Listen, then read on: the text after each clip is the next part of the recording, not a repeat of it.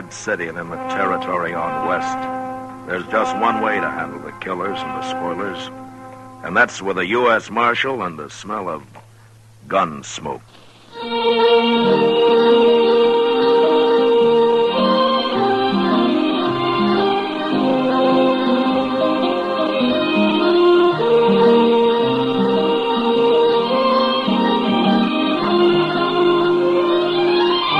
Gunsmoke, the story of the violence that moved west with young America. The story of a man who moved with it. Matt Dillon, United States Marshal. Gunsmoke, starring William Conrad.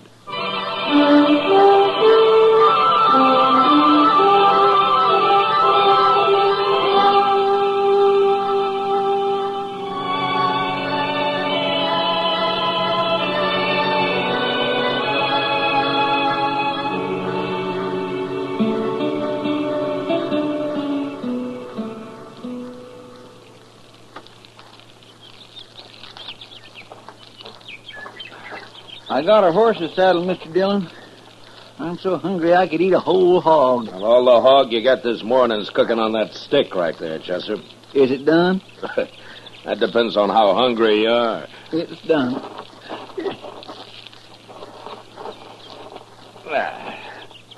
Sure will be good to get back to Dodge tonight and sleep in a bed again. Well, civilization's made you soft, Chester. Maybe so, but I get mighty tired of using my back for a mattress and my belly for a covering.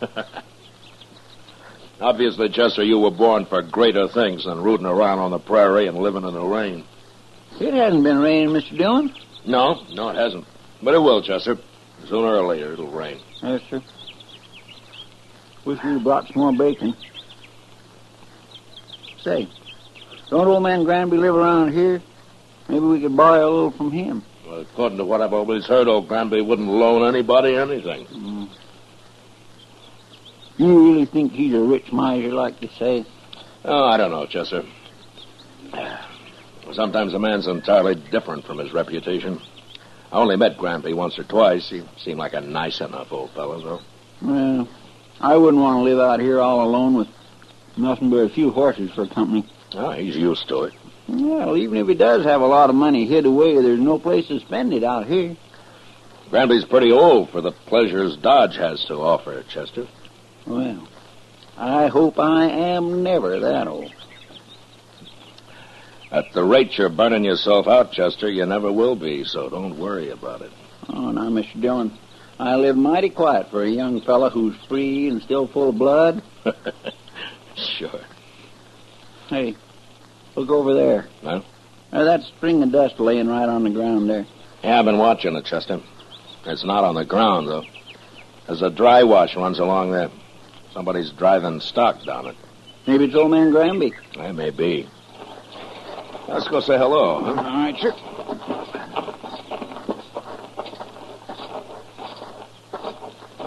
If it is old man Granby, we might just ask him about a little bacon, huh? Well, we can ask. There's no harm in that. Oh. Oh.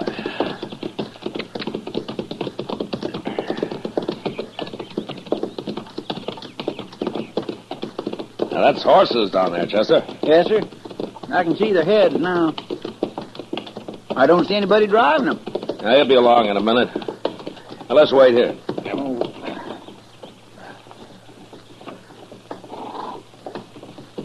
There he comes. Yeah. Hello! He stopped. That's not old Granby. Let's ride down and say hello anyway.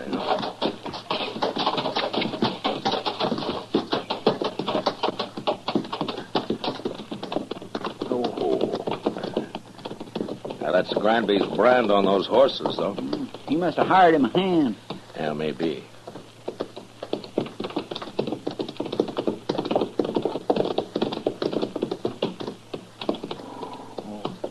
Hello?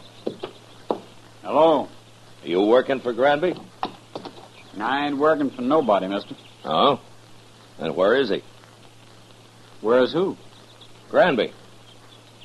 I don't know no Granby. Well, those are his horses you're driving. Oh. They are? Yeah. I ain't driving them. What do you mean? They got ahead of me in the wash here, that's all. I see. You a cowboy? Yeah, sure. I'm a cowboy. Well, you don't look like one. You don't ride like one, either. You're asking the questions, mister. No decent cowboy would run another man's horses down a dry wash just because he didn't want to get up on the bank and ride around them. I told you, they got in front of me is all. How come you're not carrying a gun? Does a man have to carry a gun? No. I'll bet you're the only man within 1,000 miles of here who isn't carrying one. Maybe I got a better conscience than the rest of you. Maybe. Look, mister, you've run those horses about 5 miles off of old Granby's place. You want to give us a hand, we'll run them back. I'm in a hurry. It won't take long. The old man might be a couple of days finding them if we don't. You worry about him. I got to get into Dodge. We'll ride in with you. Afterwards. I ain't going to do it. Look a lot better if you did. I'd like to, mister, but I can't wait. I'm leaving now. So long. You gonna let him go, Mr. Wait a Dillon? minute, Chester. I'll let him hear what lead sounds like. No, don't shoot! Don't shoot me! All right, then ride back here.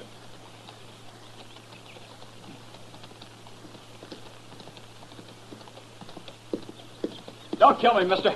I'm not going to kill you. Unless you try to run away. Why would I try to run away? You just did. Chester, Yes, sir. ride down the bank and have those horses off. Start them back up the wash. We'll be out of here by the time they're back. All right, Mr. Dillon. You stay right close to me, fella. And don't try anything smart. When we get to Granby's, if he says it's okay, then you can go wherever you like. I don't know Granby. Never been there. Well, we'll show you the way. Come on, let's get up on the bank.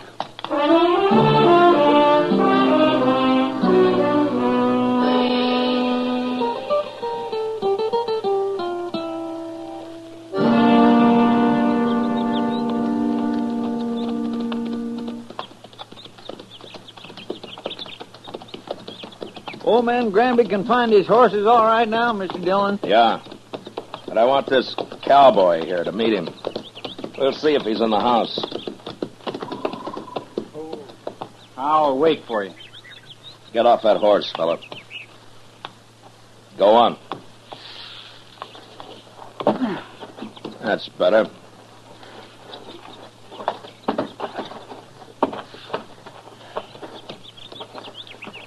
Come on. We'll take a look.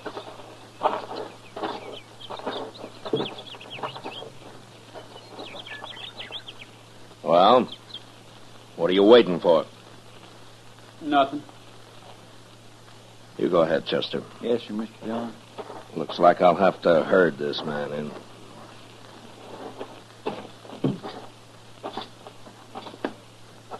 You've been kind of balky ever since we ran into you, mister. I don't like being dragged around. I never did. I just want you to meet old Granby. He'll be grateful for you, helping run his horses back here.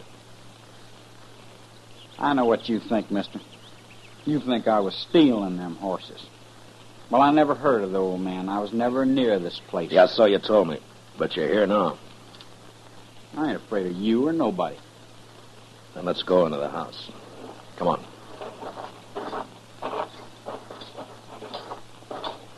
Mr. Dillon, Yeah, what is it, Chester? old man Granby, he's in there. Oh, what's wrong? Right in the room there, Mr. Dillon. He's hanging there. What? Somebody's gone and hung him right in his own house. I don't want to see him anymore. You go take a look. Pull your gun and hold it on this man, Chester. If he makes a move, shoot him. Yes. Now, you just stand there real quiet like. I ain't gonna do nothing. You sure ain't. Just because I happen to be in the country don't mean I killed nobody. Mr. Dillon will decide about that. Who is this Mr. Dillon, anyway? He's a United States Marshal, that's who. A marshal? Looks like you run into the wrong people, fella. I'll hold your gun, Chester. Search it. All right, here. Get around. All right.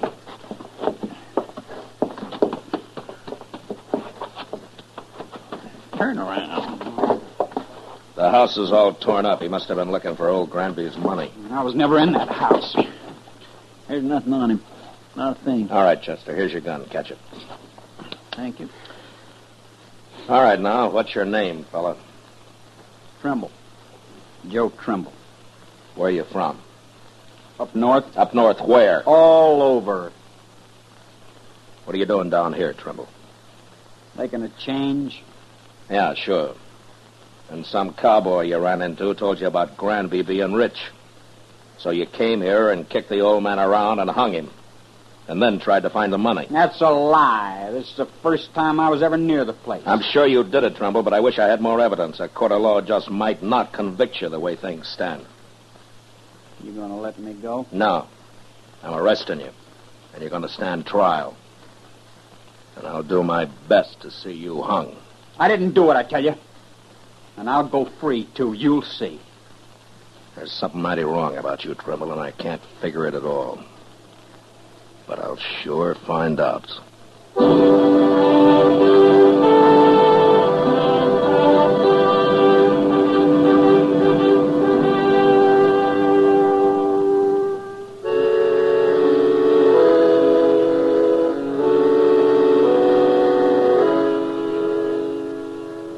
We let Joe Trimble dig a grave out behind the house. Then we laid old Granby in it and covered him with dirt. I was pretty sure now that the old man had never had an extra dollar in his life and that he'd been killed for no reason at all.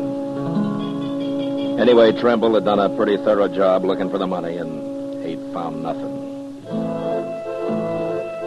On the ride into Dodge, I tried to figure out just what he was, but he didn't seem to fit anywhere. He wasn't a cowboy or a hunter or a gambler or even just a drifter. After we got him locked up in jail that night, Doc and I went over to the Texas Trail for a drink with Kitty, and I was telling him about it. Now then, this fella Trimble, how old is he? Oh, around 25, I guess, Doc. Then he couldn't be running away from home. No, he's a little old for that, Kitty. Well, anyway, they'll hang him. Well, I hope the judge agrees with you, Doc. Why shouldn't they? All I got so far is circumstantial evidence. But then you should have shot him out on the prairie. It's a good thing you're not a lawman. Well, maybe if I were, there'd be fewer killings around here. I doubt that, Doc. You going up to Hayes for the trial, Matt? Yeah, I'll have to, Kitty. That'll take a week, I suppose. Oh, Bob. Why do you ask? Nothing, only you've just been away for 10 days. Well, I have to earn a living, Kitty. You could make more money gambling right here in Dodge. Oh, no, Kitty, don't start that. Good evening, Marshal. Oh, Major. Miss Kitty, Doc. Evening, Major. How do, Major? I'd like a word with you, Marshal. Sure, Major. We can go over to the bar then. All right. I'll be back, Kitty, Doc. No hurry, Matt. Doc's got a lot of money. Oh, now I'll buy you one drink, Kitty. Just one drink, and that's all. Well, it's a start, Doc. Let's go, Major. I had to come to Dodge on other business, Marshal. But I wanted to pass the word to you that we're looking for a man. Oh? The Army? Yes, a deserter. Oh? Not from Fort Dodge. Where was he stationed, Major? He was with the 7th Cavalry at Fort Lincoln. Oh, up in the Dakotas. And for some reason, they think he headed south. Now, I don't have much of a description of him, just that he was a private, about 25, curly blonde hair, and he had a scar on his left hand. Yeah, that fits. What's his name, Major? He enlisted as Joe Gould, but he's known to have used the name Trimble. Uh-huh. Well, he's right here in Dodge. What? I got him locked up in jail. Well, that's fine, Marshal, but how did you know? I think he murdered an old man who lived a day's ride north of here. I'm going to have him tried for it. Now, that won't be necessary now, Marshal. I'll take over custody of him. No. Huh?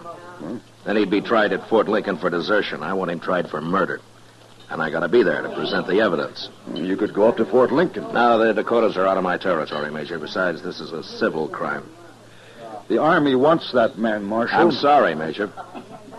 He's going to be tried in Hayes first. He is still a soldier, even if he did desert.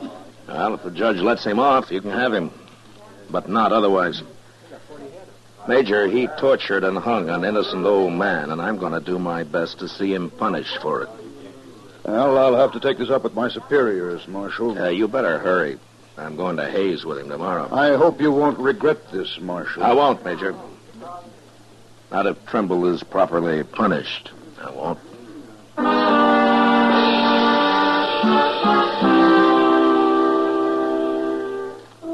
I didn't wait till morning, but started out for Hayes with Joe Trimble that night.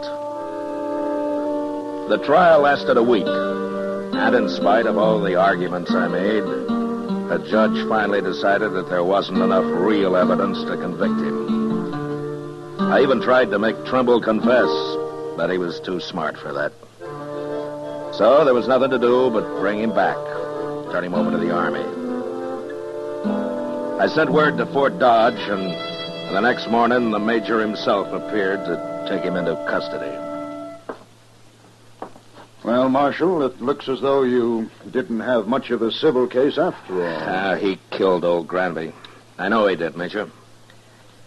But after all, the law's the law. Yes, and in the Army, orders are orders. I'm just sorry your judge didn't convict him after all. Oh, is that so? Chester, Yes, sir? bring Trimble out, huh? All right, sir. Major, I'll give the Army credit for one thing. Uh-huh. What's that? Trimble and I rode back some 80 miles yesterday, and when we got here, he wanted to sit up and play cards with Chester. Well, there may be some bad men in the cavalry, Marshal, but they're all tough. Here is Mr. Dillon. Well, he's yours, Major. Private Trimble, sir. You're under military arrest, Private. Not privileged to salute. Besides, you enlisted as Private Gould, not Trimble. Yes, sir. Report to the guard outside. Yes, sir. Just a minute, Trimble. You, know that you're mighty lucky, don't you? You should have died for what you've done. I told you I'd go free, Marshal. It'll catch up with you someday, Trimble. It always does somehow. That's all I wanted to say. Yes, sir.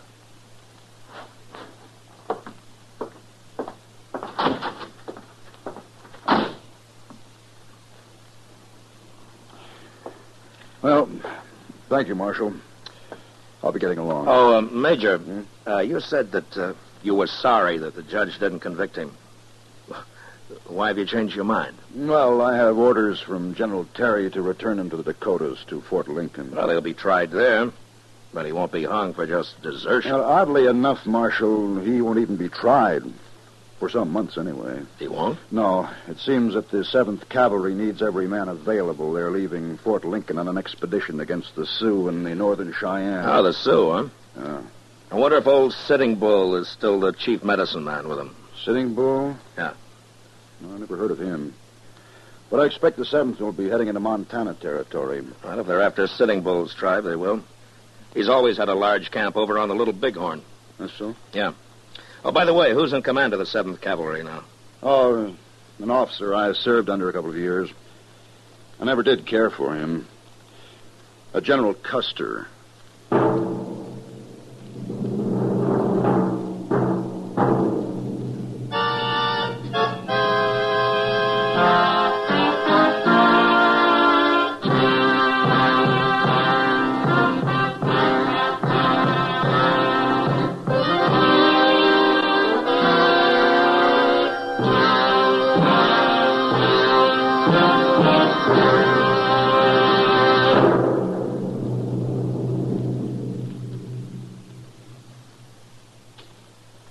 In just a moment, we'll tell you about next week's adventure on Gunsmoke.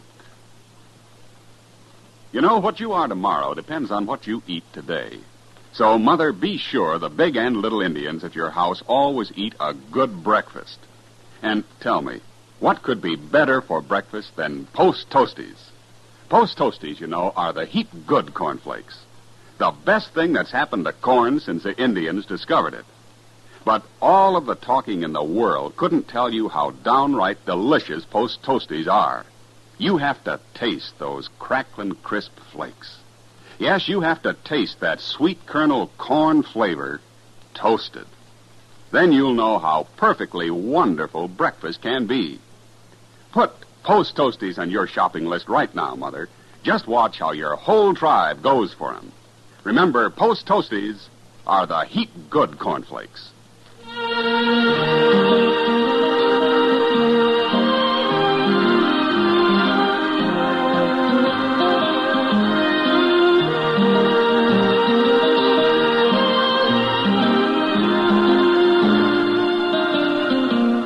Gunsmoke, under the direction of Norman MacDonald, stars William Conrad as Matt Dillon, U.S. Marshal.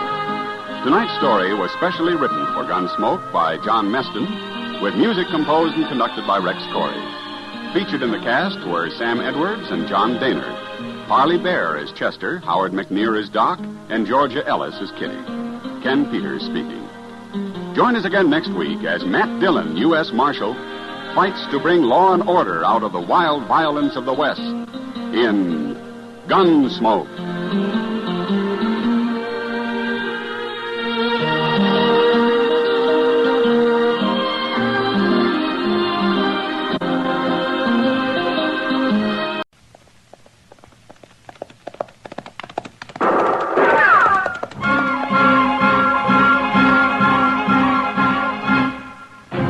Around Dodge City and in the territory on West, there's just one way to handle the killers and the spoilers, and that's with a U.S. Marshal and the smell of gun smoke.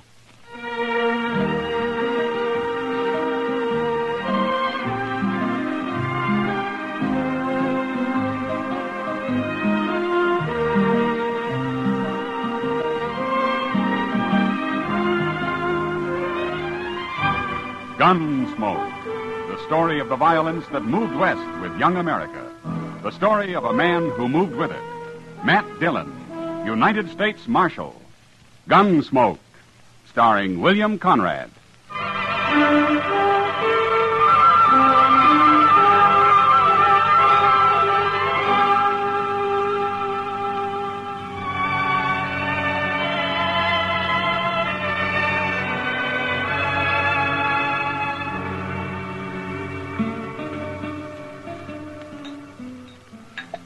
You sure are slow with that beer, Doc.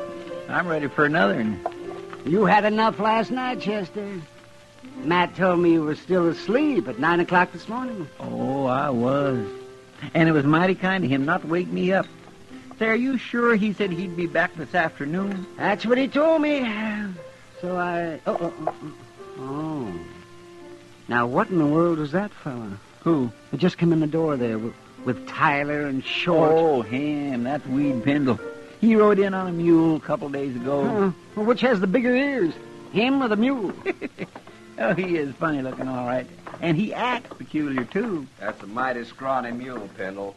I seen you on him this morning. Pendle, he was kind of scrawny yourself, Short.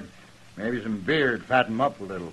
I'd like some beer, all right, but I got no money. Why don't you sell that guitar of yours? Sell my guitar? No, I'd never do that. You must have a nickel at least. Last money I had got stole.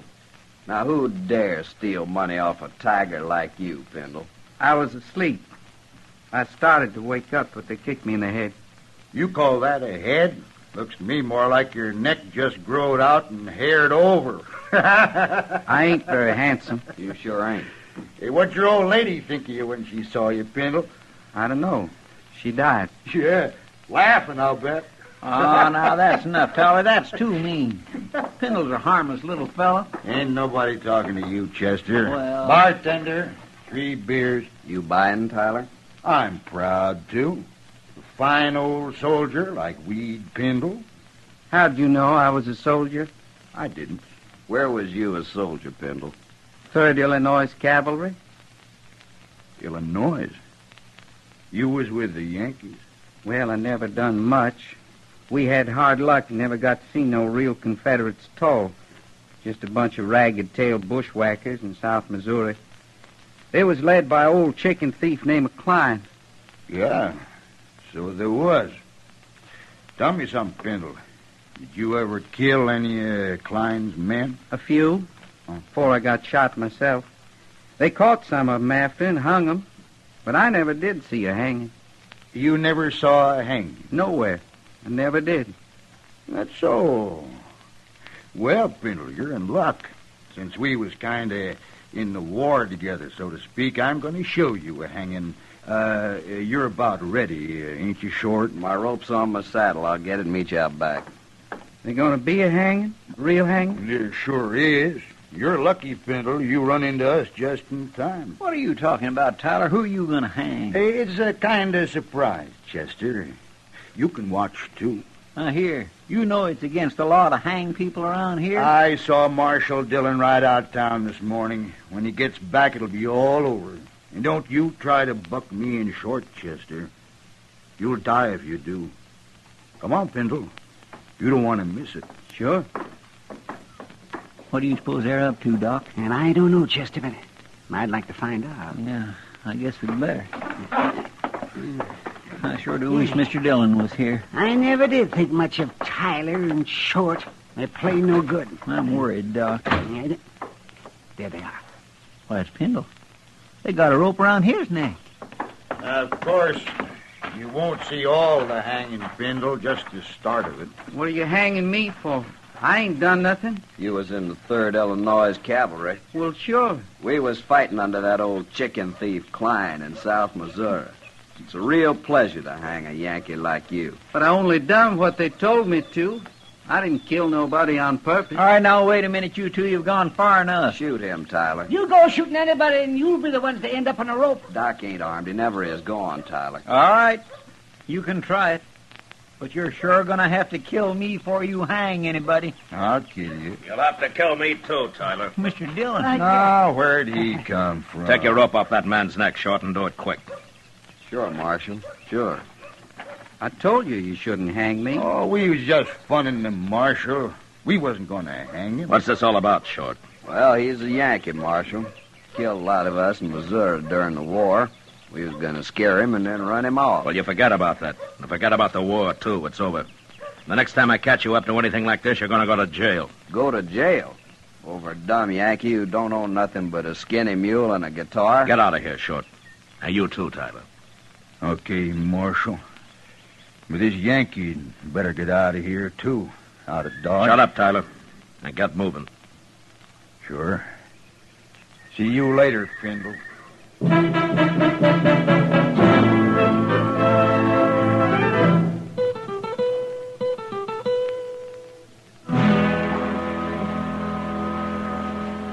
Pendle, Marshal Dillon's here. He wants to see you. I sure do thank you for letting me sleep in your jail last night, Marshal. Where you been sleeping before, Pendle? With my mule. I always do. Huh? I hear you broke. What do you do for a living? I never did nothing much, Marshal. Just ride around on my mule. Well, what about your guitar? Don't you ever play and take up a collection or something? Oh, no, Marshal. I wouldn't do that. Why not? Can't you play well enough? I don't know, Marshal. I never played it for nobody to hear, except me. Ah. All right. Chester, take him over to the Texas Trail, huh? Maybe Sam can give him a job of some kind. Well, it wouldn't be steady, would it? Well, I don't know, but why shouldn't it be? 'Cause I'll be leaving in a day or two. Oh? Where you headed? Nowhere. Nowhere. Just ride around on my mule. I always do. Pendle, where are you from, anyway? I was born San Benito. Oh, on the Rio Grande? Yes. I left soon after. Took my guitar with me, though. Never did go back. Well, if you're from Texas, how come you fought in the Union Army? I don't know. One army's just like another, I guess. Yeah, well, maybe you're right at that. Chester, take him over to Sam's. All right, sir. I left my guitar out back. I'll go get it. He sure is a peculiar little fellow, Mr. Dillon. Yeah, pretty helpless, too. You think Short and Tyler will bother him anymore? Well, knowing them, I believe they'd have hung him yesterday if they could have. You tell Sam to let me know if they even start talking to him again, huh? Yes, sir, I will. They're about the meanest pair of men I ever knew. Yeah, they are. And they'll think of something. Well, Pendle said he's leaving in a day or two. I hope that's soon enough, Chester.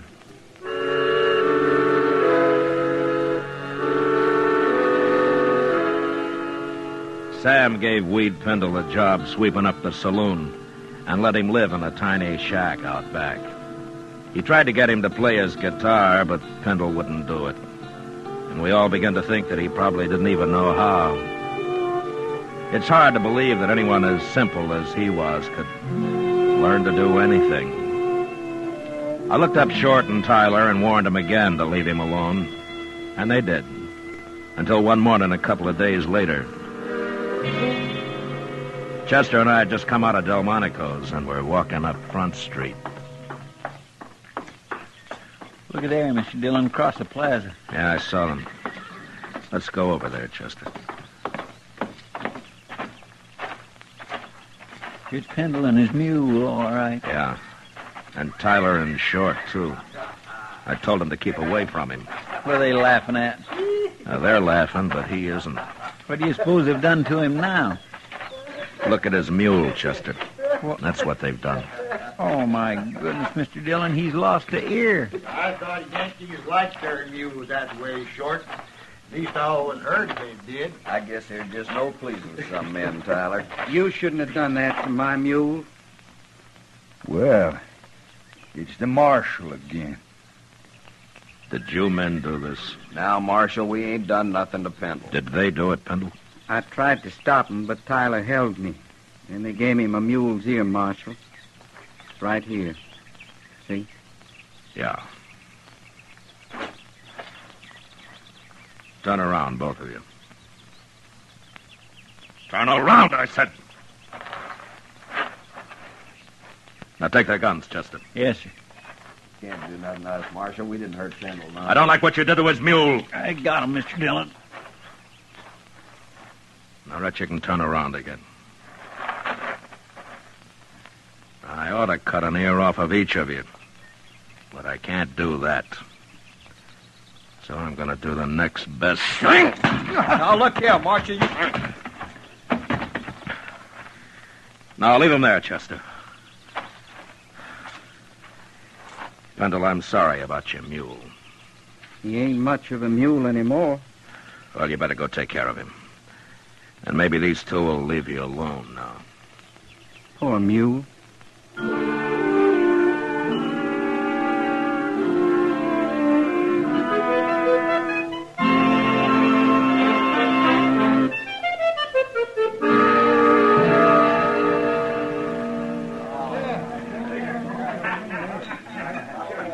You know what Weed Pendle told me yesterday, Matt? Well, it could have been almost anything, knowing him, Kitty. No, this kind of makes sense.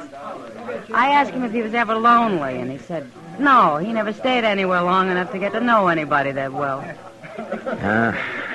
He's a little strange, all right.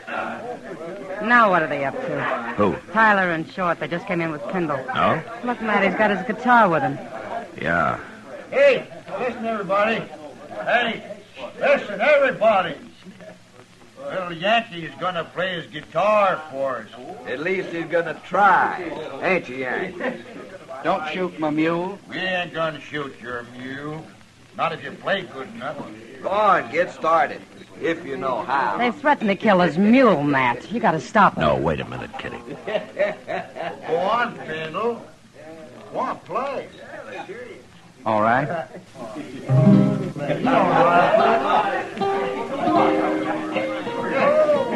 Wait.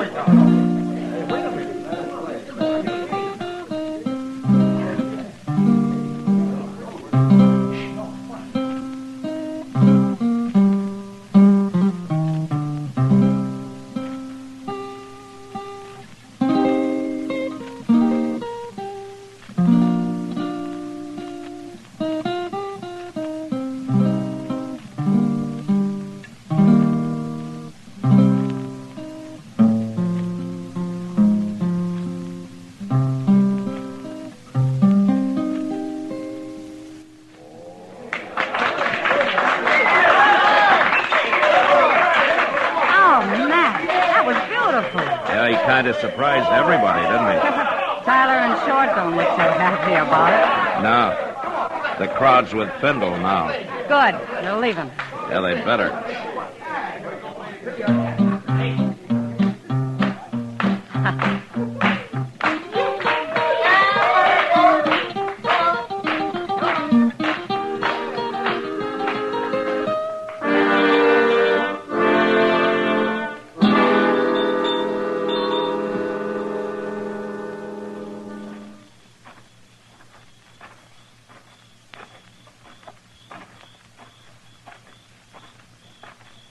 Hello, Yankee. Hello. You've been playing that guitar a long time in there, ain't you, Pindle? They wanted me to. They liked it. Well, me and Short been waiting to tell you how we liked it, too. Yeah. Let me see that guitar, Pindle. No. You hurt my mule. Give it to me. I got a gun in your belly, Pindle. Don't move. I want my guitar. You can have it. I just want to sort of tune it for you first. Please. There. Please don't do that. Another thing that's wrong with this guitar, it's a little bit too big for a man like you. But I can make it smaller. There you are, Yankee soldier. Maybe this'll learn them. Let's go, Short.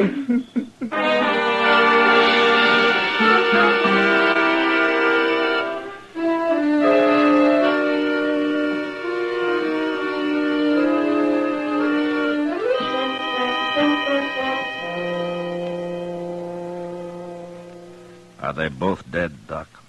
Oh, my, yes. Real dead. For several hours, at least. Why, they must have been asleep when it happened, Doc. It looks like Short there struggled a little. I guess Tyler got his first, and it woke Short up for a minute. He wasn't awake very long, man. Just long enough to see who was cutting his throat, probably.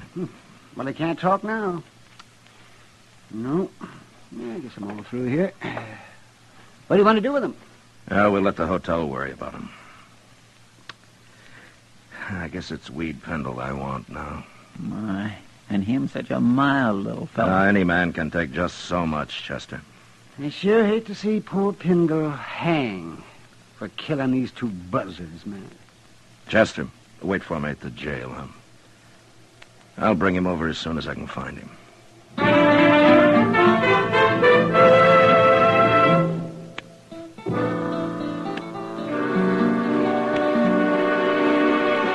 Sam? What'll it be, Marshal? Where's Weed Pendle, Sam?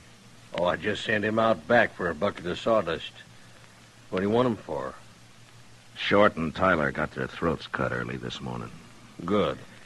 I guess their smashing his guitar was too much for Pendle. That's so. Oh, here he is now. Pendle, come over here.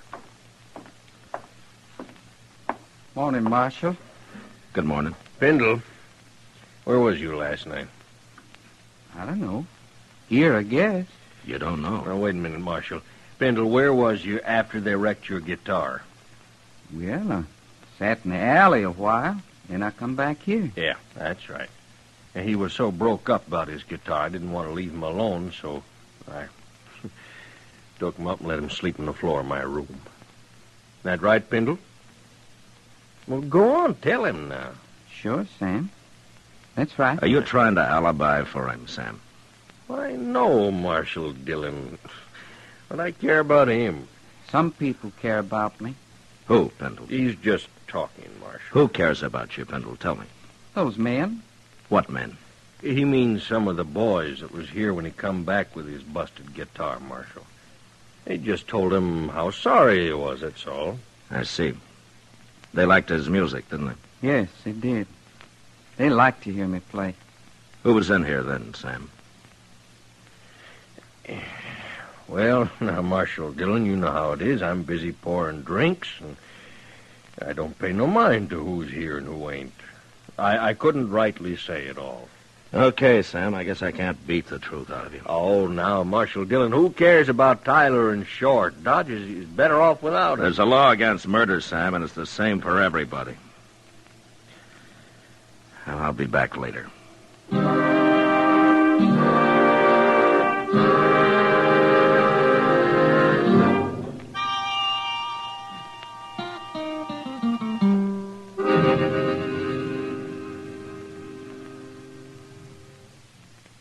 What are you going to do now, Mr. Dillon? Well, I've done all I can, Chester. The whole town's just plain quit talking. Nobody knows anything. Well, I guess they're all trying to protect Pendle. Yeah, they are. But he didn't do it. Well, who did then? Well, if I could prove who did it, Chester, I'd have him in jail. Say, come over here. Well, I declare, Mr. Dillon, it looks to me like he's leaving town. Yeah, I told him he could go. He looks funnier than ever on that one-eared mule. Yeah. Now, Dodge treated Pendle pretty rough. It sure did. Poor little fellow looks kind of empty like that his guitar, don't he? Well, maybe you'll find another one somewhere. Anyway, they sure like to hear him play in this town. Yeah, a couple of the boys in particular, I guess. Yeah, they liked it just fine.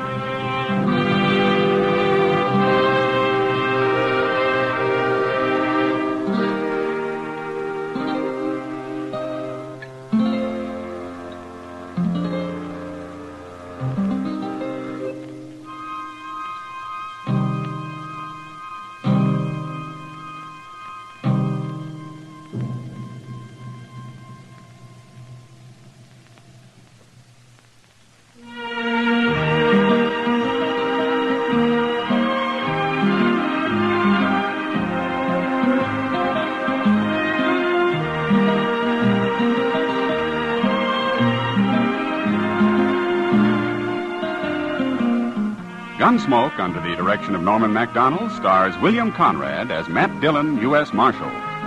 Tonight's story was specially written for Gunsmoke by John Meston, with music composed and conducted by Rex Corey. Featured in the cast were Vic Perrin, John Daner, Lawrence Dobkin, and Harry Bartell. Parley Bear is Chester, Howard McNear is Doc, and Georgia Ellis is Kitty.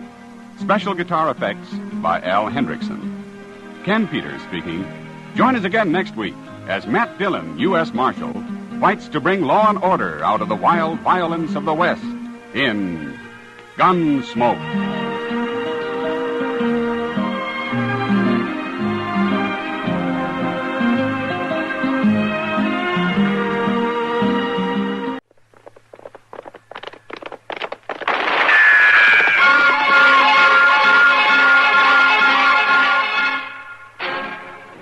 Around Dodge City and in the territory on West, there's just one way to handle the killers and the spoilers, and that's with a U.S. Marshal and the smell of Gunsmoke.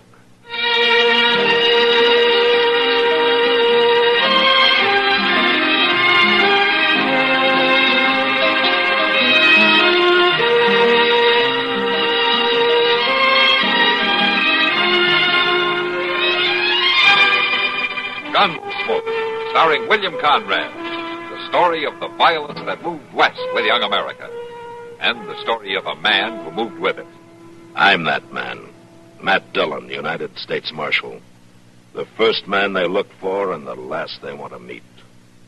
It's a chancy job, and it makes a man watchful and a little lonely.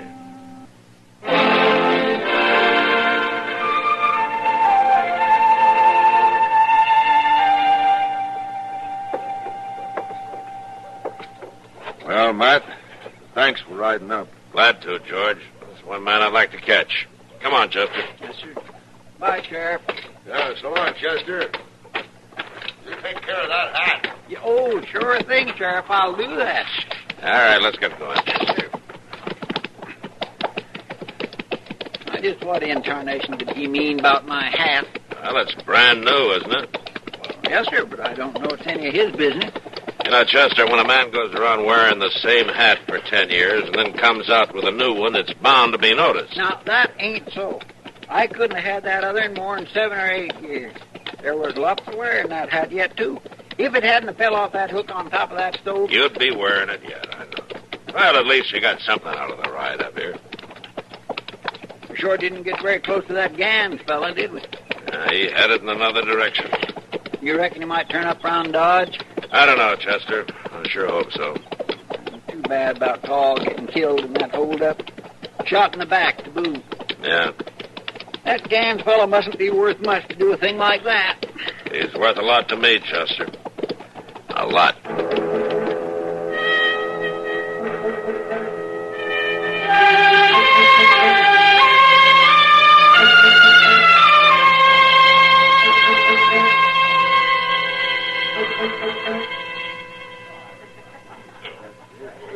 Well, I know how you feel, Matt, but I'm just as glad you didn't run into him.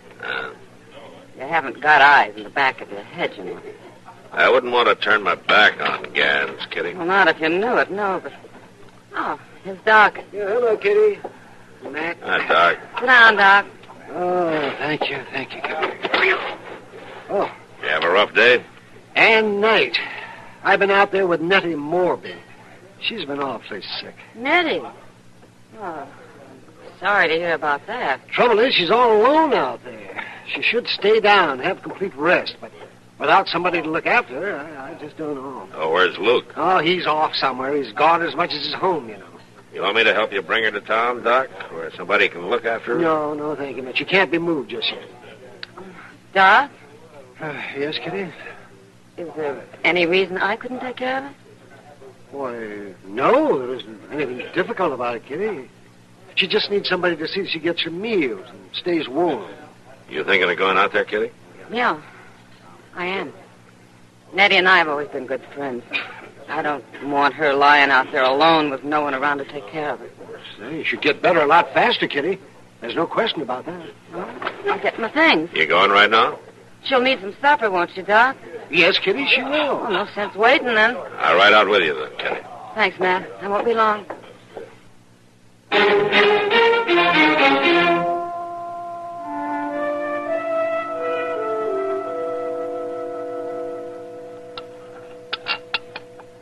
Come on now, Nettie. Finish this gruel. There. Now, you take just a little bit more. It's right tasty, Kitty. You don't have to pretend to like it, Nettie, but it'll put some strength into you. There. You did a good job on that. Well, I'm sure beholden to you, Kitty, for all you've done. Forget it, Nettie. Us women have to stick together. I'd have been a sorry one without you the last 2-3 days. I was weaker than a newborn. It was a fine time for Luke to be gone, I'll say that. Well, he didn't know I was going to be took sick, Kitty. He's gone a lot, isn't he, Nettie? Well, it's as though he has to ride off come a certain time. Like he can't stand the land no more. Well, it hasn't been easy for you to stand either. No, Kitty, it ain't, but when a woman chooses her man, she chooses his way of life. Ain't nobody saying it's going to be easy. You're too good for him. Oh, so I ain't all that good. And Luke ain't all that bad either. Prairie's a hard place. Makes hard people. You're not hard, Nettie. You can't tell me that. A woman is as hard as she has to be. Except when she's took sick. She ain't worth much then, I grant you. Oh, that's foolish talk. I'll take the dish back and then I'll fix you for the night. Oh, there's no need to fuss. I can...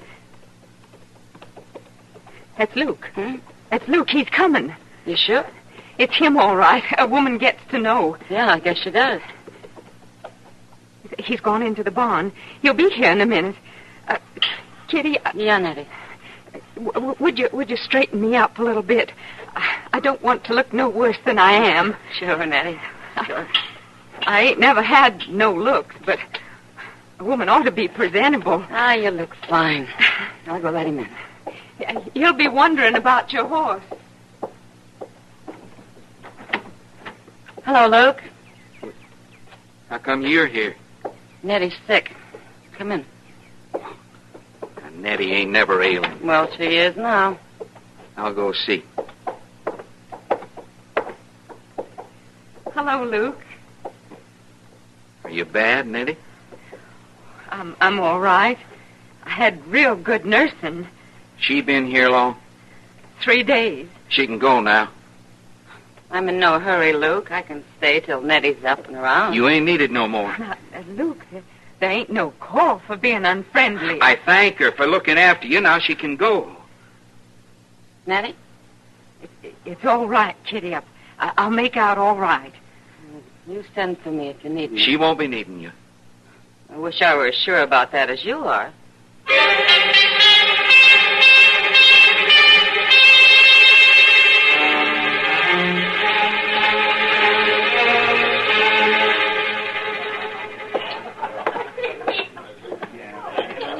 I swear to goodness you two are sitting here as though you hadn't moved since I last saw you. Hello, Doc. Hi, Doc. Sit down. Oh, you can sit. Say, I'm surprised to see you here, Kitty. She owns the place, Doc. I thought you'd still be at Nettie Morby's. Well, so did I, Doc, but her husband came home and said they didn't need me anymore. Luke? Luke. I shouldn't think he'd be very handy at caring for anything. Well, I offered to stay as long as she needed me, but he seemed awful anxious for me to go, so I left. Well, how was she when you left? Well, she's doing better, Doc. She just started to eat a little. She certainly wasn't very strong. Oh. See, I wish I could go by and see her tomorrow, but I can't. Why not, Doc? I promised that new young doctor at Hayes City that I'd come up and assist him at an operation, and he just won't wait. Well, I could go back out if you think it'd help. Oh, no, I hate to have you make that trip again, Kitty, but you might be able to keep her from doing too much and going into a relapse. Well, I don't mind, Doc. It might be a great help, Kitty. All right, Doc, that's settled. It's beginning to look like you missed your calling, Kitty. You should have been a nursemaid. Oh, you know better than that, Matt. I guess you're right. I won't be able to ride out early in the morning, Kitty. I'm expecting a prisoner. That's all right. I'll see you when I get back. All right, Kitty.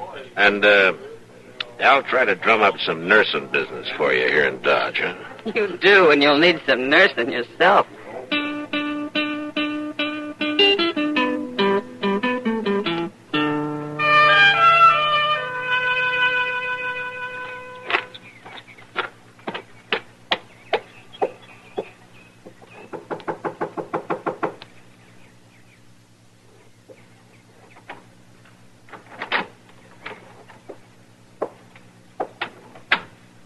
It's me again, Nettie.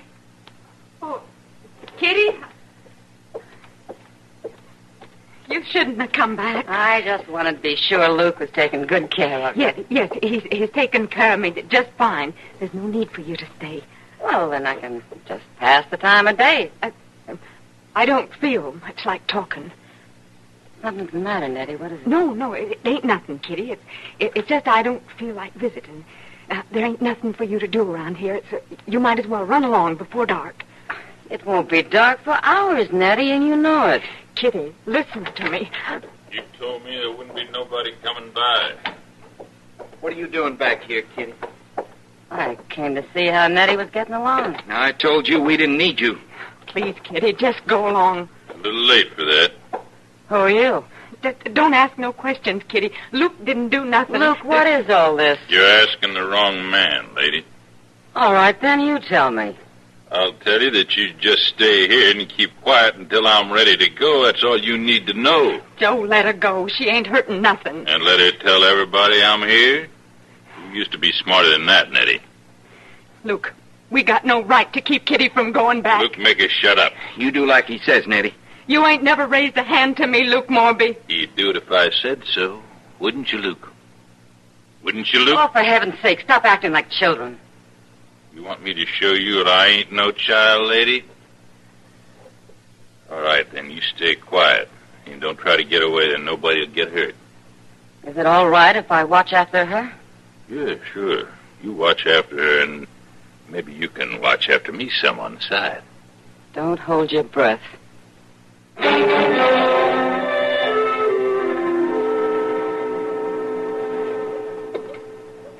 Well, it seems to me that the U.S. Marshal ought to be able to do something about it.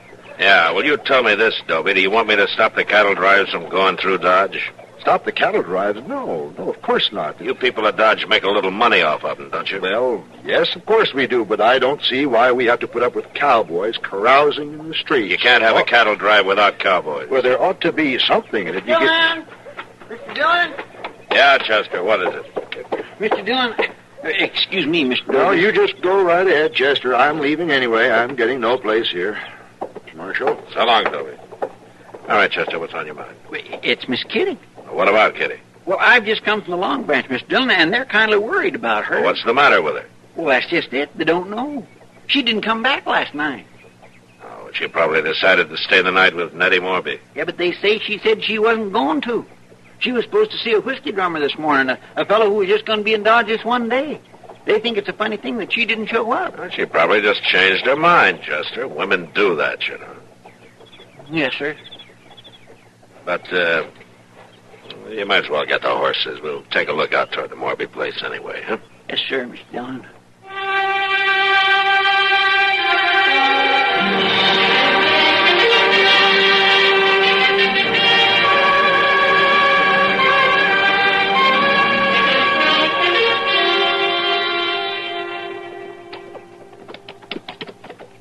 I'm glad you decided to come, Mr. Dillon. Yeah. There's just an awful lot of things that can happen to a woman off alone. Kitty can take pretty good care of herself, Chester. Oh, yeah, sure she can. But what if her horse ran away with her? Uh-huh. And what if it throwed her? Well, there's not much chance of that. Now, Mr. Dillon, anybody can get throwed. Well, I mind that Wilkins boy, and he was a real good rider. All right, too. Chester, all right. If she's been throwed, we'll find out. Morby place ain't too far from here, is it, Mr. Dillon? It's around the bend and back from the roadways. You know, I wasn't worried too much when we started, but the longer we've rode, the more worrying I've did. You've talked yourself into it. Well, now Talk about something else, huh? Well, I ain't thinking about anything Then else. just don't talk.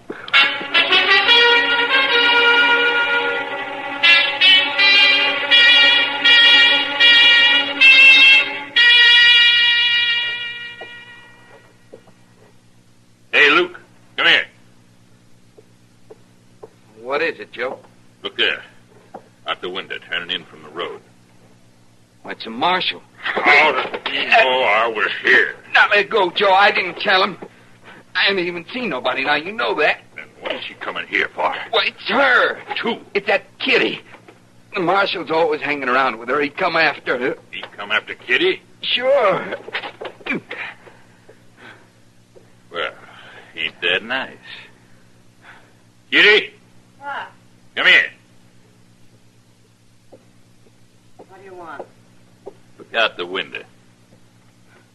It's about time he came after you. Luke tells me you're real good friends. What friends? Well, you can just save your friend's life if you behave yourself. What do you mean? You go out there on the porch and you do just what I say. This is a trick. Better than standing here watching me shoot him, ain't it? All right, then, go on. Go out on the porch and keep your mouth shut.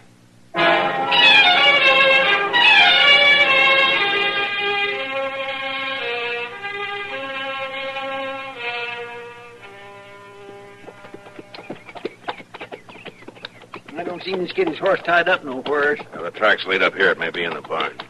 Yes, I guess it could be.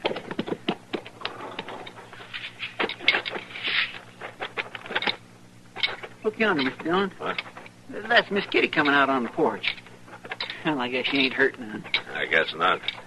You staying out here for good, Kitty? Don't come any closer, Matt. Well, why not? Because I stay not, lawman. Who are you? My name's Joe Gans, Marshal, and I ain't able to let you do nothing about it. Miss Dillon, Yes, Chester, never Tell mind. me that you're good friends with this little lady. Real good friends. What about it? Well, I figure you wouldn't want to see her get hurt, so I figure you'll play along. She's gonna come out and get your gun. I'm not. Mr. Dillon, he shot right next to her foot. Shoot much closer to her than that, Marshal. Do what he says, Kitty. All right.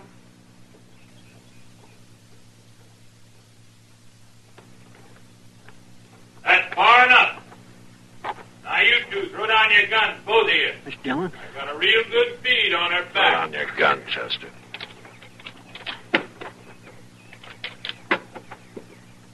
All right, little lady, pick 'em up and bring 'em back to me.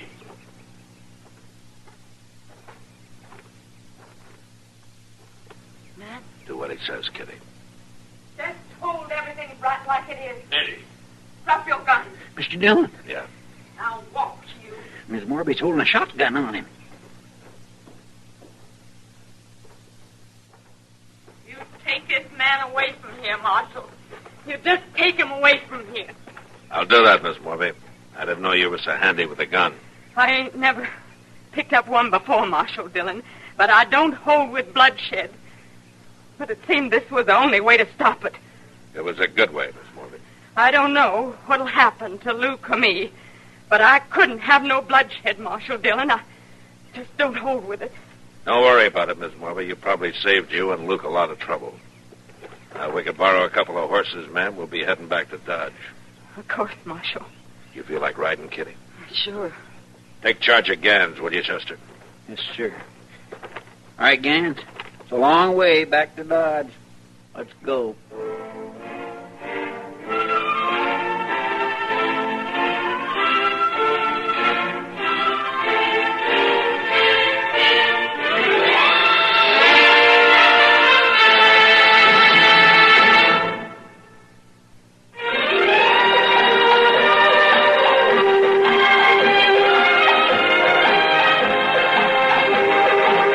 Gunsmoke. Produced and directed in Hollywood by Norman McDonald, stars William Conrad as Matt Dillon, U.S. Marshal.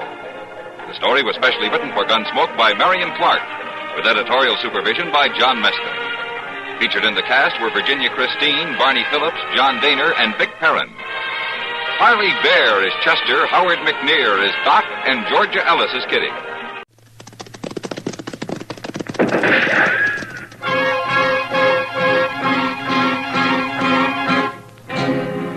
Around Dodge City and in the territory on West, there's just one way to handle the killers and the spoilers, and that's with the U.S. Marshal and the smell of Gunsmoke.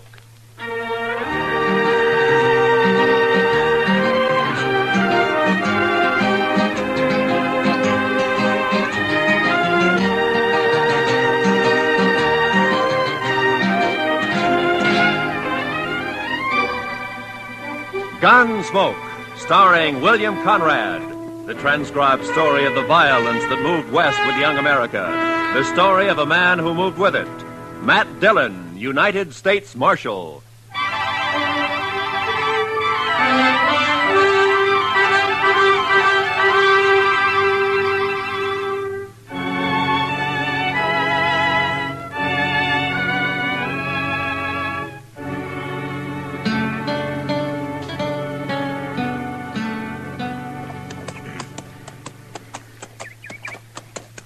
Well, we're inside of Dodge anyway, Chester. There's Ellen Henry's homestead. Wonder how she'd take to serving up a breakfast, Mr. Dillon. I'm plumb hungry. I'll settle for water and the horses. I don't imagine Ellen has any extra food. No, sir. It's gone pretty hard for her since Ethan died, hasn't it? That's the talk. Look at her place. 3 lean-tos and not a green thing growing. I don't know how she makes out. Well, maybe Luther helps more than the folks give him credit for. For a son, he's not much good to my way of thinking. I don't know when he turns a hand for his mother between stops at the Texas Trail and the Long Branch. At least not much like his father was. Or Ellen either, for that matter. It's a mite early. Nobody's stirring. Oh. We better just water our horses and ride on, Chester. Yes, sir. Quiet-like, isn't it? Hey, where'd you come from, Mr. Dillon? From the house, I think. Luther? I don't know. You're trespassing. Get off my land. It's Marshal Dillon, Ellen. We just stopped to water our horses. I recognize you. The trespassing still goes, Marshal. You're awful quick to fire, Ellen. Ethan and me never took to folks arriving unannounced. I still don't take to it. Well, that's no cause to be firing on us that way, Miss Henry, especially since you recognized us. Quit whimpering. If I'd aimed to hit you, I'd have hit you. All right, Ellen. Get off my land and stay off. Just don't you get in any trouble with that rifle, Ellen. I expect you'll hear about it if I do, Marshal. Now get. I don't always aim high. Come on, Chester.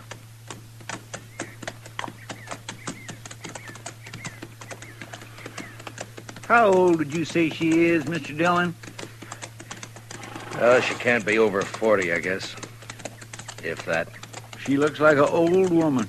60 or more. She's dried up. Dead inside. Remember when Ethan and her and the boy came out here, Mr. Dillon, right after the war? She was an awful pretty little thing. Mm-hmm. Luther was a little more than a baby then. No, Mr. Dillon, I was just thinking. Ethan was so proud of his homestead and his boy and Ellen. Now he's 5 years dead. The boy's gone bad. His wife and his homestead, they've just dried up. It's kind of sad, ain't it? Yeah, it is. Well, come on, Chester. Let's get on into Dodge.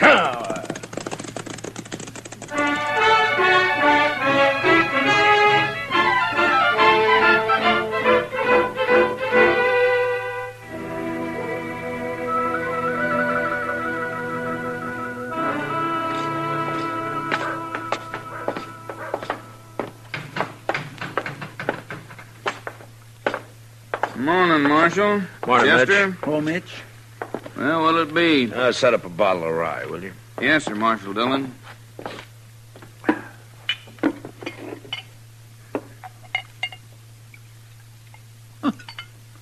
Look, there's Luther over there at the table, alone. Yeah, I saw him. Thanks, Mitch. Wait here, Chester. Yes, sir. Mitch, could I have a little sugar in there?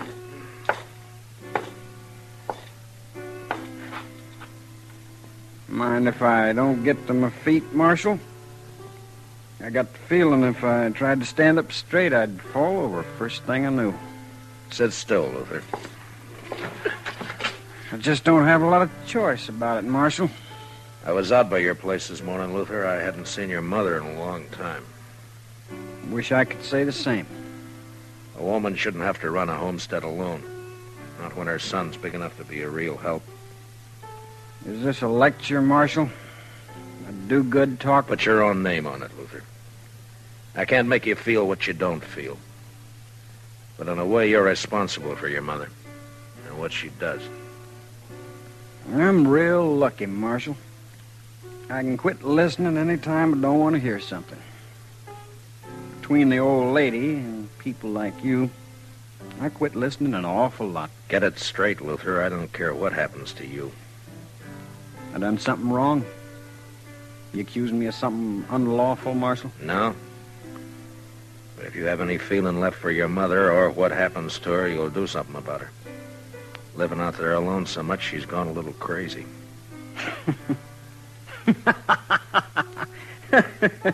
She shot at you. Is that all's concerning you, Marshal? Half the time I do go home, she levels off at me. I got a ride in under fire. Or crawl in on my belly. She's crazy, like you said. I swear, she's crazy.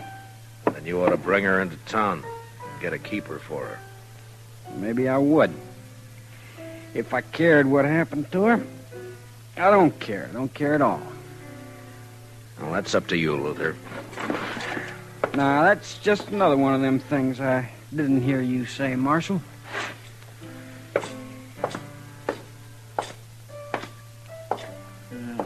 Luther's just plain drunk, isn't he, sir? That and just plain no good.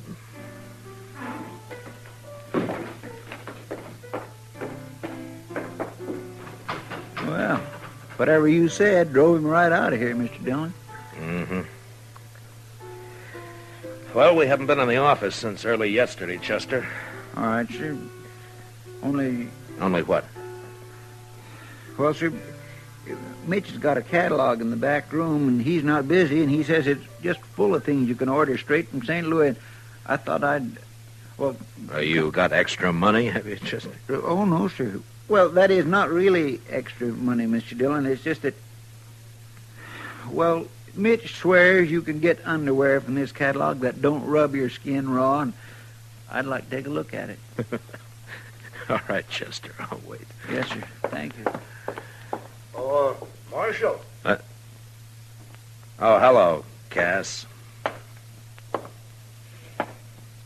Now, what's on your mind? Talk I heard, Marshal. It's private, like maybe we'd go to your office. We can do our talking here. I thought you was always of a mind to get me inside there, Marshal, where you could turn the key on me. Maybe I will someday, Cass. Now, come on, speak out. Yeah, I heard talk at Luther Henry rode cattle off Carnes' place last night. Saw you talking with him just now. Wondered if you'd heard the same. Haven't heard a thing, Cass. Odd you wouldn't know. I was out at Dodge last night, all night. I wonder if it's so. Luther didn't give himself away when you talked just now. You're the one who's heard the talk, Cass. I got my rights. I can ask questions of you, Marshal. If a man's herd ain't safe, he's got a right to know. Are you worried for Carnes or for you? If Carnes' cattle can be rode off, mine can. No? I didn't know you had much of a herd. What a man has is his own business, Marshal. I'm asking about Luther and the other rider. They say there was two. If Luther's wrong with the law, I'll get him. Is there anything else on your mind? Thanks, Mitch, for letting me see the book. Not a thing, Marshal. But I don't much like your attitude. I can't see that worrying me too much, Cass. All right, Chester, let's go. Yes, sir.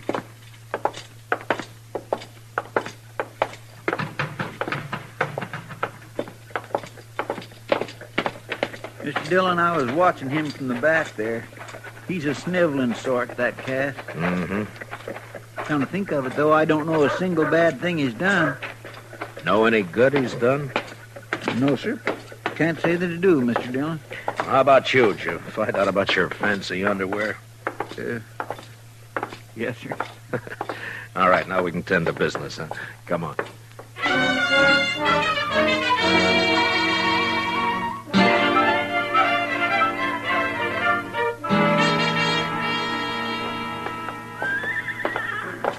Hello, Marshal. I was waiting for you. Oh, good morning, Mr. Carnes. Howdy, Chester. Well, how do, Mr. Carnes? You got the key, Chester? Yes, sir. Well, I don't see you in town much, Mr. Carnes. Only when I got business, Marshal. No. Well, come on in, won't you?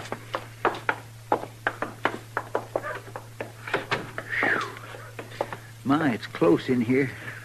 We've been away a day and a night, Mr. Carnes. Sure gets close that way. I'll just open up the back. Won't you have a chair, Mr. Carnes? I don't have a long piece to say, Marshal. It don't take long to say some of my cattle were stolen last night. Yeah, I heard. So soon? Yeah, Cass Stetter told me about it a few minutes ago. Well, I don't know how Cass come by the information, but it's true. This is the second time it's happened in the last few weeks. You don't keep much cattle, do you? Hardly any. I suppose 100 head's the most I ever had at one time. Mm-hmm. But last night I lost 5 or 6, about the same time before. Cass was of the mind that Luther Henry did it. I don't know, Marshal. One of my hands said Luther was out at my place the other day just looking around. I got no real reason to suspect him. Only thing I know is that whoever it was rides a horse that's shot all the way around. You don't see a lot of that on the prairie. No, you don't. Do you think there was just one rider, Mr. Carnes? There was 2 from the tracks, but the boys and me lost them in the rain.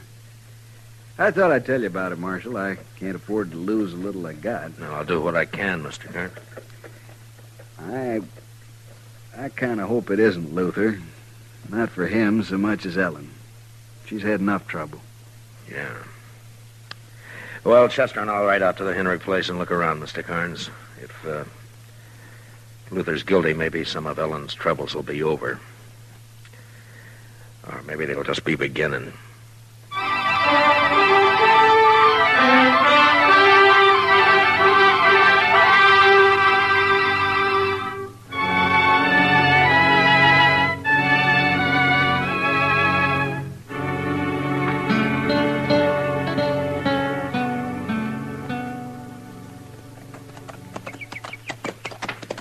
I swear, Mr. Dillon, I feel like I was riding right into the camp of the enemy, coming back to Ellen this way.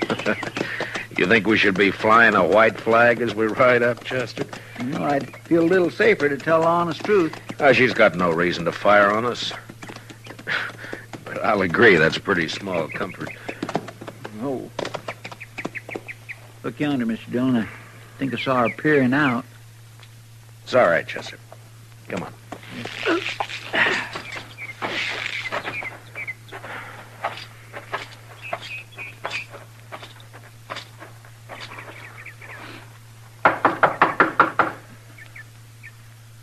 I don't see Luther's horse around. Maybe he isn't here. Well? Afternoon, Ellen. I want to talk a bit about Luther. I got work to do in the shed.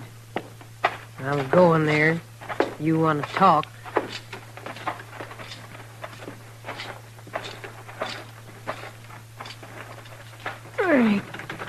Let me help, Ellen.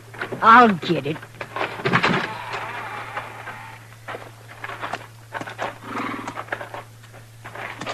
He's got a loose shoe. I aim to fix it. Well, we could be a hand, Ellen. If, Yes, I'm proud to. I aim to fix it myself. All right. He wouldn't have shoes if I waited for a man to shoe him. Easy. Easy now. Easy. Oh. You come to talk, Marshal. Yeah, about Luther. Come on. Open. Huh.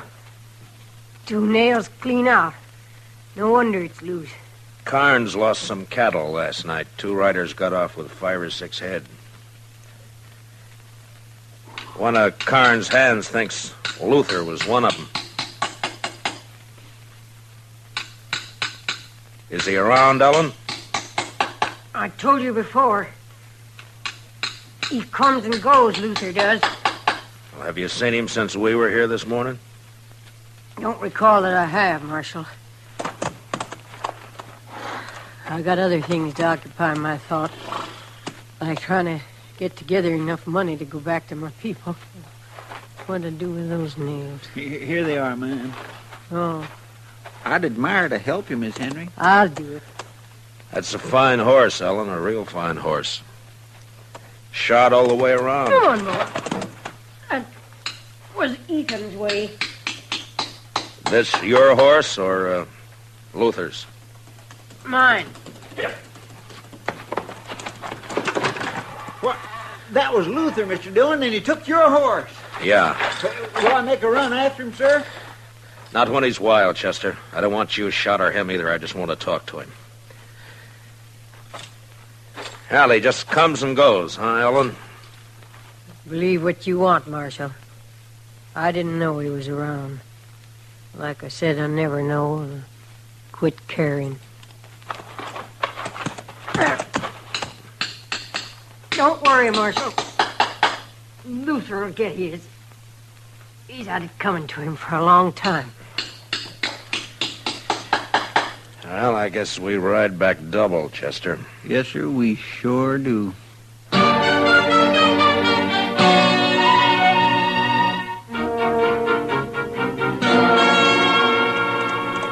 Luther sure cut out quick, Mr. Dillon. Maybe he did run those cattle off Carnes' place last night. Maybe. He's running away from something. Wonder where he'll hide. Everybody around here knows your horse. Oh, he's made a lot of mistakes. He'll make more. Nothing says he's going to turn bright all of a sudden. You're not worried about your horse then, Mr. Dillon? I don't think so, Chester. What kind of a woman is that, Mr. Dillon? Ellen? Yes, sir. I don't know. I'm not much of a hand to understand women, Chester, any woman. I don't know. You think she knew Luther was home all along? Maybe. I just don't understand it, Mr. Dillon. It's not right, somehow, a woman not caring about her own son. You hear her? She said right out, I quit caring. It just don't seem right.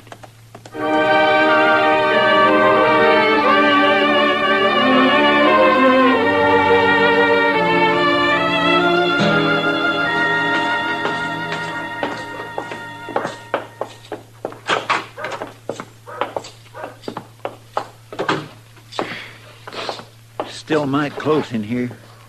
I believe I'll leave them back windows up a spell, Mr. Dillon. I think I'll go up to Emil's blacksmith shop, Chester, and see if he has a horse to spare. All right, sir. There's some paperwork to catch up on if you get the time. Yes, sir. Of course, you'll want to write that place in Chicago about your underwear, the first thing. Yes, sir, Mr. Dillon. I'll be back, Chester. Well, I may not need that horse after all. How's that, Mr. Dillon? Ellen Henry's riding up the street, leading my horse. Well, bless my soul, it sure is. There's something thrown across her saddle. Mr. Dillon, it looks like... Wait here, Chester.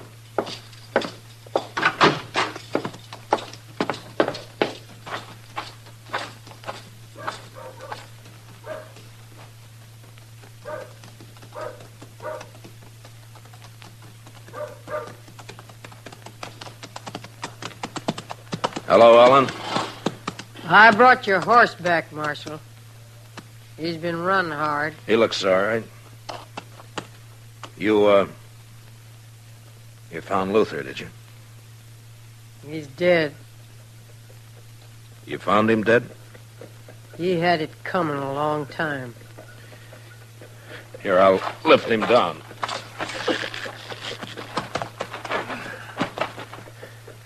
Chester! Easy. Easy, Darrell. Easy.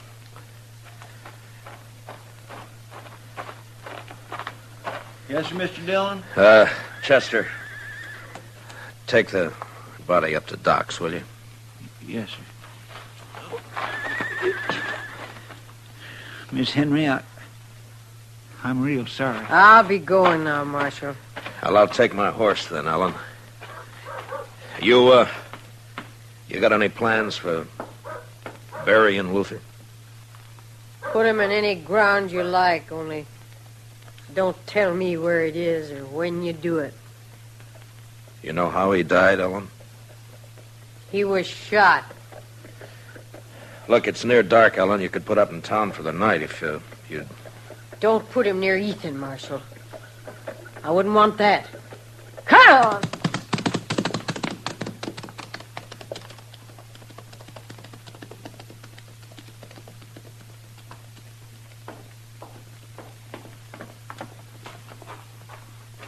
Doc's working on Luther now, Mr. Dillon. He's just plumb full of holes. Yeah, I know. Poor Miss Henry. Even though she don't act like it, I just know she feels terrible. Yeah, she's grieving her heart out. Where are you going, Mr. Dillon? I don't think I expressed my sympathy to poor Miss Henry proper.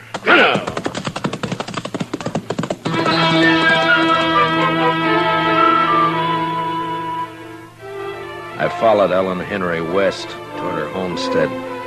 The sun was down now, but I could see her ahead riding hard. There were clouds to the south and the smell of rain on the easy wind that blew in little circles around me. Ellen bore west, and I lost her past a clump of cottonwoods near Carnes' place, so I rode harder. When I came even with the trees, there was just enough sun ray left to see her head south toward the dark clouds. She wasn't going home.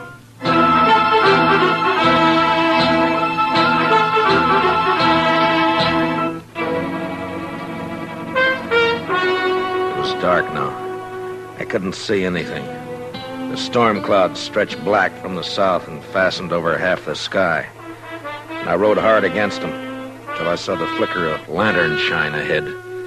It was Cass Stetter's place. I left my horse out away from the house and walked in as softly as I could.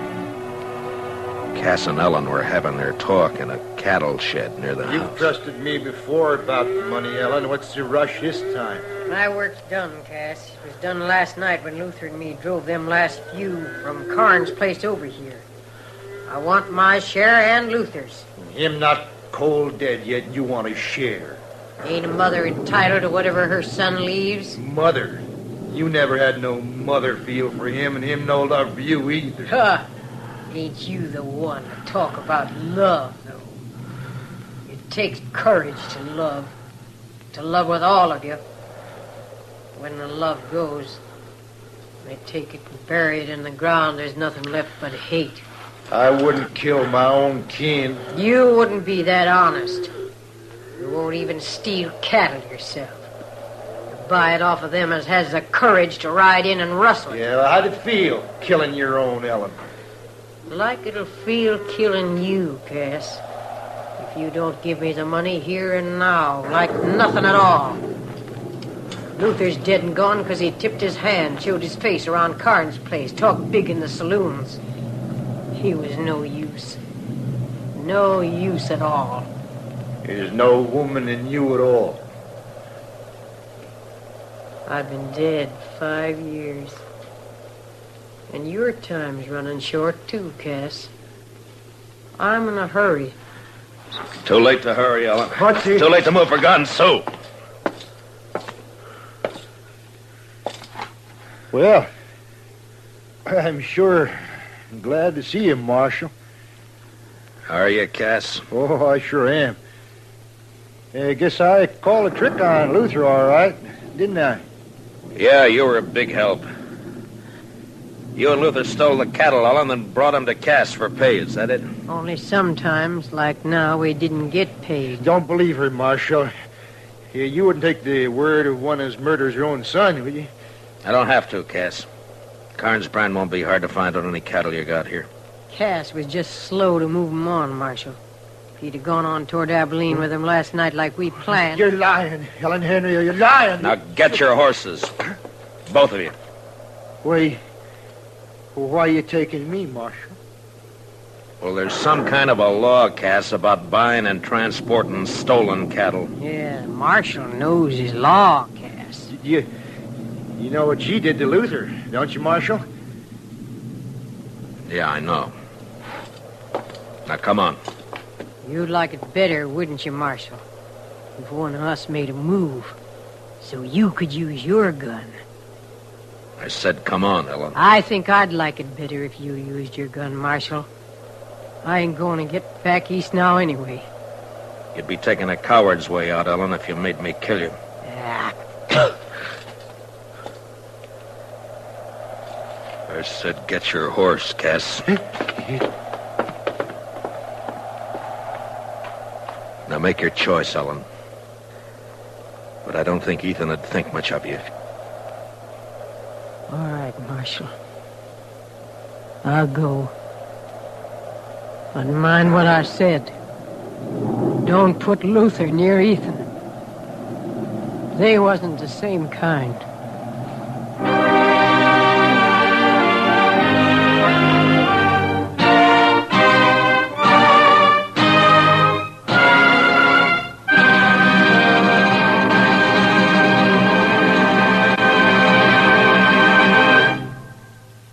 Gunsmoke, transcribed under the direction of Norman MacDonald, stars William Conrad as Matt Dillon, U.S. Marshal.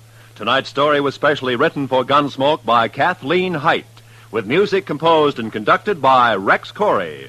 Featured in the cast were Jeanette Nolan, Sam Edwards, John Daner, Harry Bartell, and Herb Vigran. Parley Bear is Chester.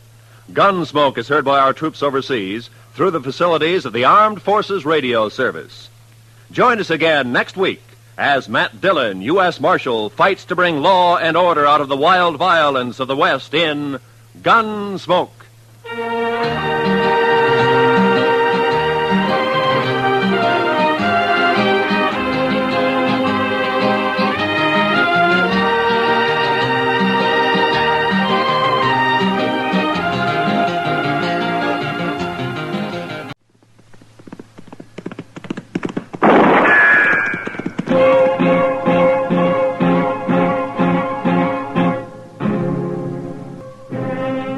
Around Dodge City and in the territory on West, there's just one way to handle the killers and the spoilers, and that's with a U.S. Marshal and the smell of gun smoke.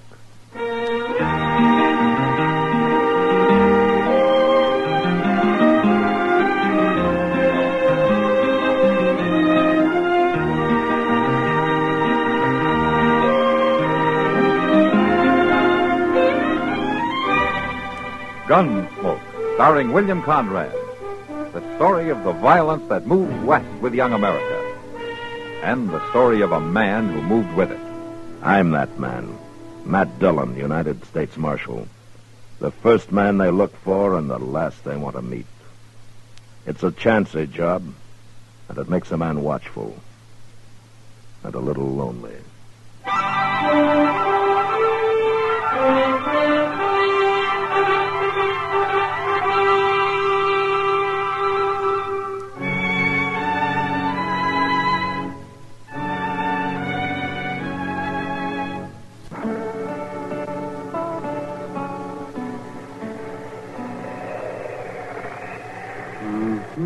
All right, Matt. You go ahead, then.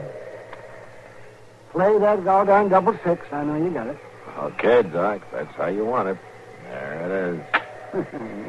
Yes, I know it. Fine way for a couple of grown-up men to spend their time, playing dominoes. Well, it's better than fighting that storm outside, anyway. Maybe you're right at that. I wouldn't go out in that weather tonight if a plague were raging. Sure play, Doc.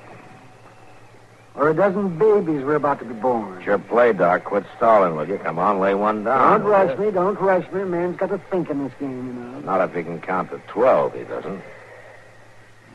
My. This seems like wind. The worst blizzard in years, man. Yeah, it still hasn't hit its peak. Oh, how's Kitty getting along, Doc? Well, her throat's pretty sore, but just a touch the grip. Oh. I told her to stay in bed for another day or so. Come on, play, will you, Doc? It's your play. It's your play, Doc. Doc. Oh, I quit. That's the trouble. I never do have any luck playing in my own office. I thought you said this game was a matter of thinking. Shut the door, Jones. Oh, Chester, close the door. Found the door. I told your horses, Doc. I didn't figure you'd step a foot outside that jail for the next 2 days. What's the matter? Looney got away. Got away? You mean Clay Macklin? Yes, sir. Oh, what happened? Well, sir, I was picking some coffee, and he yelled out from his cell and asked could he have some. And when I took it to him... He jumped you, huh? Yes, sir, he jumped me, Yeah. that's all. I wouldn't have been so careless with nobody else.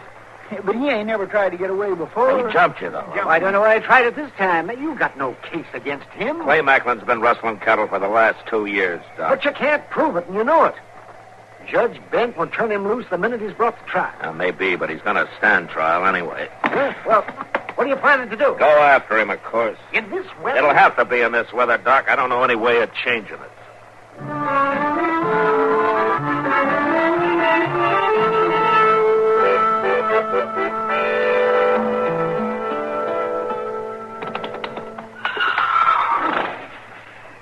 Stand still, yo, I go. These cussed saddle leathers get stripping boards in weather like this. Whoa. You figure he's been gone about 3 hours, huh, Justin? I'm pretty near that, Mr. Dillon. I'd have been locking that doggone cell till yet if Ben Elder hadn't seen Macklin riding out of town, finally got curious enough to come over to the jail. Well, it took him long enough. That's because he figured Macklin had been turned loose. Whoa. Everybody in town knows he will be sooner or later. Maybe. Marshal Dillon? Sound like old Judge Bent. Yeah. Over here, Judge. Well, why don't you turn that blame lantern up so a man can see his way around? And I guess I've been saddling horses long enough not to need much light. Even, Judge. Oh, hello, Chester. Hey, Matt, what's this Doc tells me about you heading out on a wild goose chase? I'm going to bring Clay Macklin back, that's all. But why? When a prisoner escapes, I go after him, Judge. But what good will it do to go riding off blind into a storm like this and probably lose your life for nothing? It's not that bad. Macklin was seen riding out of town southwest. The only thing in reach down that way is the Chick 4 Cattle Company. They got 2 line cabins toward the Cimarron, and Macklin used to work for the Chick 4. All right. And suppose you do find him holed up in one of those cabins. Suppose you are able to bring him back. You know I'm just going to have to turn him loose, don't you? Well, that's your job, not mine, Judge. Well, now, Matt, for the love of... Look, I've had Macklin in jail for 2 weeks waiting trial, and every day I've had to listen to him brag how he'd get off scot-free, hear him sneer at the law, make a big joke out of it. All right, Matt. Tonight he's out to prove he doesn't even have to wait for the law to decide on his case. I don't like that, Judge. I happen to be a lawman. All right, Chester, if you're saddled up, let's start riding.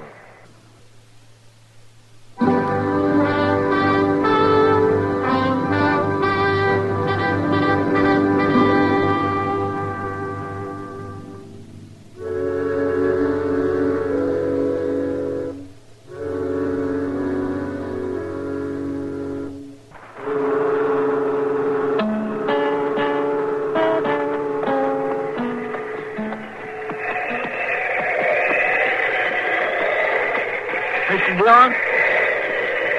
Mr. Dillon? Yeah, what is it, Chester? I just don't think I can go on much longer without resting up a little. That cabin's bound to be pretty close around here. You better keep moving. Yeah, but he might not even be there when we find it. He'll be there, all right. He wasn't in the first one. More reason he'll be at this one. No place else to shelter. Wait a minute. What? Off to the left there. The snow cleared for a second. I thought I saw it. Well, I sure do hope so. Well, let's head over that way, huh? It'll be dawn in another half hour. Yeah, there it is. That's the cabin, all right. Come on. You know what happened to that cabin? Yeah, we got a lot colder before we got warmer. Only we haven't missed it. You think McCluny's gonna put up a fight? No. I think he'll figure about the way Doc and Judge Bent did. Only a couple of crazy men would come after him in a storm like this. You know, I kind of agree with him, Mr. Dillon. You still came along, though, didn't you? Yeah, but I ain't too sure why. Here, let's leave the horses here and go up on foot. All right, sir.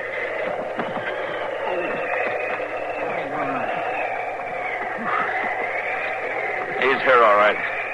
There's a horse standing in the lean-to there. My fire's sure gonna feel mighty good, Mr. Dillon. Yeah, if he's got one. All right, I'll hit the door and go in fast, and you follow me in, huh? Yes, sir. All right.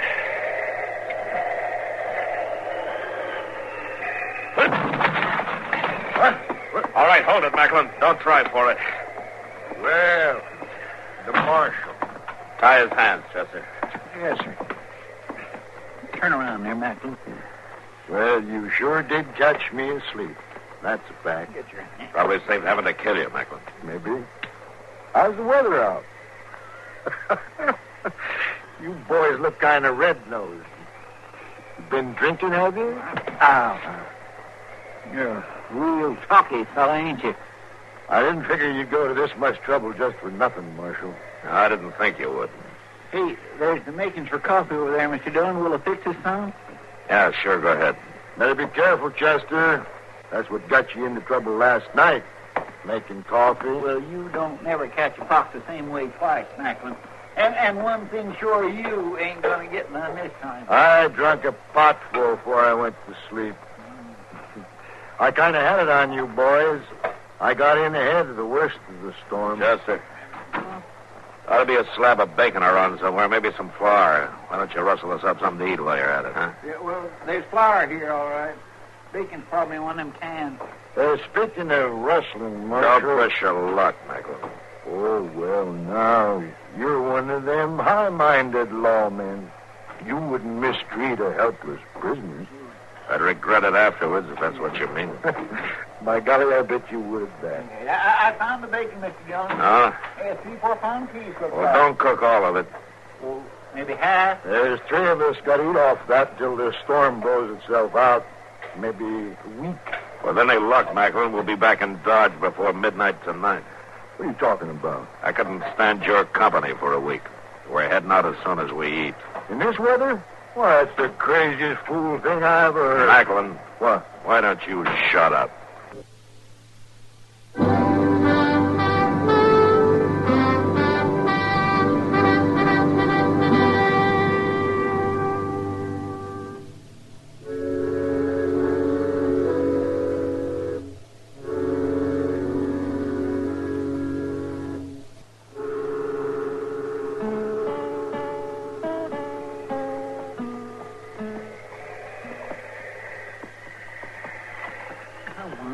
Walk out, you spabbing probate.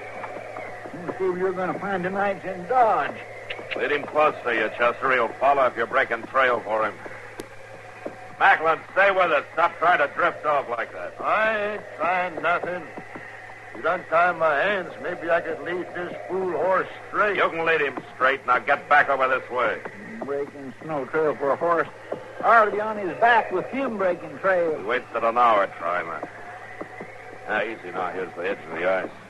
Back on the flat, it was the wind cutting us to pieces, and down here in the river bottom where there's a little shelter, the snow's 4 foot deep. Wait a minute, Chester. Let me test that ice. This freeze came out pretty fast, and there's still live water underneath.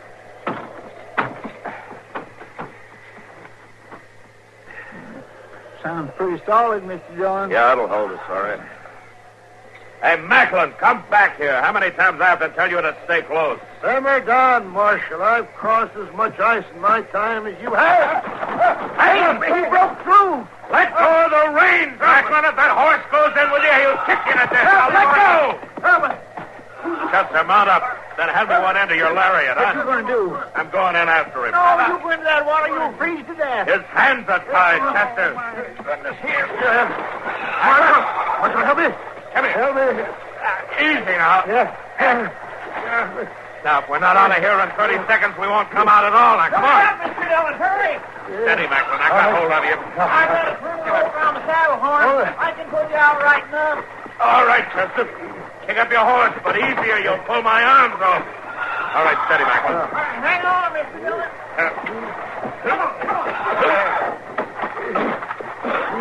All right, a little more, Chester. Easy. Easy. All right, that's it. All right, Chester. Let's get a fire going, huh? And a big one. Fast.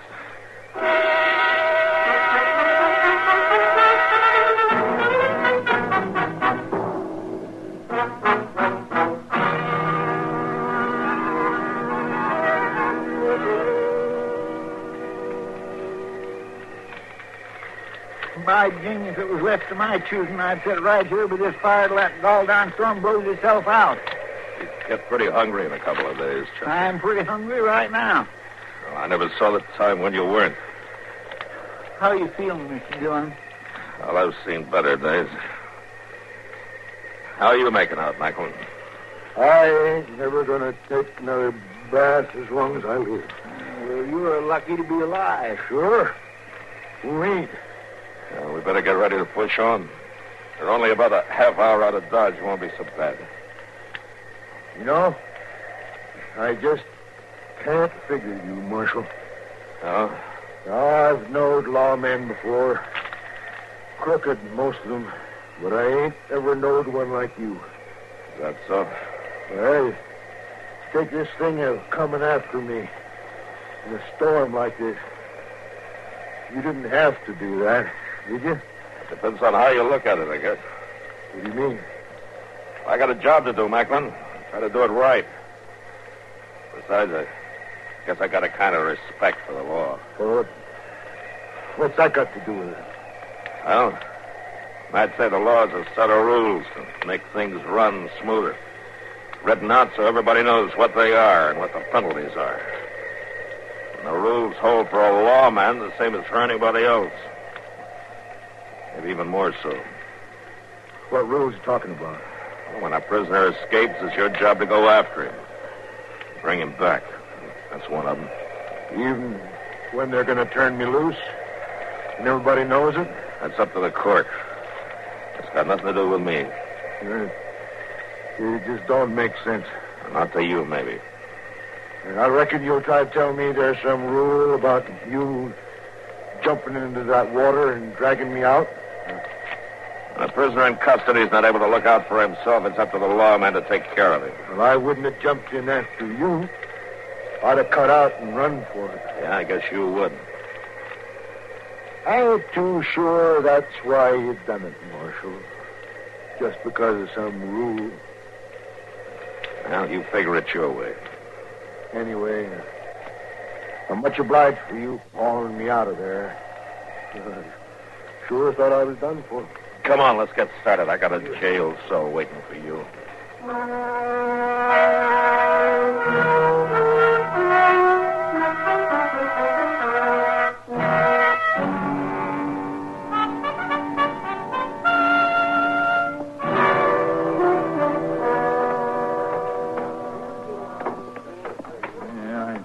Guess old Judge Ben's finally made up his mind, Mr. Dillon. You don't show much respect for the court, Chester. Yeah, there he goes, old.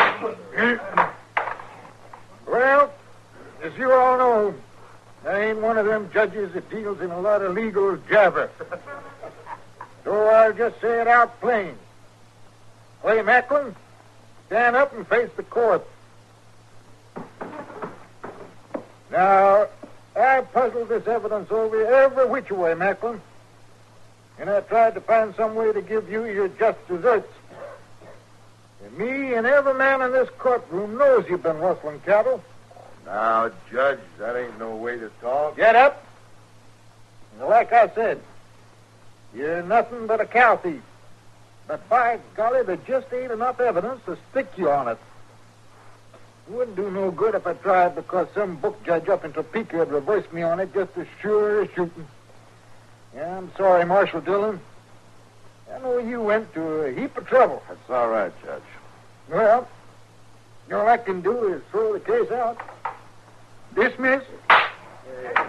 Well, it's a crying shame, that's what it is. Judgment did the only thing he could, Chester. It was just an outside chance anyway. But everybody in town knows Macklin's guilty. A man's innocent until he's proved guilty in a court of law, Chester, so Macklin's innocent. Marshal Dillon? Yeah, what is it, Macklin? The judge let me off all right. Yeah. But there's something I want to say. You can pick up your stuff at the jail whenever you want. No, that ain't it, Marshal. Something. Well, I reckon you wouldn't believe me if I was to tell you. Tell me what? Well, you kind of give me some things to think about, Marshal. Oh? What? Saving my life the way you done. The rules, all that. So? Well, I don't know for sure, but, well, maybe I won't be doing any more rustling, Marshal. Not that I ever did, mind you. Oh, I see. I just want to say thank you. Guess I'll be leaving now. Bye. Well, I declare. Well, I guess this Macklin ain't all bad after all. No man is, Chester. No, sir. Tell you what, just to prove it to you, I'm going to buy you a drink. You are? Uh-huh. Yep. Rye with a little sugar in it? Why not? Come on.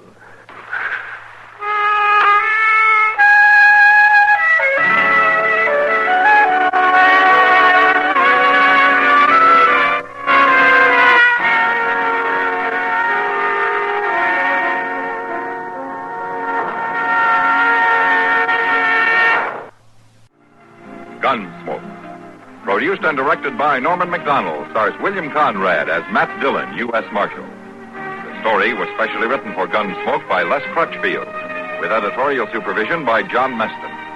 The music was composed and conducted by Rex Corey. Sound patterns by Tom Hanley and Bill James. Featured in the cast were John Daner and Ben Wright. Harley Bear is Chester, and Howard McNear is Doc.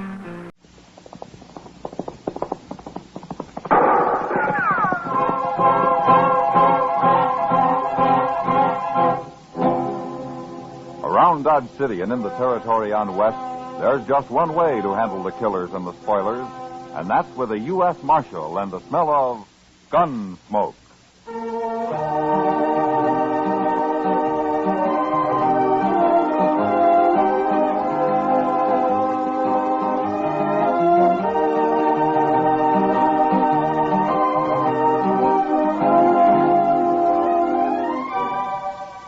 Gunsmoke, starring William Conrad, the transcribed story of the violence that moved west with young America. The story of a man who moved with it, Matt Dillon, United States Marshal.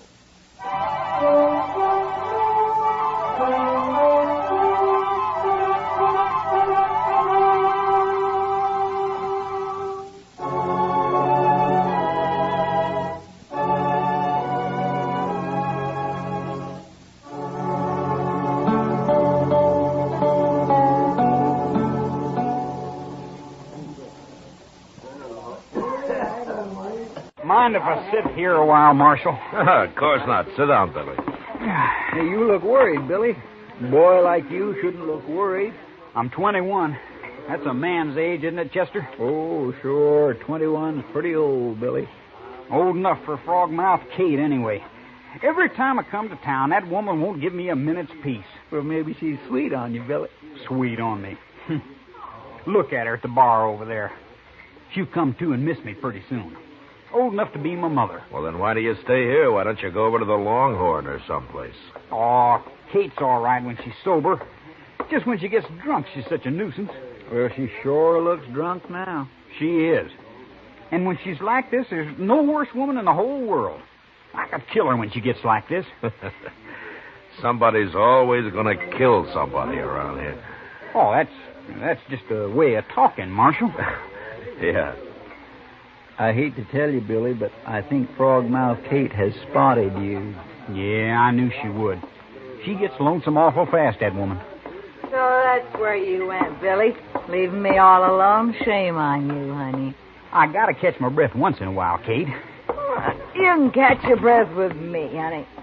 Not with Marshal Dillon and Chester and all the rest of them. Now, Kate, take it easy. I'll take it easy. You and me'll take it easy in St. Louis, Billy boy. And quit talking about St. Louis all the time. I ain't about to go to St. Louis. I'm broke right here in Dodge. I got the money, Billy.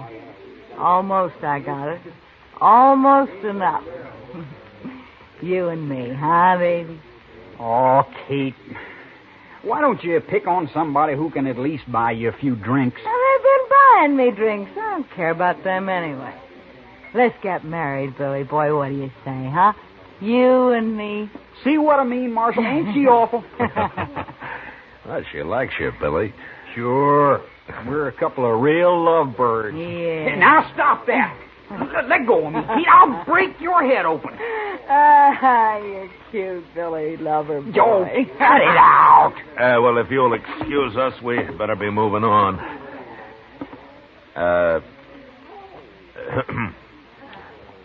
Chester? Mm-hmm. Well, all right, Chester. Yes, sir. So long, Billy. Kate? Now, you never mind them, Billy boy. They're just a couple of crooks like everybody else, except you, sweetie. You and me, huh?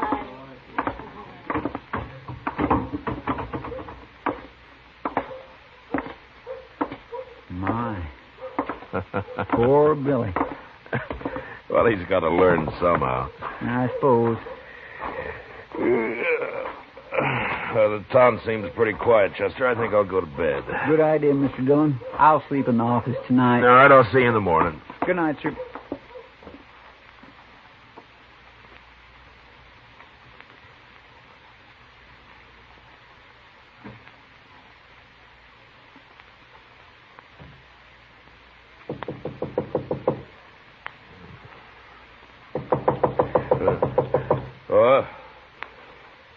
Well, who is it? It's Chester, sir. Open up.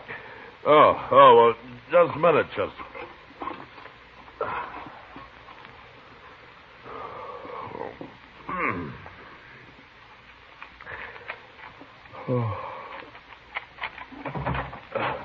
What is it, Chester? There's been a shooting, sir, in that rooming house next to the Alfraganza. What? Well, I'll get dressed. Come on inside. It's been raining a little, Mr. Dillon. Yeah, good. Light that lamp there, will you, Chester? Yes, sir. They sent for Doc, and he woke me up on his way out. He know what it was all about? No, sir. He just said it was in that rooming house. Yeah. What time is it, anyway? Oh, it'll be daylight soon. Must be about 4:30. 4:30. It's pretty late at night for a gunfight, isn't it? Yes, sir. That's what I thought. There. All right, Chester, I'm ready. Blow the lamp out. Yes, sir.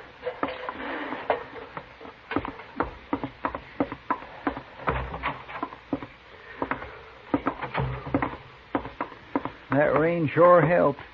Wouldn't it be fine if it stayed this cool all day, Mr. Dillon? You'd be lost if you couldn't complain about the heat, Chester. Well, I'd be willing to think of something else.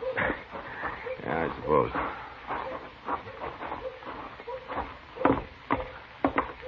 Ma Torvitzer still runs this rooming house, doesn't she? Last I heard, she did. Yeah.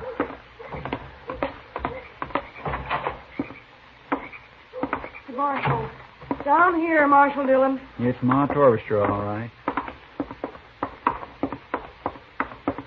Hello, Ma. Right in here, Marshal. Who was it, Ma? Frogmouth Kate. She got shot. Kate.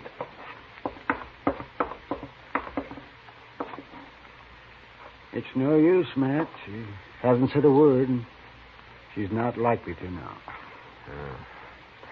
Who did it, Ma? Oh, I was asleep, Marshal. Heard a shot and come right down. I sent everybody else back to bed and told them to stay there. You don't know who did it, then? He must have jumped out that window right there. You go get him, Marshal. He's got a head start already. Who, Ma? Well, that kid, Billy Daunt. Must have been. Well, why do you think it was Billy? Because he was drinking with her all night over at the Alafraganza, that's why. Been with her all yesterday, I heard, too. Couldn't be nobody else. He stole her money, too. How do you know he did, Ma? Oh, she showed me once. She kept it right under the mattress there, and it's gone. She had quite a lot of it saved up, too. Everybody knew that. She's planning on going back to St. Louis with it. She wanted Billy to go with her, but I guess he couldn't wait, the little rat. I sure hope I see him hung. Chester, start looking for him. I'll join you in a few minutes. Yes, sir. I'll go out back first. She's dead, Matt. Oh, that poor girl. It's a wonder she lived this long, being shot so close up. She didn't say anything, huh, Doc? Not a word, Matt. She was unconscious the whole time. Yeah. Well, I'll chip in toward burying her, Doc, seeing as how she was sort of broke when she died. Nonsense. Kate was a good girl, and I'll be responsible for her getting a fine burial. Finest there is. But you catch that devil Billy Daunt, Marshal. Don't you let him get away. We'll find him, Ma. Well, you sure better. Well, let me know if you hear anything. I'll see you later, Doc. Sure, Matt.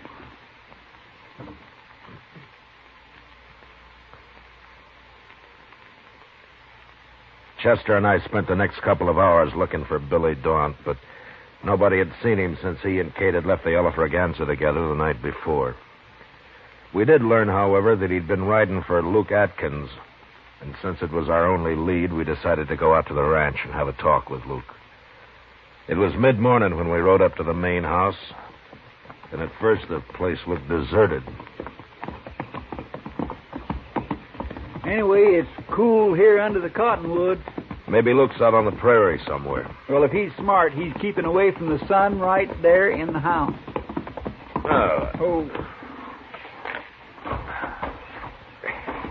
Now, leave the horses, Chester. They'll stand. All right, you...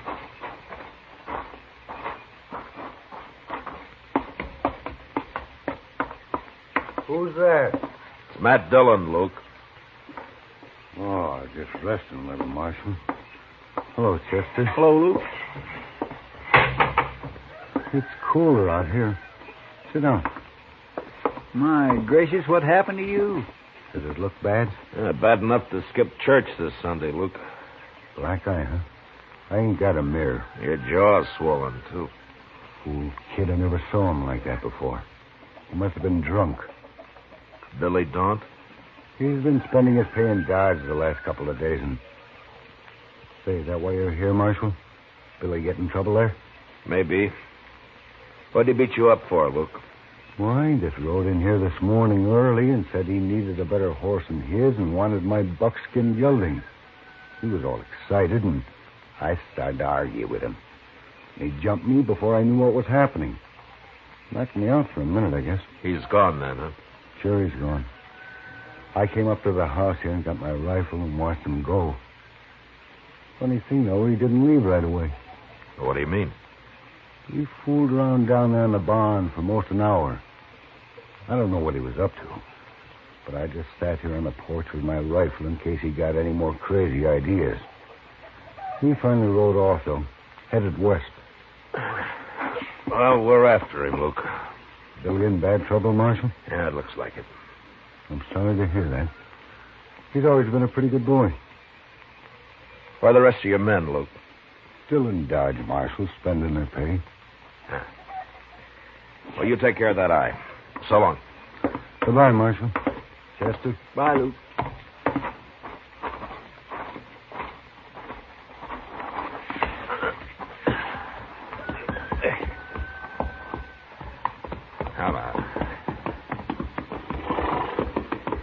Well, there's not much question about Billy now, is there? Yeah, there sure isn't. Start looking for tracks, Chester. Yes, sir, I have been. The ground's still damp from the rain last night. We ought to cut this trail easy. I don't see anything. Now, look there, over there. Those are fresh tracks. Yeah, they're fresh, all right, but they lead toward the ranch, not away from it. Yeah. Well, let's follow them anyway, Chester. What? Come on, let's ride. Chester figured either Billy was riding backwards or I was crazy. But he stopped arguing after a couple of hours, and we rode in silence the rest of the day. Long about dusk, I figured we were catching up with him, but we couldn't afford to lose the trail. And when night came, we made camp. Next morning at daylight, we went on. By noon, it was clear Billy hadn't taken any rest at all. A couple of hours later, we began to wonder how much longer his horse could hold out. This is the doggonedest hunt I was ever on. Billy just isn't very smart, that's all. Well, I must be half crazy. Beating up Luke Atkins like that? When a man's in a panic, he'll do almost anything, Chester. Well, you'd think he'd at least have sense enough to rest his horse now and then. That'll be easier for us if he doesn't. Chester. Look up ahead there. Hey, by heaven, it's a horse. Yeah. Huh.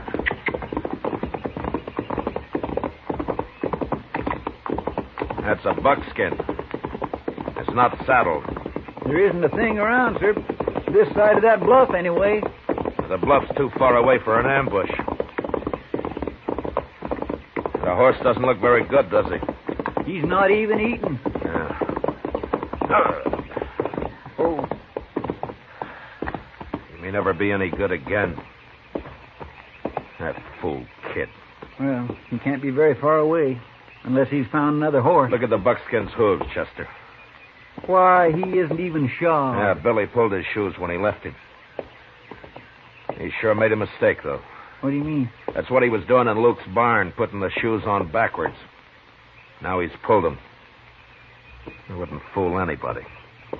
All it did was help wear his horse out even more. He had me fooled for a while. Anyway, we'll catch him pretty soon now. Yeah, well, his tracks lead toward the bluff there. Probably into that clump of trees. Well, if that's where he is, he can see us. All right, we'll ride in from different directions. You can't get both of us. Okay, sir. A half hour later, Chester and I had reached the trees about the same time, and without being shot at. There was a spring there and a tiny cabin. Deserted.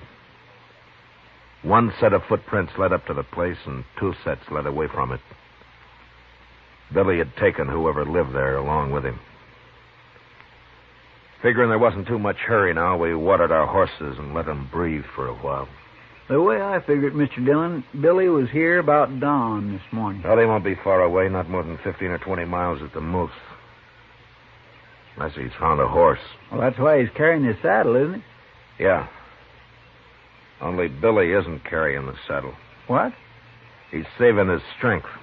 Whoever was in this cabin is doing the hard work.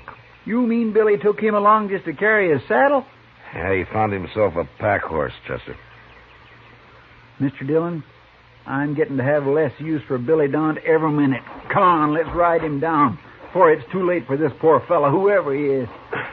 All right, Chester.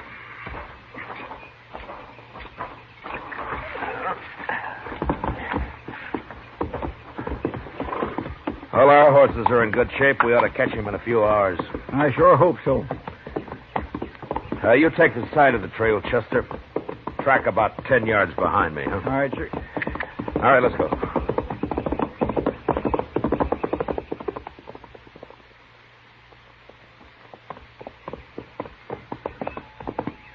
Don't bother to watch the trail anymore, Chester. It's headed right for that nester's shack there. So keep your eyes open. You think Billy might still be there? Yeah, he might be.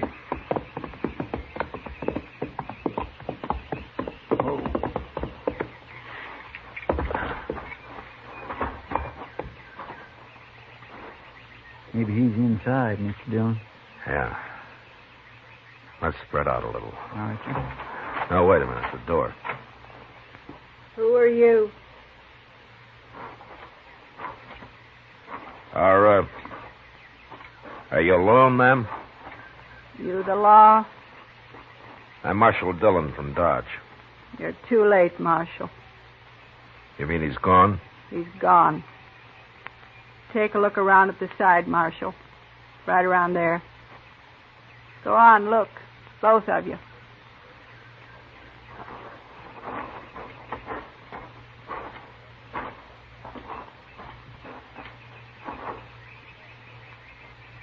Oh, my goodness, Mr. Dillon.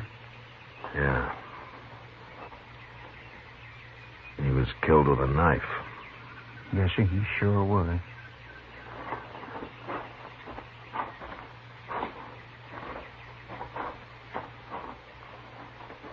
That your husband, ma'am? Yes. I'm sorry it happened, but if it's any comfort to you, we'll catch that boy. I promise you that. Don't matter now. He had another man with him. Where's he? Inside. I've been trying to fix him up. He was near dead when they got here. Poor old Clabe. Clabe? He's 75 years old, Marshal, and that's too old to be used like an animal. Rotten kid. I'd like to talk to him, ma'am. Come on inside.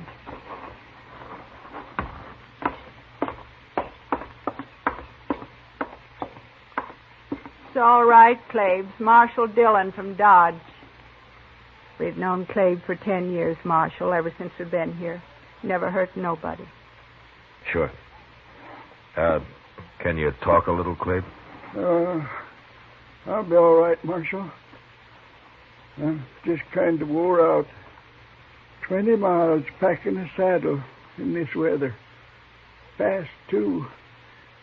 Had me walk fast. How long ago did the boy leave here? 3 or 4 hours, Marshal. Took our mule, but he won't get far. Oh? Why not? Mule's too old. After 10 miles, just quit.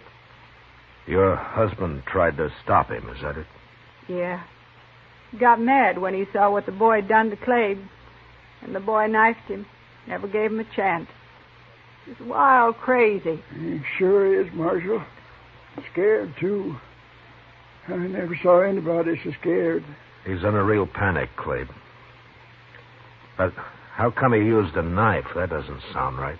Yeah, it's all he's got, that's why. What? He ain't armed, except for that knife. He doesn't have a gun? He took our rifle, but there's no ammunition for it. We run out. Took it anyway. But when he came to your place, Clabe, didn't he have a 6-gun? No, sir. Just that knife, that's all he had. I got an old Navy pistol, but it's busted. I ain't been able to get it fixed. I sure don't understand it, Mr. Dillon. He's like a wild animal, that's what he is. He oughtn't to be loose. He won't be for long, ma'am. Clabe, I hope you'll be all right. I'm just plumb wore out. Clabe's going to stay right here, Marshal. Too old to be living by himself anyway. Good. Well, we'll be going now, ma'am. But we'll bury your husband first. Now, if you'll just show us where you'd like to have the grave. Thank you, Marshal. The woman wanted her husband buried right where he'd fallen. So we dug the grave there and laid him into it. She watched, straight-faced, without a tear. Then she said goodbye and went back into the house. It was just after sunset when we caught up with Billy. Just as the woman had said, the mule had gone 10 miles and quit. Billy saw us coming, started running across the prairie on foot. His panic had made him as nearly brainless as a man could get. Look at him, Mr. Dillon. Did you ever see anything like it? He's still got a knife, Chester. Hold it, Billy. You can't get away. Right up on the other side of him, Chester. Yes, sir. You've run far enough, Billy. You have to shoot me, Marshal. No, we won't. Take your rope down, Chester. Good idea, sir. All right, Chester, let's rope him.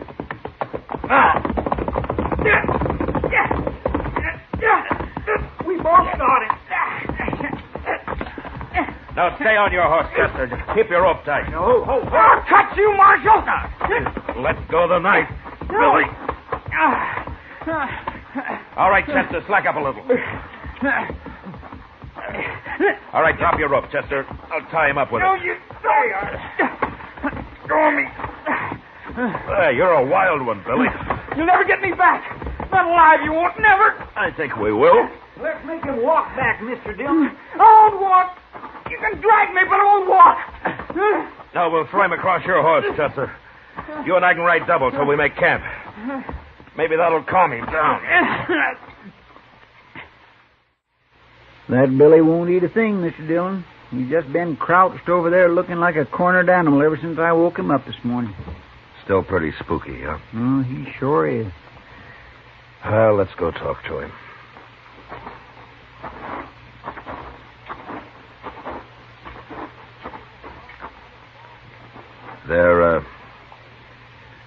There's some bacon over there, Billy, if you want it. Aren't you hungry, Billy? I didn't kill her, Marshal.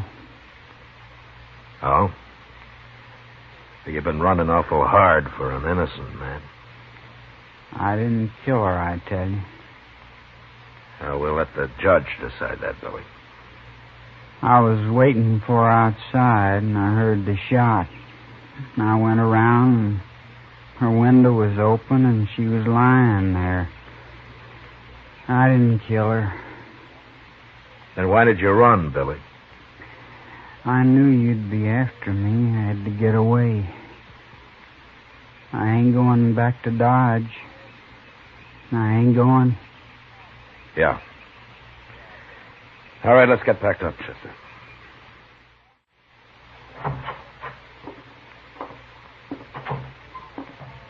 How is he, Chester? He just keeps standing there looking out the cell bars, but he did drink some of the coffee I left him. I don't know, Chester. Sometimes I think just the act of running itself makes a man afraid. The more he runs, the more panicked he gets.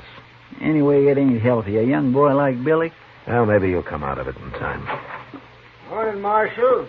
Yes, sir. Morning, Mr. Green. You're up early, Mr. Green. Well, I heard you brought Billy Dawn in last night, Marshal, so I figured I'd better turn this over to you.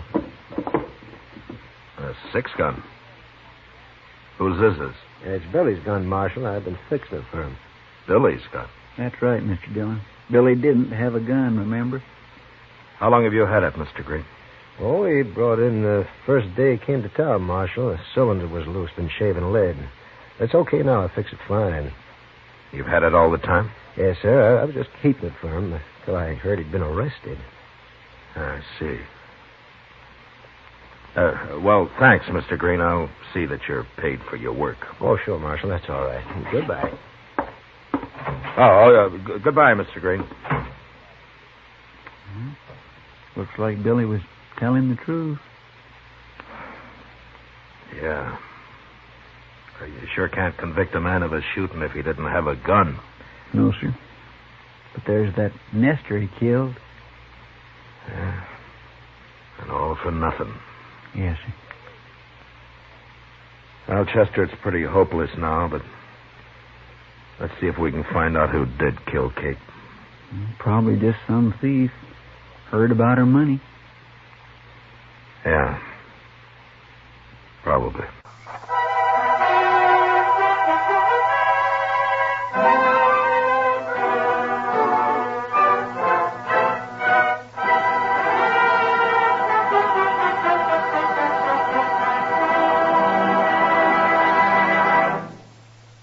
Gunsmoke, under the direction of Norman MacDonald, stars William Conrad as Matt Dillon, U.S. Marshal. Tonight's story was specially written for Gunsmoke by John Meston, with music composed and conducted by Rex Corey. Harley Bear is Chester, Georgia Ellis is Kitty, and Howard McNear is Doc. Gunsmoke has been selected by the Armed Forces Radio Service to be heard by our troops overseas. Join us again next week as Matt Dillon, U.S. Marshal, fights to bring law and order out of the wild violence of the West in Gunsmoke.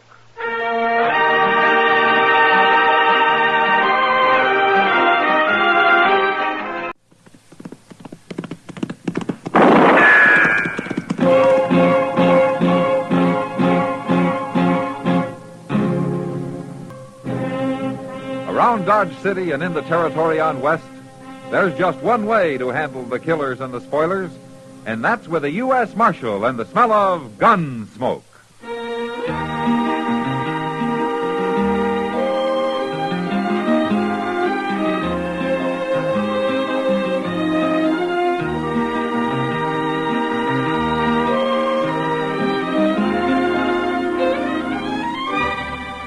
Gunsmoke, starring William Conrad. The transcribed story of the violence that moved west with young America. And the story of a man who moved with it. I'm that man. Matt Dillon, United States Marshal. The first man they look for and the last they want to meet. It's a chancy job, and it makes a man watchful. And a little lonely.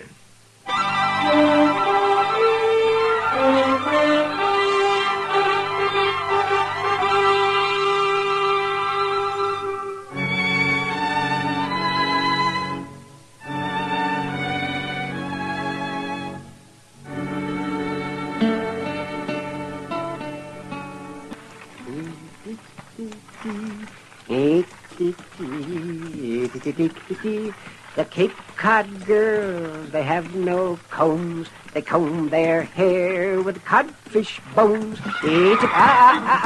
Little mare, what's the matter with you? You've seen a man on a horse before. You calm down, girl. They're only waiting to say hello to us. Hold up there, Doc. Hello, stranger. You are Doc Adams, ain't you? I am. You're a long way from Dodge. And I'm headed for Cam Seaton's place. That's about 15 miles on south. Oh, you know him? Sure. I know him. A horse kicked him in the chest. Now, here he's pretty badly hurt. Some cowboy rode by, found him, and got him into bed, and then came to Dodge after me. I just came from Cam Seaton's, Doc. Oh, well, then how is he? There's nothing wrong with him.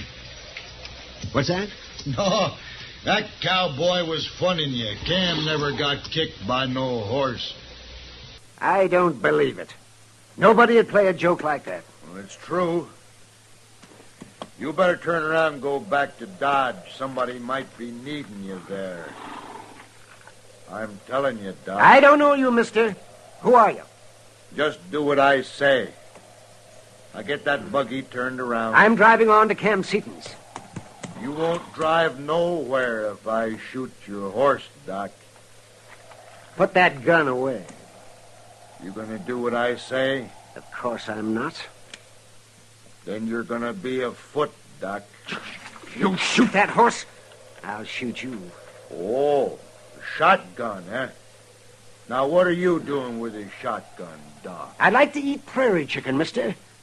But I've seen what 2 barrels of birdshot can do to a man. You? Doctor? You're bluffing. There's a man with a caved-in chest waiting for me 15 miles from here. You kill my horse, he might be dead before I can get there. Oh, yes, mister. I'll shoot if I have to. You won't turn around and go back to Dodge? Nobody keeps me from being where I'm needed. The horse goes, Doc. And if you try anything, you go next. Don't you do it. Watch me.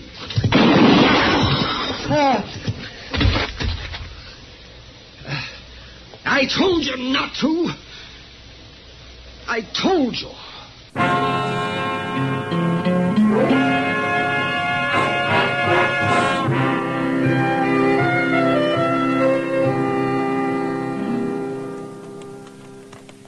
You still think Doc came here, Mr. Dillon?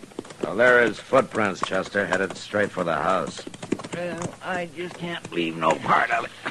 His horse back there dead and it all bloody. Look on the porch there. He just came out of the house. Yeah, it's Doc, all right.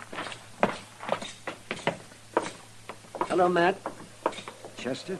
Hello, Doc. The Allen boy reported finding your horse and buggy back there, Doc. I'm glad to see you're all right. I'm all right, Matt. How's Cam Seaton? He was dead when I got here. Oh?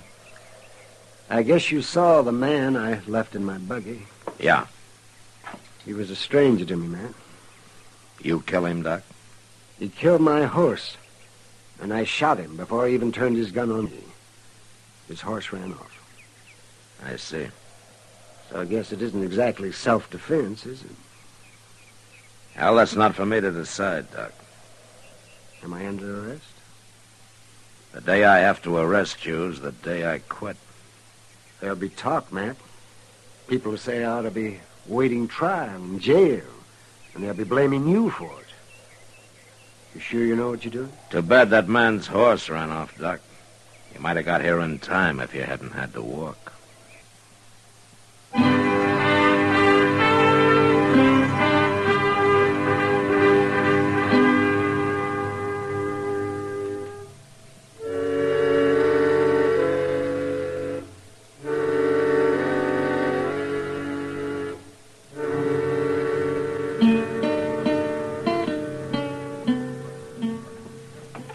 You ain't so bad worried, are you, Doc? Worried? About what, Chester? Well, the way everybody's sort of been eyeing you ever since we got back. Oh, no, not everybody, Chester. Well, now you take that fella across the street, standing there by the tonsorial. Yeah. Seems like he's always watching you from somewheres. I don't think I even know that man, Chester. He ain't been in town but a couple of days. Well, who is he? Well, I don't know. Well, he's got nothing to do with me. You're forever dreaming up something, Chester. I always said there's too much schoolgirl in you. Now, you listen here to me, Doc. I don't know what you're talking about, but I ain't sure I like Well, it. let me know when you make up your mind. I'm going to go back to my office. Wait a minute. Yeah, what? Here's Mr. Dillon. My, he looks real mad about something. Yes, he does. Let's go over to the Texas Trail, Doc. What for? I just told off a few of our leading citizens up the street, and now I want to be seen buying you a drink to really give them something to talk about. Now, wait a minute, Matt. I know what they've been saying about me not being in jail. But you can't fight them all. It isn't all of them. It's only a rotten few so far. Come on. I want everybody to know where I stand. No, Matt. Can I come too? I'd be proud to buy the second round myself. How about it, Doc? Well, I guess I can't turn down a drink with a couple of friends.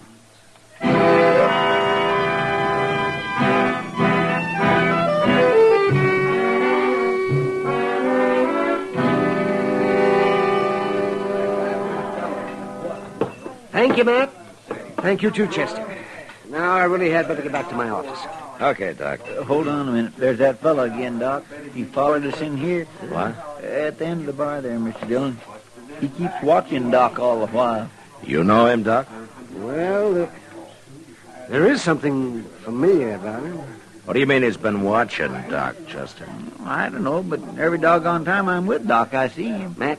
Yeah. I know who he looks like now. Who? The man I killed. What? Yes, there's a resemblance. A very definite resemblance. Well, who do you think it might be? Well, I'm not sure, but I feel kind of funny inside. Same as I did out there on the prairie. You two wait here.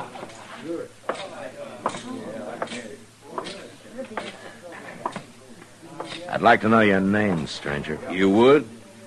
No offense. I'm Marshal Dillon. Now, what's your name? Nate. Nate what? Nate'll do, marshal or no marshal. Where you from? Colorado. What are you doing in Dodge? You got something against me, say it out, Marshal. All right. Doc Adams killed a man last week. He thinks you look like you might be related to him. Your Doc Adams has got a bad conscience, maybe. I can't help who I look like. He could be wrong, but if he's right, I want you to remember something. Doc's a friend of mine. If anything happened to him, I'd take it real personal. You ain't talking about me, Marshal. It'd be a bad death, mister. I'd kill real hard.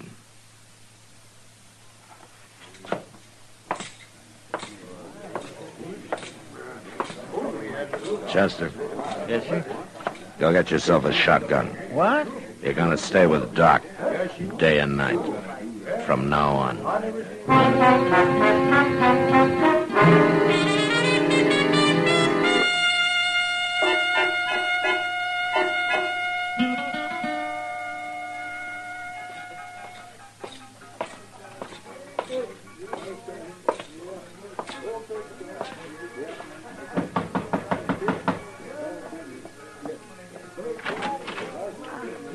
I'm sorry to bother you, Kitty. Come in. I was just getting ready to go to work. I wasn't expecting company. It's about this trouble Doc's in, Kitty. I think you might be able to help. Well, I'd do anything for Doc, Matt. You know that. Well, this will take your whole evening. Won't be easy. Go on. There's a stranger been hanging around town. Says his first name is Nate. He's medium height, wears a buckskin jacket and a brown slouch hat. Yeah, I've seen him. Well, Doc thinks he might be related to the man he killed.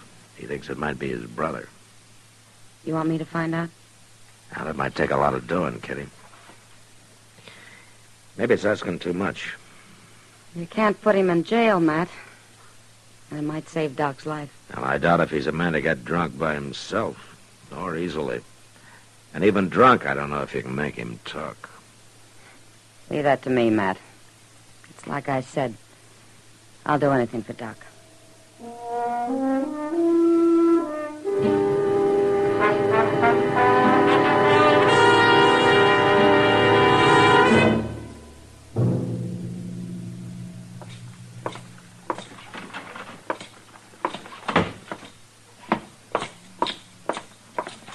Custer, come on, wake up. Oh, my. Oh, I must have fell asleep. I thought I told you to stay with Doc. Well, I was with him all last night and all today, so far. Well, where is he now? Well, I don't know. We was playing some cards here, and then I laid down for a minute. And, oh, dear, I just don't know how I could have fell Go up asleep to his like office, see if he's there, and stay with him if he is. Yes, sir, I will. Oh, I just don't know how it could have happened. Well, Miss Kitty. Oh, Chester? Well, it's nice to see you, but I got to go. I went to sleep. Oh, I'm okay, Well, Matt. Sit down, Kitty. Yeah. You look tired. That was about the longest night I ever spent. Where's Nate, whatever his name is? Well, last I saw of him, it was dawn, and he was almost asleep on one of the tables at the Long Branch. You were right, Matt. That man sure can drink. Well, Kitty, did it do any good? Some. His name's Nate Brandel. Brandel? Mm-hmm. His brother's name was Miles Brandel. Yeah. And it was his brother Doc killed. Well, that's why Nate's after Doc. I guess he just hasn't had a good chance to get him yet. But he's going to, Matt. No, he isn't. I'll run him out of town now that I really know who he is. Well, you want to hear the rest of it first? Yeah, go ahead, Kitty. Well, Nate's brother, this Miles Brandel, he heard Cam Seaton was living here, and he rode all the way from Colorado to kill him. And he found him lying there hurt and learned that he'd sent for Doc. Huh? I guess he figured if he could keep Doc away, Cam wouldn't need kill him. And he was right. Why was he after Cam? Well, Nate didn't say much about that. But the important thing is that Miles was an outlaw with a price of $1,000 on his head. I never had a circler on him. It's true, anyway, according to Nate. That's why he's after Doc so bad. He thinks Doc shot his brother for the reward money. But hasn't he heard this story? I couldn't believe it, Matt. Dylan? Yeah, Chester. Doc left a note on his door that he's down at the stable looking over a new buggy horse. I'm going to hurry on down there. Wait a minute, I'm going with you, Chester. Kitty, I think Doc will be wanting to thank you himself for what you've done.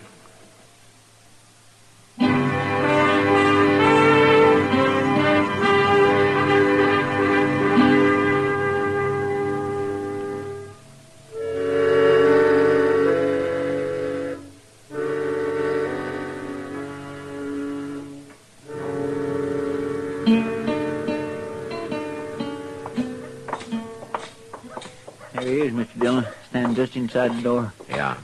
I don't see no buggy horse, though, and there's nobody else. Well, at least Doc's still all right. I promise I won't never fall asleep again. I will take Doc back to the office where he'll be safe, and I'll go round up Nate Brandel. Now, where's he going? Hey, Doc! Somebody shot at him. Yeah, come on. I'm all right, man. Stay down, Doc. There he goes out that stall. Hold it!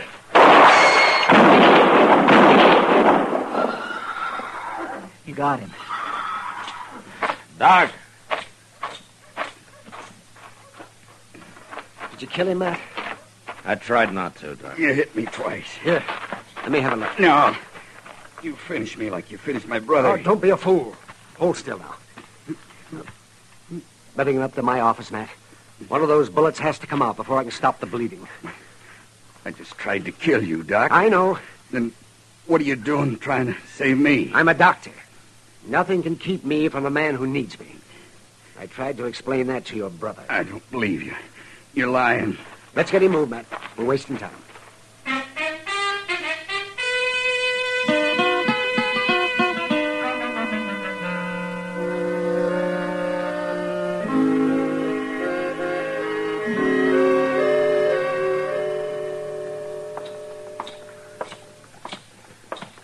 Did you get the mail, Mr. Dillon? Yeah, it finally came, Chester.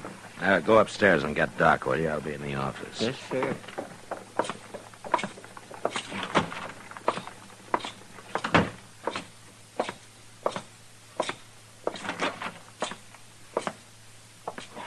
Nate, you awake? I'm awake. Well, come on out. What for? You gonna hang me? Go on into the office. 2 weeks in bed, 3 weeks in jail. Begin to wish you'd killed me, Marshal. I kept you in jail because Doc wanted you there, Nate. Has he always run the law around here? It was him you tried to kill, wasn't it? If I had my way, you'd be in prison. Between you and Doc, I ain't got a chance of nothing, have I? They're going to get that settled right now. What do you mean? I don't know. I'm doing this Doc's way. I didn't ask you. I got him, Mr. Dillon. Good morning, Matt. Morning, Doc. Hello, Nate. Well, it came in today's mail, Doc. Give it to me, Matt. Here it is. Thank you. You got a pen in your desk, Matt? Yeah, help yourself. What is that? What are you talking about anyway? The reward money. $1,000 check for killing your brother. Oh. Doc put in his claim, so I sent to Colorado for it. Yeah, I might have known. I hope you have a good time with it, Doc. What are you going to spend it on? Tell us. I'll tell you, Nate. I'm going to spend it on you. I've endorsed it. Here, it's all yours. Mine? Take it. But what for? You'll have to figure out what for. And it's about time you did, too.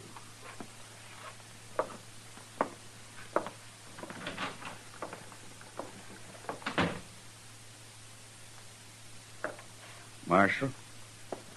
Yeah, Nate. My brother left a wife in Denver. I'm going to see she gets this. She won't have to know what it's from. Can I leave now? Yeah, you can leave. But, Marshal, Don't worry about it, Nate. I'll tell Doc you finally got it figured out.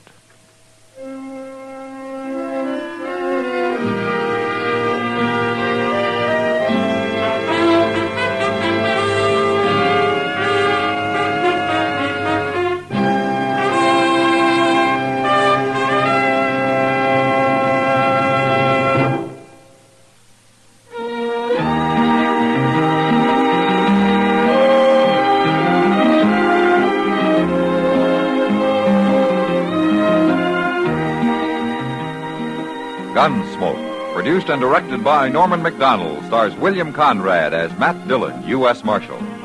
Our story was specially written for Gunsmoke by John Meston, with music composed and conducted by Rex Corey.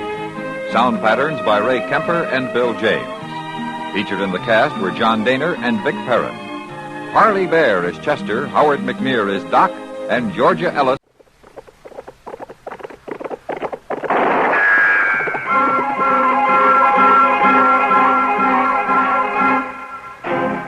Around Dodge City and in the territory on West, there's just one way to handle the killers and the spoilers, and that's with a U.S. Marshal and the smell of gun smoke.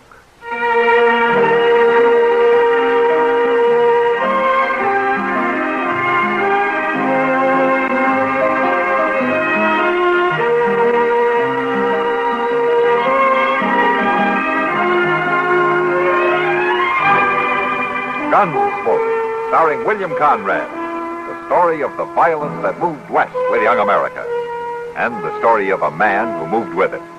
I'm that man, Matt Dillon, United States Marshal. The first man they look for and the last they want to meet. It's a chancy job, and it makes a man watchful and a little lonely.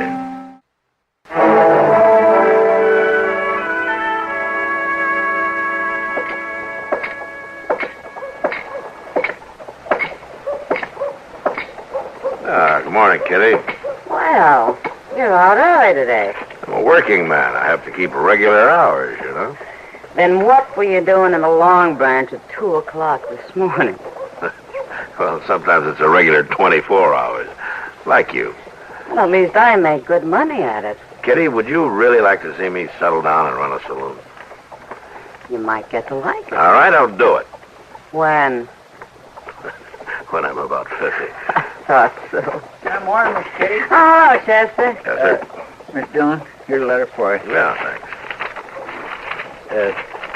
The envelope says it's from Judge Rambo over in Wichita. Uh-huh. Anything important? Yeah, it's a court order for eviction. Seems Brandon Teak didn't file legally on his land over by Wagon Mound. Did you say Brandon Teak? Yeah. Where did you know him, Kitty? Everybody knew him. Around Abilene. Yeah, he had a pretty bad reputation then. Doesn't he still? Well, I haven't seen him for some time, Kitty, but he's married and he's trying to prove up some land. Well, I don't envy you trying to put him off it. Brandon Teak never shoved very easy that I recall. Well, Miss Dillon, you have to evict him off. Maybe the judge made a mistake or something. No, I'm no admirer of Judge Rambo, but he knows his law. We'll ride out there this afternoon, Chester. Be sure your gun's loaded, Matt. Maybe I won't need it, Kitty. You want to bet? No, I guess not.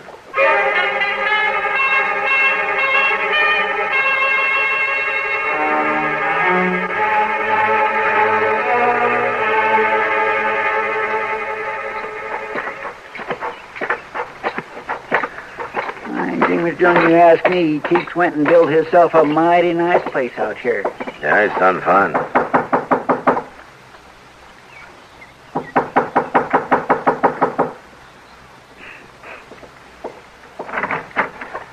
Hello, Teak. Hello, Marshal. Chester? All right, Teak. What brings you out this way? Well, here, you might as well read it yourself. What's this? Court order. Immediate eviction. Mm-hmm. Well, what's this all about, Marshal? That's just what it says. Well, I've got my deed to this place. Yeah, but you failed to register it at the land office. Well, now, nobody told me about that. I'm sorry, Teak. You're going to be a whole lot sorrier. You try to put me off this land, Marshal. Brandon, who are you talking to? You stay inside, Sarah. It ain't nothing. And it won't hurt if I come out. This is my wife, Marshal Dillon and Chester Proudfoot. How do you do, Miss? I do, ma'am. Marshal?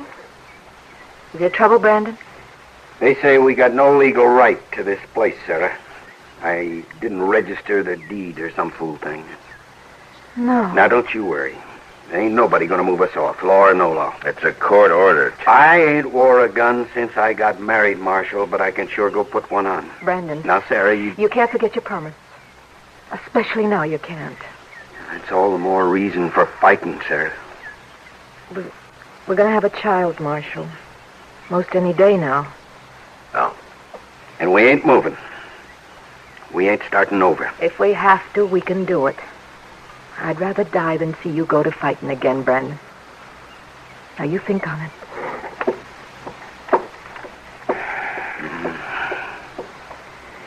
She sure don't make it easy on me, Marshal. What are you going to do, Teak? Well, it's a hard thing for a man like me to swallow, but I can't go against her.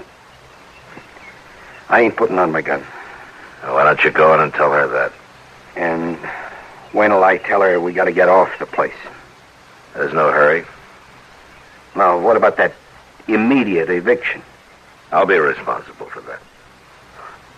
I guess I ought to be grateful to you. No. No, Teak, not to me. Goodbye. Goodbye, Marshal. Chester. Here, bye, Teak.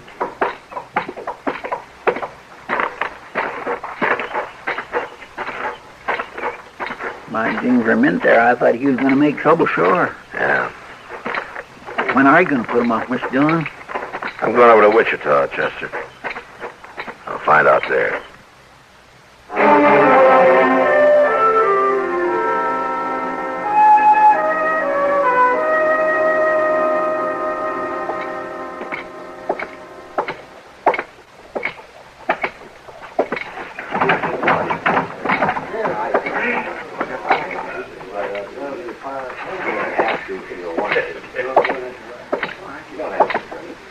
Hello, Judge. Marshal Dillon. What are you doing in Wichita? I came to see you. That's so. How'd you know I was in here? Well, that's where I found you last time, Judge. Oh. Have a drink. No, thanks. It's about that court order you sent me. Which court order, Marshal? To evict Brandon Teak off his land near Wagon Mound. Oh, that, yeah. I remember. What's the trouble? Is he putting up a fight? No, he isn't. Well, he sure must have changed. I remember Teak around here. He was a wild one. He's married now, Judge. They're expecting a child any day. A child? I told them that they could take their time about moving. Take their time? That order was to evict them at once, Marshal. I know that.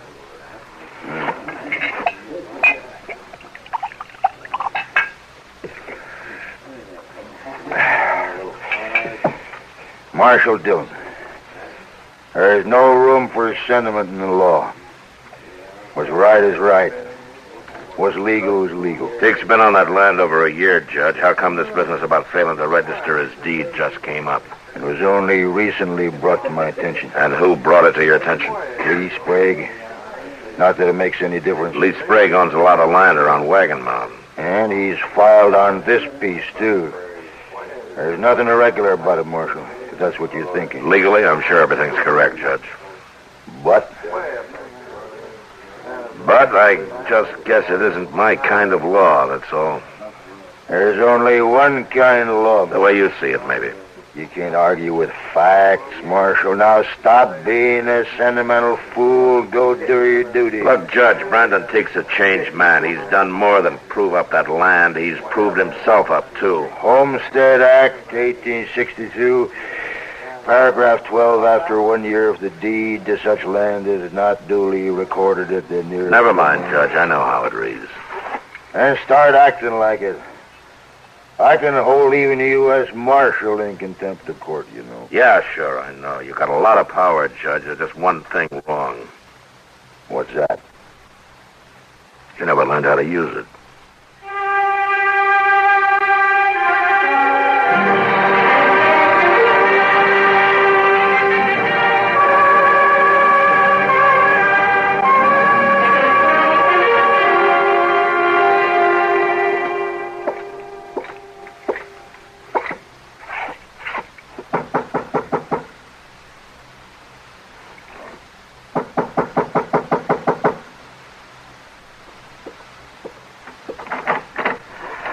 Marshal Dillon. I want to talk to you, Sprague. Come in. How'd you know I was in Dodge today? I found out. It's about Brandon Teak. Something wrong? No, not legally. Judge Rambo made that pretty clear. You want to tell me what's bothering you, Marshal? Yeah, sure. I think Brandon Teak deserves that land more than you do. Marshal, I'm in the land and cattle business. I'm making out mighty well. No man can accuse me of ever doing anything illegal or dishonest. But everybody knows I practice sharp. I'll go on practicing sharp, too. Even against a man like Teak who's hung up his gun and steeled down and tried to make a life for him and his family? What do you mean, his family? Well, there's a child coming any day now. And he's better off in town, Marshal. What? My wife stayed in the country. That's why I lost her. Well, looks to me like I'm doing Teak a favor. You got an awful easy conscience, Sprague. Well, there's no use arguing, Marshal. You got your order, now you go put 'em off. No, Sprague, I'm not going to do it. What? I couldn't hold my head up if I had any part of the kind of law you and Judge Rambo want. You mean that? Yeah, I mean that. Well, I ain't gonna let you stand in my way, Marshal. You're in for trouble.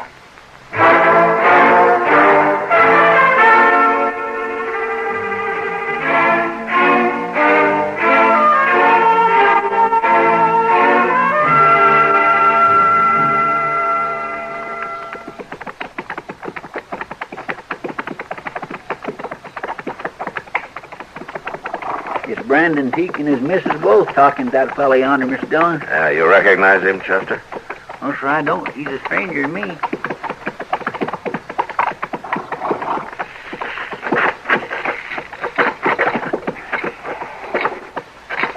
saying you just ain't got no right. Looks like they're all head up over something, don't it? Yeah. Miss Teak oughtn't to be standing out in the heat of the day that way. You let Marshal Dillon settle this, Haley. Got nothing to do with it no more. What's the trouble here, Teak? I'll do, man. You told me there was no hurry about our leaving, Marshal. Now, wait a minute. Where'd you get that badge, mister? Who are you? I'm Jim Haley, Marshal, Deputy Sheriff from Wichita. Wichita? How'd you get here? Well, I took the train to Dodge, and then I rented me a horse. Answer me, Haley. Judge Rambo sent me. I guess he felt the law needed a little enforcing down this way. He's got a court order, Marshal, just like the one you had. Plumb legal. I want you people to pack up, be out of here by tomorrow. Just a minute, Haley. I can take care of him, Marshal. No, Brandon, there'll be no fighting. Now, Sarah, You ain't gonna do nothing except move, Teak. And right now. No. Right on my... No! Here, Haley. Pick up his gun, Chester. Yes, sir. She hurt, Teak? I'll be all right. Huh? She only grabbed his arm. He's gone and hurt her, Marshal, flinging her off like that. Chester. Yes, sir. Jump on your horse and ride for Dodge. Tell Doc to get out here. Fast.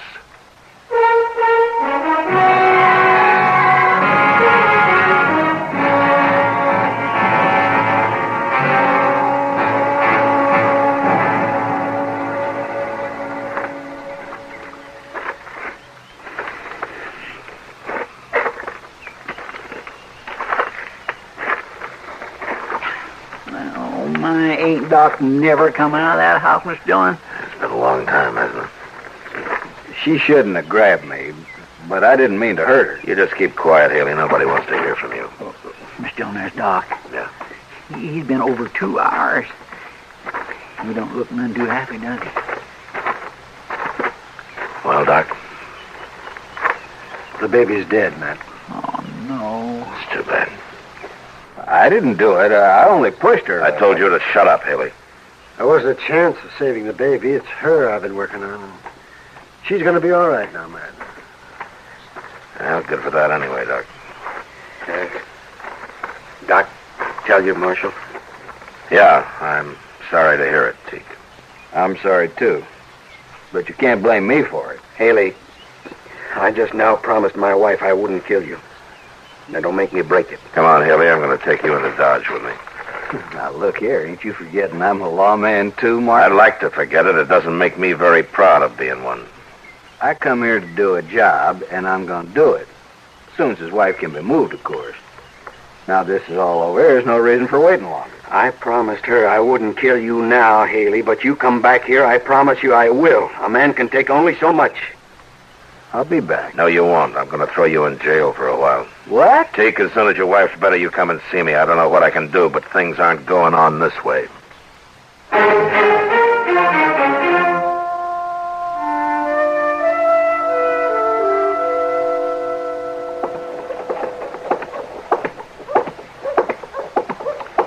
Hello, Chester. Oh, Doc. Where's Matt? In the office. Talking to Lee Sprague. Well, it's a little late to be talking to him, isn't it? I'd say so. Doc, you sure Brandon Teak's coming to Dodge today? Oh, that's what he told me. There's a neighbor woman staying with his wife. Not that she really needs anybody now. Well, I'm proud to hear that. Well, it's only been a week, but she's a strong woman. Here we are. Oh, he did come in. Hello, Doc. Chester. Okay. How's the patient? Oh, pretty good, Doc. She's being awful brave about it. But I know how she feels. Well, only time will cure that. Yeah, I guess so. Teak, Miss Dillon's in the office. He wanted you to go right on in when you got here. Okay.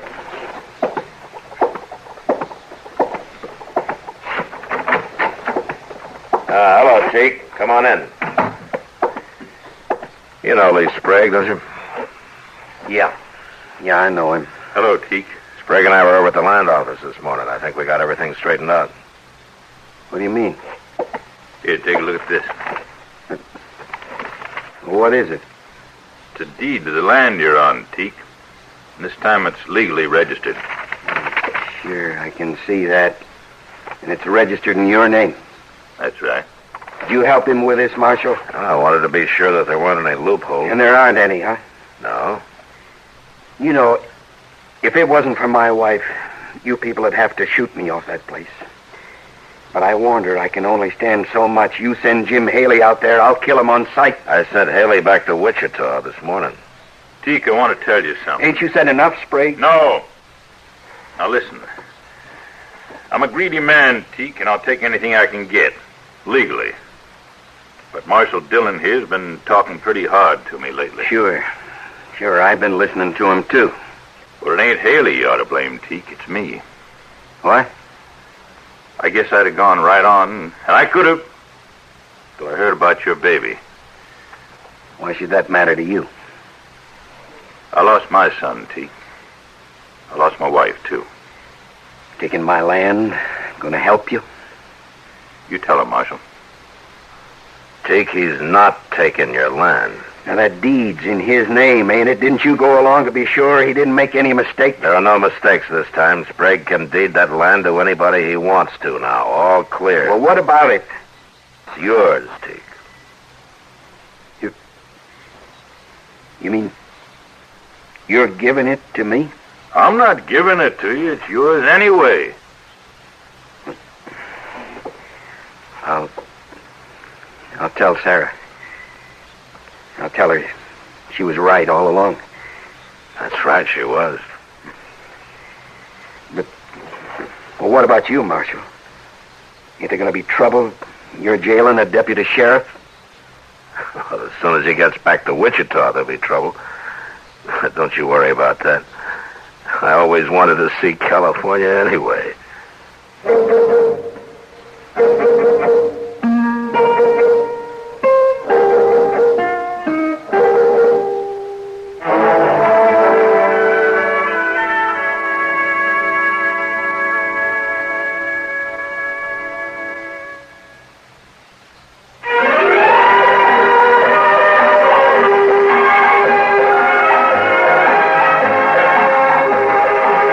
Gunsmoke. Produced and directed in Hollywood by Norman McDonald, stars William Conrad as Matt Dillon, U.S. Marshal. The story was specially written for Gunsmoke by John Meston. Featured in the cast were Vic Perrin, Gene Bates, John Daner, Barney Phillips, and Harry Bartell. Parley Bear is Chester, Howard McNear is Doc, and Georgia Ellis is Kitty.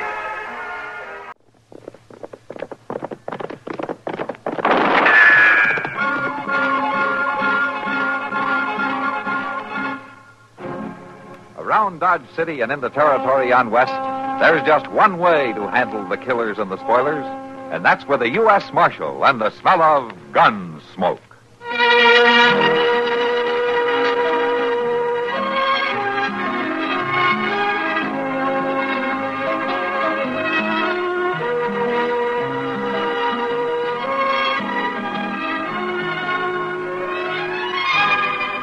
Gunsmoke, starring William Conrad. The story of the violence that moved west with young America. And the story of a man who moved with it. I'm that man. Matt Dillon, United States Marshal. The first man they look for and the last they want to meet. It's a chancy job, and it makes a man watchful. and a little lonely.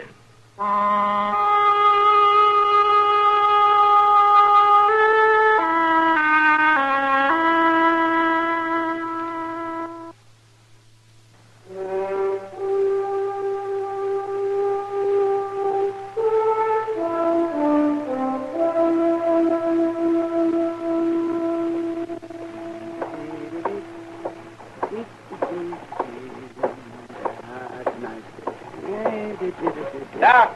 Oh, Doc! Huh?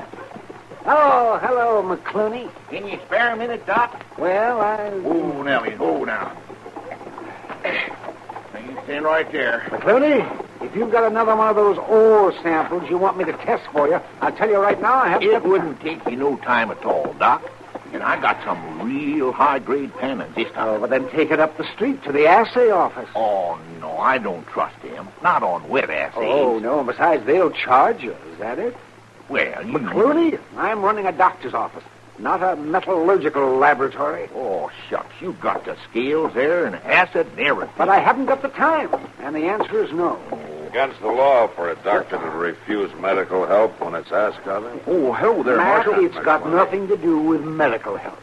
McCluny here wants me to test another one of those sacks of pyrites he drags in out of the hills. It ain't pyrites. It's gold. I've run a half a dozen of them for you in the last 3 years, and every one of them was pyrites. Well, you might have used some bad acid or something. Oh, bad acid. Why don't you take the stuff over to the assay office? Because they'll charge him for it, that's why. And he figures I'll do it for nothing. Well, I'd pay him for it, Marshal, if I had any money. When did you ever have any money, you mangy old fool? Mamie. Marshal, Doug. well, you finally come sneaking in out of the Rockies, did you? Why don't you go to Denver instead of coming clear back here all the time? No, Mamie, I like it here. Marshal, do you know what this scrawny old goat done to me? Old McCluny here. Yeah, just slipped my mind at the time. So help me, dear. Last time he was in town, better than 6 months ago, I washed up all his dirty duds for him. Done him up nice and clean, and then, by golly, he took off for Colorado in the middle of the night and didn't pay me a cent. Well, I just forgot all. But I got me a job now, loading hides over the railroad. I'll pay you at the end of the week. Honest, I will. And I suppose you got every stick you own dirty again now, and you probably think I'm going to wash them for you. Well, it's mighty kind of you to offer me. Oh, for the love of... All right. Where are they? I got a bundle right there on my horse. You got any shirts that need washing this week, Marshal? As a matter of fact, I do, Miss Duggs. If you stop over to the jail, Chester will give them to you. Here you are. And I sure am obliged to you, Mamie. I'll say you are. For 2 washings now, and you ain't getting this one back till you pay me for both of them. Oh, I'll pay you. Now, don't you worry now. In money. Money, too. That fool's gold you keep lugging back from Colorado Territory. Why, it's real gold, Mamie. I keep telling you that. Oh, sure you do. Well, I'll pick up your things, Marshal. Get them back to you tomorrow. Thanks, Miss Duggs. Oh, Doc, let me leave one of these sample packs with you, just in case you find some time. I won't find time. Well, I'm much obliged to you, Doc. Then wait a minute. Come back here. Hold, Marshal. Wait So a long, minute. McCluny. Come on, horse. Confounded lunatic. I don't know, Doc. He's pretty good at getting people to do things for him. Oh, he's loony, man. This here's nothing but fool's gold. And he's got that shack of his down the river bottom stacked full of it. Well, as long as you're sure of that, why don't you bother testing it? And you said I was going to test it? I did. Oh, Matt, you're out of your mind. I wouldn't waste 5 minutes on this. Yeah? You want to bet?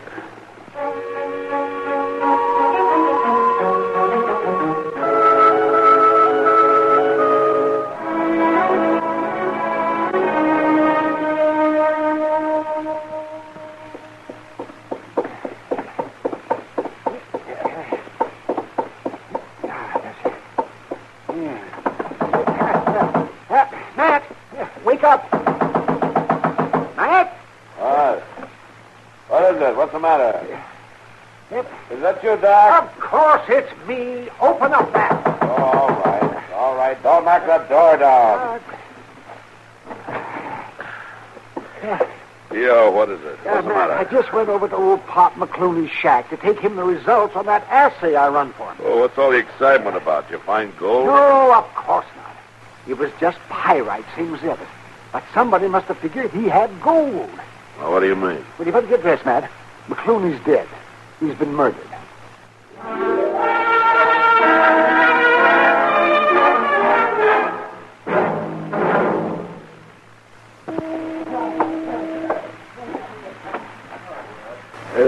Miss Kitty? Huh? Oh, hello, Chester. Miss Kitty, you ain't saw Mr. Dillon, have you? Oh, no. I guess he's pretty busy trying to find who killed old Pop McCluny. Well, yes, he's doing that all right. We both been. But he's supposed to meet me here around about now. Oh, well, he'll be showing up. Sit down and wait for him. I'll just do that. Sweet spirit, my feet is plain killing me. Chester, Matt have any idea who killed McCluny? Not yet, he ain't. He took Indian Joe out there this afternoon to look at some horse tracks he found around the shack. Horse tracks? Well, somebody rode all around the place, tying it up, I guess. If the horse is still in town, Indian Joe can probably find it just from studying the tracks. Oh. Say, if you don't mind, Miss Kitty, Yeah? I think I'll just ease these boots off a minute. Sure. Go right ahead.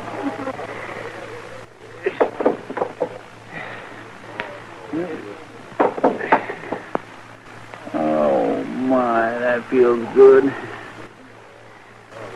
know, it's a shame, Chester. Old Pop was nice, even if he was a little crazy. Always thinking he'd found gold. Well, he must have convinced somebody he had. They took up a couple of floorboards and dug around underneath the shack. How was he killed, Chester? Somebody hit him over the head with a chunk of stove wood. Oh. Died right away, according to Doc. Too bad. Oh, fella. All he had in that shack was a wood stove and a bunk and a table and his clothes stacked on a shelf in the corner. And, of course, them sacks of fool's gold piled up all over the place. Fool's gold. Maybe that's the only kind there is. Well, it kindly worked out that way for him, I guess. At least he died thinking he was rich. That's more than most people can ever do. And look, there's Mr. Dillon now. Oh. He looks tired. Well, my stars, he ain't been to bed since Doc woke him up last night to tell him about it. Hello, Kitty. Chester. Sit down, Matt. Yeah, thanks. You will. Want a glass of beer? No, I don't think so. Any luck, Mr. Dillon? Oh, a little, maybe. It's hard to tell yet. Matt, why would anyone do it? The whole town knew Pop was kind of queer. They knew he didn't have any gold hidden out. Yeah, but somebody from out of town might not have known it, Kitty. Oh, what do you mean? I mean, a stranger who didn't know Pop, who might have believed his stories. Yeah, but it has to be a stranger. Everybody who lives in Dodge knows about him. Like last night. All the boys were pretending to believe him, but they didn't, of course. They were just egging him on to keep him talking. Oh, was Pop in here last night? Oh, sure. He always came in here as soon as he hit town. Waiting for somebody to set up the drinks. And talks about his big gold strike. Yeah. Kitty, was there anybody paying special attention to him last night? Oh. Not that I remember. I didn't particularly notice. Was there a gambler in here last night, a new man in town who calls himself Jack King? Jack King? Uh-huh. Oh, yeah. He was here. And he was talking to Pop. I'd forgotten about it. Why him special, Mr. Dillon? Well, Indian Joe located that horse a while ago. Had one shoe that had worn thin and was partly broken and belongs to the livery stable. Mm-hmm. They hired it out a couple of days ago to this Jack King.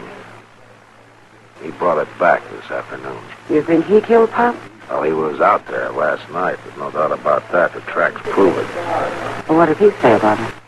Well, I'll know better when I find him.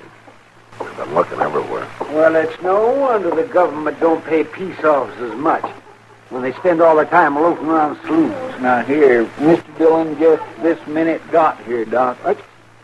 Chester, what in the world are you doing with your boots off? You living here now? No, I'm I'm not living here now. I reckon a man's feet can hurt here as well as it can any other place, can't they? Doc wouldn't know, Chester. The only way he gets tired is from sitting. Oh, is that so? Well, how are you, kid? I'm fine, Doc. Say, Matt, here's a letter that came for Pop McCluny. No? Just a Hightower of the depot. He didn't know what to do with it. Here, let me have it. I'll take care of it. I suppose you've got the killer under lock and key. Well, I will have as soon as I locate him, Doc. Oh, you mean you know who he is? Well, I'm betting on a fellow named Jack King. That gambler? Then you better get moving, Matt. Oh, why? Because I just saw him over at the depot, buying the ticket on the Santa Fe to St. Louis.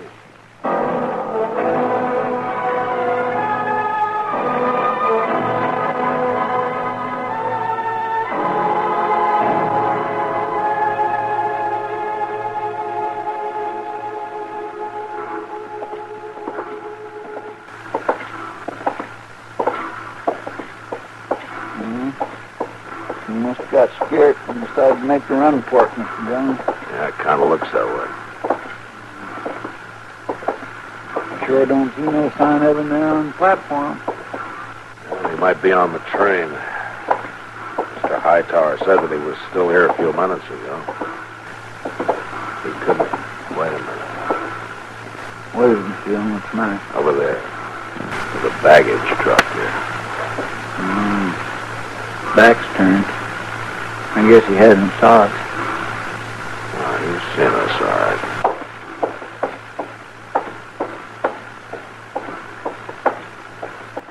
You leaving town, Mister? Oh. How are you, Marshal? Your bag already on the train? Well, no, it's right over there. What difference it make where it is? I'm afraid you're going to have to postpone your trip. I didn't do it, Marshal. Oh, you didn't do what? I know why you come looking for me, but you're wrong, Marshal, because I didn't do it. You'll have a chance to prove it. Now, I went out there last night. Yes, I did, but he was already dead. That's so? But you can search my bag. I didn't rob him. I believe that. But Tony didn't have anything to steal. He kept talking about his gold all the time. That gold of his was a pipe dream, and everybody in town knew it. But you'd only been here a couple of days, so you wouldn't have known it. Get his bag, Chester. Yes, I know what you're up to, you lawmen out here. You're all alike. We are, right? Anything that happens, try to hang it on to some stranger in town. You don't care who killed him. All you want to do is string up somebody. I've already told you if you're innocent, you'll get a chance to prove it. What will I do with these, Mr. Jones? We'll take him over to the jail. All right, King, you're under arrest. No, you're not taking me in. Oh, yes, I am. I'm not going to hang for somebody else's killing. Look out! You crazy fool! Oh. All right, Chester, pick up his gun. Oh.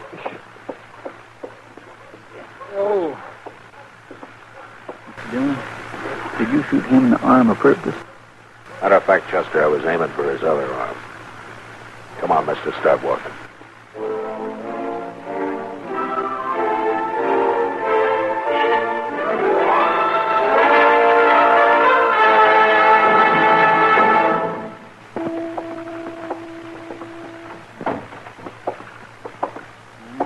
Wouldn't eat a bite of breakfast, Mr. Jones. Well, that's his privilege. Just sits there in his cell, staring at the floor. Acts like we're fixing to hang him or something. Yeah. Well, he's got his mind made up about that, all right. I told him he was all wrong. We don't go around hanging people here without a trial. Not usually, no. Guess by now he's mighty sorry he went and killed old man McCluny. Chester, people aren't usually sorry for what they've done. They're just sorry that they got caught, that's all. Well, he'll be sorry enough after he's convicted. And I doubt he'll be convicted. What do you mean? We just haven't got much of a case against him when you come right down to it. By jing, I sure would hate to see him go free. Crazy or not, old Pop McCluny was a real nice old fellow. Yes, he was. Oh, did I show you this letter to McCluny? Letter? No. Came the day after he was killed. Doc picked it up at the depot last night.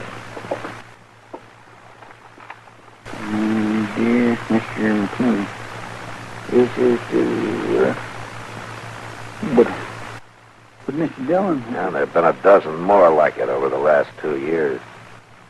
I telegraphed Denver last night, and I got an answer this morning. Well, my gracious sakes, I just can't believe it. Yeah, come in. Morning, Marshal. Mr. Chester. Oh, come on in, Miss Doug. Oh, thank you kindly. I brung your washing back. Oh, thanks. You can just leave it there on the table. Oh, yes, sir. That feller confessed yet, the one that killed old man McCluny? No, not yet. Well, hanging. Too good for him. I was always joshing Pop, but I had a fondness for him. Yeah, I guess everybody in town liked him. Person just never knows. Why, who'd ever thought that afternoon I run into all of you there in the street would be the last time I'd ever see him alive? That was the day before he was killed. You, took some clothes of his to wash, as I recall. He'd always come back out of Colorado with every stitch he owned needing washing. That's funny. You wouldn't expect him to live like that, a man as rich as he was. Rich? Him? A letter came for him yesterday from an assay office in Denver. It's a report on a sample of concentrates that Pop sent him. It shows 60% free gold. 60. And that's only the last of a dozen samples Pop sent in the last few years, all of them just as rich. He was smart, Miss Duggs. That act with the fool's gold was just a blind so that nobody tried to rob him. But I guess he outsmarted himself in the end. And so did you, Miss Duggs. Me? What did you do with it? You might as well tell me. We're going to search your cabin and we'll find it. I don't know what you're talking about. I'd have probably guessed sooner if I'd known he was rich, but I was looking for a stranger in town. You just said you hadn't seen him since that afternoon on the street. But I saw his clean laundry stacked on a shelf in the corner of his shack. Well, I guess there's the sight of all that gold that's done it. I walked in on him that night and caught him counting it. I've worked hard, Marshal, my whole life, and it just didn't seem fair. Dirty old codger like him having all that gold hid out. So you killed him and took it, huh? Forgetting to take that laundry back with me. That's where I made my mistake. You really believe that was your only mistake? Well, of course. If you hadn't have seen that laundry, you never would have guessed. That wasn't exactly what I meant. What else did I do wrong, Marshal? You killed a man. But I guess that doesn't mean much to you.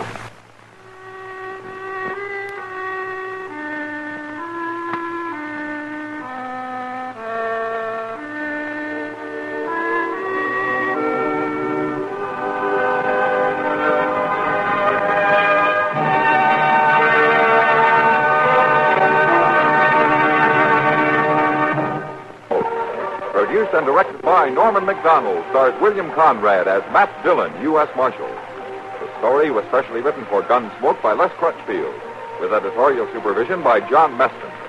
Featured in the cast were Virginia Gregg, Jess Kirkpatrick, and Lawrence Dodkin. Harley Bear is Chester, Howard McNear is Doc, and Georgia Ellis is Kitty.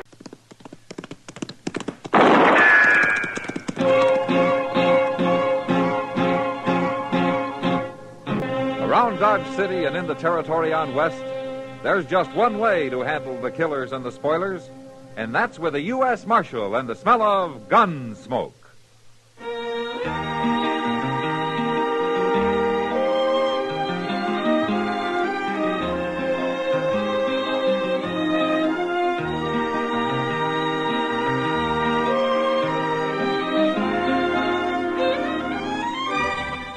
Gunsmoke, starring William Conrad. The transcribed story of the violence that moved west with young America. And the story of a man who moved with it.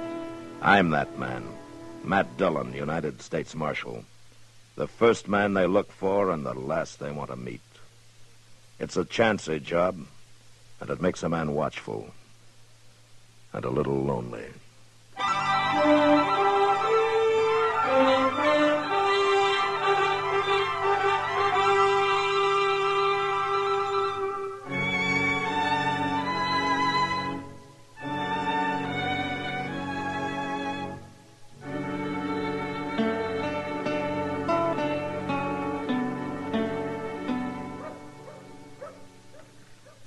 time's that stage supposed to be here, Chester? Oh, sometime this afternoon, Doc. They ain't quite sure. You mean they're not sure it'll come at all? Now, that ain't what I said. I said they ain't sure when. Oh. Well, I've heard of stages that don't come at all. Gracious, you ain't very cheery today, Doc. What's the matter, lose a couple of cash patients last night? No, I didn't lose any patience last night. I lost $50 at Faro. Ah, well, what's $50 to a rich man like you? Oh, yes, which if you and everybody else paid your bills once in a while, I'd be a rich man. Hey, there she comes, Doc. Oh. Golly, I hope Mr. Dillon's on it. You mean you're waiting here and you don't even know he's coming? He'll be there. And with Big Jim Kelly, too. Kelly? Who's that? For pity's sake, you sure are ignorant, Doc. Ignorant of what? Thieves and murderers and scallywags? Big Jim Kelly is wanted for burning down a hotel in Wichita. Yeah, arson. Arson? No, Doc, I said he's wanted for burning down Never a hotel. mind, never mind. Oh, but there he is. He's coming. He's coming. Hello, Matt. He's all alone. Maybe he shot him to save the price of the stage fare, Chester. Oh, Doc, Mr. Dillon wouldn't do that. Hello, Doc. Chester. How are you, Matt? Hey, where's Big Jim Kelly, Mr. Dillon? I don't know, Chester.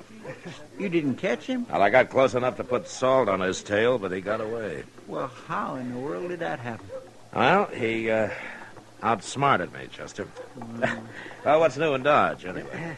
Well, Doc lost $50 at Faro last night. Oh, that's not new, Chester. Besides, it's perfectly legal. Oh, you mean has there been any trouble, huh? No, sir. It's been real quiet, Mr. Dillon. Except last night when Cassidy got beat up. Cassidy? Who would beat him up? I hadn't heard of that, Chester. Why, Cassidy's the mildest mannered man I ever saw. Even in his cups. And he's been in his cups for 10 solid years now, that I know of. What happened, Chester? Oh, that gambler, Bill Clell. Oh, he come here since you left, Mr. Dillon. He brought a girl with him named Flora. What about Clell and Cassidy? Well, nobody's seen it, but Clell admits beating him up. Well, why? Says Cassidy walked up to him, tried to club him with a bottle. Oh, I don't believe that. Cassidy wouldn't attack a wood fence. Is he hurt much, Chester? He don't look very good, but he'll be all right, Mr. Dillon. Say, man, I don't believe this Clell. There's something wrong with his story. Well, I'll go by there tonight and have a talk with him, Doc. But right now, let's go get something to eat, huh?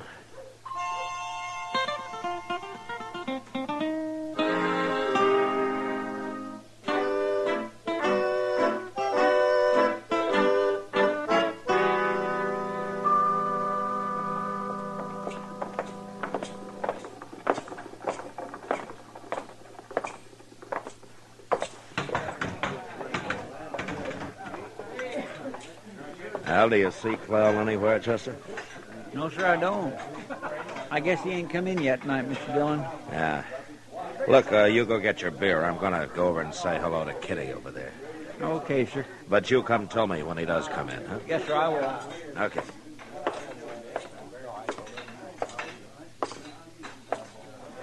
Well, evening, Kitty. Hello, Matt. I hear you came back empty-handed. Oh? How did you know that? Everybody knows it. You know, and all the time I was thinking that nobody even knew I'd gone after a man. It's hard to keep secrets in Dodge, Matt. I've tried it myself. Yeah. Well, there's one I'd like to uncover, Kitty.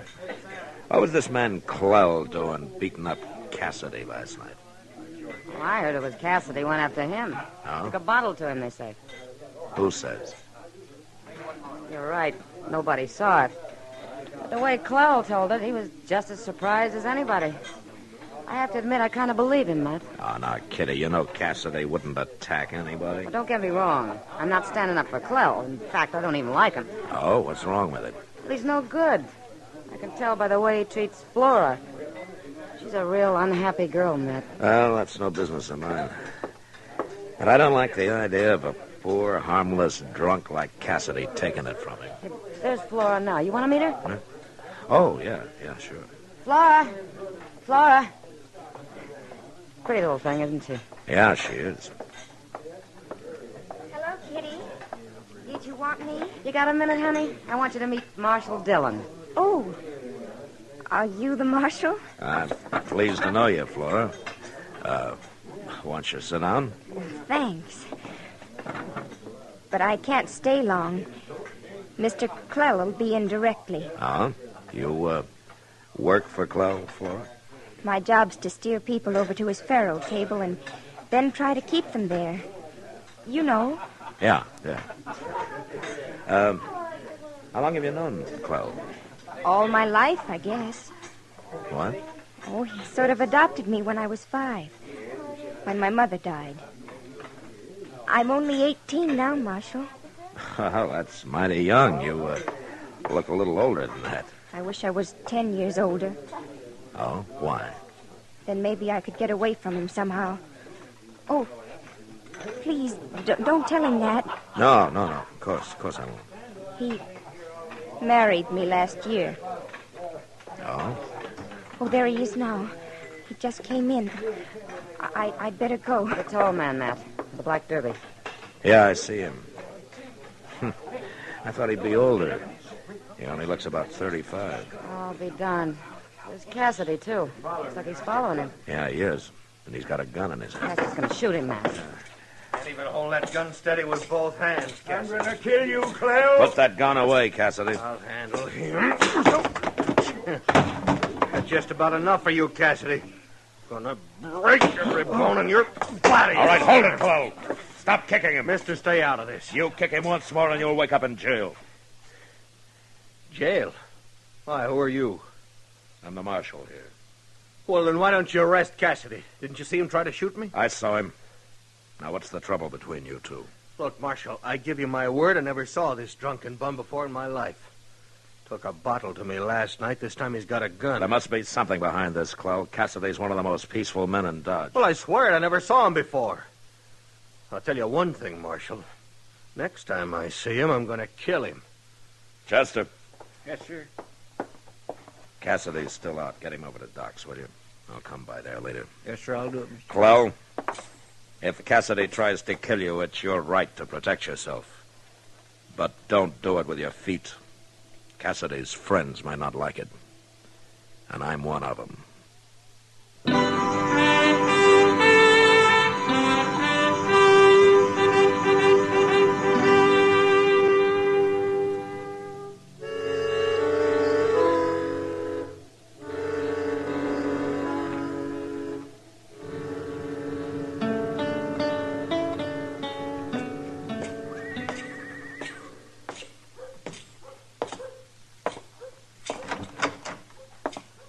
Come in, Matt.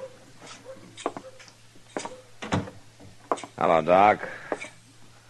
Well, how you feeling, Cassidy? I'm okay, Marshal. Oh, you're so full of booze you don't know how you feel, Cassidy.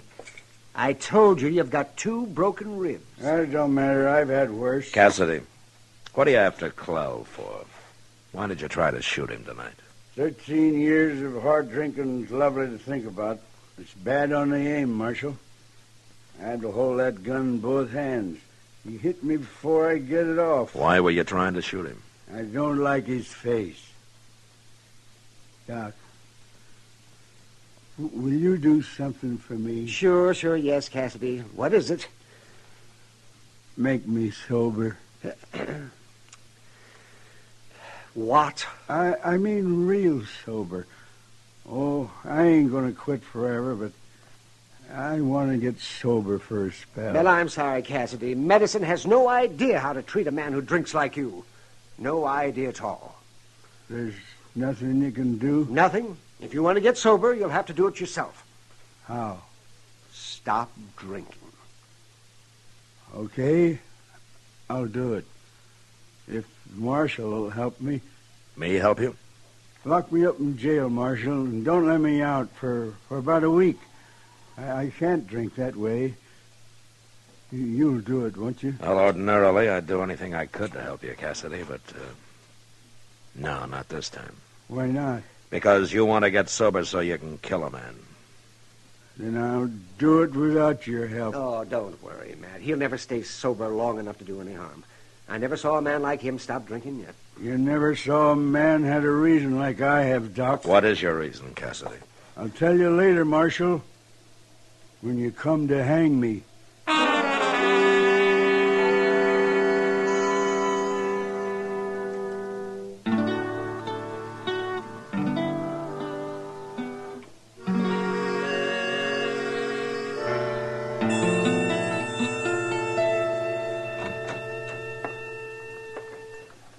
Mr. Dillon. Morning, Chester.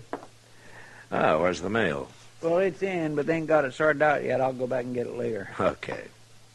You expecting something important? No, nothing special, Chester, but you never know. Sometimes I think we'd be better off if there wasn't no mail, no telegraphs, no trains, no stages, no nothing like that. Well, I wish we had more. And maybe we could find out what happened to Cassidy. He's been missing a whole week now. Oh, for heaven's sake, Mr. Dillon, I plumb forgot. That's the first thing I meant to tell you. Well, how could I forget that? I swear I must be getting old. It seems like every time I start... Chester, what did you forget? About Cassidy. I seen him in the street just now. You did? Well, where is he? I want to talk to him. He was leaning on that building right next door. Drunk? No, sir, he didn't look it. He looked plumb sober. I'll go see if he's still there, will you? Yes, sir. Yeah. There he is. Cassidy! Hey, Cassidy! Come here a minute. He's coming, Mr. Dillon. Come on in, Cassidy. Marshal wants to say hello. I ain't got much time, Chester. Well, you got a minute, ain't you? Close the door, Chester. What do you want, Marshal? You had everybody worried, Cassidy. Where you been the past week, huh? I've been out on the prairie, Marshal. Ain't no whiskey out there. Oh, I see. Well, you look fine. I ain't had a drop since I left Doc that night. How are your ribs? Breathe hard, but that don't bother me. Mm-hmm. I see that you got a gun in your belt. I have. I can shoot it with one hand now. Still after Clell, huh? You can hang me later, Marshal. It don't matter. But right now, you can't do nothing but talk. Why don't you tell me what this is all about, Cassidy? We're friends, aren't we? You was always a friend to me, Marshal. And I don't like to cause you no trouble, but I can't help it this time. It's just gotta be. Well, okay, Cassidy. You don't want me to help you, but I'm going to do it anyway. You can't help me. Yes, I can. Now, give me your gun. No, Marshal. No, you got no right. Now, Give me the gun. There. Buy me another one. Chester. Yes, sir. Lock him up. Lock me up? No, you can't do that. It ain't legal. I ain't done nothing. To stop you from killing a man's plenty legal, the way I look at it, Cassidy. All right, put him in his cage, Chester. Come on, Cassidy, and don't you try nothing. No, wait, no, you can't lock me up. Clell might get away. You want me to carry you? All right. All right, I'll tell you, Marshal. I'll tell you. Leave him be, Chester. Well, go ahead, Cassidy. Tell me. Who is Clell? 13 years ago, Marshal, down in New Orleans, Clell run off with my wife. He did? And then how come he claims that he doesn't know you? He don't know me. I changed my name, and I only seen him once before. My wife told me she was leaving, and I watched him get on the riverboat. Clell, my wife, my little girl. Your little girl? Flora was only 5 then. Flora? You mean Flora's your daughter? She don't remember me. I don't want her ever to know that, now the way I am. Promise you won't tell her? No, of course I won't. But Clell's married to Flora now. What happened to your wife? Yeah, they got married, but later I heard she ran off. She had to get away from him. I think she's dead, Marshal. I think she killed herself. Look, Cassidy, shooting Clell isn't going to help anything now. I ain't going to kill him because of me, Marshal. I'm doing it for Flora. I can tell. She wants to get away from him, too. Yeah, I know she does. I'm going to do it, Marshal. I don't mind hanging. I'm going to help Flora. Clell's done a lot to you, Cassidy, but there's nothing in the world I know of that justifies murder. I don't hold with killing people either, Marshal, but I'm going to do it. Cassidy, listen to me. If I get Flora away from Clell, would you be satisfied? How are you going to do that? Will you leave him alone if I do? I told you it's for Flora I'm thinking about. The other thing, that's too long past. I buried that in 1,000 whiskey bottles, Marshal. Okay, I'll see what I can do. Do you have any money, Cassidy? If I didn't work down then, I couldn't drink. How much have you got? No, What, $50? All right, give it to me. What? I said give it to me. Oh. Well, here it is, Marshal. That's all I got. It's enough. Now, look, I want you to lay low, Cassidy. Stay out of sight for a while. Will you do that? I'll do it, but I'll be watching. This better not take too long, Marshal. Chester. Yes, sir. Go find Kitty, will you? Tell her to get Flora over to her room and be sure that Clell doesn't know where she is. Okay, Mr. Dillon. Tell Kitty I'll meet him there in about an hour. Oh, and you better hang around outside somewhere, huh? In case Clell gets interested and shows up.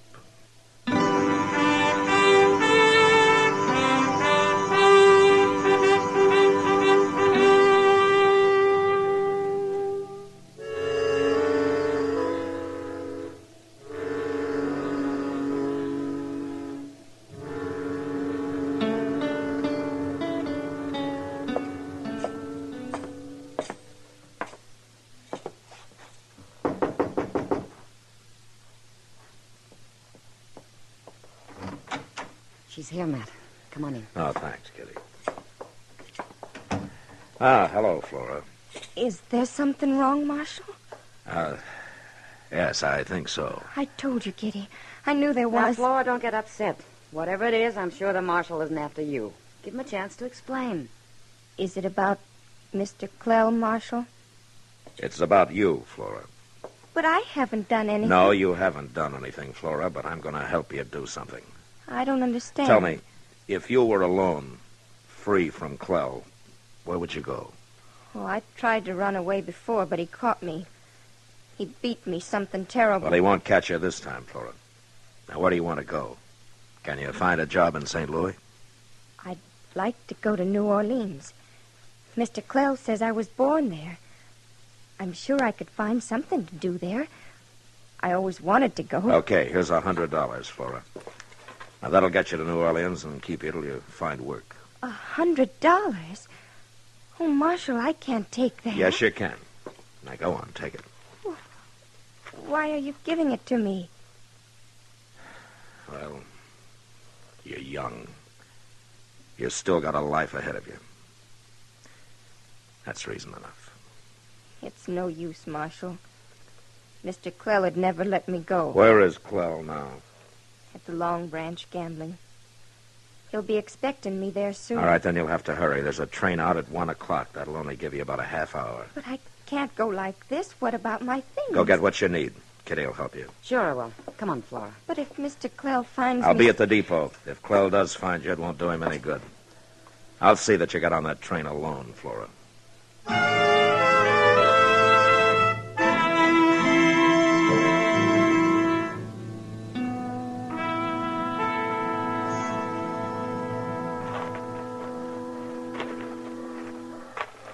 Gracious, she better hurry, Mr. Dillon. Stampede about to leave. Kitty will see that she gets here, Chester. Don't worry. Yes, sir. Hey, I thought you told Cassidy to lay low. I did. What? And now what's he up to? Guess he wants to talk to you. What are you doing here, Cassidy? I know what you're doing, Marshal. I figured it all out. Especially when I seen Flora and Kitty going back to her room. They're on the way down here now. I thought you didn't want Flora to know about you. I don't, Marshal. I'm going to stand over there by the building. I only want to see her leave. It'll be the last time. There they come. You better get going. I'm going. Oh, that poor fellow.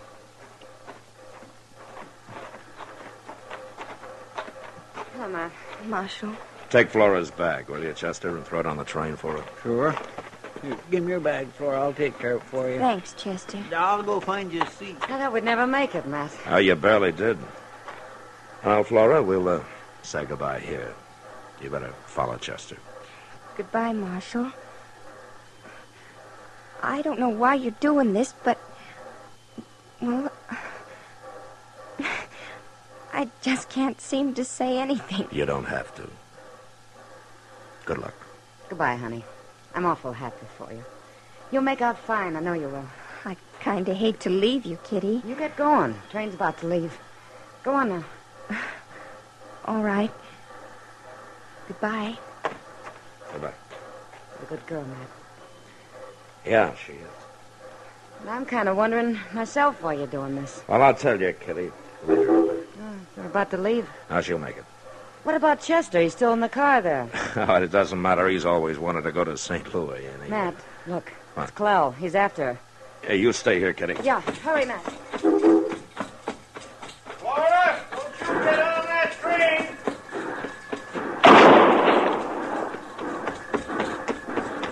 You all right, Flora? He's dead, Marshal. Get on the train, Flora. But I... Come on, hurry. Go on, move.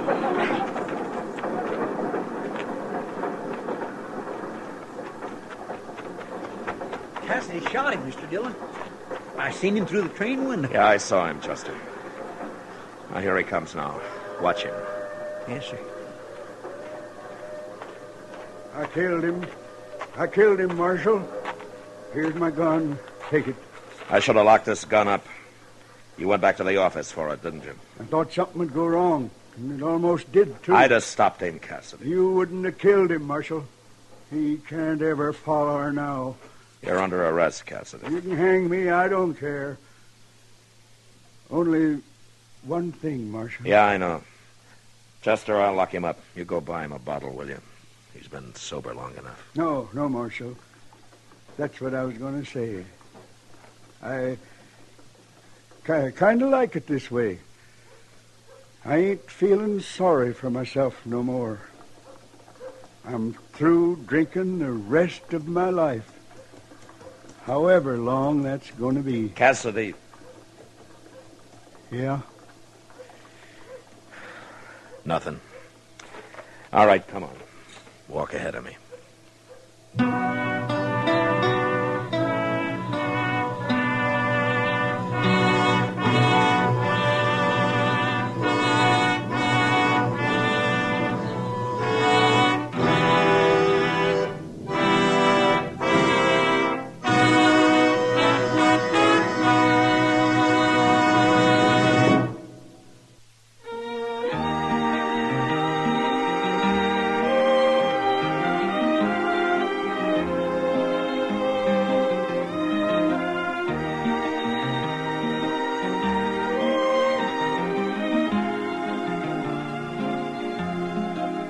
Gunsmoke, produced and directed by Norman McDonald, stars William Conrad as Matt Dillon, U.S. Marshal.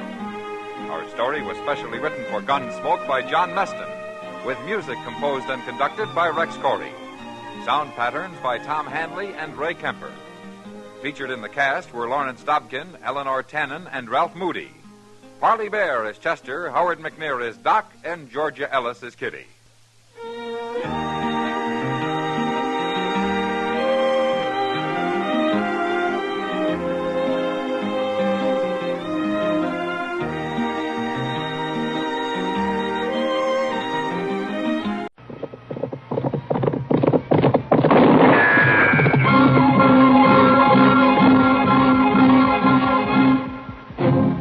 Around Dodge City and in the territory on West, there's just one way to handle the killers and the spoilers, and that's with a U.S. Marshal and the smell of gun smoke.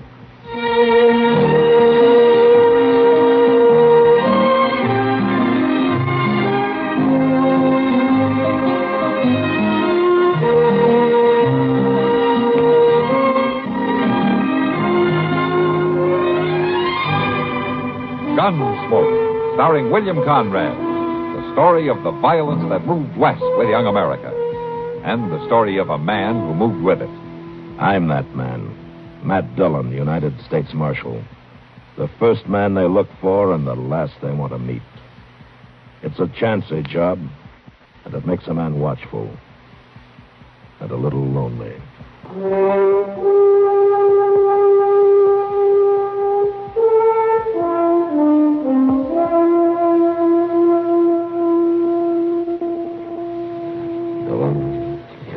States Marshal. Marshal Dillon? Hello. My name is Brandt, Marshal. Come in, Mr. Brandt. Thank you. Me and my boy, we got a ranch up in the South Fork of the Solomon. Oh, what can I do for you? Well, now, I ain't no ways responsible, you understand. It has been kind of put on me, you might say. What has? And the Indians started it. They was raiding for horses a couple of days ago. They'd have got 'em. Me, too, probably. But for this kid they had along. A kid? Yeah. He tried to come in ahead of the rest of the Indians. He showed himself too soon. That's what happened. My son saw him in time to warn me. We put up a standoff fight, and the Arapahoes didn't get a single horse. Well, what's the trouble, then? We got the kid. What? Yeah, he's still there. Wilder than a deer. He got shot in the leg a little. We brought him into the house after. Now, I want to know what to do with him, Marshal. Well, how old's the boy, Mr. Brent? It's hard to say. I bet he's 12 and under. Well, that's pretty young to be on a raiding party. He sure is, but he's awful wild. He tried to kill me twice already. Why don't you turn him over to a reservation somewhere? They'll take care of him. No, I can't do that, Marshal. They wouldn't have him. Well, why not? Well, he ain't no Indian. He's a white boy. A white boy? Yeah. Sure acts like an Indian, though. I think he's been living with them Arapahoes a long time. That's what I think. Well, I don't know what I can do, Mr. Bryant. Well, one thing's sure, Marshal, I can't keep him no more. It don't seem right for a white boy to go back to live among the Arapahoes. No. So you got to come up with me and do something about him. Look, Mr. Bryant, I'm a U.S. Marshal. I'm hired to keep the peace, not plain nursemaid to orphans.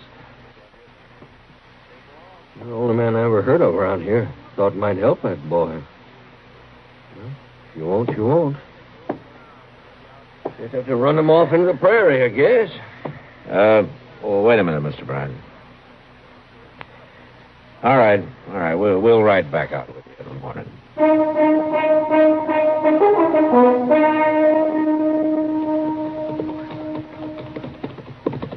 I don't see nobody around, Mr. Brand. No, my son be out with the cattle this time of day. I told him to lock that kid in the potato cellar when he had to leave the house. That it over there? Yeah, that's it. He'll be in there.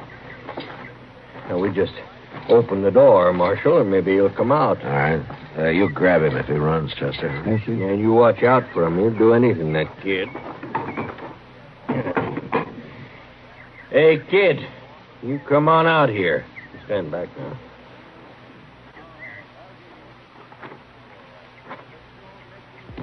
Well, just look at him.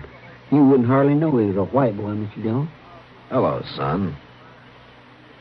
You've come to kill me, haven't you? Oh, my goodness. Now, nobody's going to kill you, son. We're just here to help you, that's all. Hey, you look pretty weak to me. Is it that hole in your leg, or haven't they been feeding you? Well, he won't eat, Marshal. At least he wouldn't when I left. You been eating, kid? No.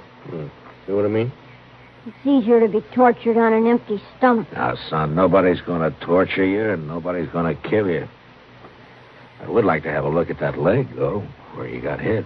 I'm all right. Yeah, come on, let's go in the house and see for sure. No, I don't... Hey. Oh, he's been. Yeah, I got him. Poor old fella.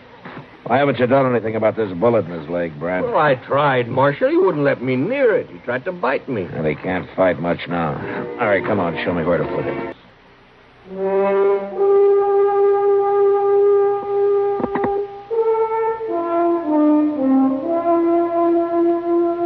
I carried the wounded boy into the ranch house, and I laid him onto a bed and went to work.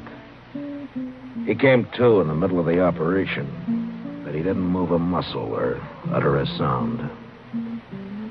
When it was over, I got some strong tea on him, and then he went to sleep. A couple of hours later, I noticed that he'd waked up, and I walked over to the bed. You fixed my leg. Well, of course I did. Why? You might have died if I hadn't. A wound like that gets infected. The Arapahoes don't care if their prisoners die. You're not a prisoner here. Yes, I am. Look, what's your name, anyway? Yorkie? Yorkie? Is that all? That's all I remember. Is that what the Arapahoes called you? Yes, they won't give me another name till I'm a brave.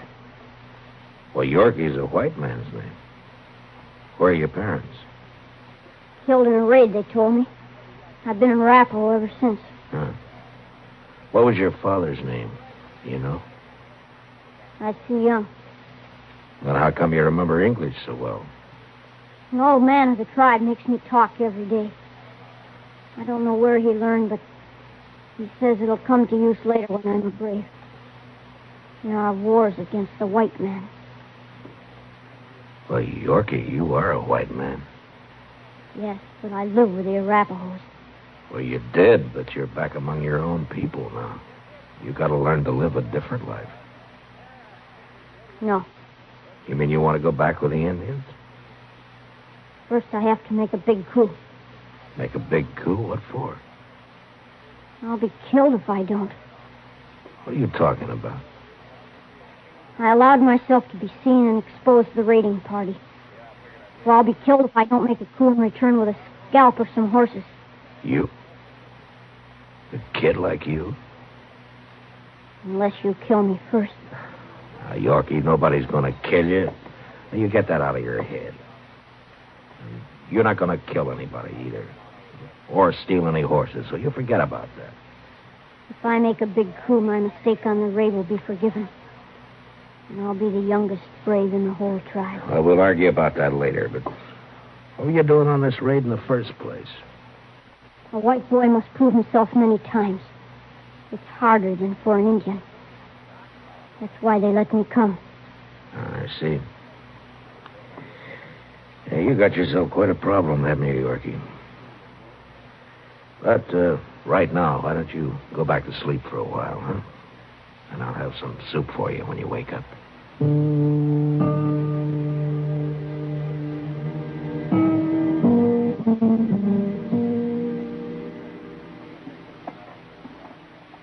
Like a little more coffee, Mr. Brand? Oh, yeah, thank you. Now, what you going to do about that kid, Marshal? Well, there's not much I can do, Brent. Well, you can't leave him here. I didn't bring him here. Marshal, I'm serious. Even if that was an ordinary kid, I got no way to raise him. But this one's bad. I told you, you've been after me twice already. Well, he needs a scalp to take back. It's a matter of life or death with it. I ain't taking mine. You really think he might kill somebody, Mr. Dillon? Left alone, yeah. But he's so young. Well, I heard that Billy the Kid killed a man when he was 12. Age doesn't seem to matter much. Well, can't you talk him out of it? Show him it's wrong? I've tried, but Yorkie thinks like an Indian. He doesn't know anything about the white man's world. I guess not. How's he feeling this morning, anyway? Well, I hoped his fever would be down, but it isn't. Well, he needs a doctor, that's what. Yeah. Oh, by the way, Brant, is this one of your guns? Where'd you get it? Yorkie had it when I went in there this morning. But he was too weak to use it. I told you he's a bad one, Marshal. He'll kill someone yet. All Yorkie understands right now is kill or be killed.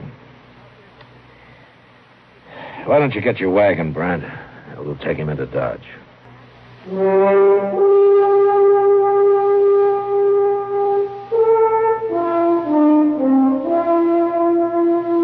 The next few days, Yorkie lay on the couch in Doc's office, and he watched us with wild, restless eyes. In spite of his obvious courage, I think he was a little frightened. And when Doc was suddenly called on a case out in the country for several days, I had an idea. And I sent Chester to find Kitty. You want me to nurse him? Is that it, Matt? Well, partly, Kitty, but also I thought maybe you could talk to him a little. It's hard for him to trust a man, I guess. Yeah, I know. Chester told me about him. He'll be well enough pretty soon to get into trouble. Bad trouble. I'll do what I can. Kitty, try to get him to eat something, huh? Yeah. I haven't had much luck. Yeah, all right. But you stay here. Yeah. Hello, Yorkie. Who are you? My name's Kitty. I'm going to take care of you. Why? Because you're sick. Wouldn't you take care of somebody who's sick? Not an enemy. We're not enemies, Yorkie. But even if we were, I'd take care of you. Prisoners get well by themselves or they die. Not around me, they don't. Anyway, you're not a prisoner. You can leave anytime you want to. Is that the truth? Yeah, of course it is. Unless you do something wrong, like killing or stealing. But we don't have to talk about that. I want to know about you. All sorts of things. What it was like with the Arapahoes, or what you remember about when you were younger. I won't tell any secrets. Well, I don't want to know any secrets, Yorkie. But, well, maybe you can tell me... Well, did you have a mother in the tribe? Tell me about that. I'm a white boy. They've never let me have a mother. Anyway, I was big enough I didn't need one. You ever want one, Yorkie? I don't know. I guess so, sometimes. Yeah. Better to have a mother. Mine was killed in a raid when they found me. I know. Do you remember her at all? No. Well, sometimes I think I do. Sometimes when I'm asleep. What do you remember about her then? I don't know. It's just a feeling, I guess. Sort of like being warm. Is that what it's like? Yeah. I think that's what it's like, Yorkie. Very much like that. Well, I'm hungry, Kitty. Would you let me have something to eat? Of course I will, Yorkie. Of course I will.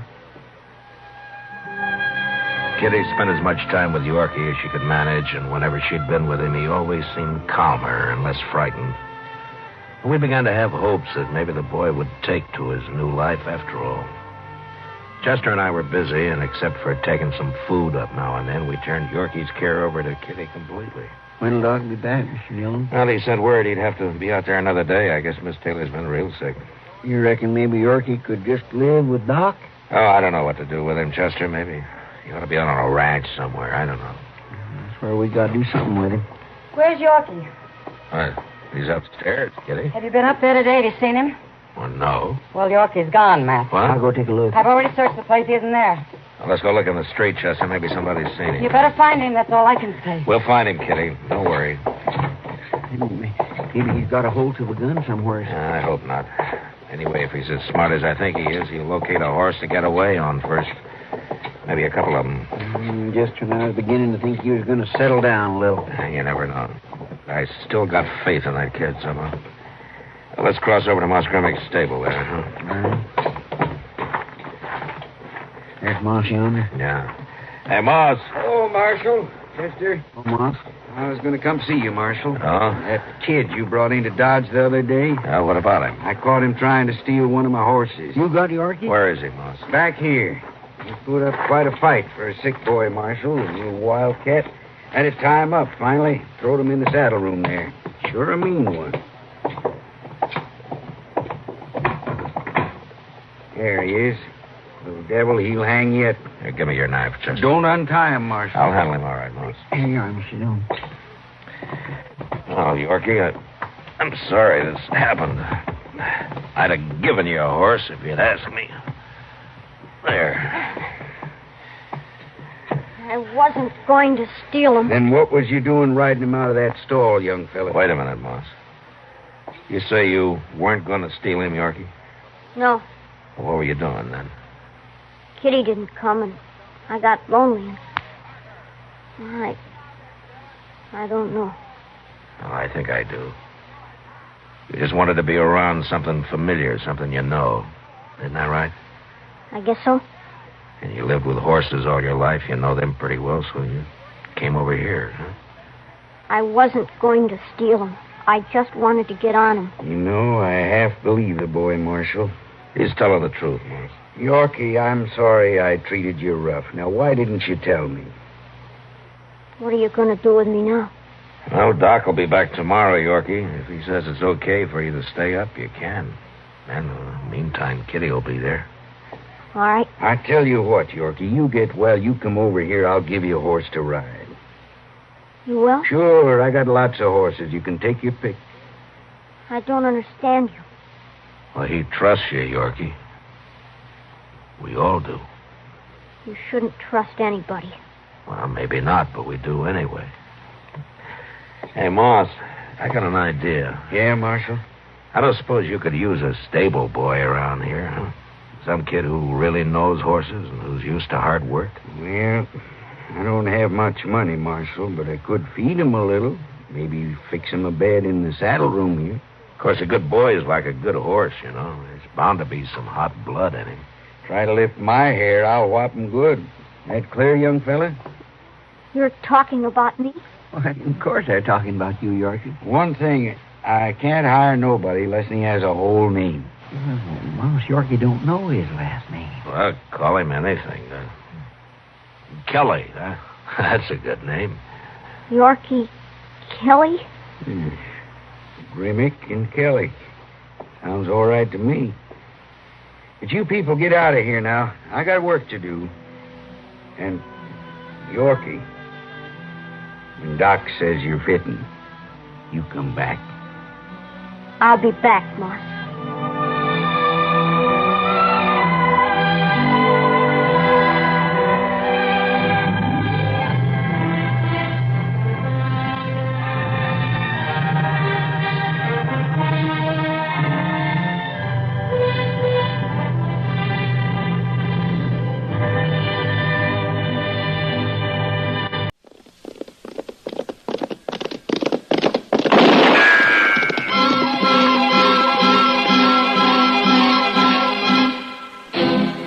Around Dodge City and in the territory on West, there's just one way to handle the killers and the spoilers, and that's with a U.S. Marshal and the smell of Gunsmoke.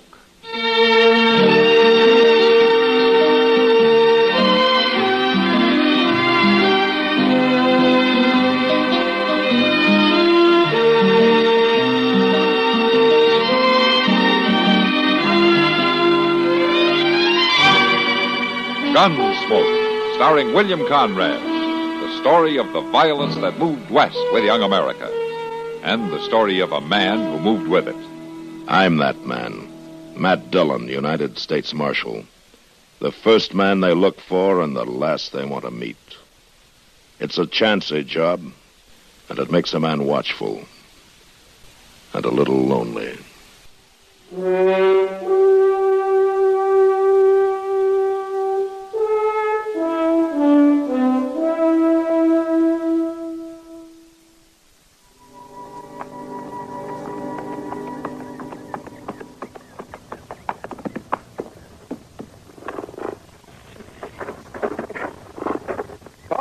I got the mail, Paul.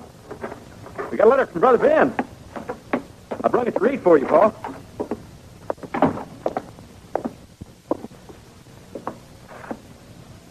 Paul? Where are you?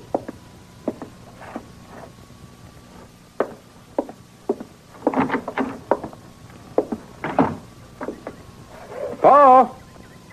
Where you at?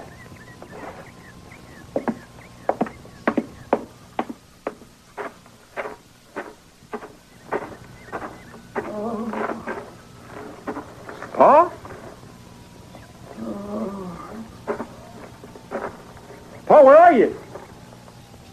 Down here. Chris bed.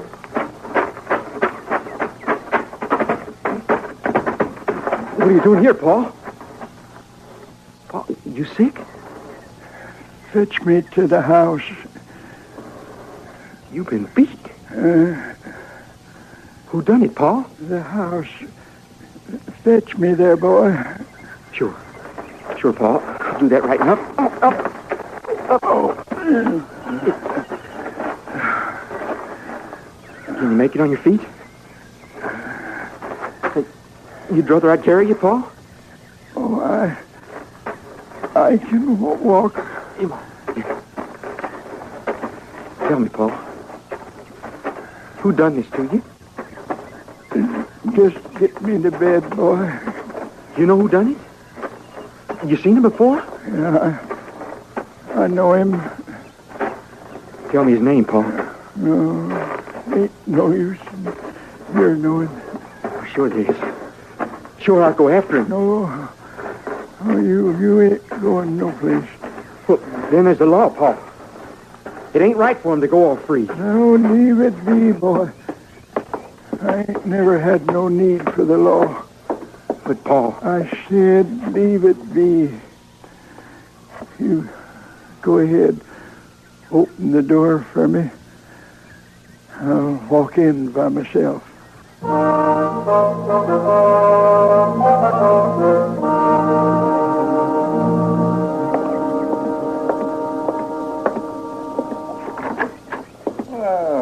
there, son. What can I do for you? I come to see the marshal. You come to the right place. I don't see him here. Of course you don't see him, because he ain't here. He coming back? Sure he's coming back. Yeah, well, I'll wait for him. All right, son. Have a seat. Thanks.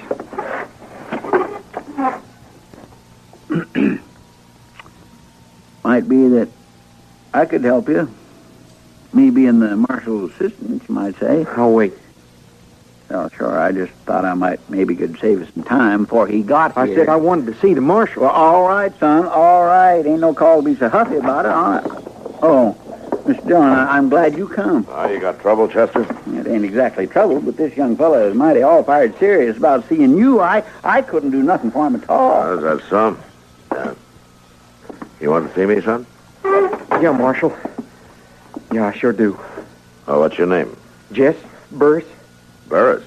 Are you Luke's son? Yes, sir, I am. Well, what can I do for you? I want you to arrest the man that beat my paw. You can do that, can't you, Marshal Dillon? You better tell me more about it. Yeah, well, I found him yesterday, laying down by the creek, all beat and bloody. I'd have come sooner, but he needed tending. Did he tell you who did it? No, sir. No, he wouldn't. But I know right enough. It was Smed Moley. Well, if your pa wouldn't tell you, how do you know? I've been asking questions. See, Pa had some bad dealings with Smed, Marshal. He seen him here in Dodge yesterday morning and called him down good. He called him a cheat and a liar and a horse thief. Oh, Pa can give it to you good when he's of a mind. That's right, Mr. Dillon. It happened right out there on Front Street while you was over in Hayes City. Mr. Burris really give it to him good, all right. Yeah, and Smed got himself liquored up and come out to our place and beat up Pa. He might have died, Marshal. Yeah. Well, I'm sorry to hear it, Jess. Your father's a good man. You can arrest Smed, can't you, Marshal Dillon? Well, yes, I can arrest him if your pa will swear that he's the man. Oh, he ain't going to do that, Marshal. Well, why not? Is he afraid? Pa ain't afraid of nothing. That's most of the trouble. Well, how's that? Well, he ain't never needed to call on nobody for help. He don't figure to start now. He's root stubborn. Ah. There's not much I can do to change that. Maybe not, Marshal. But maybe you could stop a killing. You figure that this isn't the last of it, then, huh? No, it sure ain't the last of it. Unless you lock Smed Moley up for a while. All right, Jess, huh? I'll go talk to your pa.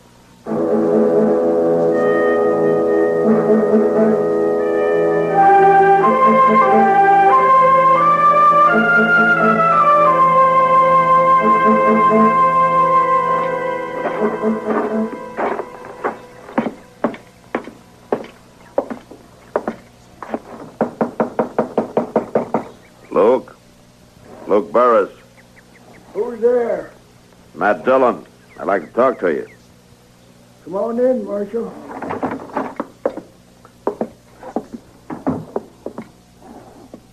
I'm back here.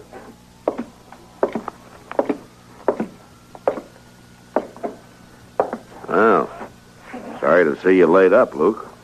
It'll mend. What are you doing out this way? Well, I heard you were off your feed.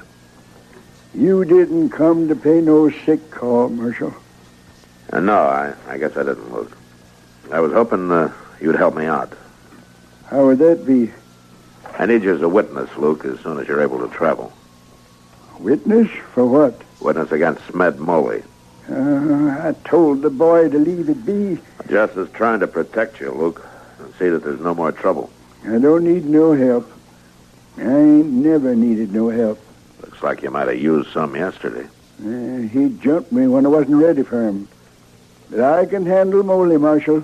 Don't you worry about that. You let me lock him up and you won't have to. The law has... Law. I come out here before the law, Marshal. Maybe, but times have changed, Luke. Not for me, they ain't. When I come out here, a man had to do his own settling with the land, the Indians, with whatever stood in the way of his carving out a place. Folks learned to live and die without the law. Yeah, and some of them died when they didn't have to. How a man dies is his own business. Yeah.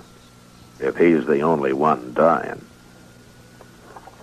Marshal, you got something to arrest me for? You going to take me in? You know better than that, Luke. Well, then, Marshal, I'll sure think it'll leave me alone and get along. Locking Molly up might save you a lot of trouble, Luke. I'll handle my own trouble. All right. All right, you handle it. But there may come a time when I'll have to move in. I ain't never needed the law yet. You better hope you won't be needing it from now on.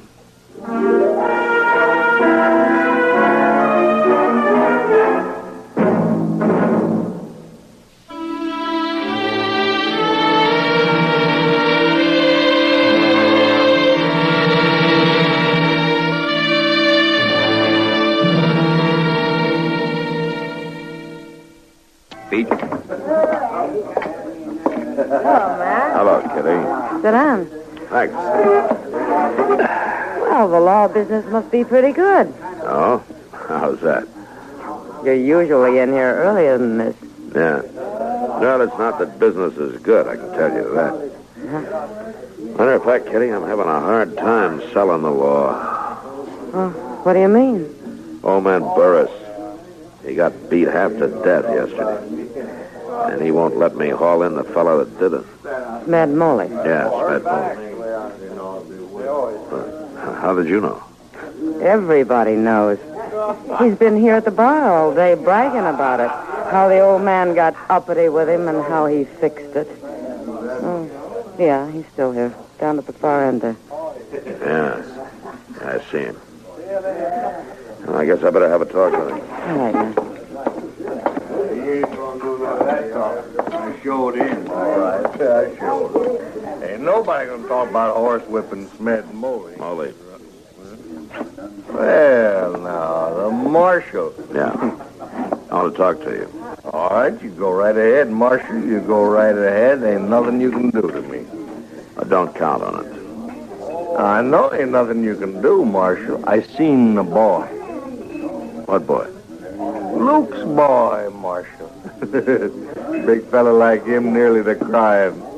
You take to beating him, too, like you did the old man? Oh, sure not, Marshal, sure not. He feels bad enough. Uh-huh. Now, you know why he feels so bad, Marshal. I suppose you tell me. He feels so bad because he come running to you for help, and he can't get none. Because his old man won't take no help from the law. Well, that's lucky for you. We got us a big marshal around here, and he can't do nothing. Molly. Well, you know that's true, Marshal. You can't arrest me if the old man don't say so. And he ain't gonna be saying so. Well, that's the old man's business. Yeah, I know. And I'll tell you something. If you ever go out there again, he means to take care of it. I ain't worried. You should be.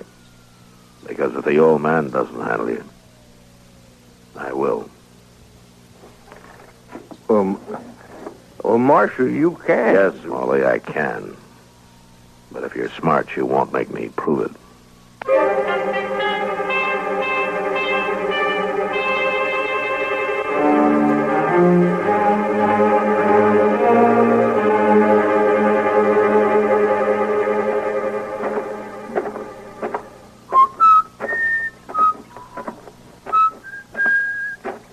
Hey, boy. You there.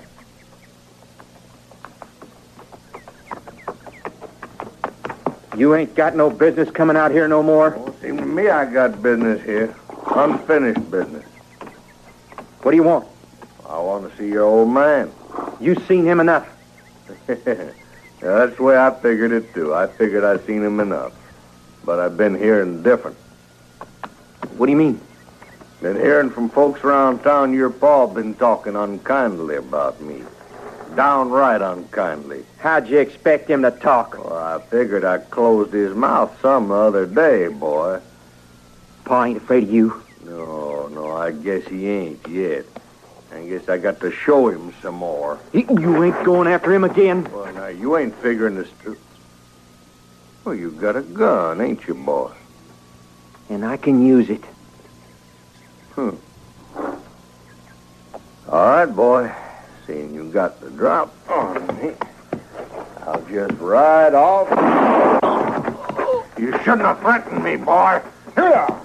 You coward! You dirty coward! Jess, what's happened? Molly shot me.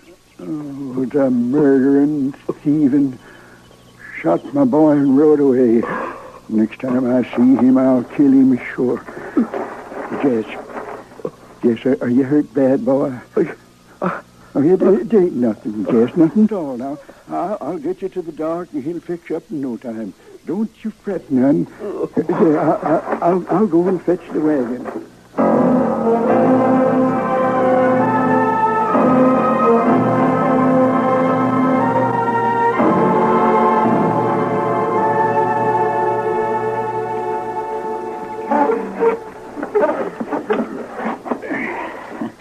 It's pretty nice, ain't it, Mr. Dillon, just sitting out here, watching the world go by. Uh-huh. Of course, ain't much of the world going by, I gotta admit that. I ain't saw more than 3 or 4 wagons and a buggy or two since I've been sitting here. Now, that's funny, Chester. Seems to me you've been sitting here most of the morning. I've had to step over you every time I went in or out of the office. Oh, well, I may have dozed off once or twice. Yeah, you may have. But you said yourself it's been a slow morning, Mr. Dillon. I figured I might as well rest up so as to be ready in case something happened. It looks like it might be going to happen right now. Why, what do you mean? That's old Luke Burris driving that wagon, isn't it? Yes, I guess it is.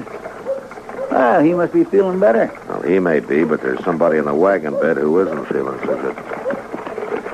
I declare, you're right, Mr. Dillon. There is somebody stretched out in there. Yeah. Luke Burris. He ain't even looking at you, Mr. Dillon. Well, that's his boy. He's got there. Yeah. Come on, let's give him a hand.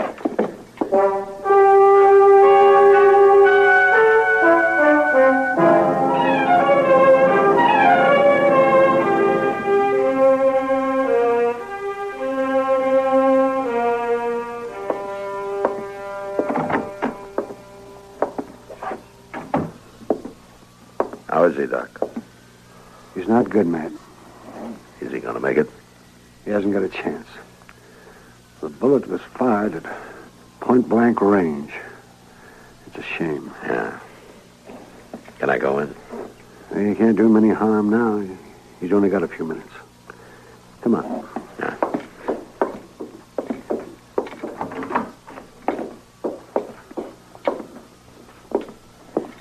I'm sorry about this, Luke. Oh, leave us be, Marshal. This time I can't. Can I speak to the boy, Doc? Be easy, man. Yeah, sure. Jess? Jess? It's Marshal Dillon. Marshal. Can you tell me who did it? You don't have to talk to him, Jess. I can get him if you tell me, Jess. I can lock him up this time. Yeah. Lock him up. Now, you tell me his name. He ain't got no right to pester you, Jess. You don't have to tell him nothing. I want to tell him, Paul. Marshal. Yeah, Jess. It was Molly. Smed Molly again. You get him this time. Yeah, I'll get him. And then... Jess. He's gone, Matt. I'm sorry, Luke. I did the best I could. I seen you try to save him, Doc. I thank you. Luke. I still ain't got nothing to say to you, Marshal. I could have asked that you'd let him die in peace. I'm sorry you feel that way, Luke. But I had to step in. This is murder. I gotta get into this now, whether you want me to or not. I can't stop you, Marshal. No, you can't stop me. But I'll tell you something. What's that? Nothing's changed. I can't stop you from coming into this thing. But we don't need you, Marshal. Jess and me. We don't need you any more than we ever did. We can take care of our own.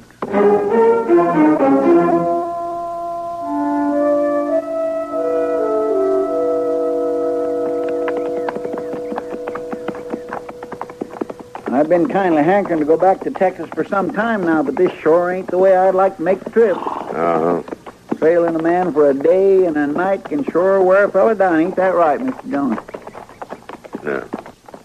Wouldn't be so bad if a body didn't have to keep his eyes so open every minute. Yeah, I know that's particularly hard on you, Chester. Well, you got to keep looking out for so many things that you don't get to enjoy the scenery none at all, hardly. You're not missing much in this part of Kansas. No, I don't know, Mr. Dillon. I kind of like it out here, so nice and flat. And hot and dry. Well, sure, but you can just see forever. You got to admit that, Mr. Dillon. Yeah, Chester, you're right. I got to admit that. There's nothing in the way. There, you see? That's what I mean. Mm-hmm. How long you reckon it'll take us to catch that Smed Moley, Mr. Dillon? I don't know, Chester. I may not catch him at all. Oh, my gracious me, we'll catch him all right. You said yourself the trail was nice and clear as can be. Yeah, it's too clear. What do you mean by that? We're not the only ones following it. You mean there's somebody else that's trailing him? Yeah, he's got about a half a day's start. You think it's that old Luke Burris? Yeah, I'm afraid it is. Well, he just ain't got good sense to keep on with a thing like this, does he? Allie thinks he's right, Chester. It's awful hard to talk sense to a person who thinks he's right. Suppose you're right at that.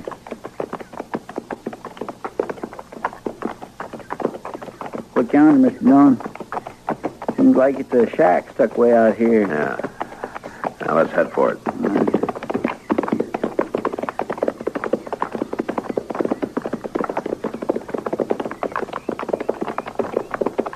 Keep your eyes open, huh? Yes, I am.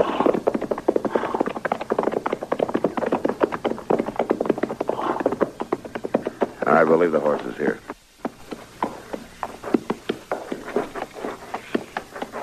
Bring your rifle. I got it right here.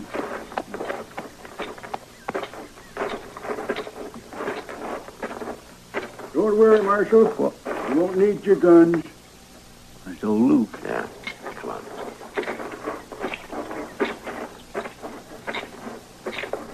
I've been ahead of you all the way. Yeah. I know, I saw your trail.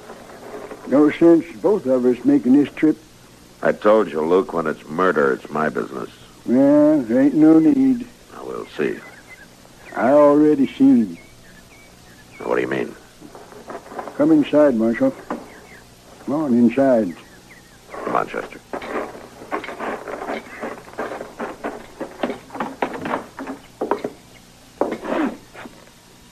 Why, Mr. Dillon. Yeah. Stand back, Burris. Sure, Marshal. I'm all done. Mad moly. He's hung him right here inside. Yeah. I told you, Marshal, I got no need for the law. He's been dead quite a spell. Yeah, since sunup. All right, Chester. You better start digging. We'll have to bury him. Yes, sir. You should have listened to me, Marshal. I meant it when I said we took care of our own, that we had no need for the law to do it. Yeah. Now the law has to take care of you. And that don't matter now. My boy's dead, and I took care of the man that killed him. I took care of it, Marshal, like we always done, without no law. Yeah, you did that all right. And your boy wouldn't have had to die at all if you'd let me move in the first place. All right, come on, Luke. You can help Chester dig the grave. Like you helped dig the grave for Jess.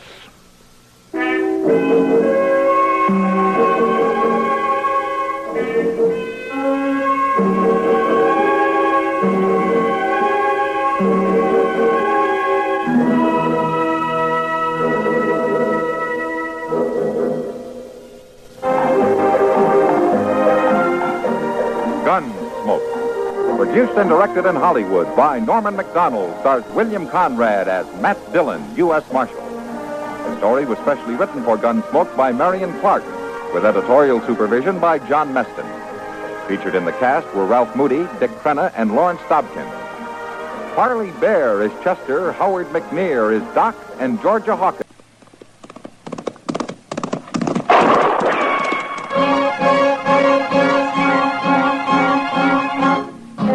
Around Dodge City and in the territory on west, there's just one way to handle the killers and the spoilers, and that's with a U.S. Marshal and the smell of Gunsmoke.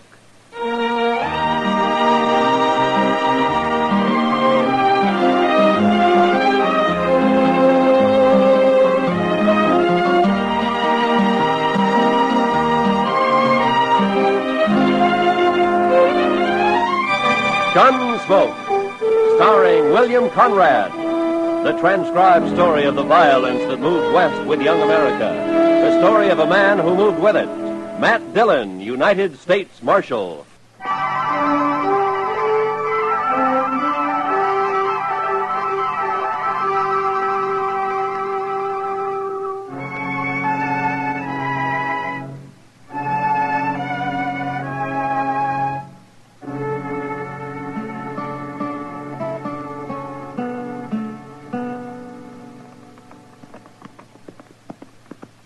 Ain't we never going to make camp, Mr. Dillon? We'll ask whoever's living in that cabin up ahead if there's any water around here, Chester. Most likely there ain't. These settlers put up a cabin just anywhere and then start praying for rain. Oh, we could have camped back on Smoky Hill River. No, sir. I'd rather go dry. Just as long as we make Dodge by tomorrow night. We'll make it. I never seen such a place as that Fort Wallace, Mr. Dillon. Man could go plumb out of his mind living there. Well, they don't build army posts for pleasure-loving people like you, Chester. I've been in the Army. No? Like it? Well, sir, we didn't always see eye to eye, me and the Army, but at least I didn't get killed. Well, that helps. I'll bet you look pretty bold in a uniform, Chester. Oh, my, yes. I surely did. I wonder if there's anybody home here. Hello? Place looks deserted, Mr. Dillon. Yeah. Here, hold my horse, Chester. I'll take a look. Yes.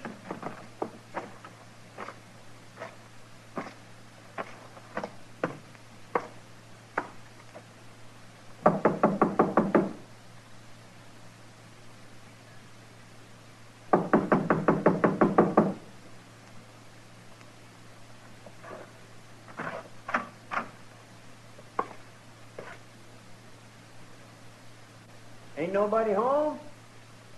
There's a man in here, Chester, lying on the floor. What? He's dead. Somebody killed him.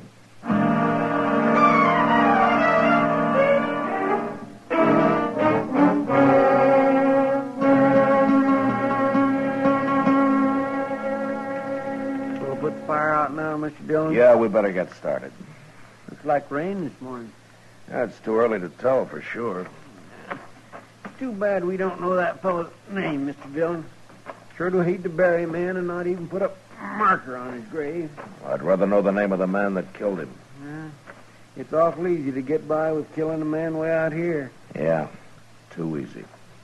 Say, look over there, Mr. Dillon. Yonder comes a couple of riders. Yeah, I see him. What do you suppose they're carrying rifles for? Stand over there, Chester, about 10 feet from me, huh? Yes, sir. And keep the hair out of your eyes. Yes, sir, I will.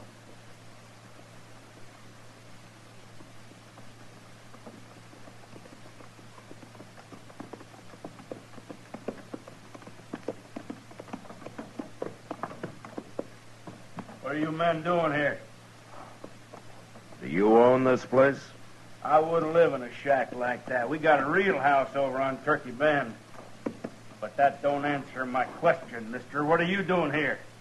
We found a dead man in the cabin there last night, so we stopped to bury him. The dead man? That must have been Riley. What happened to him? He got shot. Who'd have shot a nice fellow like Bob Riley? Maybe they done it, Deaver. They probably did. You think we ought to hang him? It'd be easier to shoot him and leave him here as a kind of a warning. Yeah, good idea, Giles. You move that rifle 1 inch, mister, and you'll die for it. Now go ahead, mister. You're calling it. It ain't worth a chance. All right, mister, whoever you are, you and your friend get mounted and ride out of here. You're Giles, huh? And Deaver? That's right. We don't want people around here. Might get an idea to settle down. Now, you two start riding, and right now. Custer. Yes? That coffee you made this morning was weak as well water. Get that fire going again and dose some more, huh? Okay. Sure got a lot of nerve, mister. He don't even blink, Deaver. Look at him. We'll be by here later, mister.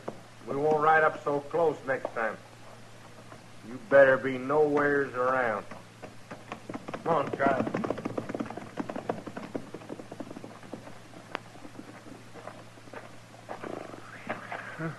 I almost stopped breathing, Mr. Dillon. It was 2 against 2, Chester. We'd have made out all right. Yes, I know, but it's the waiting that chills me.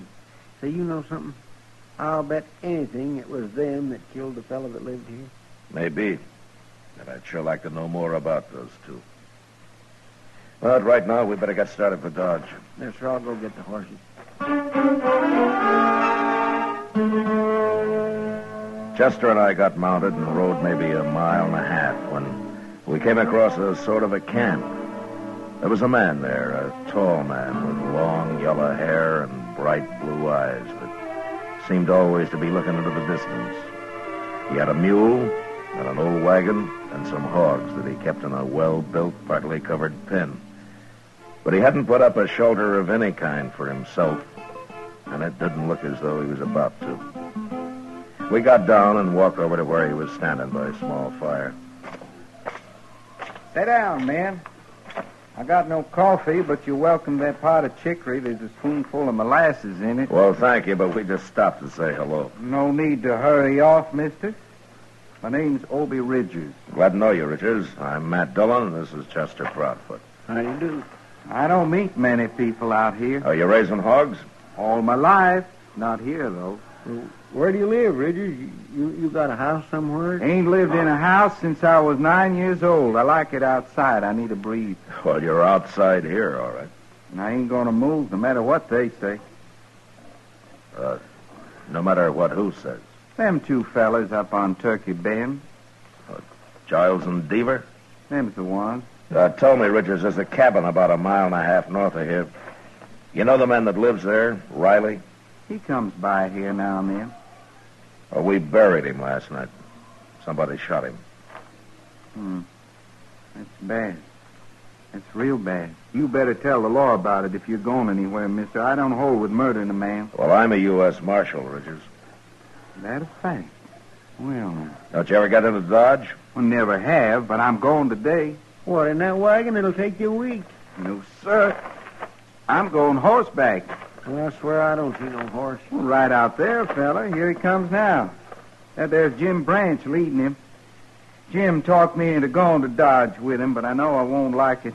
I'm just doing it for Jim's sake, kind of coddling him along, make him feel good. Where does this Jim Branch live? He's got a little place over west of here somewhere. Jim's nothing but a cowboy, Marshal. He'll be drifting on one of these days, kind of like me that way. Hello. Got company, Jim. You ready to go, Obie? I'm all dressed up like a sore thumb, can't you see? What'd you do, change your socks?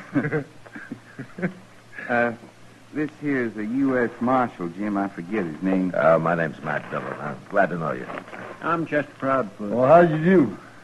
You heading for Dodge, Marshal? Yeah, we'll ride in with you if you like. Good. It's a big day. I've been talking Obie into going to town for 3 months. He claims he don't like towns. Wait till he sees Dodge. I'm happy right here with my hogs. I don't need no town. Your hogs won't miss you. Well, let's get started. I gotta be back in 3 days, Jim, like you promised. Them hogs will starve if I ain't. You'll be back. Oh, say. What? The marshal here tells me Riley got shot. No.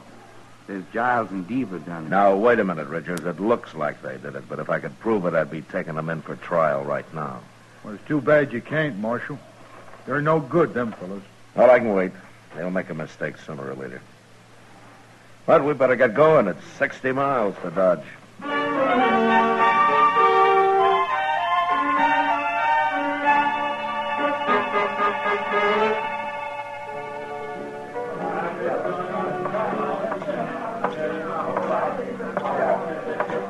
Good evening, Kitty.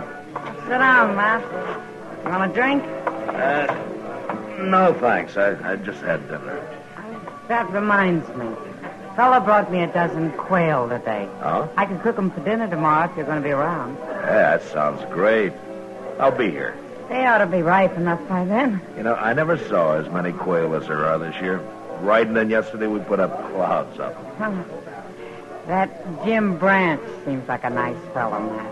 Obie Ridges, too. Yeah, they are, Kitty. They sure make a funny pair. Maybe. But still, they're kind of like brothers. Look at them over there at the bar. Opie's getting spookier every minute he's here. Obie likes it outdoors, right out on the ground. I doubt he'll ever come into town again. Jim told me he still hasn't been able to get him to take a meal in a restaurant. He has to bring it outside for him. Says he can drink inside, but that's all. Well, maybe we'd all be better off if we lived that way, Kitty. Not me. I don't want to live like an animal. Don't you? Hello, Miss Kitty. Hello, Jim. Marshal, something bad's happened. What, Jim? Well, this fella here just rode into town from up north. Well, he come by Obie's camp. Marshal, somebody shot Obie's mule and burnt up his wagon and killed all his hogs. That's right, Marshal. Oh, no. Giles and Diva again, huh? Well, it's Obie I'm worried about. I never should have made him come to town, Marshal. He'll kill them fellas now. I know he will. I'll ride out with you, Jim. Right now.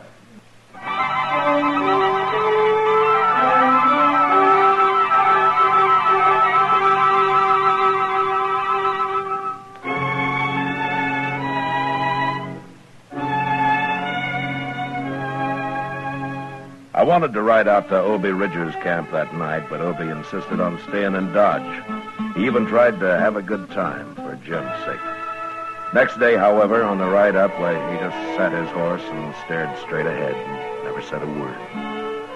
We reached his camp after dark, and we could see his mule and his hogs lying there in the moonlight, and the remains of his wagon, charred and ghost-like. There was nothing we could do then, so we lay down on the ground and went to sleep. But that was our worst mistake, as I discovered when Custer woke me next morning. Obie had disappeared, and he'd taken his rifle with him. We saddled up and rode for Turkey Bend. How much farther is it, Jim? Just beyond them trees, Chester. I told you Obie was going to kill these fellas, Marshal. Well, maybe they're not here. Well, if they're not, he'll find them. Well, let's pull up.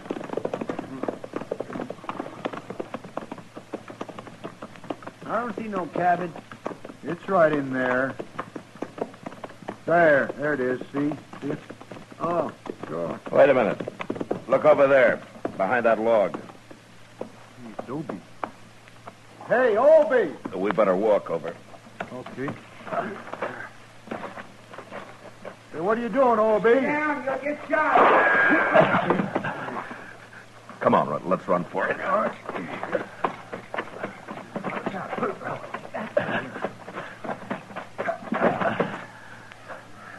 Diva in there. I got him trapped. Look, Obie, I'll handle this. You can't kill these men. I done killed Giles already. That's him laying right by the door over there. Oh, Obie, you Blew did. the top of his head off. Obie, I gotta put you under arrest. Now, give me your rifle. Wait till I kill Diva. I can't hang twice. Give me that rifle, Obie. Now. You mean it, don't you? I do. All right, I won't fight you. Here. But I'd sure like to kill Diva. Chester, take this rifle and keep an eye on him. I'm going after Diva. Yes, He'll kill you, Marshal. No. He'll be too curious at first. I'll walk over there with my hands up. But you wait here till I yell.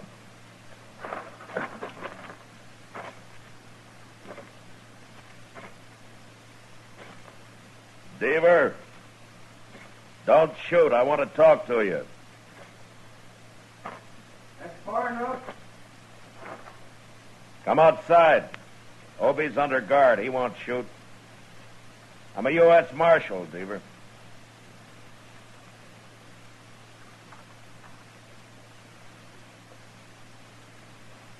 You're the feller we run into the other day up at Riley's cabin? I am. Now come on out. Thought there was something about you. I got Obie under arrest, Deaver. He admits killing Giles here. He killed him.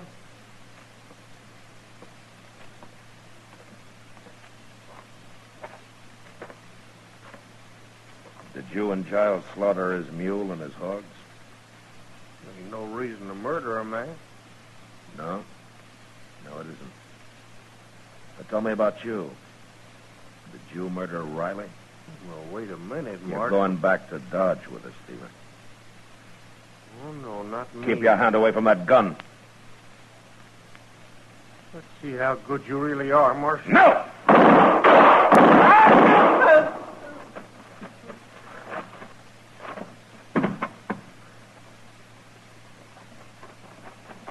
Dillon, good for you, Marshal. Good. You killed him. Now they're both dead. Yeah, they're both dead.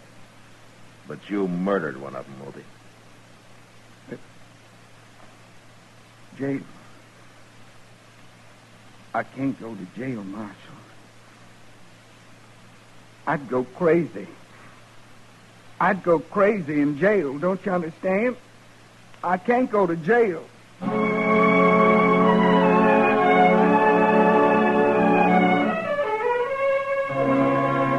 It was a hard thing to do, but I had no choice.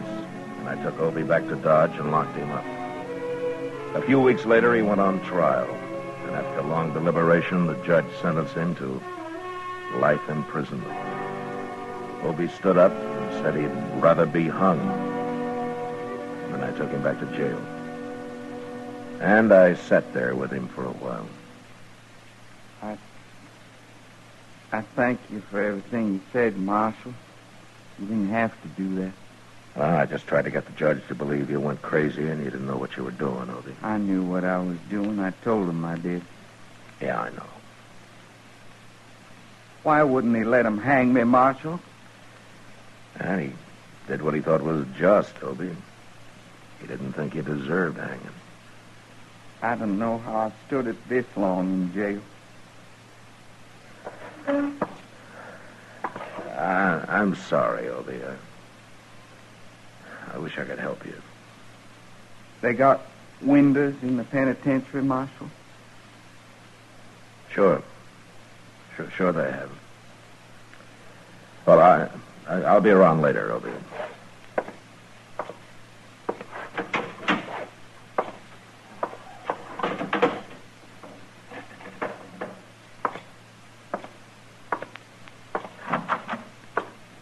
How's it taking it, Mr. Dillon? It's pretty hard on him, Chester. Where's Jim Branch, anyway? Oh, my, I ain't seen him since the trial was over. Maybe he'll come around later. I'm going to supper with Doc, Chester. We'll be at Delmonico's. All right, sir.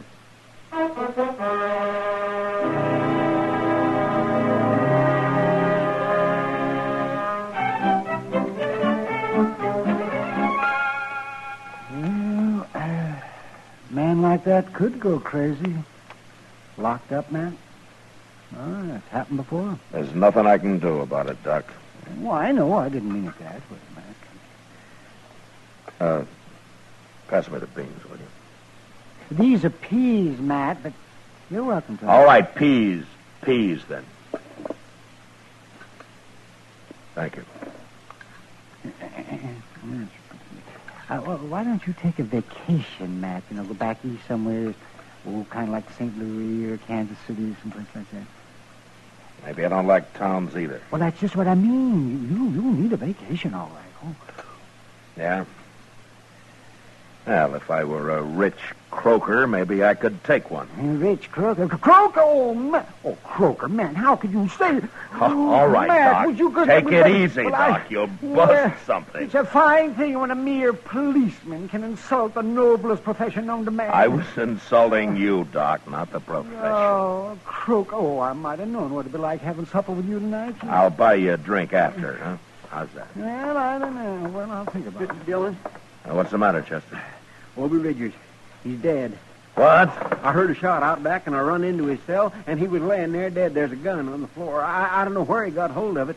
You better come look.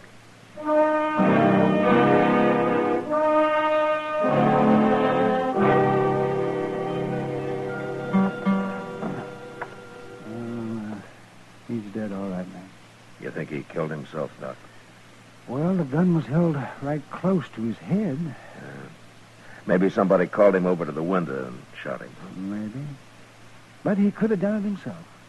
The bullet entered right here, man. Yeah. So you're saying it could be either murder or suicide, huh? That's right. Well, why would anybody murder him, Mr. Dillon? It don't make sense. Well, it could be somebody who understood how Obie felt about being cooped up the rest of his life, Chester. And somebody who liked him. A good friend. Jim Branch? I don't know who used that gun, but Obie's dead. And I'm going to find Jim.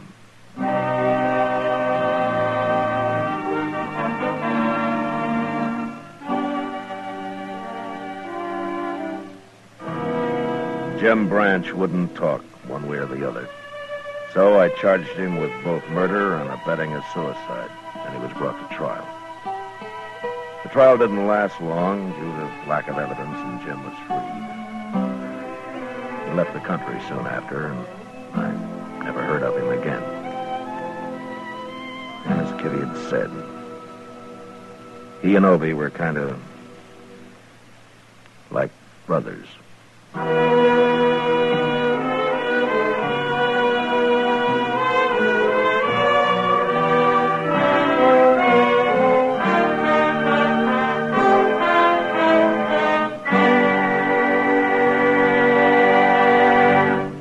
Gunsmoke, transcribed under the direction of Norman MacDonald, stars William Conrad as Matt Dillon, U.S. Marshal. Tonight's story was specially written for Gunsmoke by John Meston, with music composed and conducted by Rex Corey. Featured in the cast were Vic Perrin, Lawrence Dobkin, Jack Crucian, and John Daner. Parley Bear as Chester, Howard McNear as Doc, and Georgia Ellis as Kitty. Roy Rowan speaking. Join us again next week as Matt Dillon, U.S. Marshal, fights to bring law and order out of the wild violence of the West in Gunsmoke.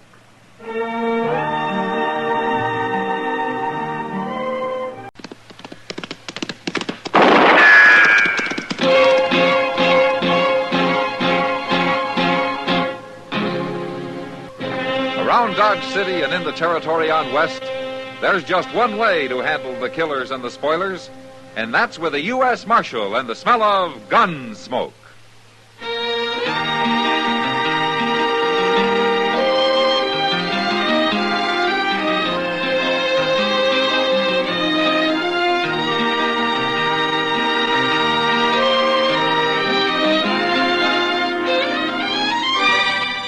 Gunsmoke, starring William Conrad.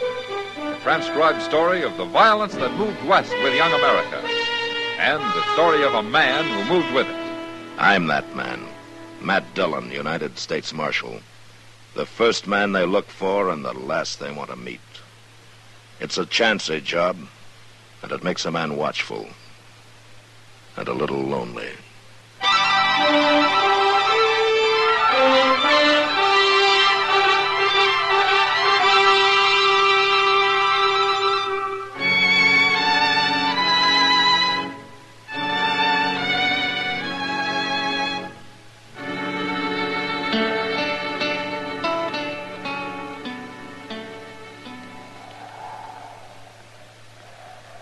Bring him over here, Glick. They're ready for you, Digger. Start walking. I'd be lucky to find you so near this cottonwood grove. Know what we'd have done otherwise. Oh, you'd have thought of something, Glick. Like what? Well, you ain't above shooting a man in the back, are you? You can make me mad talking like that, Digger. That worries me a lot. You shut up. Oh, hurry up, Glick. Let's get this over with. We've been waiting on you, Pate. Now, what's Roble looking so long-faced about? It's what I told you before. This ain't right. You're telling me it ain't right to hang a horse thief? It ain't right to hang nobody the way you're doing it. I don't hold with lynching. Hanging a horse thief ain't lynching. You can't even prove he's a thief. And what was he doing with our horses? I was camped. I didn't know nothing about your horses. I suppose they wandered up to you in the night, huh? I don't know how they got there. Yeah, we do. That ain't so, Glick. We don't know nothing of the kind. I've lost horses the same as you and Pate, and I don't like it any better than you do. But just because this man was camped down near a few head of yours is no proof he was stealing them. We're wasting time listening to you, Roble. If you don't like what we're doing, why don't you get out? All right. I'm gonna get out. Now. You keep your mouth shut about this, too. You wouldn't dare say nothing, Glick. You better not. That noose looks kind of empty dangling there, Pate. Put his neck in it. You men are nothing but murderers. That's no way to go to your maker, calling people names. There. Now, get on your horse. Go on. What are you going to do? Hold the rope? Course not. I'm going to tie it off to the trunk of the tree. Then we'll slap that horse out from under you. Get mounted now. How can I get mounted with my hands tied? Oh, I'll help you. Come on. Hey. There. Now take up the slack and tie that rope, Pete. I'll get our horse. You might have the decency to wait and put a bullet in me. Bullets cost 7 cents apiece, Digger. You're worse than I thought. That rope tight enough? You figured. I guess it'll do. There. All set, Digger? I ain't afraid. Wouldn't matter if you was, would it? Your horse, Pete. Get mounted. Okay.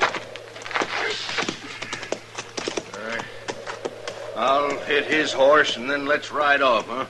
I got no stomach to watch a man hang. You cowards. Go on, Glick. Get it over with.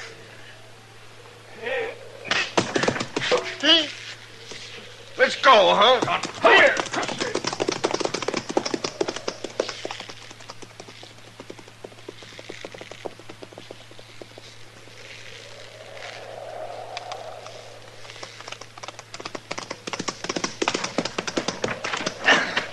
I'm cutting you down, Digger.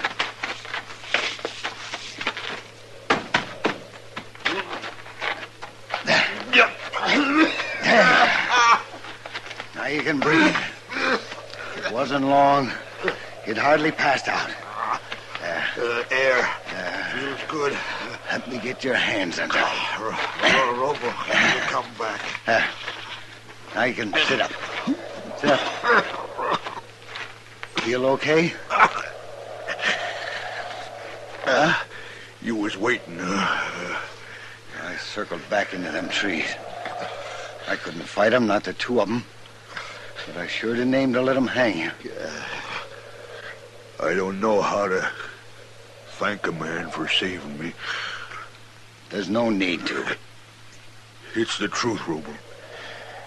It's the honest truth. I ain't a horse thief. I never thought you was, Digger. Look, we ain't but 10 miles from Dodge.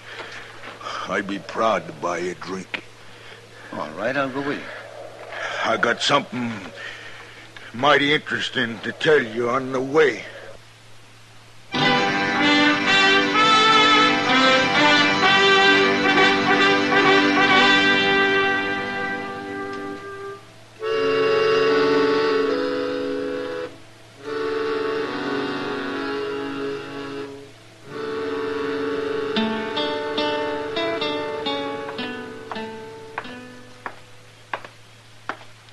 Marshal Dillon showed up yet, Chester?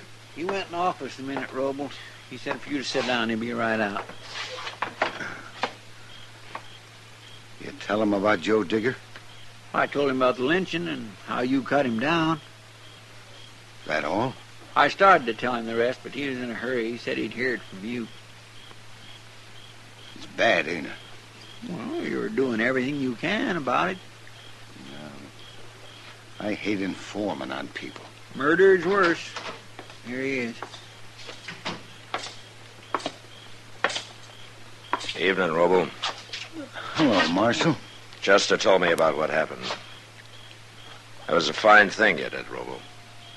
I don't hold with lynching, Marshal. No. And I don't hold with murder either. Now, what do you mean? He's gonna kill him, and he says he don't care how he does it. This Joe Digger, you mean?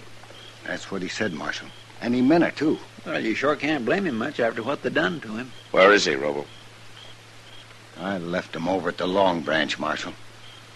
I don't want to come point him out to you, but he's a tall fellow, no beard, wears a black Stetson. Uh-huh. I'll find him. Come on, Chester. Yes, sir. Are Glick and Pate in town, Roble? I ain't seen him, and I sure don't want to. No. You better keep out of sight for a while. I aimed him, Marshal.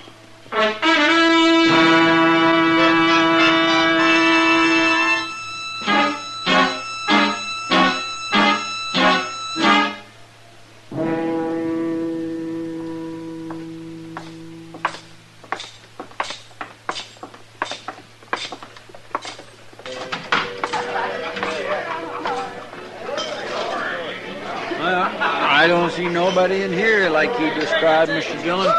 There's Kitty. Let's go ask her. Maybe he's already left town looking for Glick and Hank Pate. And then we'll have to ride out after him. And I hope he ain't left. Hello, Matt. Chester. Oh, hello, Kitty. Sit down and tell me who you're looking for. How'd you know we was looking for somebody? I saw how you came in. Kitty. Huh? Did you ever hear of Joe Digger? Not till tonight, Matt.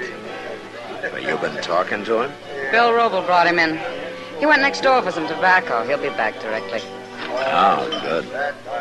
I take it you know what happened. Yeah. And what are you doing here? Why aren't you out after Glick and Hank Pate? Oh, one thing at a time, Kitty. Well, if you don't believe it about Joe Digger now, you will when you see him. He's got a mark around his neck like a black snake. That's a horrible thing, Matt, to lynch a man. That's about the worst thing I know. What about those two men? I mean, since they really didn't hang him. Well, they came close enough for me. Oh, there he is. Just came in. He's headed for the bar. You see him? Oh, yeah.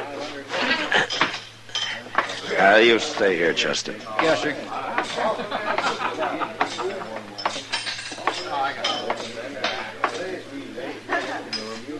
You, Joe Digger?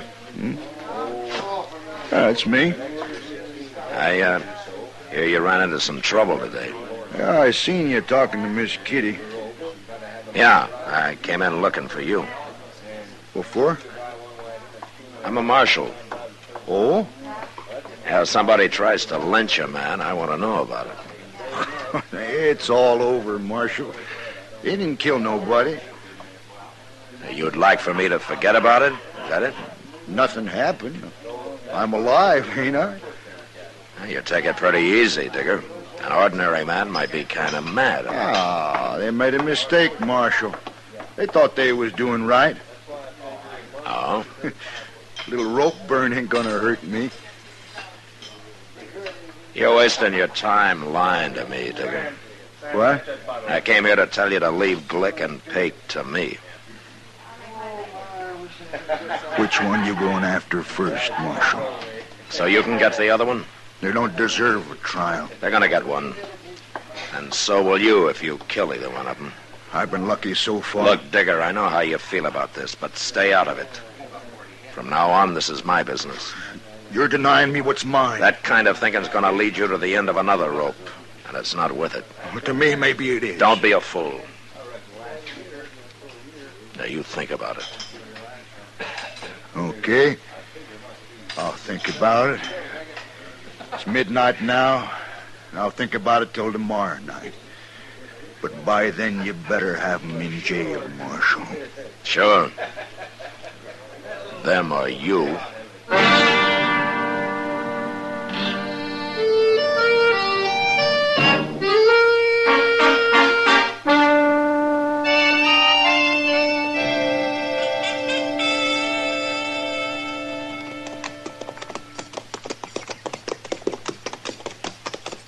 I'll bet them Glicks ain't even home, Mr. Dillon. There's smoke coming out of the chimney, Chester. Yeah, dinner. It's not very likely Miss Glick's gonna feed the law today. Yeah, I suppose not. Well, let's leave him here.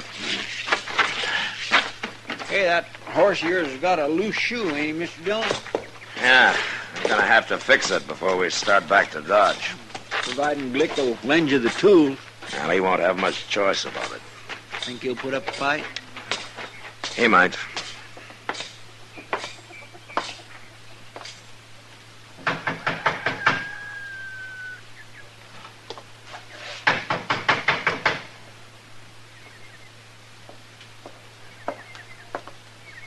Hello, Glick. Well, Marshal Dillon. Chester, what you doing here?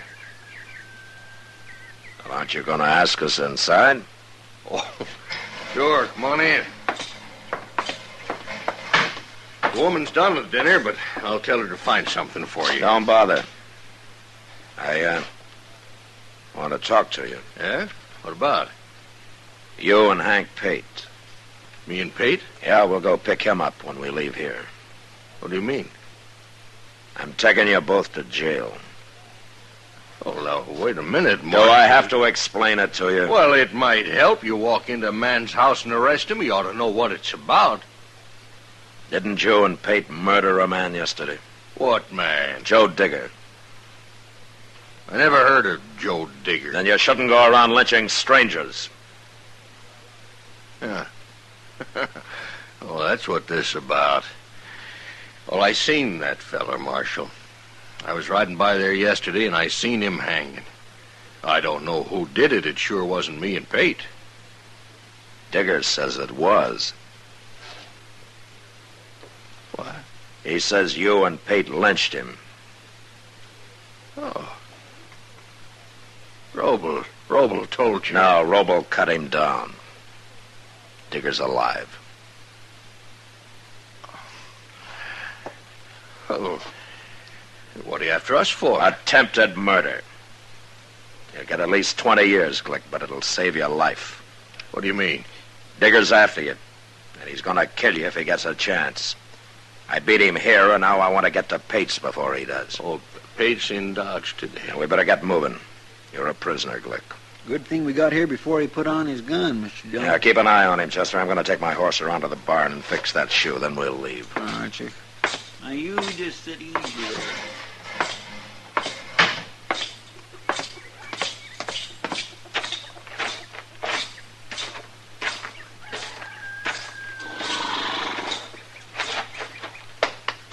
All right, fella, you come with me.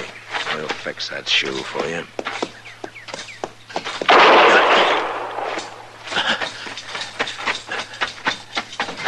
What happened, Chester? Where's Glick? Well, he run out back towards the barn. Well, we better stop him before he gets on a horse. Come on. Yes, sir. Now, you've been hit, Chester. Well, he got me in the arm. His wife hollered to him from the kitchen, and he went to the door, and she slipped him a gun. He snapped off a shot at me and run out back. And she stood in the door so I couldn't shoot. How's your arm? Oh, it just tore up a little. Yeah. She must have stood out there in the kitchen and heard everything that was said. I never thought about her aiming to help him. Wait a minute. All right, the barn door is open. Are we going to walk right up there? No, we can't do that. We'll wait here. You get on behind that rain barrel. Might as well. I sure ain't much use, sir. I hope there ain't a back door to that barn. Well, he's seen us. Don't try to stop me, Marshal. It's no use to run, Glick. Stop, Glick! Stop, I said!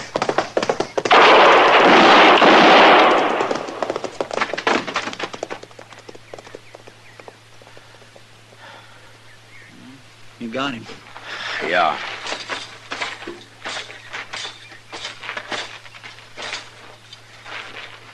You hit him right in the head, Mr. Dillon. Yeah, he ducked down. I was shooting for his middle. How come he rode straight for you? Why didn't he go the other way? Well, he knew our horses were out front. He wanted to get to him before we did. There's one man that won't go to jail. Oh, here's his wife.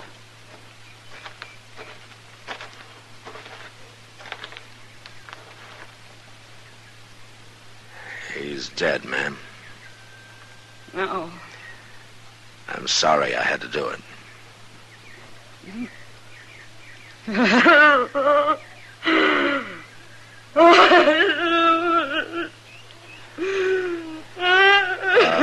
Ms. Glick.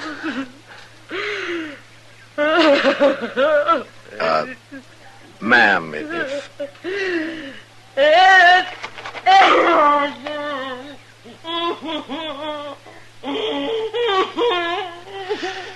Come on, Chester. Mr. Dillon, we can't go off and leave her like this. And I'm going to dig a grave for him. And we'll just have to leave her. Our Hank Pate won't go to jail either.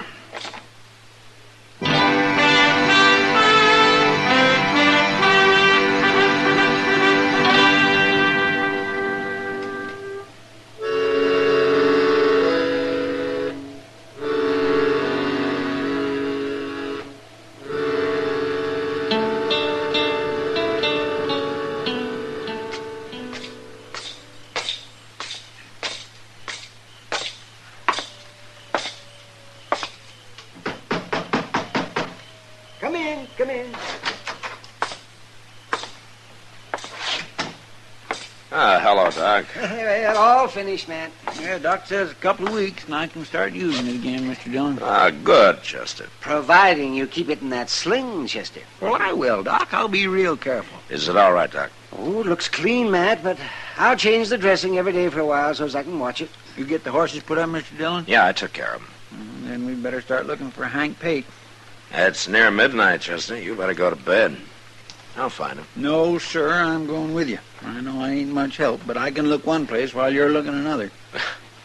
Well, it's up to you. Up to him? Well, I've heard of cases where this sort of thing was up to the doctor, not the patient. Well, I ain't no patient, Doc. Oh, you are? Well, maybe you'll begin to feel more like one when I give you my bill. You gonna charge me for pouring that smelly old stuff on my arm, then wrapping it up with a couple old rags? Your bill's just gone up $1, Chester. Oh, no, Doc, I didn't mean it that way, honest. But if you're gonna You better charge shut up for... and come with me, Chester.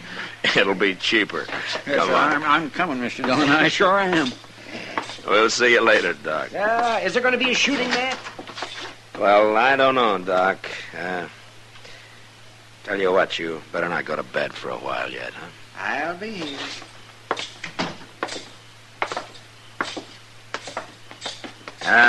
Chester, doesn't your arm even hurt?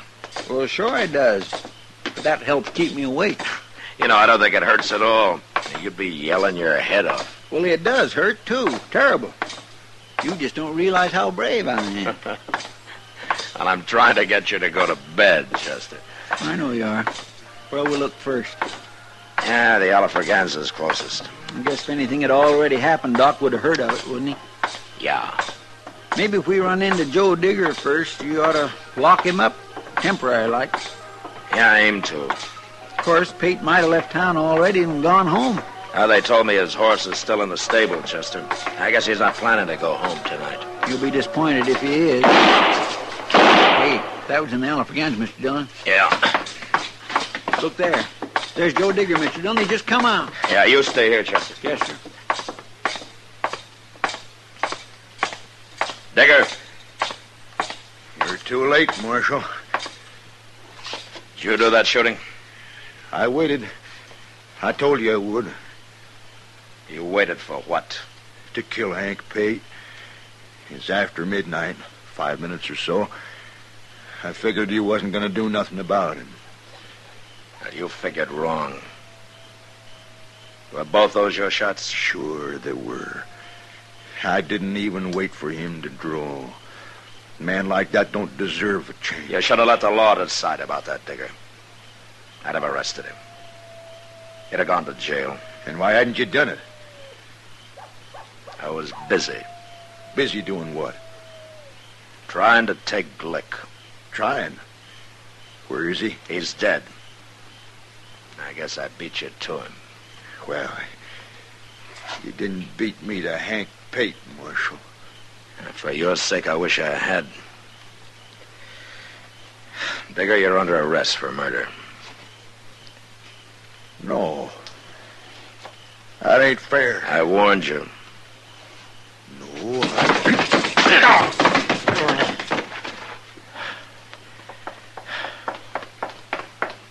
Did he try to draw on you, Mr. Dillon?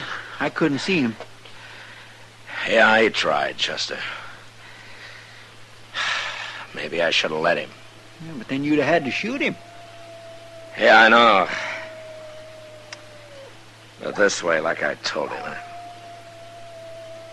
I probably just saved him for the end of another rope.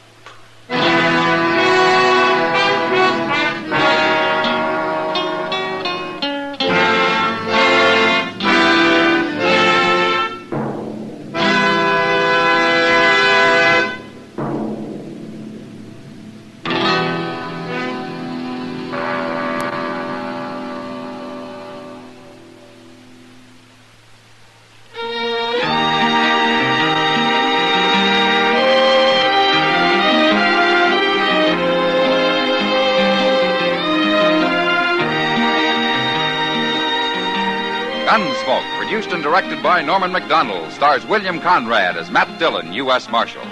Our story was specially written for Gunsmoke by John Meston, with music composed and conducted by Rex Corey.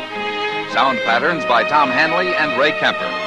Featured in the cast were Joseph Kearns, John Daner, Lawrence Dobkin, and James Nusser. Harley Bear is Chester, Howard McNear is Doc, and Georgia Ellis is Kitty.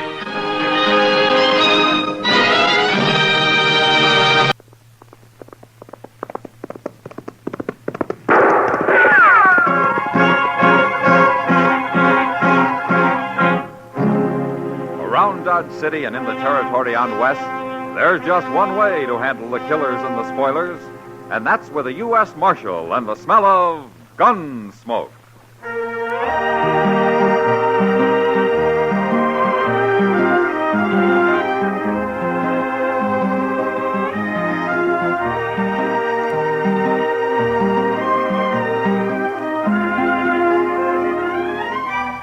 Gunsmoke, starring William Conrad. The story of the violence that moved west with young America. The story of a man who moved with it. Matt Dillon, United States Marshal.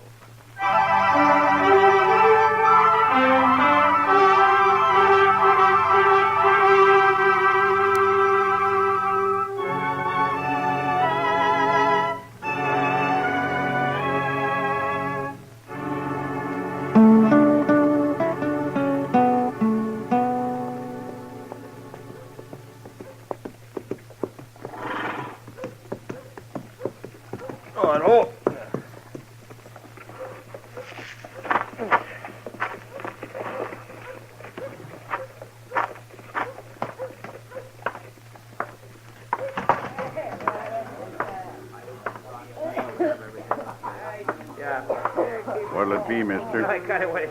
Give me a shot of rye, bartender. I ain't too sure I got any left. Well, make sure. What kind of a saloon is this, anyway? There's other saloons in Dodge. What if I like this one? If I don't have any rye, you might not like it. You're talking to the wrong man. You go look for that bottle if you want to live. Now, go on. All right. Never said I wouldn't look, did I? Hey, you're a stranger in Dodge, ain't you? It beats living here, mister, and being drunk to boot. I'm only a little drunk. No business of yours. Go on back to your pigs. Go home. Milk your cows. Yeah. You talk pretty big. You know what? I think you're a gunman. And you ought to have sense enough to keep your mouth shut. What's your name, anyway? I killed men for asking that.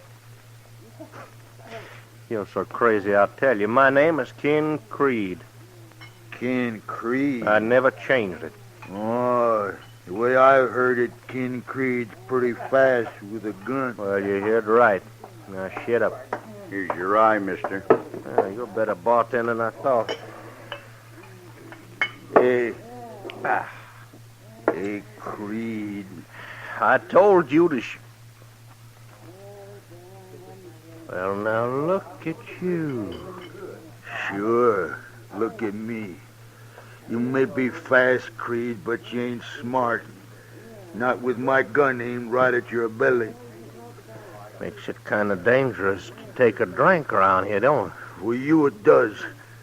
I'm sorry it's got to be this way, Creed, but I am a little drunk. I can't take any chances. Man, with a gun in his hand, he's taking chances, friend.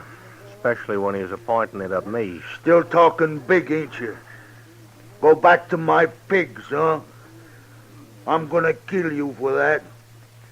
I'm gonna be the man that killed Ken Creed. The rest of that man ain't been born yet. All right, put the gun away, mister. Who are you? I'm a U.S. Marshal. Put it away. You ain't arresting me. No, it was self-defense. He looked away from you when I yelled, and he was drunk. But he drew first, all right. Then I'll put my gun away. Chester, get a couple of men and take his body out back, huh? Yes, sir.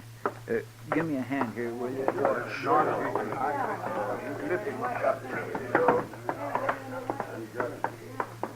Your name must be Dillon. It is? I'm Ken Creed, Marshal. Arizona? You hear of me. Who ran you out? Nobody runs me out anywhere, Marshal, including Dodge. I don't like gunmen, Creed. Cause trouble here and I'll run you out. I hear to you too, Marshal. Your hand is a gun. I'm still alive. Didn't mean a thing to me. Shoot that drunk they just carried out. I ain't at all proud of it. I know you're kind, Creed. I think I'm gonna like Dodge. You have a right to protect yourself here, but that's all. Don't forget it. Mr. Dillon, that fella had a friend who's going to see he gets buried. Come on, Chester. Yes, sir.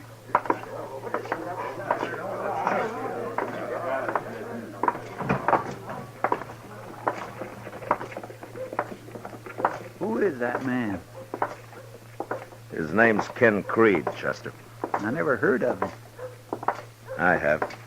Oh, he's a gunman, you mean, huh? Yeah. Well, I'll say one thing. He was mighty fast. I'm not sure I ever saw anyone faster. You seem worried, Mr. Dillon. Chester Creed's killed a lot of men just to build his reputation, but that's all he cares about. You didn't hear him, but he said he wasn't proud shooting that man in there. What he meant was he'd like to kill me. That'd make him proud. Oh. You think he'll try? He'll try. Then why don't you go out right now and shoot him down? I'm a lawman, Chester, not just a gunfighter. Why should I risk my life to satisfy whatever's wrong in Ken Creed's head? Yes, sir, you're right. I guess I just wasn't thinking. If he breaks the law, I'll fight him, but I won't fight him over anything as stupid as reputations and the like. No, sir. I sure do wish he'd haul himself out of here, though. Well, that isn't likely now. There's no use worrying about it. Say, I've got an idea. Maybe you ought to wire Abilene and get Mr. Hickok to come over here for a little visit. You think I'm afraid of Ken Creed? Oh, no, sir, it isn't that, Mr. Dillon.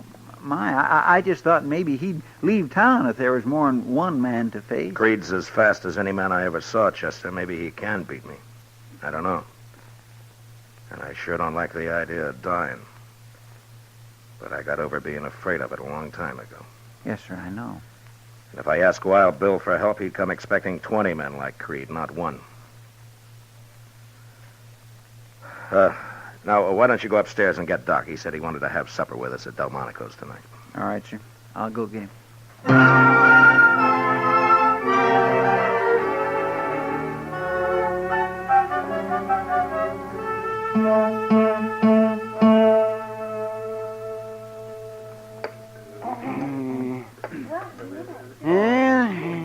Could you spare some more of that coffee, Matt?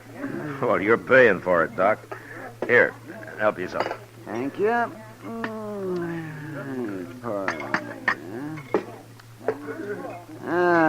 Well, I won't be able to pay for anything much longer if business doesn't pick up some around here. Doc, why don't you get a steady job back east in a hospital or something? I worked in a hospital once, Chester.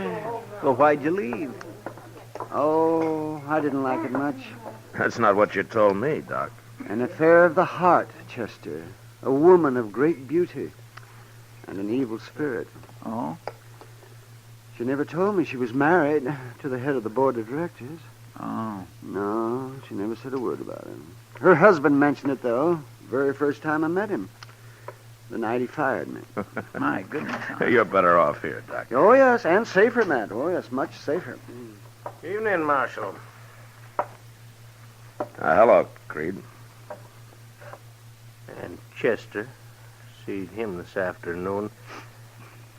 Tell me, this is Doc. How are you, Doc? I'm fine. I'm fine.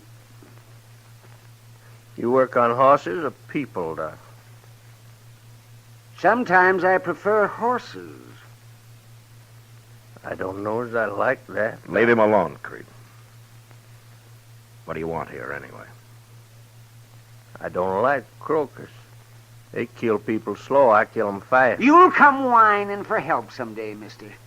Why don't you carry a gun? That's enough, Creed. Is it, Marshal? You heard me. You got a gun, Dillon.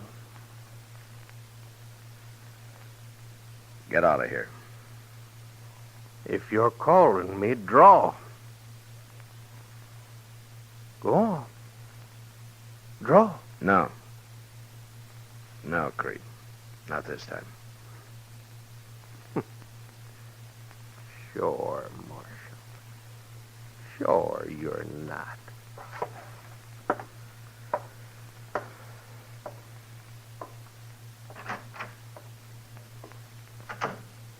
Oh, I'm sorry I got you into that, man. No, you didn't, Doc. He's just trying to start a fight any way he can. A fight? Well, what for? Says maybe you can say he killed Matt Dillon. No other reason. Come on, let's get out of here.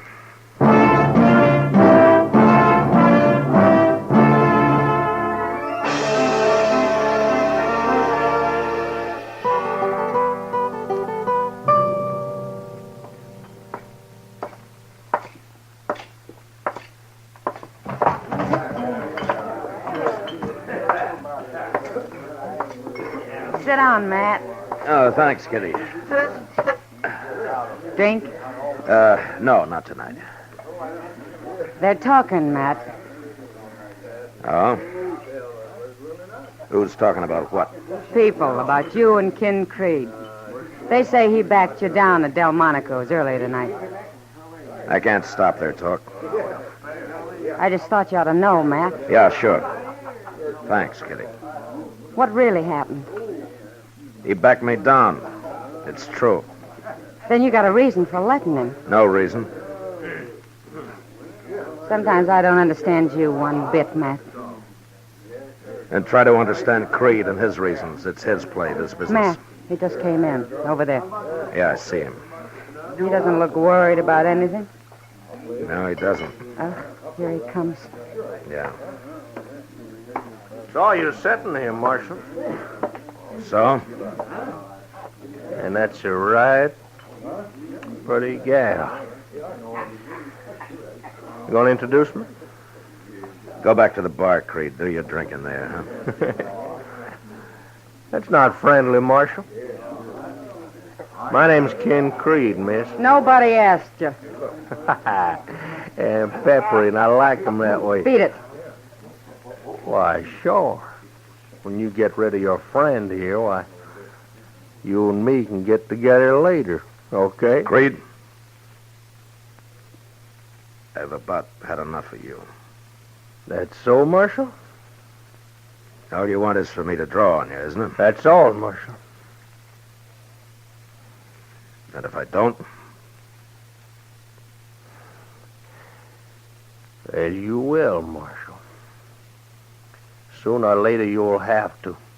I'll think of something.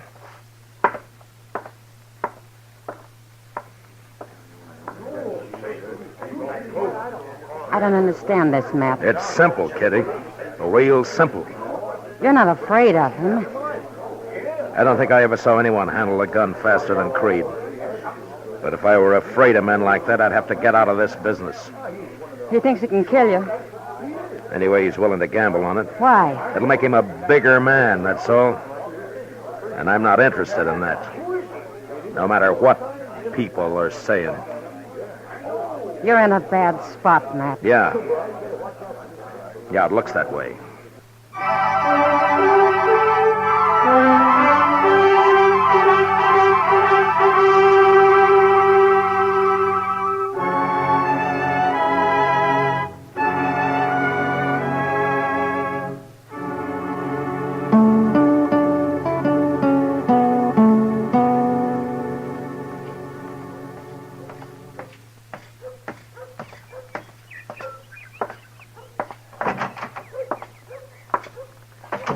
Good morning, Doc. Good morning, Matt. You ought to paint this place, Doc. Oh, yes, I ought to be. If I did that, people think I'm rich. They'd have one more excuse not to pay me. Why don't you make them pay in advance? Oh, well, that's a good idea. I'll start with you. You got $5? I'm sorry, Doc. I'm not sick. I'm just looking for Chester. I thought he might be up here. Well, I haven't seen him today, but I'm glad you came anyway. Oh? This talk that's going around, Matt, you got to put a stop to it. About me being afraid of Ken Creed? Yes, it's bad for you, Matt. It's very bad. Doc, if I start shooting it out with every gunman that hits Dodge, it'll never stop. I'm hired by the government to enforce the law, not to build me a reputation or to add to somebody else's. Yeah, I understand If that, Creed Matt. breaks the law, I'll go after him. People ought to know that. People aren't very smart sometimes, Matt. Yeah, they sure aren't. Mr. Dillon? Yeah, oh, hello, Doc. Hello, Chester. Where have you been, Chester? No place. I was just coming down the street and somebody told me there's trouble at the Alfraganza. Oh, what kind of trouble? A fight. And they mentioned Ken Creed. No. Yes, sir. I didn't hear any shooting, though. I come looking for you right away. Well, let's go over there. See you later, Doc. Sure, Matt. And good luck. Thanks. Bye, Doc.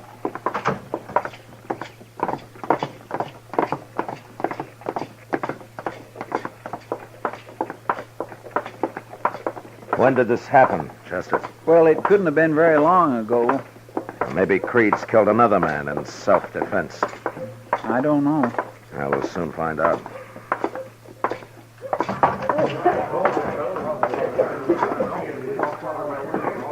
There's a man laying on the floor there. Yeah, but I don't see Creed. He ain't dead, Marshal. Just got knocked out.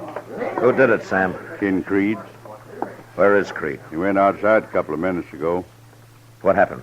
Well, properly speaking, Marshal, it wasn't even a fight. This fellow was just standing there with his back to Creed and wasn't even talking to each other. All at once, Creed pulled out his gun and cracked him over the head with it. I see. Got no idea why he did it, Marshal. Just meanness, I guess. Maybe. You better get that man up to Doc, Sam. He may be hurt worse than you think. Sure. Chester, come on. Yes, sir.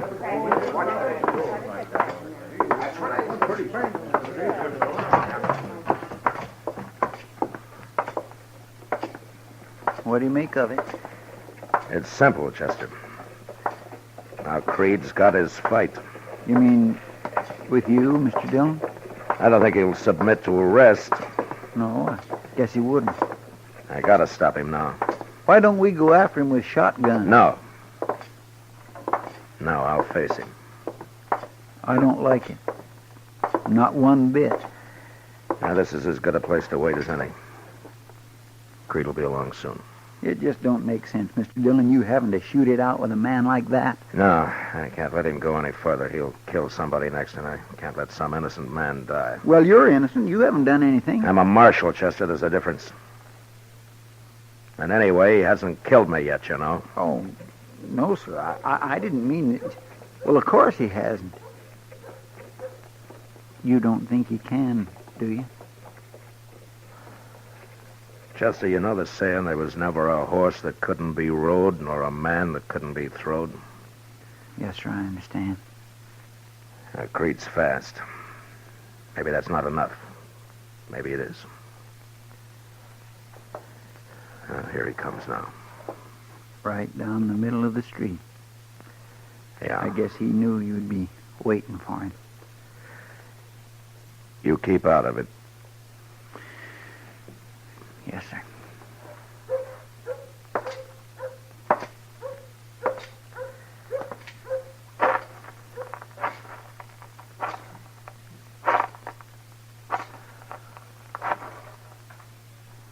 Looking for somebody, Marshal? I'm looking for you. Yeah, It's against the law to slug people in Dodge. I figured it was. Sure. I don't suppose you'd come along to jail. You know I won't, Marshal. All right, go ahead and draw, Creed. It doesn't matter now. All right, Dillon. I will.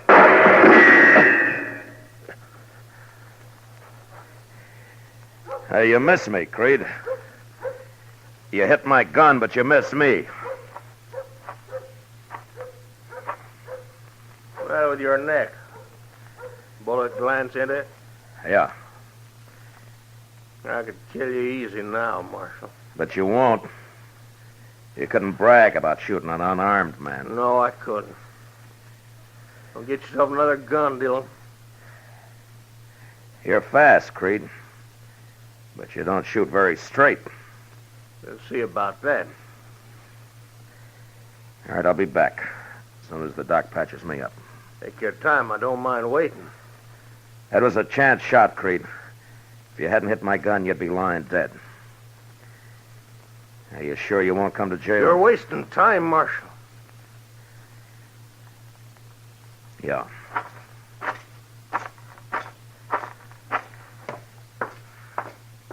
You hurt bad, Mr. Dillon? I don't think so, Chester.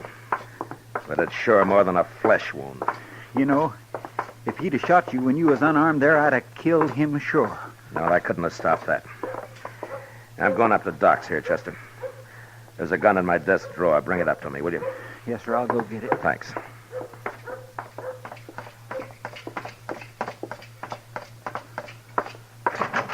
Yeah, I saw the whole business, Matt.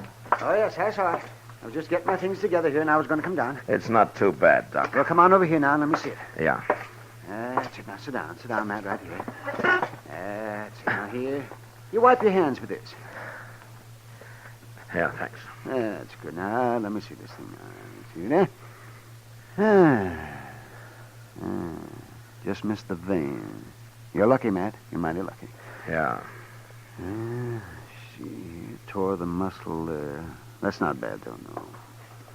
I'll just take a couple of stitches and you'll be as good as new. Almost. Hurry it up, will you, Doc? You just hold still now. You be very careful. See what's the matter. What's your hurry? I want to face Creed before my neck gets stiff. Might throw me a little. That's all right now. You mean you're going back after him? Of course. Of course I am. That's all right now. But that's crazy, Matt. That's plumb crazy. Let's see. He's all speed, Doc. Unless he's right next to him, and it's luck if he hits him. He missed me. Yes, but he hit your gun, so. But that wouldn't happen again in 1,000 times. Yeah, well, maybe you're right, Matt. You know, it takes nerve, Doc, to stand there and hold your fire for that 1 second you need to aim. Yes, I know. And I don't think Creed has that kind of nerve. Well, I hope not, Matt, but we'll see. Ah, there you are. Now, just wrap a bandage around your neck and we're through. How is he, Doc? Well, he's pretty good, Chester. If he doesn't tear those stitches out. Well, you can always sew me up again, Doc. Oh, sure, yeah. Is this the gun you wanted? Yeah, that's it, Chester. Well, I'll see you later, Doc. Matt? Yeah? I want to take a look at that. In the morning, you come by then. Yeah, thanks, Doc.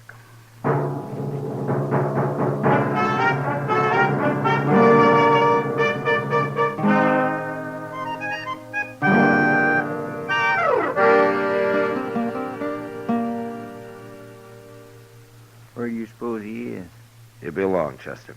Just like last time. Maybe he's having a drink. He's a fool if he is. Everybody sure is staying off the street, ain't they? Just as well. You better take cover, too. I will. When Creed shows. My neck's getting stiff already. Maybe you better go look for him. Well, I would, Chester, but there's too much chance of some bystander getting hit that way. I'd rather meet him in the street here. Yes, sir. What? What's that? I was in the Texas Trail over there. Come on, Chester.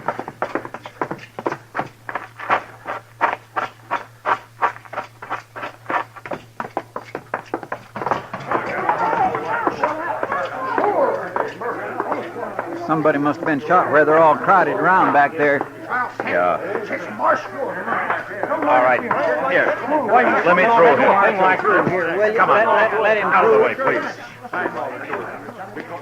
It's Creed. And he looks dead to me. All right. All right, quiet. Quiet up. Shut up! Now, who shot Creed? I shot him. I shot King Creed. All right, I'll take your gun, mister. No, you won't. I'm a gunman too, Marshal. You ain't taking my gun. You're drunk. Get your hands up. I'll kill you too.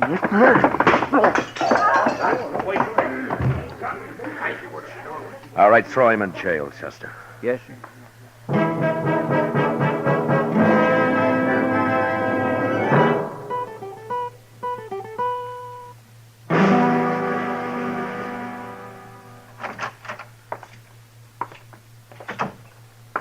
That fellow's pretty sober now, Mr. Dillon. Says his name's Chuck Carter. You want to talk to him? No, I heard the whole story, Chester. There were plenty of witnesses. Carter claims he don't remember what happened. Well, he'd better remember. He'll probably hang for it. You mean he started it? It wasn't even a fight, Chester. It was just like that man Creed clubbed. Only Carter didn't club him. He shot him. How? Right in the back. Creed didn't even know it was coming. Funny way for a man like him to die, ain't it? Yeah, but maybe it's best this way. How do you mean? Well, if Creed and I had shot it out, the survivor would have been just that much more of a prize for some drunken bum like Carter. And that had to have been you, Mr. Dillon. Yeah, maybe. But I'll never know for sure, Chester. Not now. Well, Mr. Dillon, I'll tell you something. I was scared plumb to pieces. Well, Mr. Proudfoot, I'll tell you something. So was I.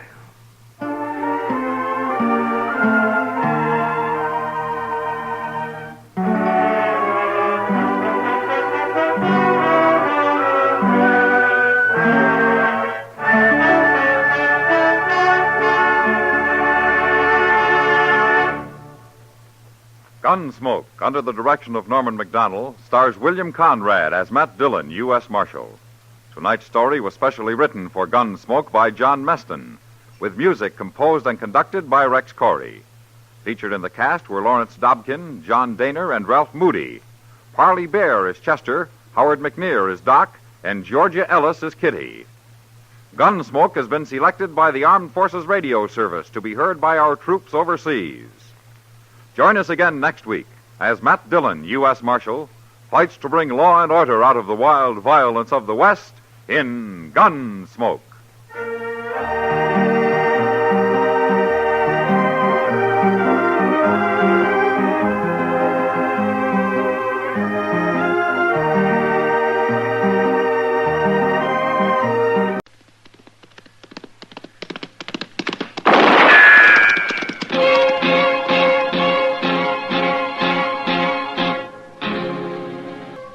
Around Dodge City and in the territory on West, there's just one way to handle the killers and the spoilers, and that's with a U.S. Marshal and the smell of gun smoke.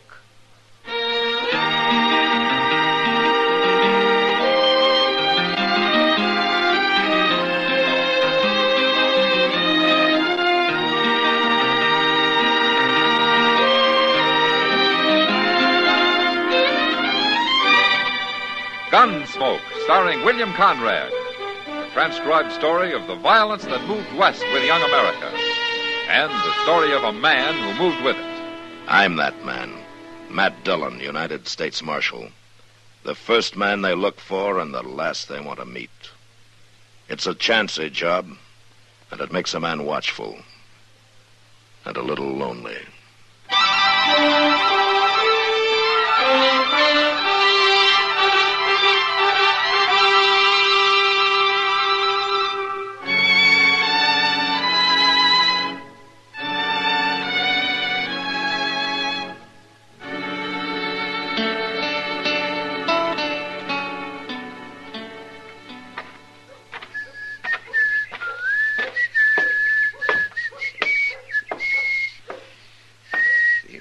Oh, Mr. Dillon? Oh, sit down, Chester.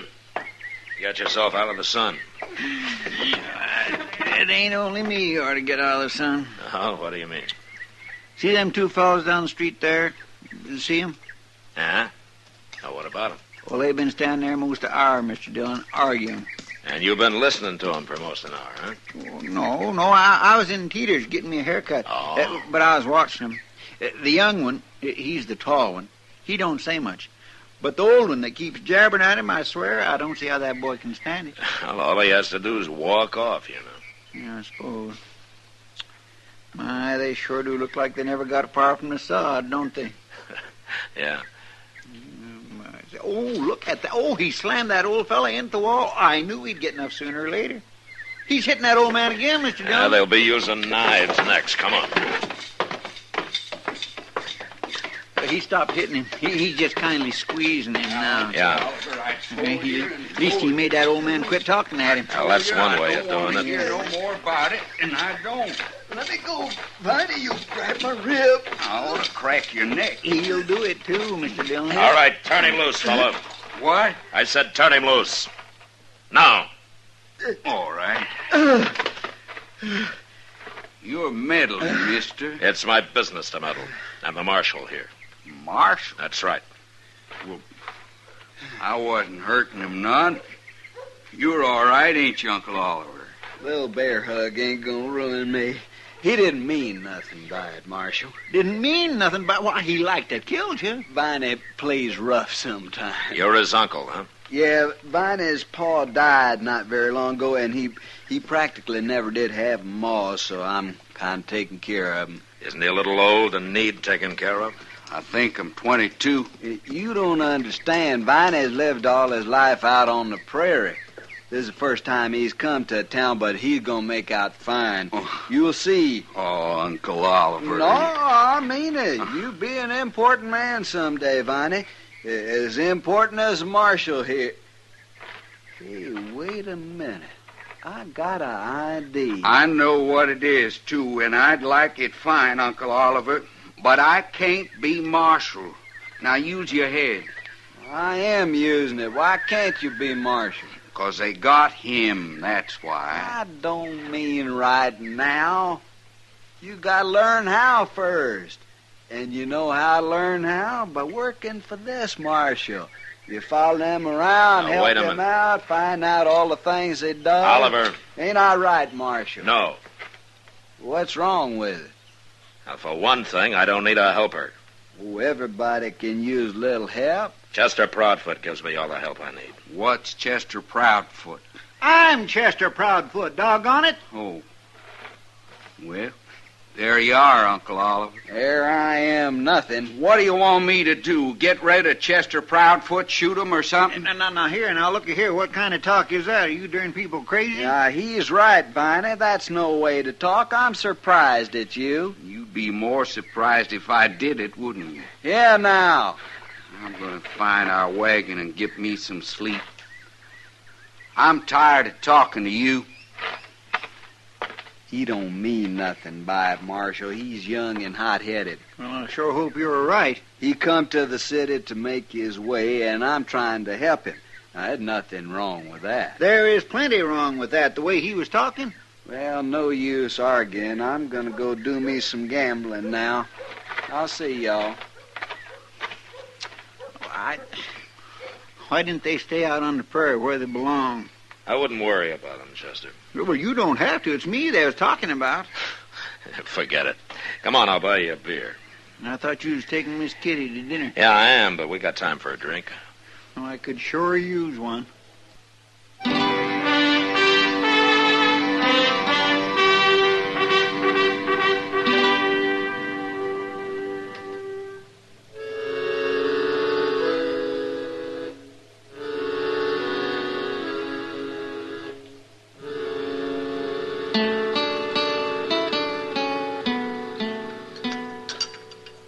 You want some more coffee, Kitty? No, thanks, Matt. Tell me, did you find out their last name? Well, they didn't bother to tell me, but I ran into Moss Grimmick. They're keeping their wagon at his stable. And, he said their name's Stang. Stang? They sure sound like a great pair. Yeah. You know, maybe in a few weeks in Dodge, around people, they'll start acting more civilized. It sounds like they're just plain simple-minded to me. Yeah, you'll meet him. Oliver, anyway, he's a gambling man. He is, huh? Yeah. What's his game, mumbly peg? He might surprise you, Kitty. Well, maybe. From what I've heard about him, he won't surprise any dealers I know. Huh? What? You're about to meet Viney now. Oh.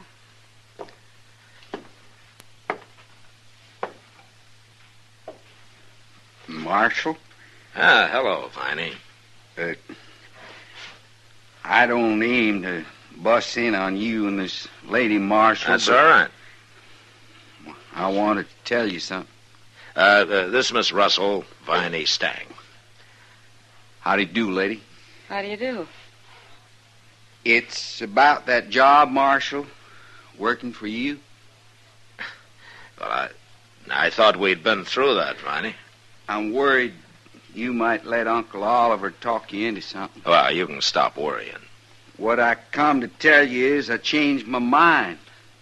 I don't want that job. Well, that's fine, Viney. You don't get it. I don't want no part of it.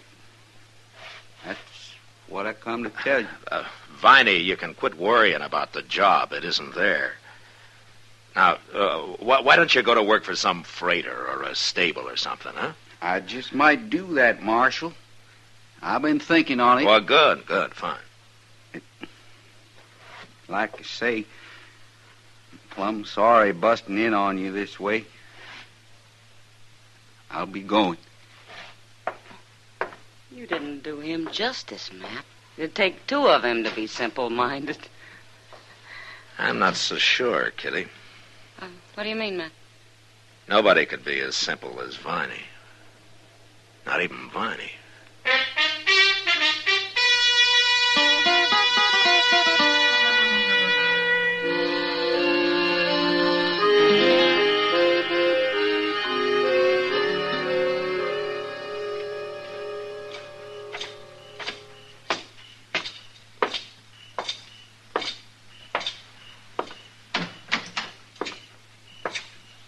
Evening, Mr. Dillon. Evening, Chester.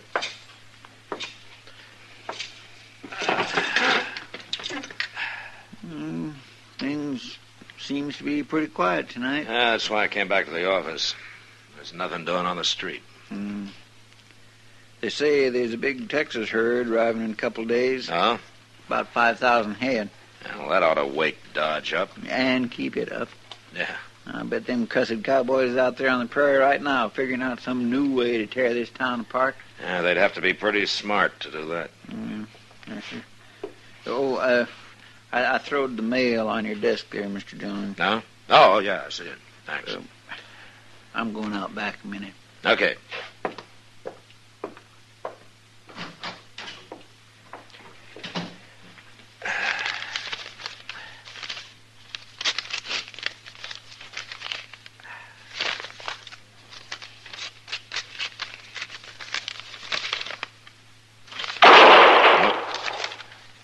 Chester!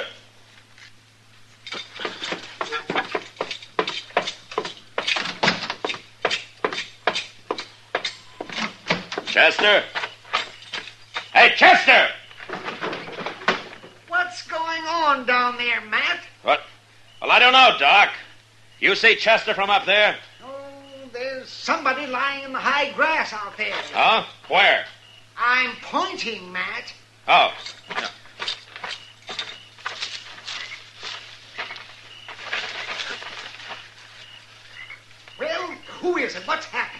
It's Chester, Doc.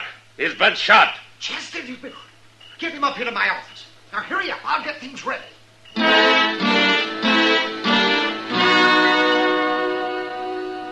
There was nothing to do but forget about the gunman and carry Chester up to Doc's. He was still unconscious when I got him there. And after Doc took a look at the crease in his head, he wouldn't even guess how much longer he'd stay that way. And, of course, I knew now why Viney Stang had come up to me at the restaurant, made such a big point about not wanting Chester's job. He was planning all the time to shoot him. So I went out after Viney, and I went almost everywhere. But I didn't find him. Finally, I tried the Long Branch, where I thought Oliver might be gambling, and then maybe he could lead me to it. Evening, Matt. Hello, Kitty. You look like you're about to strike. I am. Anybody in particular? Viney Stang. Huh? He ambushed Chester a while ago. Oh, no. Matt, he didn't... Oh, Chester's still unconscious, Kitty, but Doc thinks he's going to pull through. Oh, you sure it was Viney did it? Sure enough to be looking for him. Last I saw him was in the restaurant. I thought Oliver might know something about him. Has he been in here? Oh, he was, till about an hour ago. He got sleepy. What?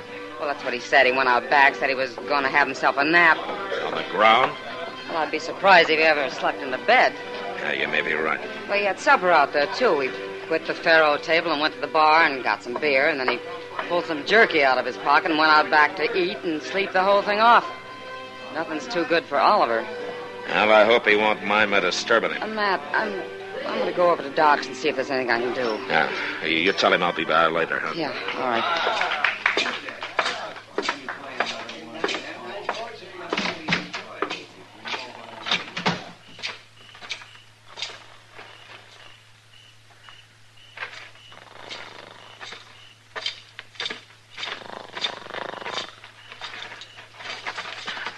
Oliver? Oliver, come on. Wake up. Hello, Marshal. Wake up. I want to talk to you. Yeah, Come on. Sure, I'm awake. Come on. Man, gotta get a little sleep now and then. Where's Viney, Oliver? Viney? I don't know. When did you see him last? Why, this afternoon. You haven't seen him since? No. What do you want him for, Marshal? Something wrong? Chester's been shot. No. Ambushed. Ambushed? That's right. Well, you think Viney did it, huh? Well, he didn't, Marshal. Viney never killed nobody in his life. I didn't say he killed him. What? I said he shot him. Hit him in the head. Chester's still unconscious. He ain't dead? You seem disappointed. Now, look here, Marshal. We Stangs don't go around shooting people. I won't stand for nobody saying we do. I want Viney, Oliver, and you're going to help me find him. You know his ways. You know where he might be. Viney didn't do it. He threatened to. And tonight he tried to fool me. Said he didn't want Chester's job. Chester doesn't have any other enemies I know of. But you're going to help me find Viney, or I'll let you wait in jail till I find him. Now, you take your choice. Jail? That's right. You said Chester ain't come to? What's that got to do with it? Well, if he dies, that'll be real bad, won't it? Yeah. Real bad. Marshal, if Viney done it, I'm as strong agin him as you are, blood kin or not. I'll help you find him. I sure will.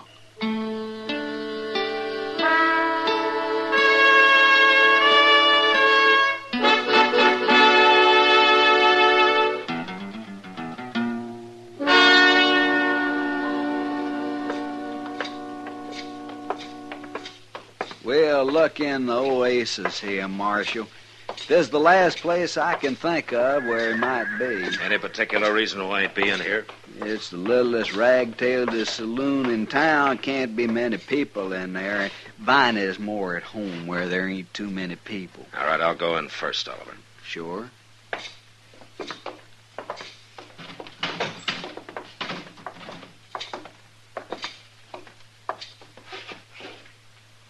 Well, there's nobody here but the bartender. And he's asleep.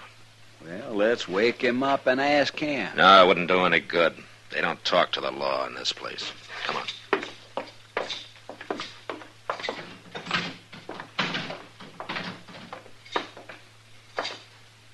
I'm just plumb confounded, Marshal. I don't know where to look now. We've been everywhere that boy might be. Maybe. Well, you think of some place then. You think of it, Oliver. I'm going back and see how Chester's coming along. You talk like you don't believe me. I'll believe you when you find Viney. All right, I'll find him. I'll look all night if I have Not to. all night, Oliver. It's about 10 o'clock now. You look till midnight. What do you mean? Have Viney in my office by midnight. Now, see, you don't believe me. I believe you. I just think you might have better luck without me hanging around. If he did it, I want him caught bad as you do. I told you that. And if he didn't do it, he's probably got a good alibi. But you find him. And don't you run. I'll track you down if it takes all year. Marshal, you're terrible wrong about me. I'll be waiting in my office, Oliver.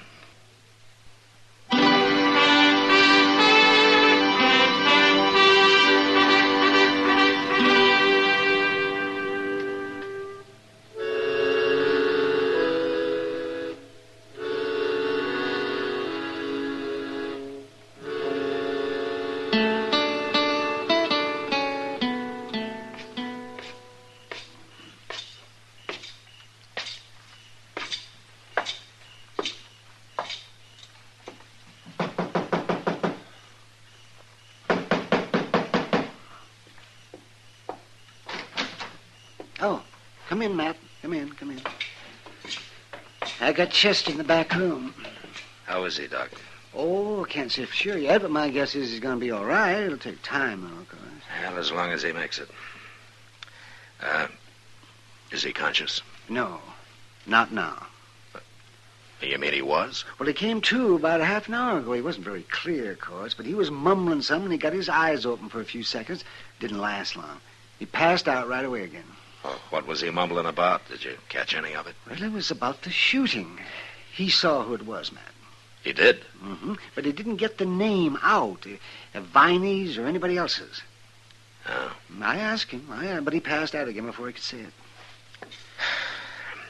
I don't suppose there's any way of telling how long it'll be before he comes around again. Oh, no. No way in the world. Might be in an hour and might not be for a day or two. Uh-huh. But he did see who it was. Oh, yeah, sure. But he didn't say who. So, that's no help. Yes, it is, Doc. How? If Chester saw Viney, then Viney must know he did. He won't make him feel very easy. Well, you've got him in jail, haven't you? No. But it won't take long now. Oh, and Doc, while I'm gone, you lock this door and you keep it locked, huh? Sure, Matt.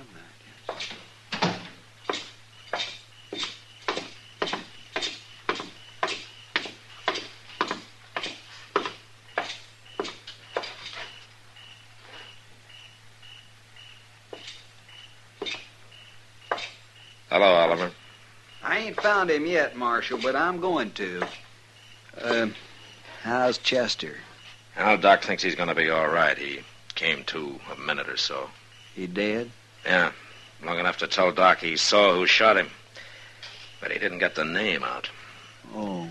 When he does, it's all the evidence I'll need to put Viney in prison for a long time.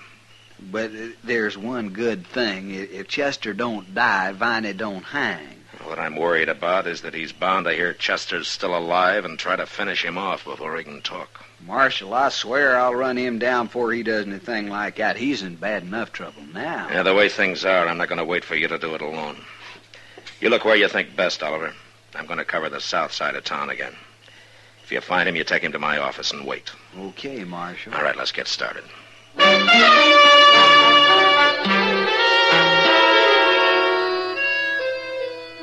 As I left Oliver and walked down Front Street, I noticed a figure standing in the shadows directly across from where we'd been talking. I guessed it was Viney, but I couldn't be sure. And at the moment, it didn't matter much anyway. I walked on a ways. And then I ducked up an alley and ran around back to the rear of Doc's place. A handful of pebbles brought him to his window, and he lowered the fire rope for me, and I was soon inside. We pulled the rope up and locked the window, and then went into the front office to wait. The door's still locked, Matt. He can't get in. Yeah, he'll knock, Doc. When he does, you open the door fast and get behind it and stay there. Yes, I'll stay there, all right. Matt, are you sure Viney's coming up here? He's got to shut Chester up before it's too late, doesn't he? But he must know I'm here with Chester. Yeah, that's right, Doc. Oh, you mean he aims to walk in here and shoot me, too? You must be tired tonight, Doc. Oh.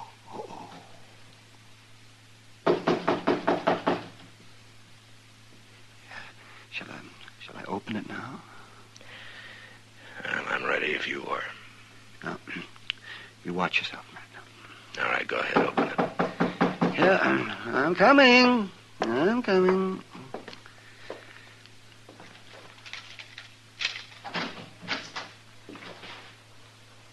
Doc, where are you? All right, drop it. No!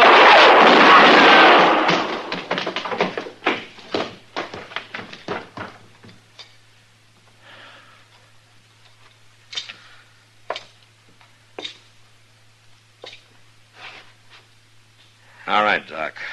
He's through. Why, Matt, it's Oliver. Yeah. Wait a minute. Who's that? Stand back, Doc. I'm sure.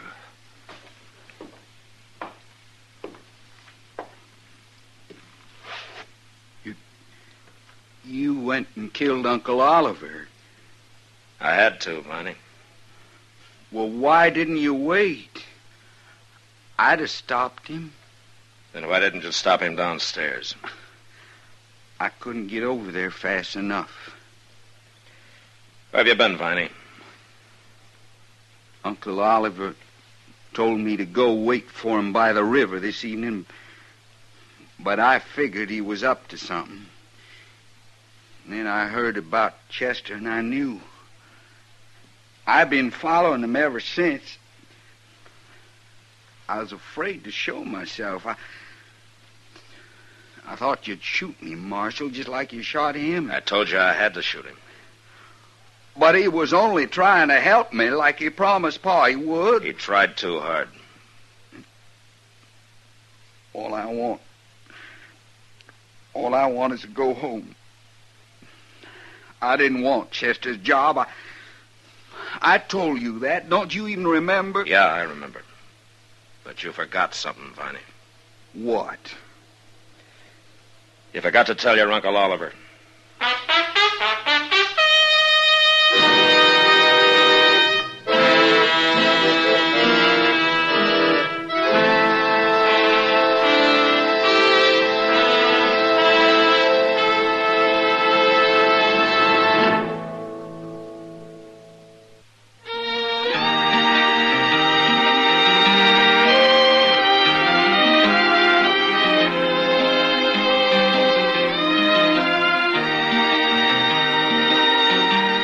Gunsmoke, produced and directed by Norman McDonald, stars William Conrad as Matt Dillon, U.S. Marshal.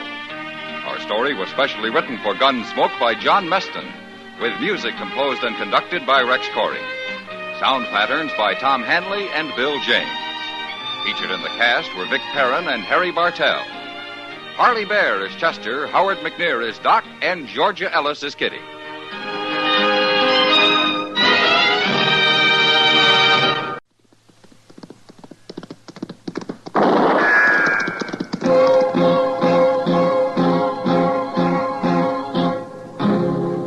Around Dodge City and in the territory on West, there's just one way to handle the killers and the spoilers, and that's with a U.S. Marshal and the smell of Gunsmoke.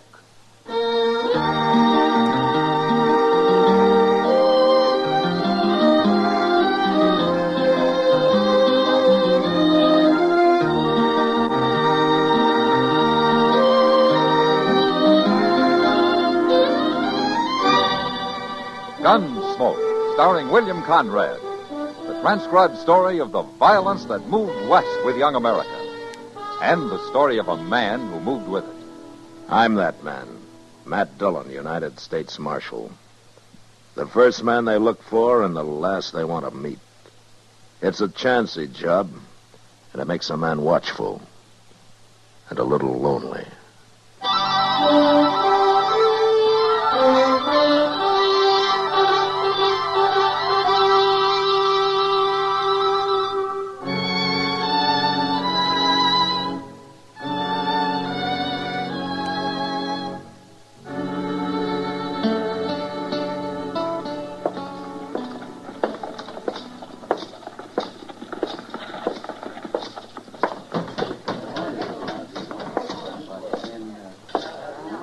Marshal Dillon. Hello, Bowers. How's the cattle business? I shipped 1,000 head out in the Santa Fe this morning.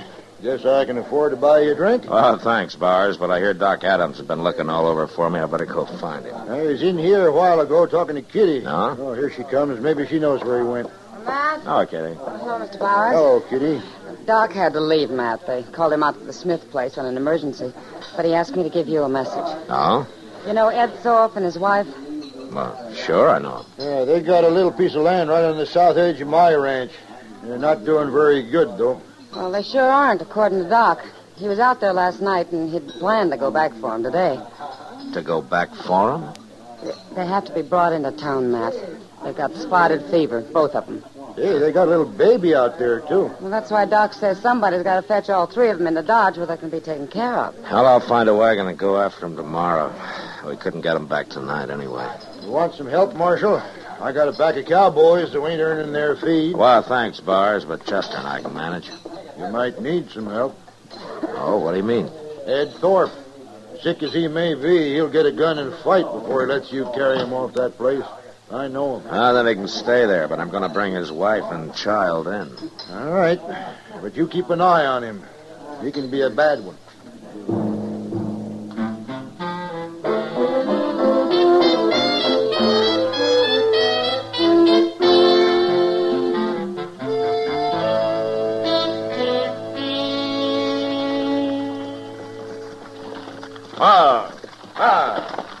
This ain't Ed Thorpe's place, Mr. Dillon. Yeah, I know, Chester, but I want to meet these people. They must be new. Come on. How do you know they're new? You ain't been out this way in over a year. Well, all the more reason to meet them. Now, let's walk around back. I thought I saw somebody there. Nothing but a sod hut and blow dirt. You must be living on nothing. Well, it doesn't look like it, Chester. Huh? Why, he's butchering a calf. Now, where'd he get that? Well, he sure didn't raise it on those weeds his woman's trying to hoe. Hello. What are you men doing here? I'm Marshal Dillon from Dodge. This Chester Proudfoot. How you do? Something wrong, Marshal?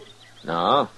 Except your hat's going to get all bloody where you laid it on this calf. Who'd it be? Here. You get sunstroke without a hat. All right.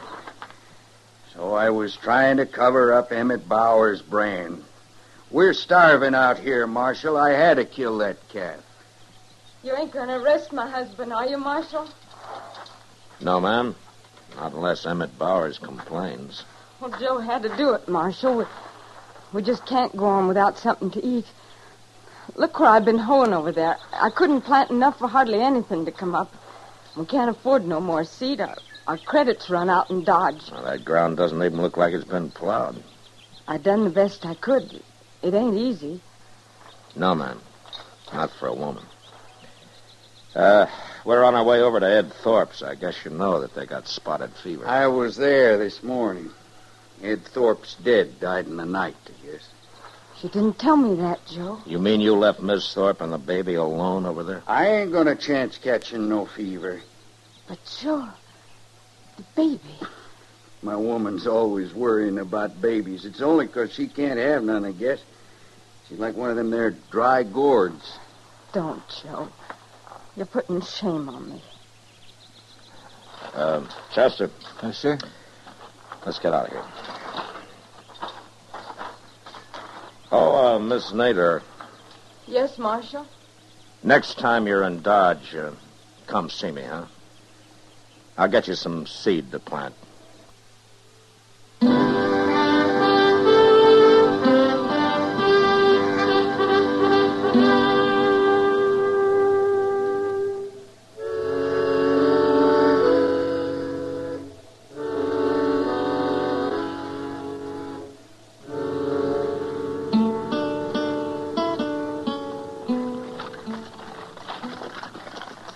goodness, Mr. Dillon, I thought we wouldn't never make Dodge tonight. How's the baby, Chester? Well, it's asleep anyway. Guess I've been holding it right, huh? Just like a mother. Oh, I am not. Oh, there's Doc waiting for us. Oh, there. You just sit tight a minute, Chester. We'll help you with the baby. I hope it don't wake up or anything. Matt, where are Ed Thorpe and his wife? Well, Ed died before we got there, Doc. Miss Thorpe's lying down in the wagon back there. We covered her up good. She's been asleep most of the way. Oh, yeah. Mrs. Thorpe? She's still asleep. Give me a hand up, Matt. Yeah. Okay.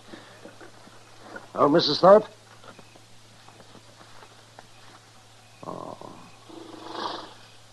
Oh, my. What's the matter, Doc? She's not asleep, Matt. She's dead. No. Died on the way in, I guess. Now we got a baby to take care of. You know, Doc, I think she knew she was going to die. Why? Just before we left her place, she told me that if anything happened to her, the baby was to be put in Ma Smalley's care. And Ma Smalley was to have complete charge over him. Well, what she says goes. Well, Ma's a widow. She's had kids herself. That was a good choice. Yeah. But she's too old to raise them herself, man. Well, we'll worry about that later, Doc. Let's get busy.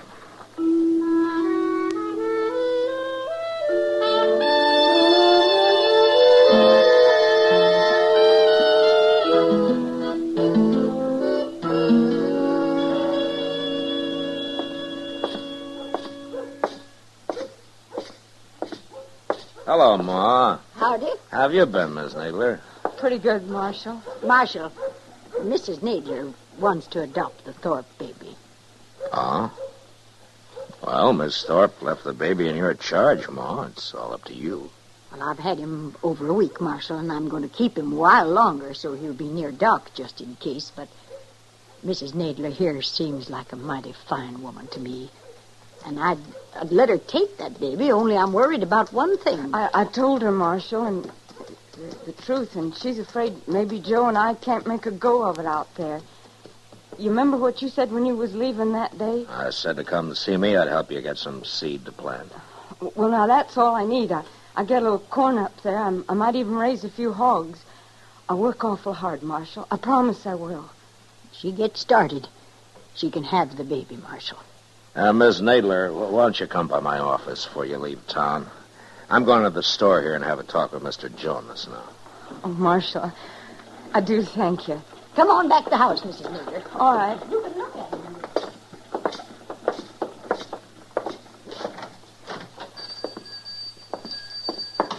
Oh, hello, Marshal. Hello, Jonas. Well, what can I sell you today? I came by to see you about Miss Nadler. You know her, don't you? Yeah, of course I do. Joe Nadler's out back in the stock room right now. Oh, he is? Yeah. Nadler, come in here a minute. He's buying himself a new pair of boots, Marshal. I thought their credit had run out. Oh, well, Nadler's doing better now. He started bringing meat into Delmonico's and a couple other eating places and paid up part of his bill already, ain't you, Nadler? I don't know as I like you talking about my private affairs, Jonas. Oh, no harm. It's only Marshal Dillon. Hold on, Nadler. Those are good-looking boots. They ought to be. Them's the best I stock. Them's $20 boots. $20. I'd buy a whole wagon load of seed, Nadler. You telling me how to spend my money? Does your wife know you've been doing better lately? Family matters ain't no concern of the law. Yours are. And if it wasn't for your wife, I wouldn't bother just warning you. But because of her, I'm telling you to take off those boots and buy some seed and whatever else you need to grow corn with. Now, you look here, You Marshal. shut up! Now, I'm giving you a chance, Nadler. In 3 days from now, I'm riding out to see what you've done with it. It's up to you whether or not you'll be riding back with me.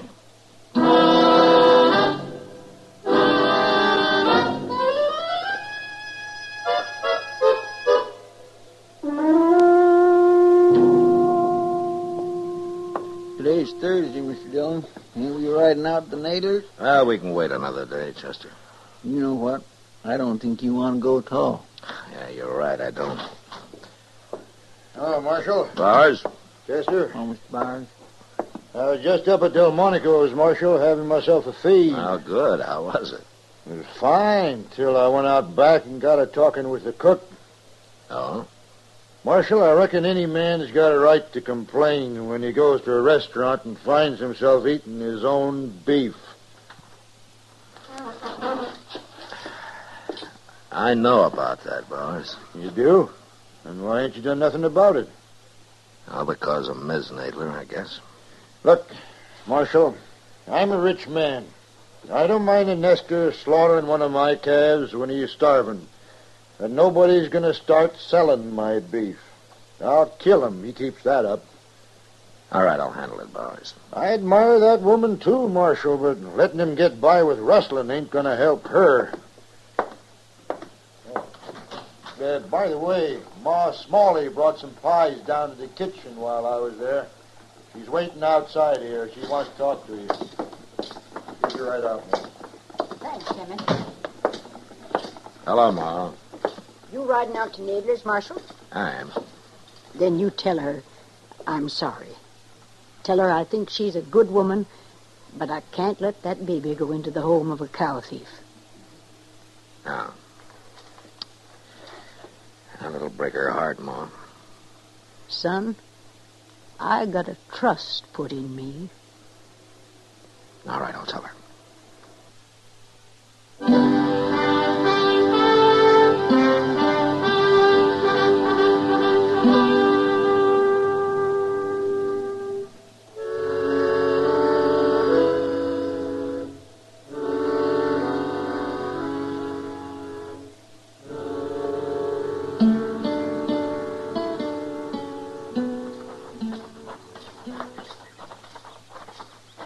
Hello, Miss Nadler. Oh, Marshal. Hello, Chester. Hi, ma'am. What brings you out here, Marshal? Is your husband home? No, he's been gone since morning. Oh. Miss Nadler, do you know that he's been slaughtering Emmett Bowers' beef? Oh. Mr. Bowers complained about it. About that calf? Well, it's more than that one calf, Miss Nadler. He's been selling meat around Dodge lately. So that's what he had in the wagon. Now, I know you had nothing to do with it, Miss Nadler, but I hate to tell you this, but Ma Smalley isn't going to let you have the baby. Oh. Well, she's right, Marshal. It wouldn't be fitting. Mr. Dillon, look. Huh? Over yonder. That's Emmett Bowers. I'll be back, Miss Nadler. I'm going to go talk to him. Them other two must be riders of his, huh? Yeah.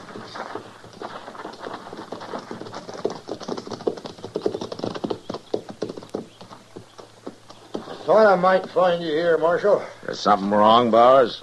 One of my men's been murdered. We found him out yonder about 5 miles. He'd been left for dead, but he talked a little. Well, what happened?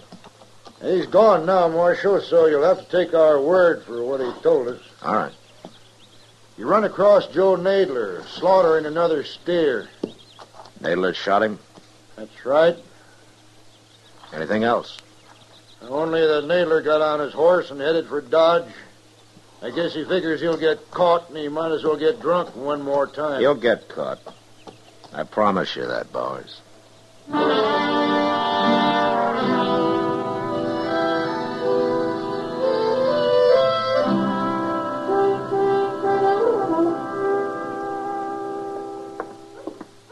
Finally found him, Mr. Dillon.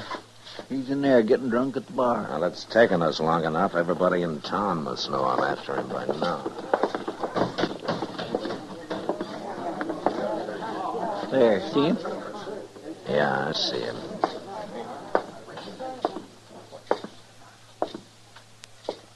Stop there, Marshal. Don't you come no closer. Put that gun away, Nadler. I saw Chester. I knew you'd be in here next. Why, Nadler? You don't fool me. You know all about it. You admit killing that rider? I knew when I shot him I couldn't get by with it. My horse's tracks was all over the place.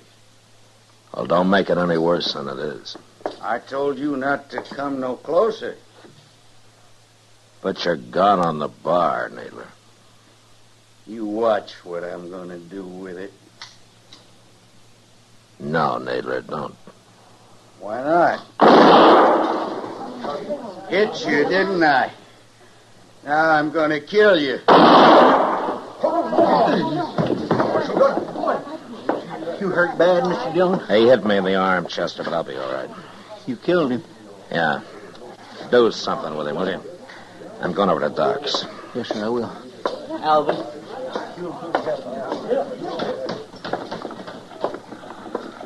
Marshal Dillon? Huh? Oh, Ma Smalley. Why, you've been hurt. Oh, it's not bad, Ma. What about Joe Nadler? He's dead. I figured he would be. I heard you was looking for him. That's why I followed you down here. Look, my arm's bleeding some, Ma. I better get over to Doc's. Well, you hear me out first, Marshal. Yeah, of course, Ma. Go ahead. You'll be the one to tell Mrs. Nadler about him, won't you? I guess so. Take a wagon with you, Marshal. What? A woman can't live out there alone. Now, I got an extra room at my house if she'll help with the work. Well, what about the baby? It'll be her baby, Marshal. And tell her I won't interfere none neither. Yeah, I sure will, Ma. I'll tell her all that. I'll go out first thing in the morning. Well, you won't go nowhere. You just stand here gabbing all night. That arm's bleeding, Marshal. You ought to go get it fixed, you hear? Yeah, you're right, Ma. But then you pretty off on the hard.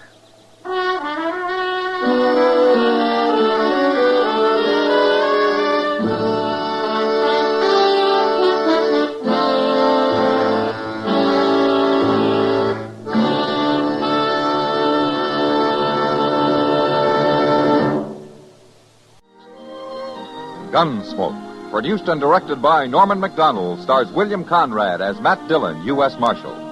Our story was specially written for Gunsmoke by John Meston, with music composed and conducted by Rex Corey.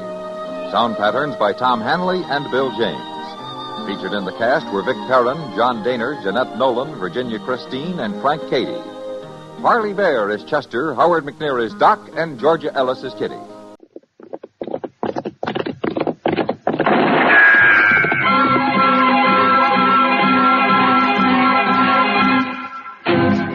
Around Dodge City and in the territory on West, there's just one way to handle the killers and the spoilers, and that's with a U.S. Marshal and the smell of Gunsmoke.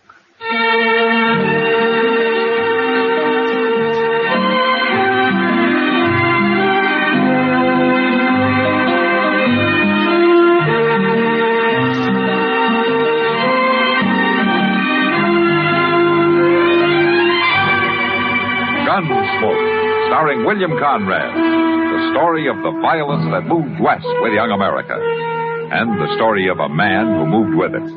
I'm that man, Matt Dillon, United States Marshal. The first man they look for and the last they want to meet. It's a chancy job, and it makes a man watchful and a little lonely.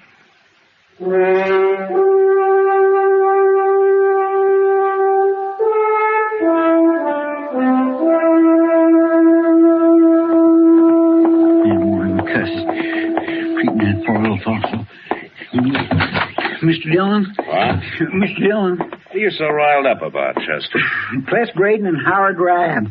What are those bullies up to now? Well, see, you won't never believe it, but there's a real Chinaman here in town. A little Chinese fellow with a pigtail and all. He just come into Dodge on a freighter's wagon, and right now Braden and Rab, they got him pushed up against the wall out there. What are they doing to him? Well, they're deviling him and poking fun at him. I told them to leave him alone, but, Mr. Dillon, I wish you'd go tell him.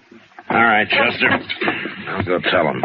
If there's anything I hate, it's a bully. Well, maybe they're just curious about him. He's the first Chinaman I ever knew of in Dodge. Wait till you hear him. There they are. Look. I think you understand one word they're saying. He just backed up there staring at him, holding tight that little old box he's got. Maybe that's what they want. That little box? Probably just his medicine or something. He's not an Indian, Chester. No, sir, he ain't. But maybe them Chinese fellas has medicine, too. Look how he's hanging on to it. Don't talk real good, do you, Rat? Somebody must have split his tongue. Oh, no. You know Chinese boys all sound like that. Now, look, good fella. I'm just asking you one more time. What are you doing in Dodge? Oh, me catchy job. Me all the time working hard. Oh, job, huh? Well, I sure hope you ain't brought your family with you. No family. One man and one boy. All the same me. Well, that's one good thing. Why shouldn't the man have a family, Reb? Oh, yeah. Hello, Marshal. I said, why shouldn't he have a family? Oh, well, you want a lot of Chinamen running around loose here? What's your name, fella? Chen Lang Wong. Me good boy. Catch him place Dodge City all the time. Working hard. Chen, I'm the U.S. Marshal here, and you're welcome in Dodge. You can stay here as long as you like. What are you mixing him this for, You got no business protecting him, Marshal. He's just dirty fawn, ain't he? Except for the Indians, we're all foreigners here, Braden. Chen, I told you you're welcome, and you are. And if either one of these men bother you again, you come and tell me about it. Now, look, Marshal, you look at that little box he's got. That's probably full of money that he stole somewhere. No money. Chen no stealing no money. who's gonna believe you? Get out of here, you two. Huh? Go on, move. See about this later. I never heard nothing like it. The law protecting Chen no like you bring trouble, Marshal. I'll worry about the trouble, Chen. Tell me, what kind of work do you do? Oh, we catch on place. Very good cook. A cook, huh? Oh, yes. Well, what kind of cooking do you do, Chen? All kind. Chinese cooking, American cooking, all kind. Say, you know what, Mr. Dillon? We ought to take him over to Delmonico's. Oh, why? Well, sir, Mr. Green fired the cook he had there yesterday. Might be he ain't found another one yet. All right, Chester, you take him over. Chen, you remember what I said about Rab and Braden. You come tell me if they give you any trouble.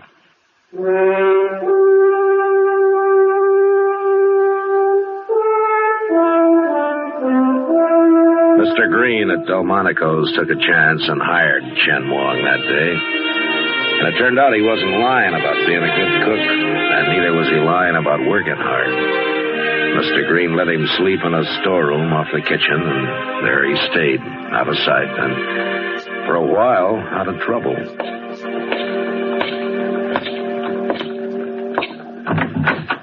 Oh, hello, Matt. Come in. Hello, Doc. I'll be right with you as soon as I finish with Chen Wong here. No, what's the matter with Chen?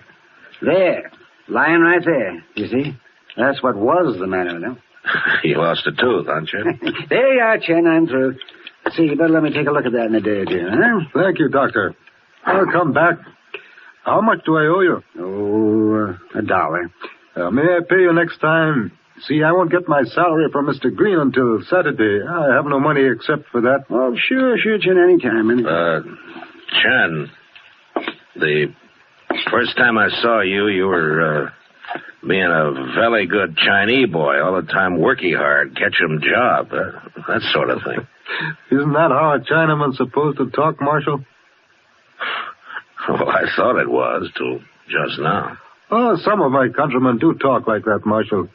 English is a very difficult language for us. Oh, what about you? I was more fortunate than most.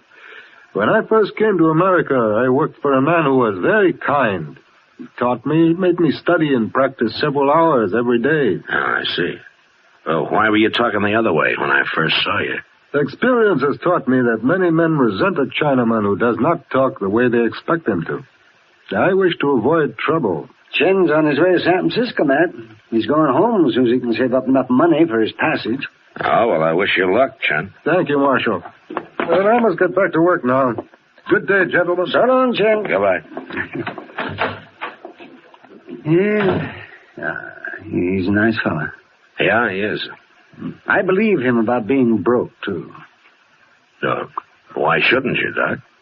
Haven't you heard? Heard what? Pless Braden and Howard Rabb. They've been saying Chen's got lots of money. Now, they say he keeps it hid in that little box of his. Oh. Yeah, with that kind of talk going around, Chen's in trouble. There are men besides Braden and Rabb who would murder him for his money and not even think it was a crime. Suppose you're right, Matt. I think I'll catch up with him and have a talk, Doc. I'll see you later.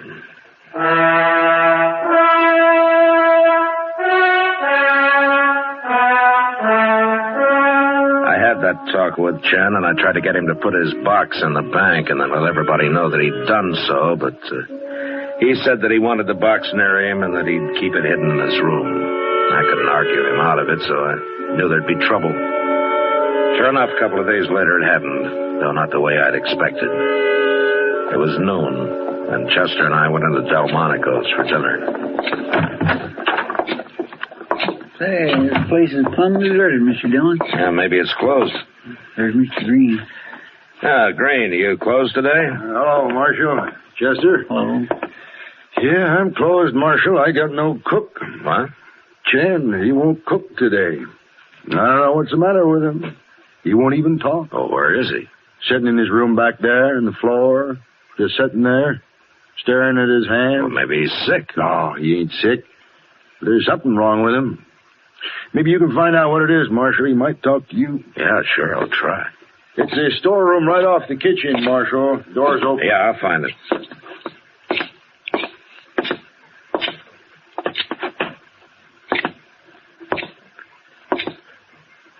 Hello, Chen. Hello, Marshal. Okay, can I come in? I'd like to talk to you. Come in. How's your tooth? It giving you any trouble? No. Tell me something, Chen. What, Marshal? Do you consider me a friend? I believe you are. Well, good. Then maybe you'll let me help you. In what way? Well, I don't know. You'll have to tell me what's wrong first. It would be difficult for you to understand, Marshal. Well, maybe, but tell me anyway. I'm Chinese, Marshal. I've lived many years in America, but I am still Chinese. Yeah, go on. Years ago, my country was overrun by a tribe of Tartars called the Manchus. As they took each city, they required the inhabitants to shave around their heads, leaving only a long strand of hair to be braided into a queue. It was a sign of subjugation. But that has been forgotten. And now the queue, or pigtail, as you call it, is of great importance to us. Wait a minute, Chen. I just noticed. Where's yours? To lose the queue is a great disgrace to us, Marshal. Who did it, Chen? 2 men. The same 2. You mean Braden and Rab? They came here last night. They wanted my treasure box. And you wouldn't tell them where it was, so they cut off your pigtail, is that it? They took it away with them, Marshal. That makes my disgrace even worse. Chen, will it help any if I get it back for you? If I don't get it back, I must kill those 2, Marshal. No, don't you go killing anybody. You let me handle this. I'm very sorry, Marshal, for all the trouble. You just wait here, Chen. I'll see what I can do.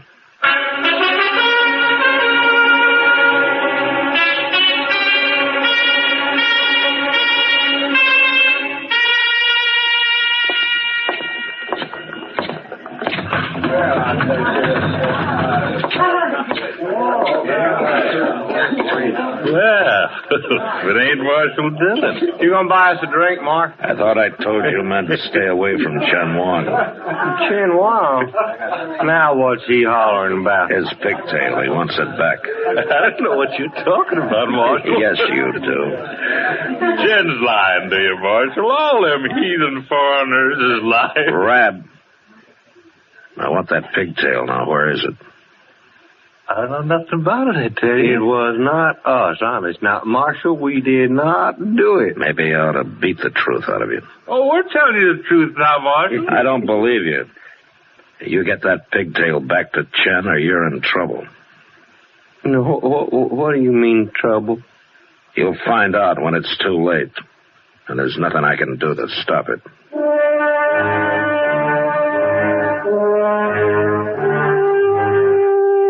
I went back to Chen and I tried to explain things to him. I told him what had happened if he killed anybody, but that didn't bother him. And then I got mad at him for being so stubborn, and I guess he figured I didn't understand at all. So I left him feeling pretty helpless. The next day, he made his first move. I found out about it at the Long Branch. Oh, it sure has been a long day, Matt. I'm worn out, and I got the whole night ahead of me yet. Oh, well, what happened today, Kitty? Oh, well, Sam over there got the bright idea of offering every other drink on the house to any soldier that walked in here. Well, that's one way of keeping your saloon full. Oh, yeah, it sure is. And if this goes on, I might as well move out to Fort Dodge and join the Army. I think it'd be easier. I'm sure they'd be glad to have you, Kitty. Marshal Dillon. Yeah, what's on your mind, Reb? That Chinaman, that's what. He's haunting us, me and Braden, and if he don't stop it, I'm going to put a bullet in him. What do you mean he's haunting you? Why, all afternoon he's been following us. Wherever we go, he just stands around staring at us. Why, it drives men crazy after a while. Now, I'm warning you, Marshal. I'm going to shoot him. Good. Then I can come to your hanging. The rabbit told you before to give Chen back his pigtail. He won't bother you if you do. You still believe him, don't you, Marshal? I believe him. Well, it's a fine thing when a U.S. Marshal takes the word of a stinking, dirty little... Shut up! Now, you get out of here, Reb. Go on. All right, I'm going.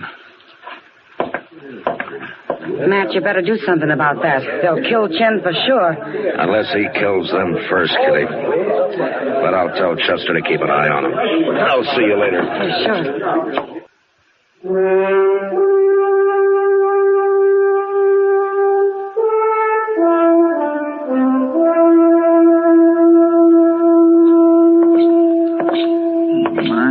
I'm sorry, Mr. Dillon. Why did you lose them, Chester? Well, see, they was in the Texas Trail having a drink, and I was watching them like you told me. Then Orlo Watts come up and started talking to me, and next I looked, they was gone, all three of them, so I come after you. We'll find them. Yes, I sure do hope so. Jim was carrying his little box, Mr. Dillon, right under his arm. He was getting... Look over yonder. What's everybody crowding up that alley for? Well, let's go see.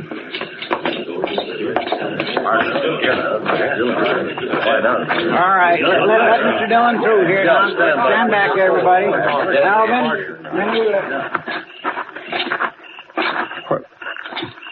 Mr. Dillon, it's Chan. Yeah. He's been strangled, Chester. Strangled? Yeah, with his pigtail. I gave it back to him, all right. Hey, look there. Knife. It's got blood all over, too. Yeah, it's a butcher knife. Chen must have cut one of them. Maybe both. That'll make it easier to track them. Yeah. Now, listen, all you men. I want you to stay here. I don't want anybody following us. You understand? All right, come on, Chester. Just take it easy. He may be waiting for us.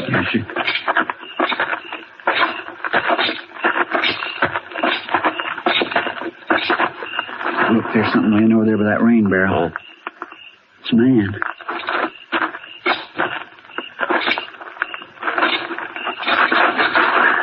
Yeah, it's Howard Rabb, Chester. Looks like Chen cut him up pretty bad. He's dead? Yeah, he's dead. Now let's find Braden. Get out! Going back, Marshal. You ain't gonna take me. He's out by that shed there, Mr. Jones. Yeah. You stay here, Chester, and keep down. I'm going to crawl up there to where I can see him. All right. I'll holler at him a little to keep his tension. All right, good. You ain't got no chance, Braden. Get on back, I tell you. Mighty poor shooting, Braden. You must be awful scared. Did Chen get his knife into you, too? You just stand up one time, Chester. I'll be happy to kill you. You drop your gun, Braden. No!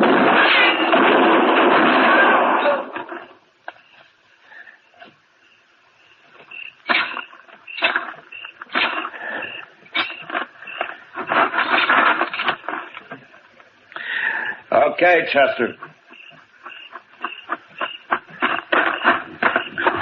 Did you kill him? Yeah, I killed him. Well, I guess you had to. There's Chen's treasure box, Chester. Pick it up, will you? Here it is. I guess that's what they killed him for. Must be full of money after all. Now, let's take a look. By golly, it is money. Yeah, this much is money. $4. $4? Is that all? That's all. What's that other paper? I don't know. Strike a match, Chester. Hold it over here, huh? Yeah. That looks like some kind of a document, don't it? What's it say? I can't see it very well. Hold it closer. Something about Chen Lan Wong was of invaluable service and intelligence. General McClellan's Army of the Potomac. Peninsular Campaign, March 1862. Correct. Wait a minute. Make another light. March 1862, in recognition, something. Chen Lan Wong is hereby granted full citizenship of the United States. Signed, Ulysses S. Grant, President. Well, I'll be doggone. Well, it looks like Chen wasn't exactly a foreigner after all, doesn't it? Poor little fella. Chester. Yes, sir. I'm going to take this letter out to Major Honeyman at Fort Dodge. I got an idea he might want to give Chen Wong a military burial. That'd be fine, Mr. Dillon. That'd be just fine.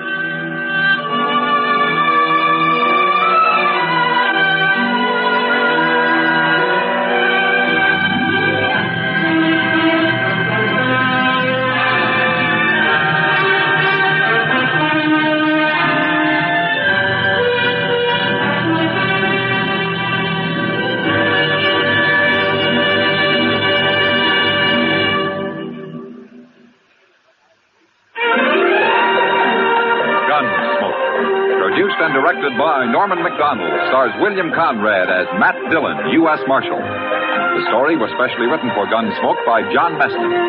Featured in the cast were Ben Wright, Lawrence Dobkin, Barney Phillips, and John Daner. Barney Bear is Chester, Howard McNear is Doc, and Georgia Ellis is Kitty.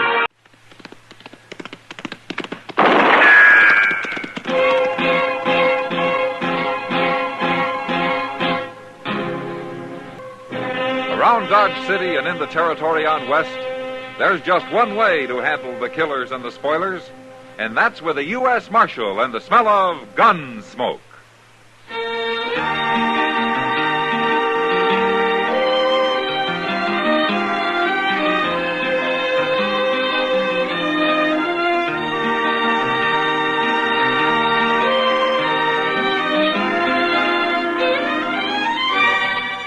Gunsmoke, starring William Conrad.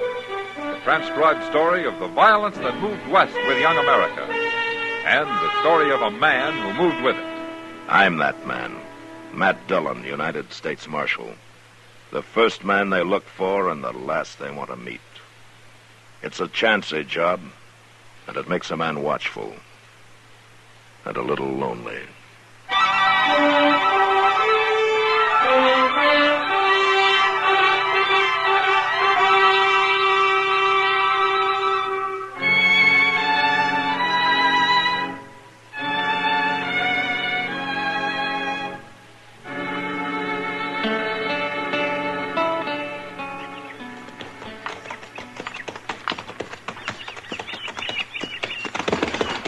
Why don't you watch where you're putting your feet, you jug-headed old fool? Oh, what's the matter, Chester? Oh, this dang horse has tromped in every prairie dog hole since we left Cimarron. He'll break his leg yet. Well, you should have brought your mare. That horse is getting too old. Maybe his eyes are going bad. My gracious, he ain't gone 12 yet. He's just pure ornery, that's all. You know, you've grumbled about that horse ever since you first got him. Why don't you sell it? They ain't nobody that'd have him.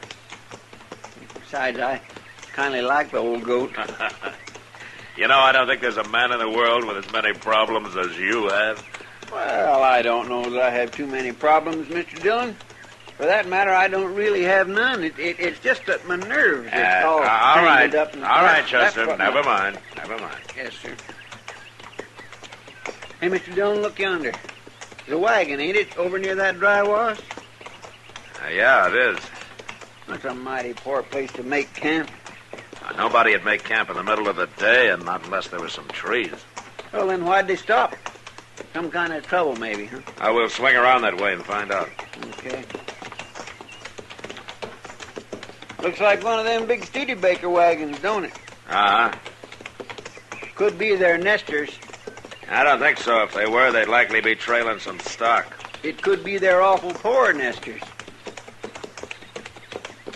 No, they got trouble right enough. Now, you see they lost a wheel.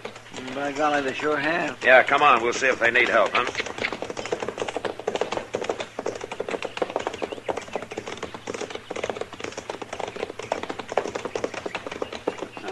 It's a man and woman, Mr. Dillon. Yeah. Hello? Hello. My name's Dillon. Seen you coming. The way he was holding that rifle, he must have thought we was Cheyenne. What happened to your wagon, mister? Cotter pin fell out. Let the wheel drop off. Uh-huh.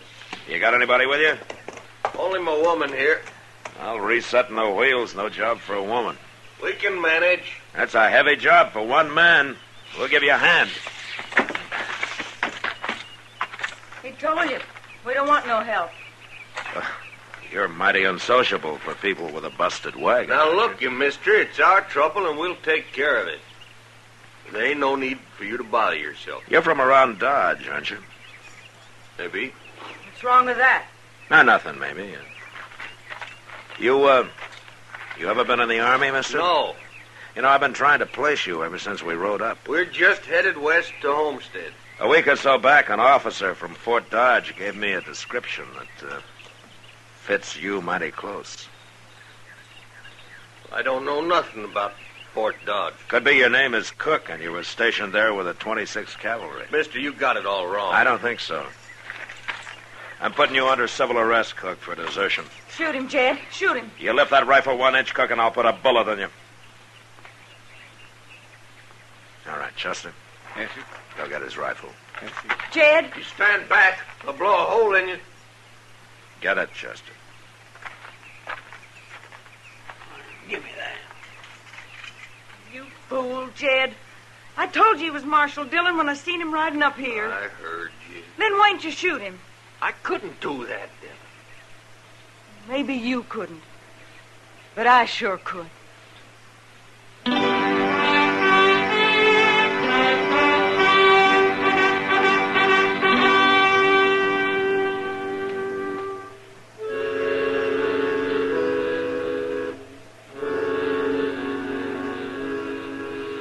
All the way back to Dodge, Chester and I rode alongside the wagon while Jed and Della sat on the box staring down and talking quietly to each other.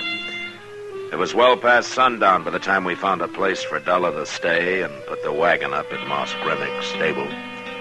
Later, I rode out to Fort Dodge with Jed Cook. It was nearly midnight by the time I turned him over to the officer of the day and signed the papers connected with the civil arrest of a soldier. Next morning, I was eating breakfast at Delmonico's when Kitty came in. Well, you're up early, Matt. Hello, Kitty. Hello. Why don't you sit down? Now, how about some coffee, huh? Yeah, thanks. Where's Chester? Don't tell me he's not hungry. No, he's down at Moss Grimmick's. The stable? What for? Well, he went down to give Moss some instructions about a wagon we brought in last night. A wagon? Yeah. Belonged to a man and a woman we picked up about 20 miles outside of Dodge yesterday. Deserter. Name's Jed Cook. Jed? Yeah. Do you know him? Well, sure I know him. Him and Della Masters both.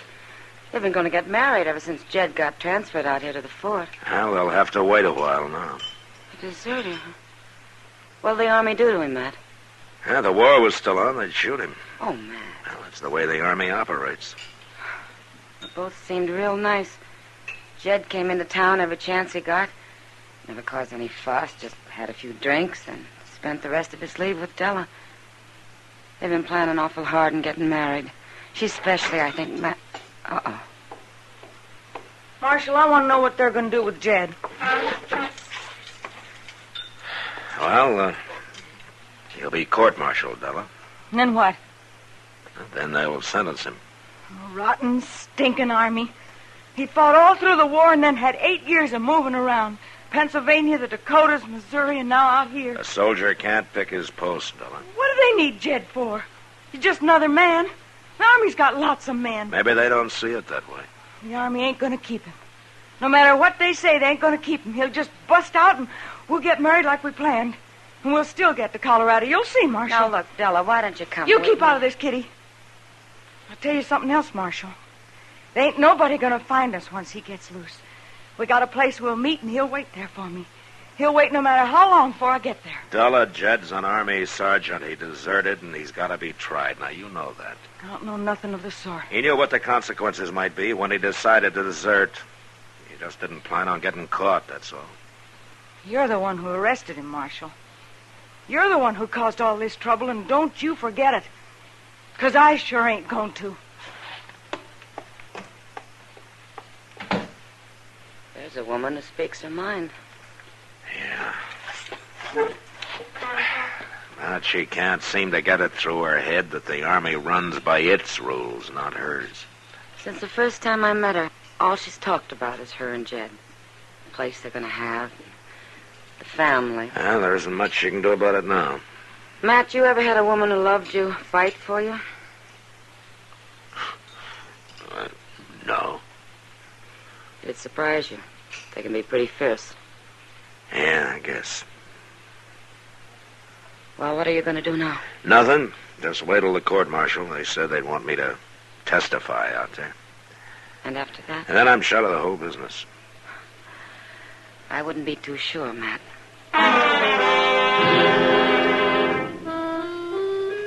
A week later, Jed Cook was brought before a special court-martial at Fort Dodge, and I went out to testify as the arresting civil officer. I said my piece and left, somehow feeling a little sorry for him. From what I'd heard, he'd been a mighty good soldier before he deserted. And that's all I knew about it until one evening after supper, Doc and I were walking back towards my office.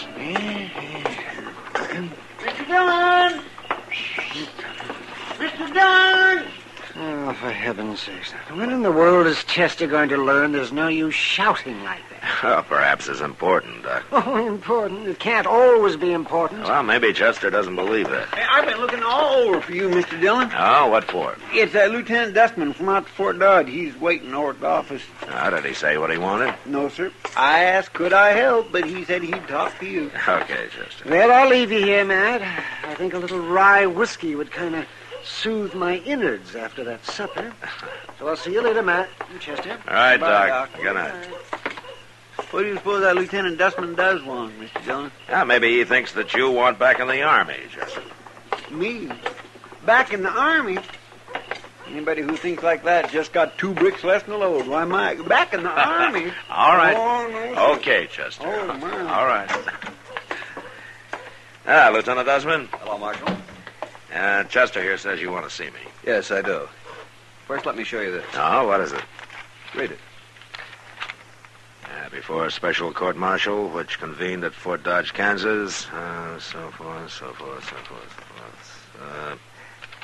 Violation of the 58th Article of War, specification in that Sergeant Jedediah Cook, Troop A, 26th Cavalry, did at Fort Dodge on or about the 6th day of March, desert the forces of the United States. I don't need to read this. I know the verdict. Marshal, the court found him guilty of the charge and the specification.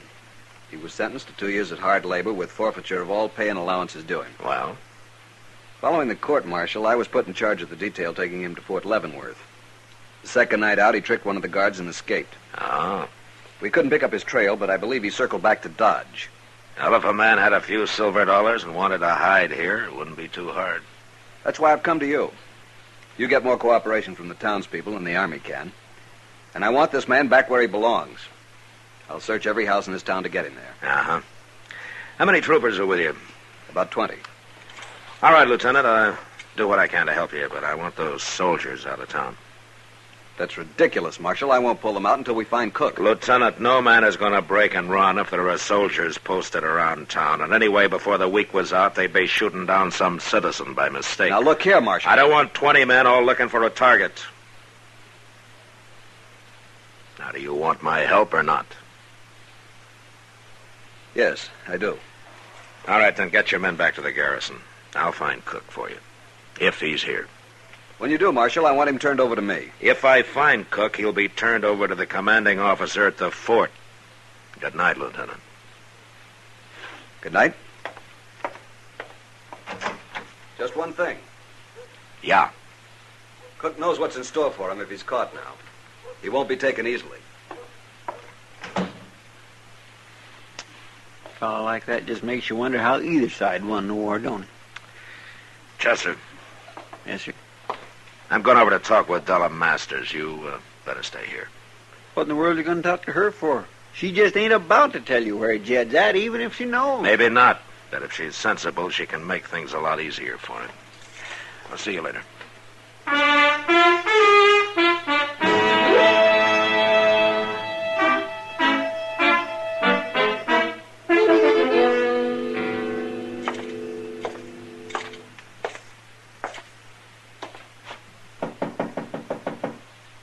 Who is it? Matt Dillon. Open the door, Dillon. I don't want to talk to you, Marshal. You're going to. What do you want? A couple of nights ago, Jed escaped from the soldiers who were taking him to Fort Leavenworth. Has he been here? Maybe he has. Now, look, Della, I got Lieutenant Dustman to agree to take his troopers out of the town, to take them back to the garrison. What difference does that make to me? It means that Jed could give himself up. Jed ain't going to give himself up to nobody. If Jed surrenders himself, the court won't be as hard on him as if the Army picks him up somewhere later. Look what they did to him before. Sent him off for 2 years hard labor. Della, don't you understand? I'm trying to help you. We don't need no help. Sooner or later, Jed's going to get caught. You can't run away forever. Once we get out into Colorado Territory, there won't nobody find us. Della, when will you get it through your head that you can't fight the whole United States Army? Jed's done his share of soldiering. More than his share. We've been waiting to get married 2-3 years now, and I don't aim to wait no longer. Why are you sticking your nose in this anyway, Marshal? You ain't the Army. I'm paid by the government, Della. It's part of my job. Well, I'll tell you something, Marshal. You come sniffing around me and Jed, I'll shoot you. That's, pretty foolish talk. No, it ain't. I planned it out how me and Jed are going to meet and where, and ain't nobody going to interfere. This was all your idea, wasn't it? What? His deserting. What if it was? I ain't going to wait forever. You're making a mistake, Della. Not the way I see it. I just want my man and the life that goes with it. Besides, I know what's best for Jed and me. Maybe. We'll see. Now, Della. Why? Sooner or later, I'm going to find Jed. I just hope nobody gets hurt.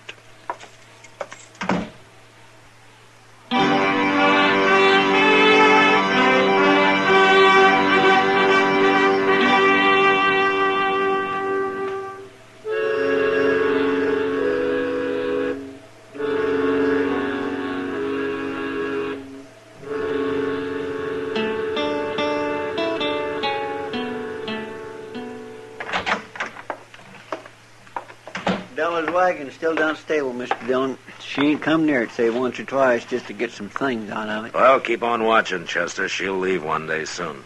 We'll just follow her to where that fellow Cook is, huh? Yeah. Well, that don't sound too hard to No, do. it shouldn't be. Marshal. Hello, Moss. Oh, Moss. Something's wrong, Marshal. What's that? You know that big Studebaker wagon of Miss Della's down to my place? Yeah, what about it? It's empty. Empty? All her equipment. She took it all out. Well, that don't matter, Moss. She can't get nowhere without that wagon. Just a minute, Chester. Go on, Moss. Well, I don't often have occasion to walk out back near where that wagon is. I just kind of spelled Chester keeping an eye on her like you told me. But the day after he left, I had to go back for some barrel staves. And that's the first time I looked at it, close like. Moss, when was the last time that you saw Della? 2 nights ago. She was out back in a little spring wagon. Said she'd come by for some blankets out to Studebaker. And you say that she'd been by a couple of times before that, huh? Yes, sir. Well, she's outsmarted us. What do you mean, Mr. Dillon? We missed her. She got her stuff and headed out. You better get our horses saddled, Chester. Yes, sir. We'll swing by our rooming house to make sure she's gone before we try to pick up her trail. Now get moving.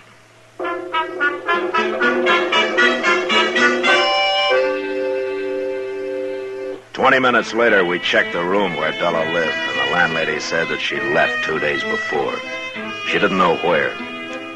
I knew now that my only chance to find Jed Cook was to track Della the best I could. She couldn't travel fast driving a spring wagon cross-country, but tracking was still a chore. And the next evening about sundown, I realized that we'd lost her.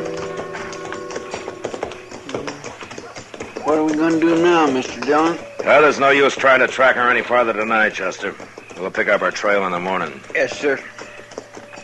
We'll camp in that cottonwood grove up ahead there, huh? If she should pass near here, why, she won't see her horses. Hey, Mr. Dillon? Yeah, what? Don't it look like there's a hut of some kind in them trees? It sure does.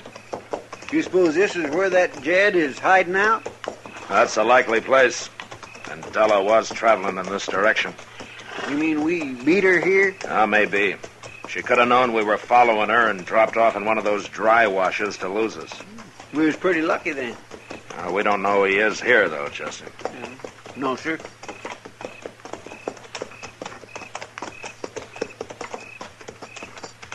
All right, we better pull up. We'll go in from here on foot. Yes, sir.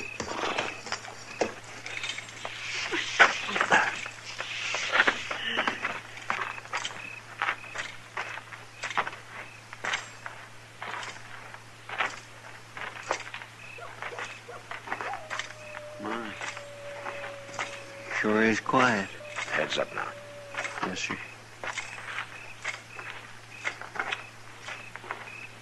I wonder how Della gave us a slip like that.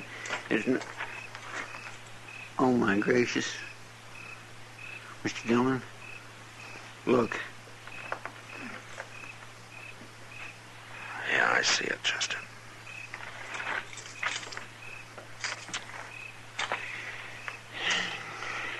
Well, I guess Jed Cook won't go back for trial now. No. You reckon it was Indians done that to him? Yeah. He's been tortured. He sure didn't have much chance. All by himself, did he? No, not much. Poor fellow. Hold it, Chester. There's somebody over there. It's Della, Mr. Dillon. Yeah. It was Injuns, Marshal. They hurt him. They hurt him real bad. But he was still alive when I got here 4 or 5 hours ago. He was lying right there where he is now. Didn't want nothing, not even water, except for me to talk to him. By Colorado, our farm and such like. Della, And then,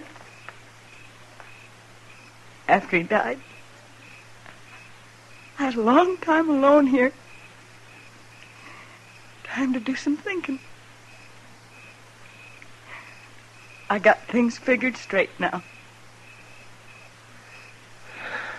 Too bad it took this to do it. Yeah. But it wouldn't have worked the other way. The way I had it planned. I know that now. He only had another year to go. And then he got discharged, and we could have gone to Colorado like we wanted. I loved him so much, I guess I just couldn't wait. Women are like that sometimes. Yeah. Well, what can we do now, Della, to help you? Oh, I buried Jed right here. Right here. He'd like that. It's about as far west as he'll ever get. Now,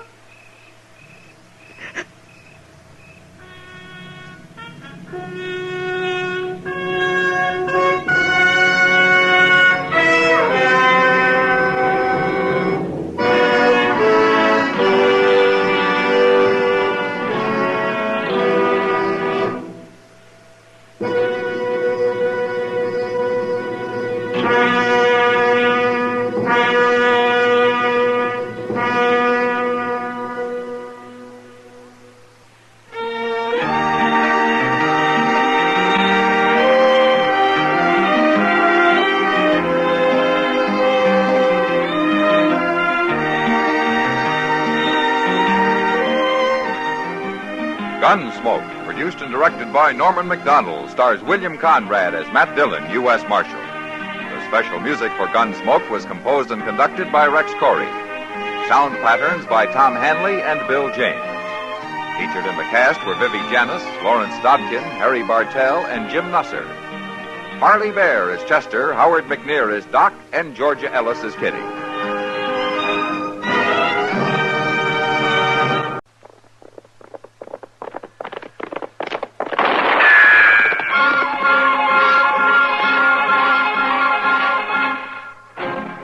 Around Dodge City and in the territory on West, there's just one way to handle the killers and the spoilers, and that's with a U.S. Marshal and the smell of gun smoke.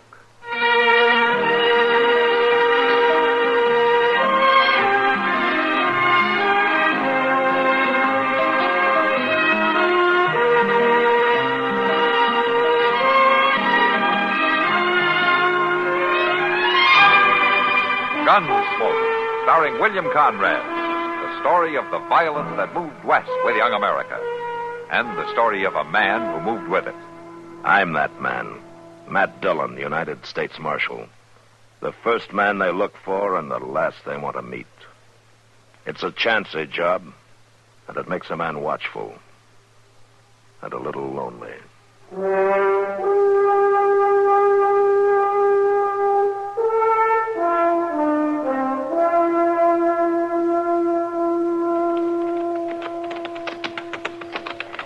Mr. Dillon, couldn't we stop a little while? Well, if we're going to get to Dodge before dark, we got to keep moving, Chester. Yeah, but I swear I'm about to bust. Oh, what did you expect after the way you ate dinner?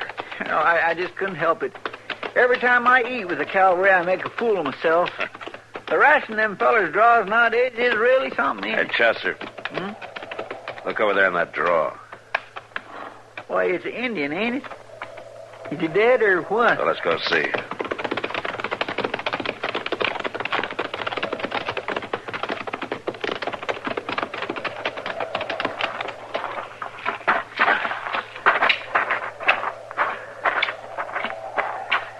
He's dead, all right. And that was an ugly death, too. My goodness, shot in both knees. Yeah. Looks like he was trying to crawl away when he got finished off. Who in the world would do a thing like that? Well, whoever it was, he must have been full of hate. Mr. Dillon? What? There's a squaw watching us over yonder by them trees, here. Yeah, I see her. You reckon she's his? Yeah, she might be. They're both Pawnee. She's coming over here. Say, she don't think we'd done this, does she? I don't know. I sure hope not. And if I could speak Pawnee, I'd tell her. Understand white man talk? Is this your husband? Yes. I'm Matt Dillon. I'm a U.S. law marshal. Law much true. You know who killed your husband? No. Well, you know why your husband was killed? No. Husband good. Much heart. Big. Strong. We'll help you bury him. No. Indian bury husband. Oh. All right. We'll go. Come on, Chester. Well, it just don't seem right leaving her there all by herself, Mr. Dillon. That's the way she wants it, Chester. Well, let's get on back to Dodge.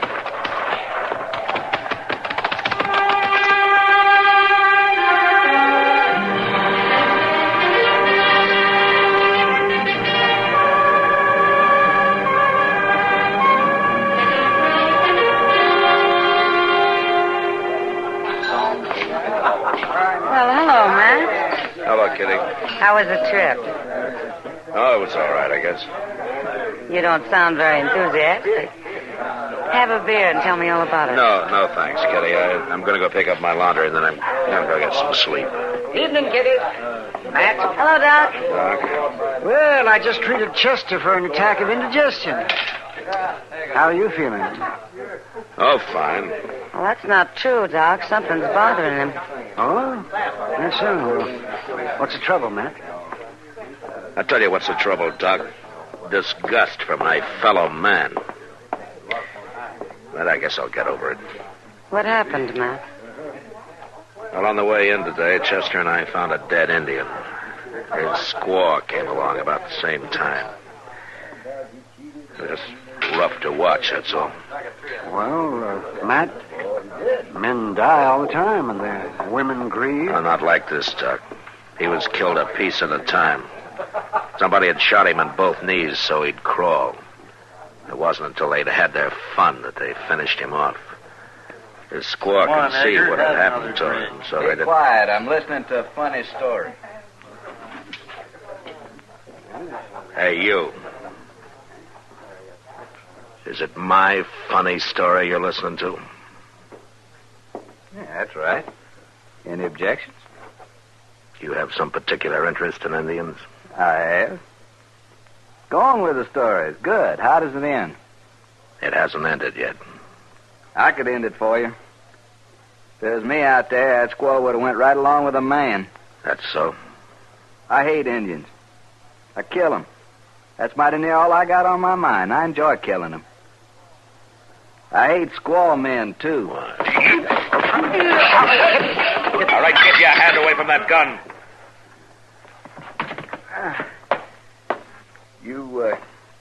You wearing some kind of badge there under that vest? That's right. I'm a U.S. Marshal. And you figure that gives you a right to tell me who I can hate? No. That's your business. But what you do about it is mine. Well, I'm going to go on killing Indians is what I'm going to do about it, Marshal. Like I've been doing for 16 years. And you've got a lot to answer for, mister. That's a long time. It seems like no more than yesterday. I come back from hunting one time. I found my wagon burnt. My wife with a pretty back stuck full of arrows. My baby son carried off. They was Pawnees. And Marshal, your little badge ain't gonna change that. That's between me and the Indians. I'm gonna kill them till the day I die. Edgar. Leave me alone. What a terrible thing. What Matt saw was terrible, too, Kitty. Yeah. 16 years of that kind of hate's long enough, isn't it, Doc? Much too long. Mr. Dillon? Yeah. Mr. Dillon? That squaw is here. Huh? Here in Dodge? Yes, sir. She come over to the office. She wants to talk to you. Oh, where is she now? Well, there was another Indian with her. They're waiting out near the edge of town. All right, let's go.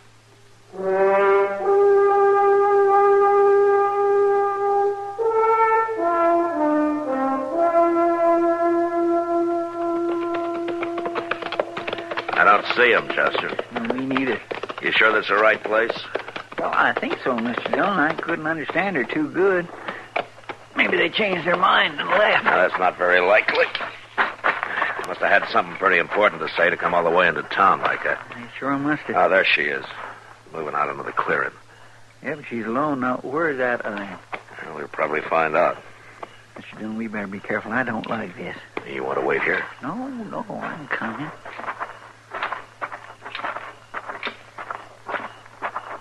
We talk. You come alone now. My friend says that there was another Indian. He back there. He little white wolf. Brother. He no make talk. He wait. Is that the one, Chester? Well, I think so. He never come near enough for me to get a real good look at him. Any other Indians here? No other. 3. All go leave village. Make new house. Oklahoma. Huh. All right, we talk now. White man kill husband. White man go to city. How do you know this? Brother, he gone. See one, only white man. Then go find husband dead. Brother track white man. Go to city. Who is the white man? He wear black hat, spotted shirt. He ride black horse. Why, I've seen him. Wait a minute, Chester. There are many men like that in the city. You got to say more than that. You find, you make prisoner, you kill. Now listen. The law must know, and it must know good. Did your brother see the white man kill your husband? Brother, he gone. Then see one, only white man. Yeah, but the brother did not see. Maybe the white man did not kill. Now, the law must know. It must be certain. You understand that? Law, not certain. Then law not kill white man? That's right. Then you give us white man, we kill. No. Brother not have two hearts. Brother certain, we kill. No. That's much bad. Now, you go to Oklahoma. You make new house. White man big enemy. We no make peace. We wait. We kill. Well, that's sad. Reckon she means it? Yeah, she means it all right. They'll get him.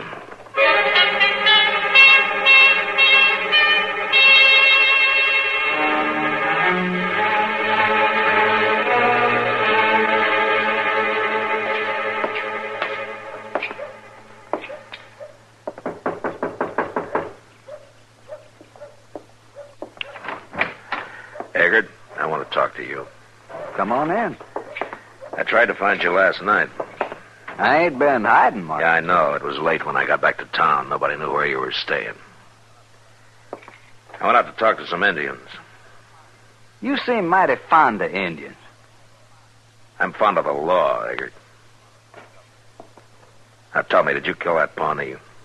I killed lots of Pawnees in the last 16 years. That's not what I'm asking you. Did you kill that one yesterday? Supposing I did, what would you do about it? I'd hang him. For killing an Indian? Might as well hang a man for a squashing worm. That day's past, Eggert. Now, the Indians think you killed him, and so do I. I reckon you'll have to prove it, Marshal. Now, there's an Indian who can identify you. The squaw's brother, so you do it. That ain't exactly true. No? No, because if it was, you'd have me in jail right now. You ain't got no proof. Now, the Indian heard your last shot, and he saw you ride off. He tracked you here to Dodge. Don't put no rope around my neck. Not legally, no. But the Indians know that you did it. And I don't want to have to hang those Indians. And what do you mean by that? I'll tell you what I mean by that. They're waiting for you, Eggert. They're what? That's right. So you stay in this town. You set one foot outside of Dodge City, and those two Pawnees will kill you. Don't be sure of that, Marshal. Don't be sure of it at all.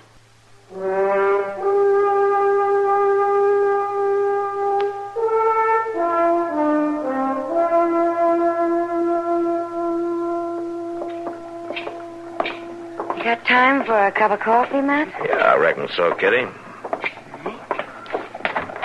There you are. On, can we have some coffee? Right away, Miss Kitty. Where'd you run off to last night, Matt? Well, that Pawnee squaw wanted to see me, Kitty. Oh?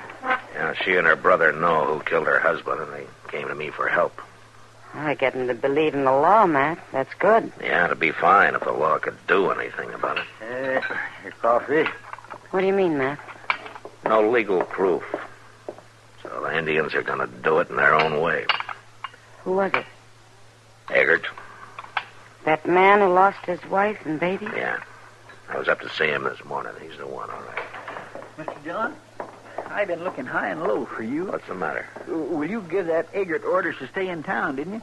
Yeah, that's right. Well, he didn't do it. He left about a half hour ago. Yeah, I should have known he would. All right, come on, Chester. Maybe we can catch him.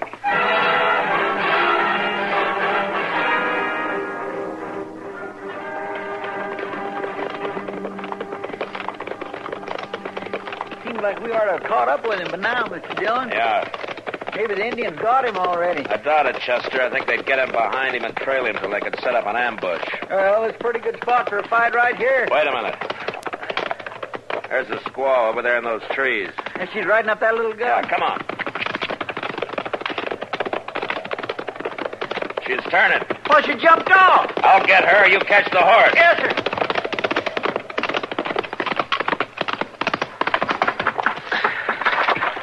Hey, stop. Come here. Now, where's your brother? Come on, talk. Where's Little White Wolf? You see white man who killed your husband? Mr. Dillon, Yeah, over here, Chester. I got her horse. What'd she say? Nothing. Nothing. No, not a word. Look. Brother kill white man, he break the law. Now the law will punish him. Do you understand that? Now where is your brother? All right, come on. That's where I don't understand, Mr. Dillon. I do, Chester. She waited on the trail as a decoy and deliberately led us away to give her brother time. Right now, that Indian and Eggert are stalking each other somewhere in that bush. See, that was a rifle. White man, big enemy. We kill now. Little white wolf avenge husband. Where'd he come from, Chester? Could you tell? Well, from that bluff yonder, it sounded like. All right, let's get over there. Maybe we still have time to stop him.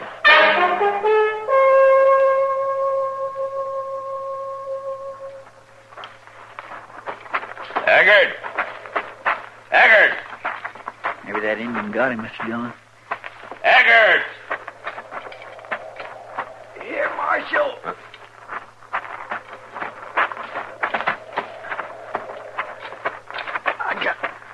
I got me another Pawnee. But he got me too. Where is he, Eggert? Right in them rocks.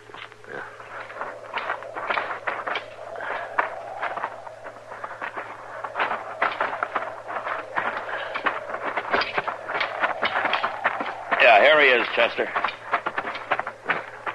He's shot right through the head. Boy, he ain't much more than a boy. He's Mr. Dillon. Yeah. Little white wolf. He's dead. Little White Wolf wasn't your brother. Not your true brother, was he? No. True brother die baby.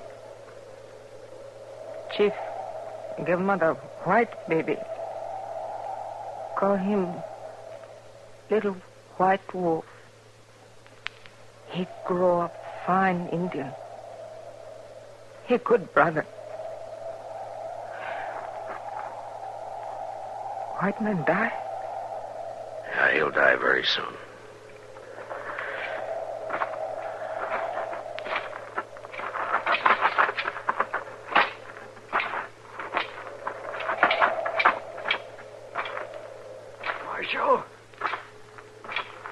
Marshal. Yeah, Eggert. Did I kill him? You killed him. Oh, that's good. You were just a kid. About 18. I'm glad. That's just about right. By now, my own son would have been just about 18. Mm-hmm.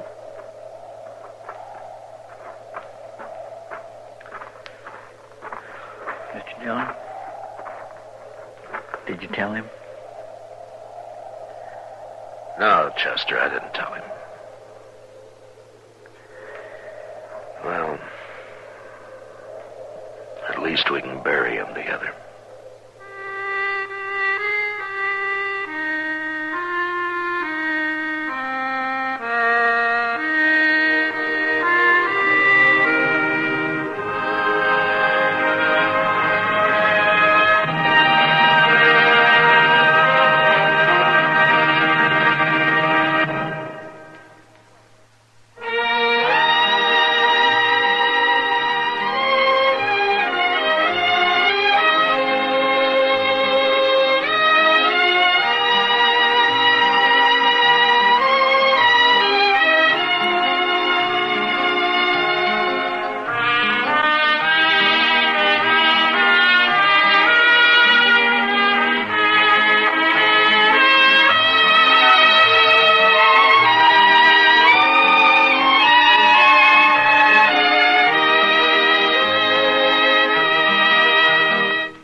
Gunsmoke, produced and directed by Norman MacDonald, stars William Conrad as Matt Dillon, U.S. Marshal. The script was specially written for Gunsmoke by Les Crutchfield, with editorial supervision by John Meston.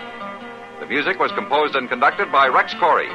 Sound patterns were by Ray Kemper and Bill James. Featured in the cast were Parley Bear as Chester, Howard McNear as Doc, and Georgia Ellis as Kitty.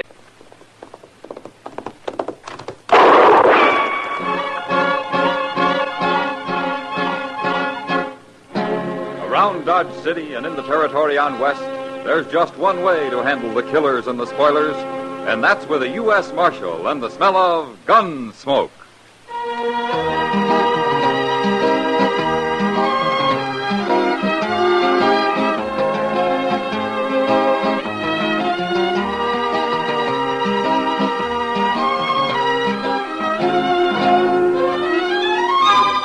Gunsmoke, starring William Conrad. The story of the violence that moved west with young America. The story of a man who moved with it. Matt Dillon, United States Marshal.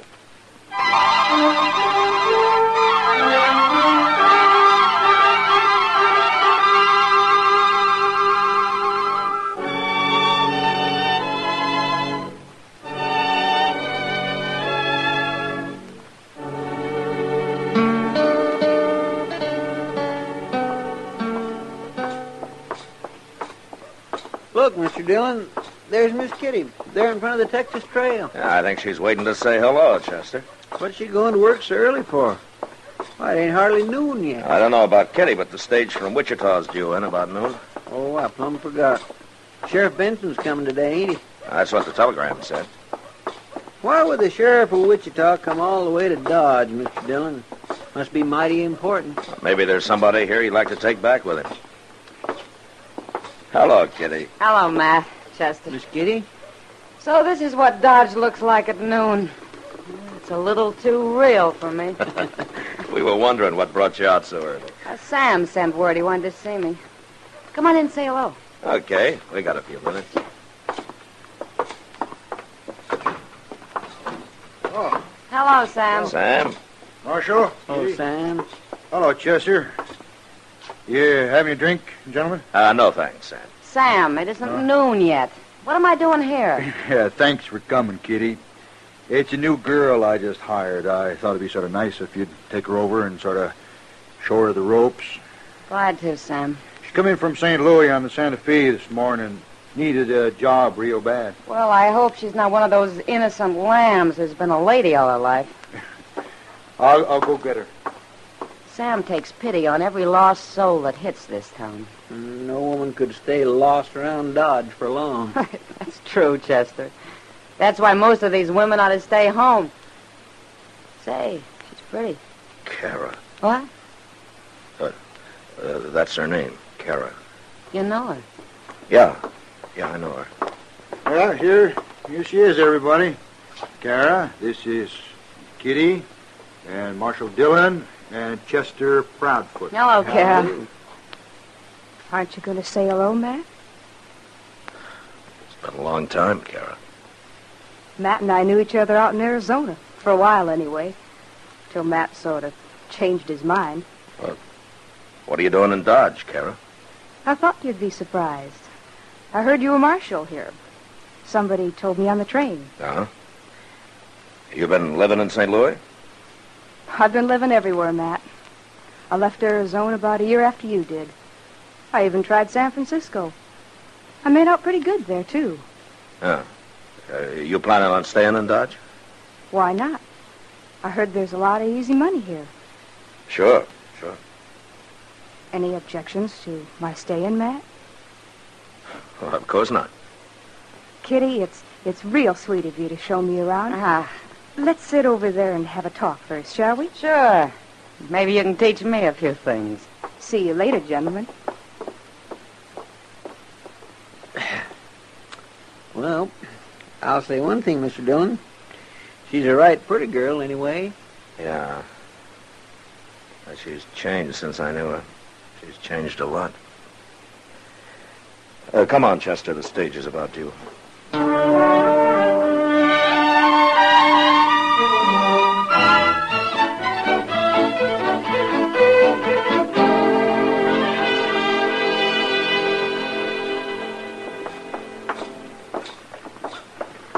This is my office here, Sheriff.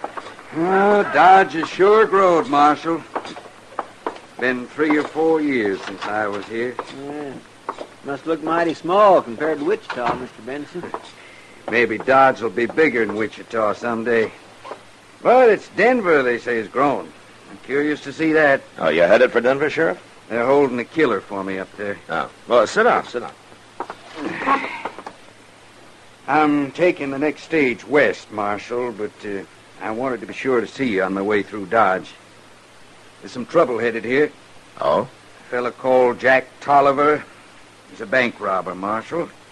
And he's killed a few men along the way. He opened up the state bank in Wichita about a year ago, and he's been working his way through the Dakotas since then. But I hear he's back in Kansas. Took $5,000 out of the bank at Salina a few weeks back. Well, what makes you think he's going to try Dodge, Sheriff? Because he's heading south. Dodge is a natural for them. Them? He's got a couple of partners. I don't know their names. Yeah. Well, what does this Tolliver look like? That's the trouble, Marshal. Nobody ever got a good look at him I know of, but I can tell you something about one of the gang. He sends this one ahead of him to sort of look things over for a week or so, and then he and the other two ride in. Uh-huh. What about the man that scouts ahead for him? It ain't a man, Marshal. It's a woman. A woman? Don't know her name. She changes it all the time anyway, but she's right pretty. About 5'7", black hair, hazel eyes. She's smart and she's tough. My Claire. Mr. Dillon, that sounds an That's awful a lot like... pretty clever operation, Chester. Sheriff, I sure thank you for telling me all this. We'll be watching for him. Well, I better go get some dinner before that stage pulls out. See you on my way back, Marshal. Goodbye, Chester. Bye, Mr. Benson. Thanks again, Sheriff. Mr. Dillon, that sure did sound like Kara he was describing. No, but of course she wouldn't be mixed up in anything like that. Well, I said she'd changed, Chester, but I hope she hasn't changed that much. I think I better go have a talk with her.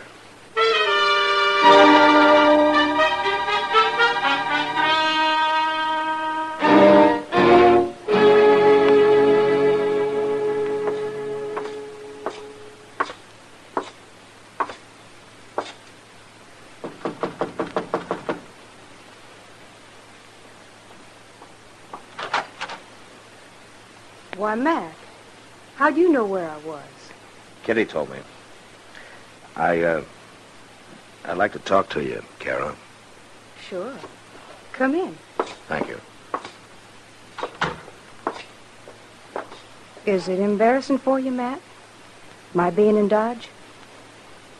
Why should it be, Kara? Well, we were pretty good friends once.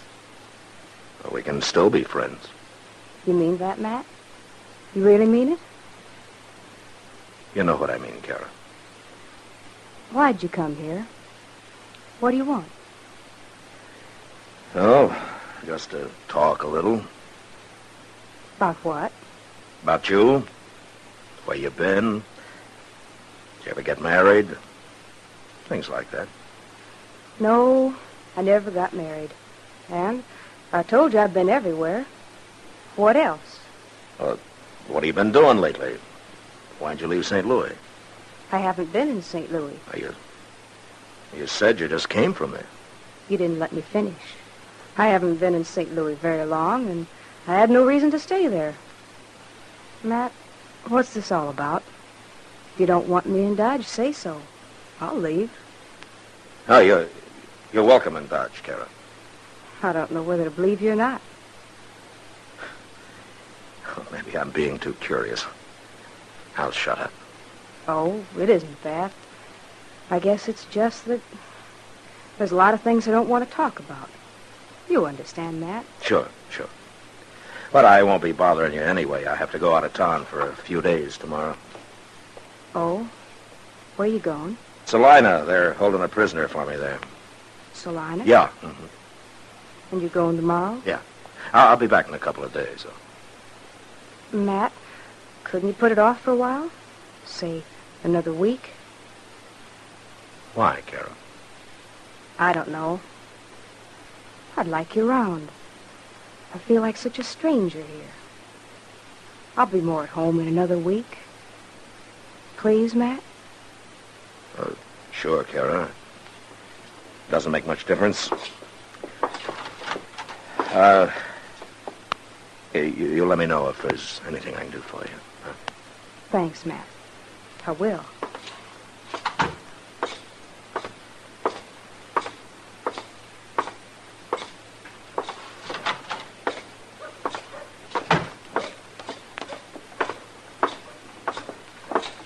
she there, Mr. Dillon? Yeah. Did you find out anything? Only if she is mixed up with this man, Tolliver, she can't get in touch with him for a week. But we won't worry about it till then. It'd be kind of too bad. I mean, you being a friend of hers and all. The sheriff said Tolliver's killed a number of men, Chester. I won't mind stopping him. If I can.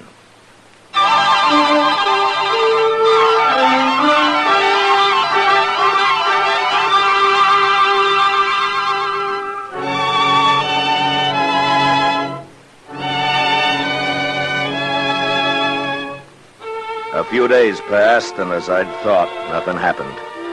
Kara worked at the Texas Trail. And although we kept an eye on her, she talked to so many strangers every day, there was no way of telling which might have been her bank robber friend, Jack Tolliver. Would have been easy for him to just ride into town anytime he wanted, buy Kara a drink, and get what information she'd gathered. I talked to her now and then, and although she tried not to show it, I was pretty sure she was aware that I was suspicious of her. And then one day, I was real sure. Doc and Chester and I just finished a game of three-handed stud in the office. $6.50, $6.75, and $7. $7.50, $8. You have to count it out loud, Doc. $8.50, $9.50. Ah, there we are. Well, I do it to teach you a lesson, Chester. You got my money, ain't that enough? Oh, you're always thinking of money, Chester. Money isn't the only pleasure in the world. Why, there's also... Oh, my, there's... there's also, Also what? You better think hard, Doc. He's following you mighty close. Did you ever go out in the night, Chester, and look at the stars? What? Did you ever watch them and feel close to nature and enjoy the great and wondrous beauty of it all? You talk like you had a drink, Doc. Oh, Chester. Of course, I watched the stars. Whenever it wasn't raining or snowing or blowing the wind down out of the north, or whenever I wasn't just too doggone saddle-weary and tuckered out to keep my eyes open. You're a hard man to inspire, Chester. Saving you from the devil would be a full-time job. And I'm afraid it's too late. Now, here... The world has corrupted you, Chester. It's touched your soul. It's withered it like a... Oh, my, like a bean. Like a bean? Now, doggone it, you listen here, Doc. Oh, Kitty! well, look upon her, Chester. The beauty of womanhood in all its passionate splendor. What? It sure beats the stars, anyway. Are you too drunk? Doc's been trying to teach Chester to take a larger view of life, Kitty. Doc's got all my money, and he's just crowing about it. That's all he's doing. Money, huh? Well, that's just what I came here for. Oh, what do you mean, Kitty? I need $20, Matt. Oh, well, sure. Here you are. Before I take it, I better tell you, it isn't for me. What? Kara needs it. She came to me, and I didn't have it, but I said I thought I could get it for her. I think she knows where. She could have come to me herself. Too proud, maybe. How come she's broke? She's been working. I didn't ask her what it's for, Matt. It's all right, Kitty. Give it to her. I will. But I'll tell you something. What? I've met some pretty tricky women here and there, but your old friend Kara has them all beat. I'll give her the money. Chester. Yes, sir? Follow Kitty. Don't let Kara out of your sight till you find out what that money's for. I'll wait here for you. Okay, Mr. Dillon.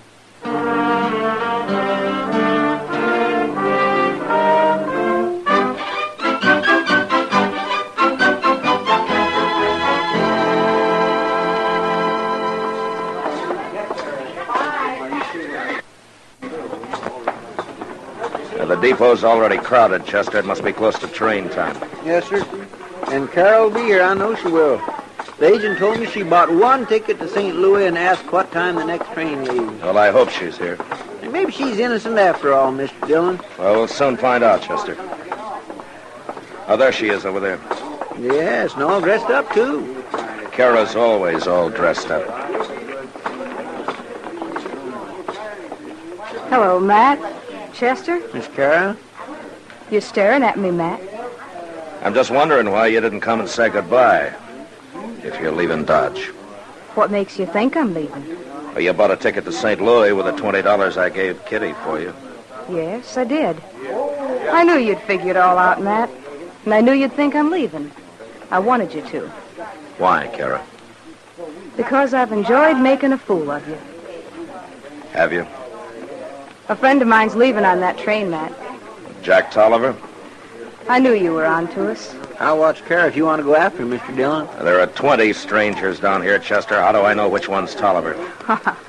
You know, I could arrest you, Kara. You're wanted in a lot of places. You're too smart for that, Matt. Arrest me and you'd never find Jack. Sure, but once Tolliver's on that train, I can find him. How? I'll have the whole train put under guard when it gets to Abilene. And one by one, every man on it will have to clear himself. We'll get him. No, you won't. He'll jump off. He won't know what I'm going to do, and you can't warn him now. Hey, it's pulling out, Mr. Dillon. We'll make it, Chester. So long, Kara. No, Matt, wait. Come on, Chester, run. Matt, come back.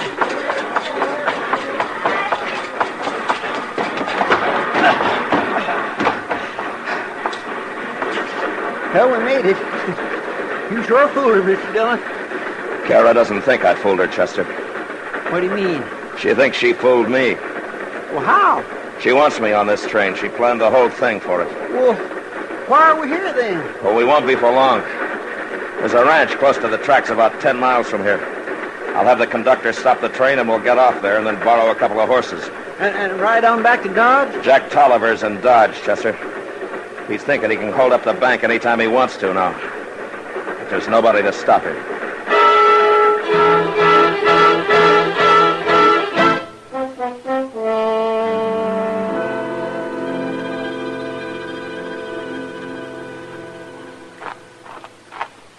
I tied the horse way over yonder, Mr. Dillon. Plumb out of sight. Oh, good. It's almost dark anyway. They'd never see him. Yeah. Well, things look quiet enough.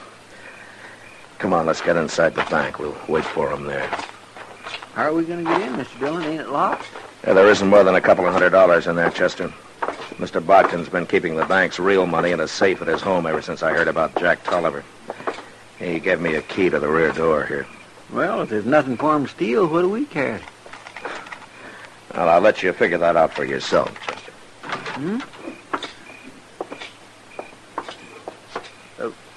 Where'll I get at, Mr. Dillon? Over there by the window there.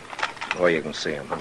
Well, what if they try to come in the front? No, they won't. It's too exposed. I'll wait over here. When they come, we'll leave them alone until they get clear inside. You understand? Yes, sir. I won't shoot till you do. All right, good. No, don't stand right in front of the window, Chester. They'll see you. Yeah, but I can't see good if I'm at one side. You don't have to be at one side. Just stand a few feet back from it. Yes, sir. Yeah, that's better. My. I sure do wish there was a moon tonight. Yeah, it'll be a help, all right. Uh-oh. What? There's some horses. They're heading this way. How many? 4, I think. Yep, 4. Yeah, that's them. Here they come. They're getting down. 3 of them are. They're handing their reins to the other one. I hope now he's getting down, too. She, Chester. That's probably Kara. Oh, by God, I think it is. All right, quiet now. Yes, sir.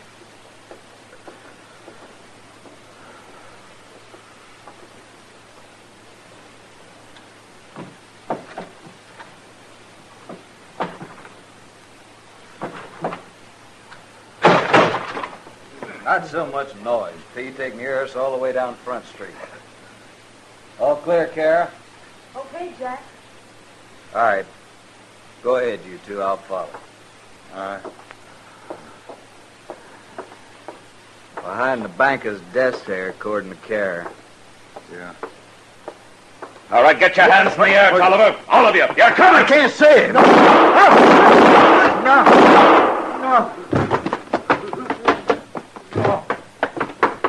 got two of them, Chester. Tolliver run outside, but I hit him. He's wounded. Look, Carrot's having to help him. Hold it, Tolliver. Kara, get away from him. No, you don't, Kara. You stay right here. Don't hide behind me, Jack. You'll kill me. He won't kill you. But if you move, I will. No, let me go. Get around behind him, Chester. Yes, sir. You're trapped, Tolliver. Now let Kara go. You just stay right where you are, both of you. I'll kill her if you don't. You coward, Jack. Get away from me. I warned you.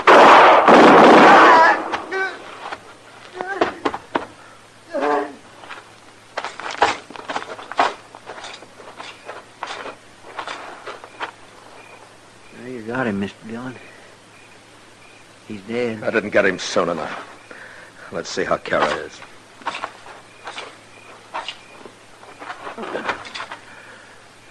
Kara. Kara. I'm sorry, Kara. It's too dark. I couldn't shoot any quicker.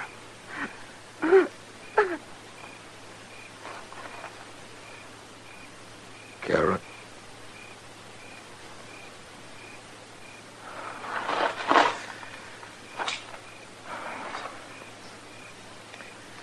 I don't think she heard me, Chester.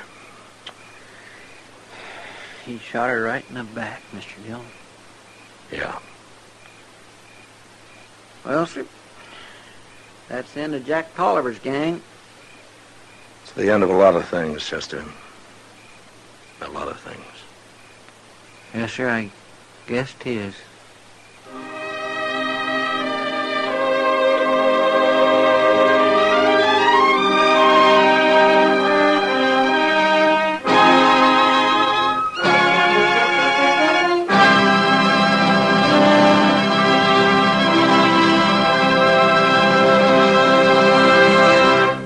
Gunsmoke, under the direction of Norman Macdonald, stars William Conrad as Matt Dillon, U.S. Marshal. Tonight's story was specially written for Gunsmoke by John Meston, with music composed and conducted by Rex Corey. Featured in the cast were Harry Bartell, Jill Jarman, Vic Perrin, and John Daner. Parley Bear as Chester, Howard McNear as Doc, and Georgia Ellis as Kitty. Join us again next week as Matt Dillon, U.S. Marshal, fights to bring law and order out of the wild violence of the West in Gunsmoke.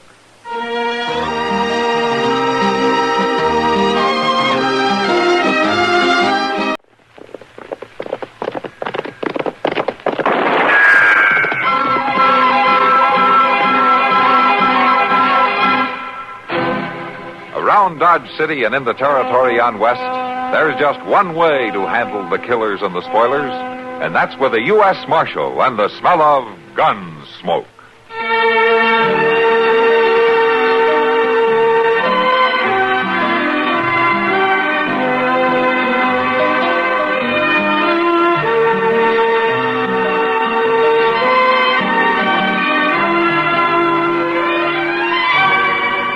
Gunsmoke, starring William Conrad, the story of the violence that moved west with young America, and the story of a man who moved with it. I'm that man, Matt Dillon, United States Marshal. The first man they look for and the last they want to meet. It's a chancy job, and it makes a man watchful and a little lonely.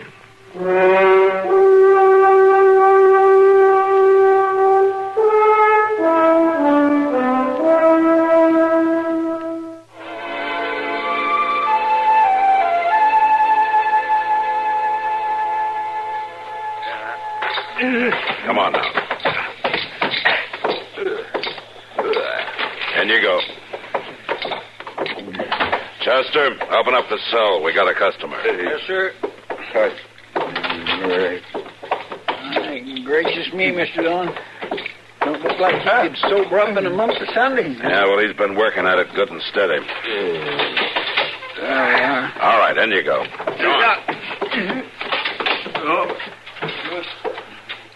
Know who he is, Mr. Dillon? No, I don't think I've ever seen him before. He wasn't in any shape to tell me his name. I ain't sure he'll ever remember it, the way he looks. Well, we'll give him time to recollect. Yeah, come on, Chester. Let's go get some breakfast.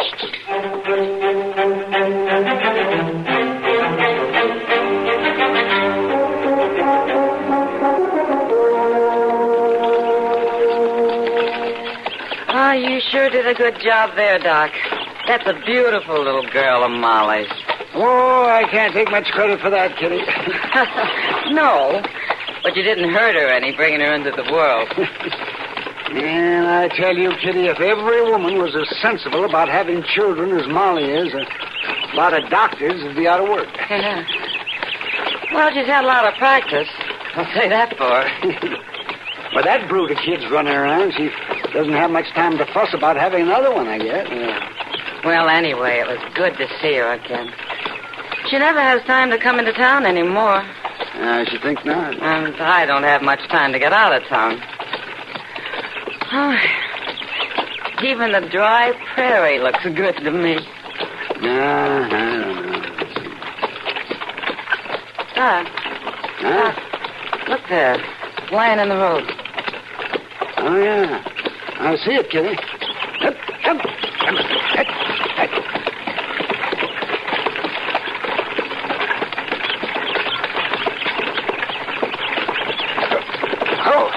Oh, there. What? It's a woman.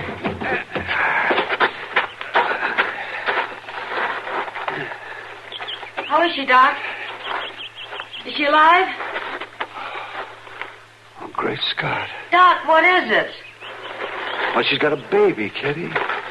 She was almost lying on top of a baby. A baby? That's what I said, a baby. Here, Kitty, hold it. Yeah, sure, Doc. I want to get that woman into town as fast as I can. Can I help you move her? I'll make it. Poor thing, she's just skin and bones. There now, Kitty, you see if you can support her head a little bit, will you? Hold the baby in your other arm. Yeah, all right, Doc.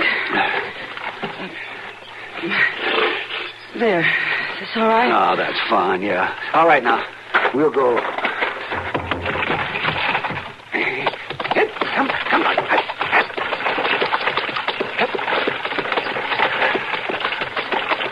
Doc. Yes, Kitty? Did you call this her baby? Well, sure I did. She was holding it so close she was nearly smothering it. I don't think the baby is hers. Oh, what kind of foolishness is that? She's a white woman, isn't she? Well, you can see for yourself she's a white woman. Well, I just got a good look at the baby's face. It's an Indian baby, Doc. Indian? Here, let me have a look at it. By George, Kitty, I believe you're right. Well, sure I'm right. Well, no matter. We'd best get the both of them back to town. So come on. Up.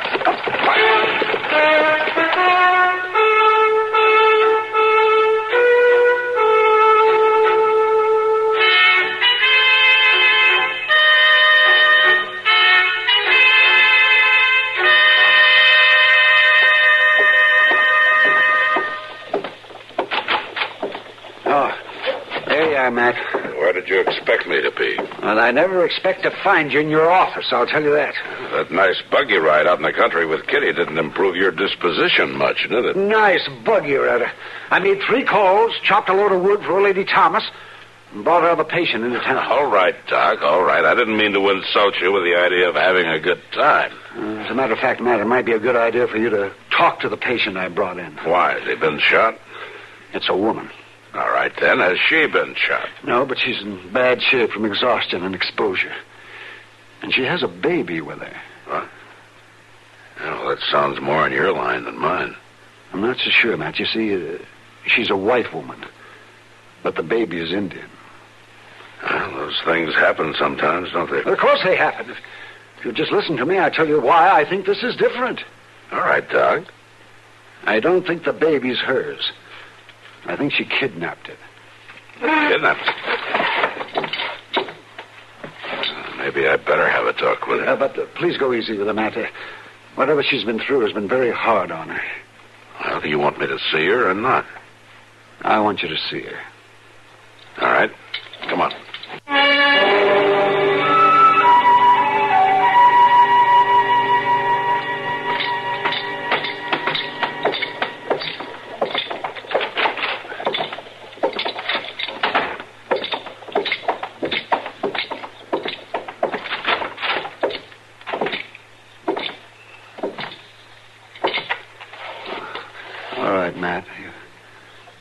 You can talk to her. Well, looks like she's asleep, Doc. I don't think so. Go ahead and try. Huh? All right. Ma'am? Ma'am? I'd like to talk to you, ma'am. I'm the marshal. It's about the baby. My baby. My baby. That's what I'd like to know about, ma'am. The baby. Where is he? Give him to me. It's all right. It's all right. He's right here. No. No. They took him. They killed my baby. Who killed him, ma'am? The savage. The savage Indian. Joe. Joe. Joe? Joe.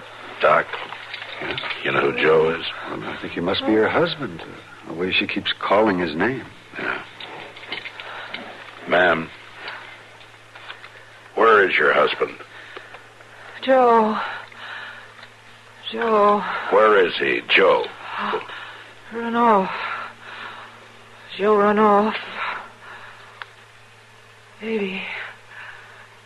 My baby. Give him to me. This isn't your baby, is it, ma'am? They killed my baby. I know, but this baby. Where did you get this baby? A woman needs a baby. Give him to me. I'm going to give him to her, Matt. It'll make quiet her and bring her out of this. All right, Doc.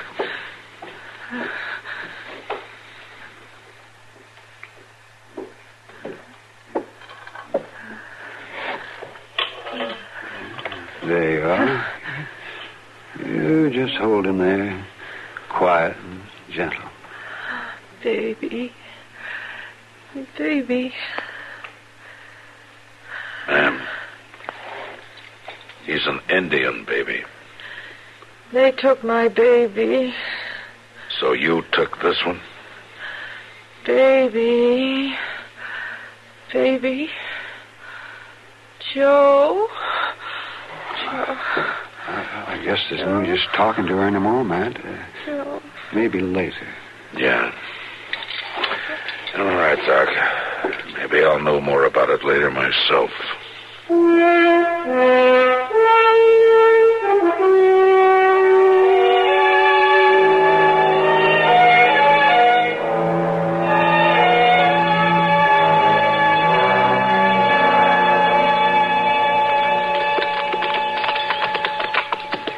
It's all right with me, Mr. Dillon, riding way out here and all that. I'm glad to hear that, Chester.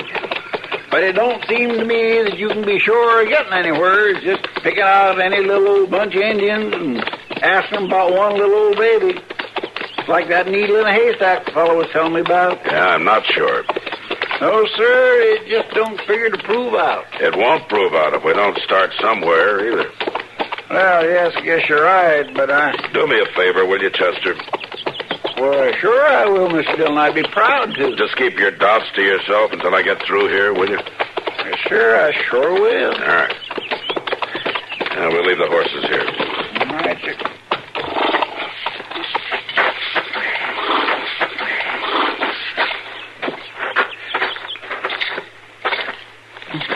Don't look like there's nobody here but just the squaws and kids. Yeah. Men are probably off hunting. Reckon so. Oh, there's one, Mr. Dillon.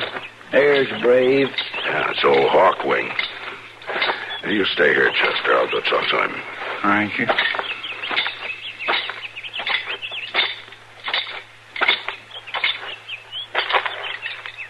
I've come to talk, Hawkwing. It is well. Sounds like you want to talk to me, too. It is well the marshal comes before the young men return from hunting. All right, Hawkwing, you tell me what's on your mind first. The marshal knows. It's the baby. Mm-hmm. But there are two babies, Hawkwing. The baby is missing from the lodges. When the young men come back, there will be trouble. I want to talk about a white baby. The white baby is dead. It is said that your people took the white baby. That your people killed it. That's not true. But you know the white baby is dead. My people buried white baby. Tell me what happened, Harkling. Baby lay dead of fever in arms of mother. My people bury baby. The women brought the mother to the lodges. What happened to the mother? The marshal asked that question. You tell me, Harkling. Mother walked out into the night. She took baby of my people. You know this to be true? I know this to be true. All right, Harkling. I was afraid it might be. It would be well if baby come back before young men return. Yeah. I think you may be right about that.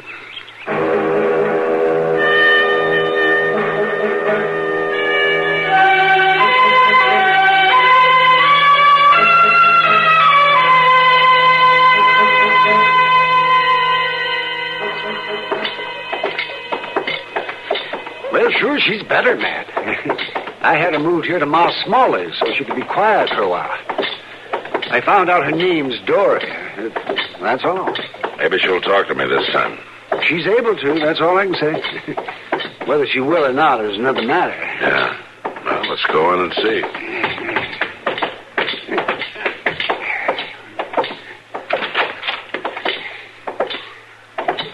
Ma put her in a room on the first floor. Here it is.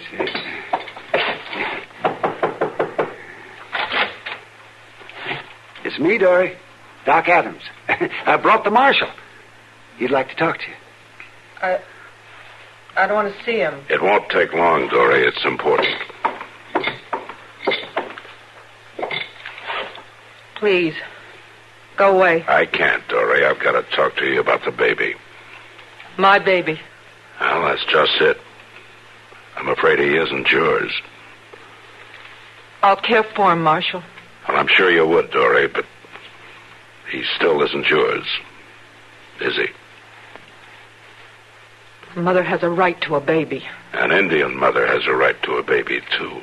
But they took my baby, Marshal. They killed my baby. Your baby was sick, Dory. Isn't that so? Your baby died. They buried my baby. The savages buried my baby. The Indian women were trying to help you. They took my baby right out of my arms. Because he was dead, Dory. Now, you really know that, don't you? Don't you, Dory? Doc? Go ahead, Dory. It'll be better if you face up to it. I guess I know it, Marshal. But the fever and all... Yes, I know you've been sick. And that may save your life. What do you mean? And the Indians may be willing to let it go at that when they get their baby back. A baby? You'll have to give him back, Dory. Maybe they won't know, Marshal. They've got lots of babies. Maybe they won't care. They know. They care. We'll have to give him back. But, Marshal... Listen to me, Dory. I'm sorry for you. But I'm not so sorry for you that I'll risk an Indian uprising. The baby has to go back, or your life won't be safe. Lots of lives won't be safe. Doc? But he's right, Dory. Do what he says. Can I have him just tonight, Marshal? And you take him in the morning? And I guess that's all right, Dory.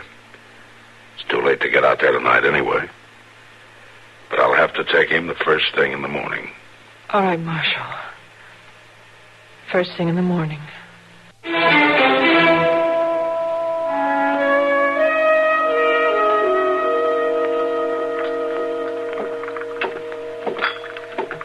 Here's your coffee.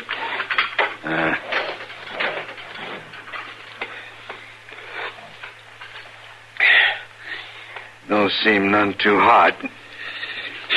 You're about as ungrateful of a prisoner as I've ever fed. Of course, it's mighty early, but the marshal and me has to ride out the Indian camp. You gonna let me out? Maybe you will at that. He's got an awful lot on his mind over that woman and her baby. I've been locked up long enough. What woman you talking about? Why, that woman that took a baby from the Indians, walked right out of their camp with it, nice as you please. Who is she? I don't know. Some woman the Indians found way out west of town somewheres. Seems her baby got killed or something, and she went and kidnapped herself an Indian baby. What's her name? I ain't never heard her name. Look, you better turn me loose right now. Well, what? Well, then you listen here. Marshal! I've got authority to... Here. Marshal! Here. Let me out of here. What's the trouble here? I don't know, Mr. Dillon. This fellow suddenly started going crazy. Marshal, the woman and the baby, what's her name? Well, we know her first name. It's Dory. That's my wife. There you go. Now, let me out. Let me out. Just wait a minute, will you? Wait a minute. You weren't doing her much good when she needed you before. I thought she was dead, Marshal. I thought they was both dead. I rode off to get help. Well, they was awful sick. Yeah, I know. I got lost, Marshal. I didn't find nobody, and when I got back the wagon, I seen the grave. I thought they was dead. I ain't cared about nothing since. I can believe that. All right, let him out, Chester. Yes, sir.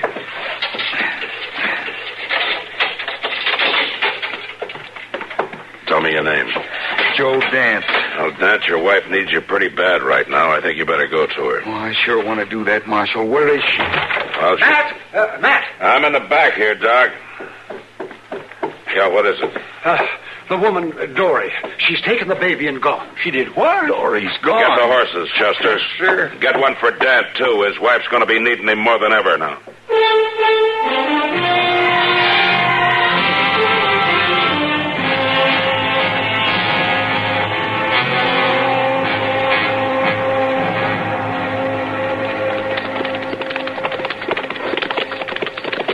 I'll say this for her, that woman can sure drive a buggy at a good clip. Dory can drive, all right. Let's just hope she can drive fast enough this time. You think she might be able to get away, Mr. Dillon? And if the Braves haven't come back from hunting, she might have a chance. Marshal? Yeah, Dan. If the Indians get her with that baby, what'll they do to her? I don't know. They have their own laws. I don't know what they'll do. Mr. Dillon, look yonder. The buggy. Yeah.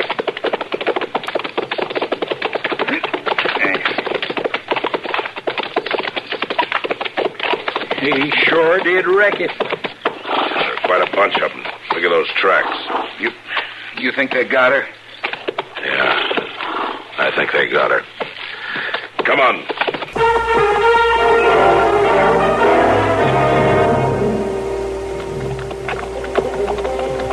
Braves is sure back all right, Mr. Dillon. Look at them horses. Must be a couple dozen. Yeah, they're back all right. Do we go in shooting? You were born with more sense than that. We go in shooting, we're dead as soon as we get there. Well, how do you figure it then, Marshal? We walk in as quiet as we can and hope we can get out the same way. Let's leave the horses here.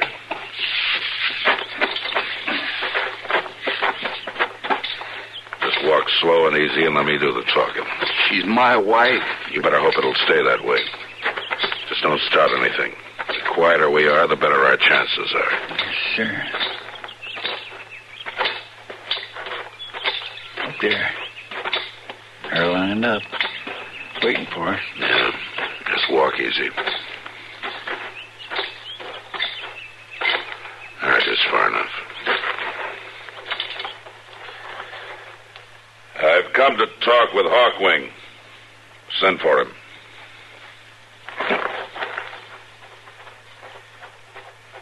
He's going after him. Yeah. Dory. I see Dory. She's there. Take it easy. Oh, they got her tied up. Wait a minute, Dad. Wait a Get your minute. hands off me. He unconscious, Mr. Dillon? He's lucky he isn't dead. You're a brave man to come here now, Marshal. I've come to ask that your people be merciful. I've come for the woman. It is not decided about the woman. She's seen much trouble, Hawkwing. She took baby from my people. The woman was sick with fever, Hawkwing. There was an evil spirit with her. My people had not harmed her, yet she took baby. The baby's back. The baby's unharmed. Let her go, Hawkwing. I have told you it is not decided about the woman. Man you struck down. Who is he? He is the white woman's husband. When she was found, the white woman and baby, there was no husband. It is as I said, Hawkwing. She was sick with fever. The husband had gone for help. She needs help now.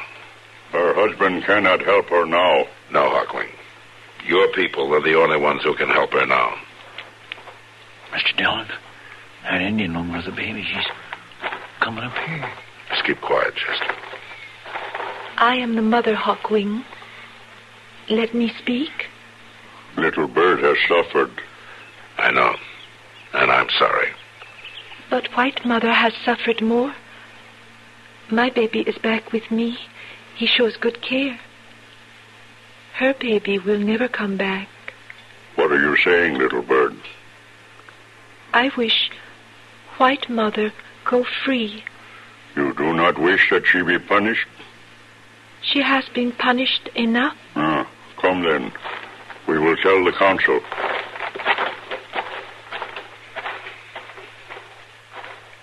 You think they will set her free, Mr. Dillon? I think they will, Chester. Indians think pretty straight. And I have an idea that Dory and Joe will be able to start all over again.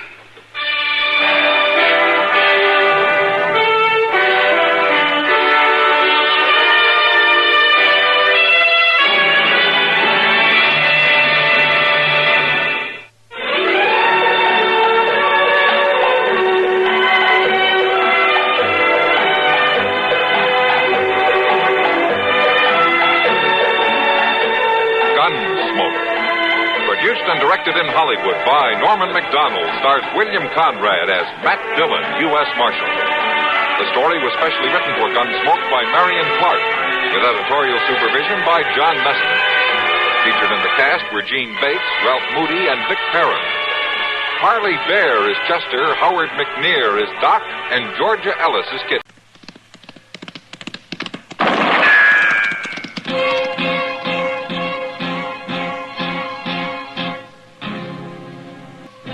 Around Dodge City and in the territory on West, there's just one way to handle the killers and the spoilers, and that's with a U.S. Marshal and the smell of Gunsmoke.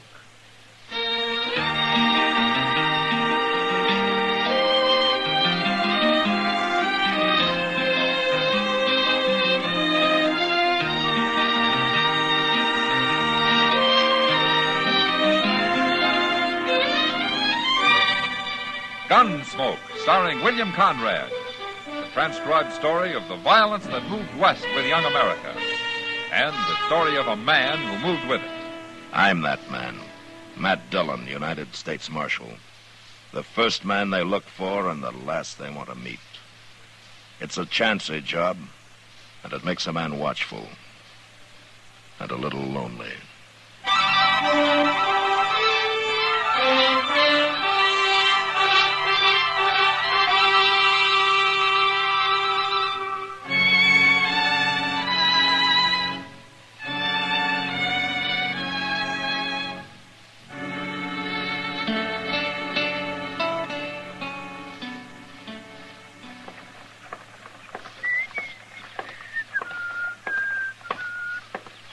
Dum.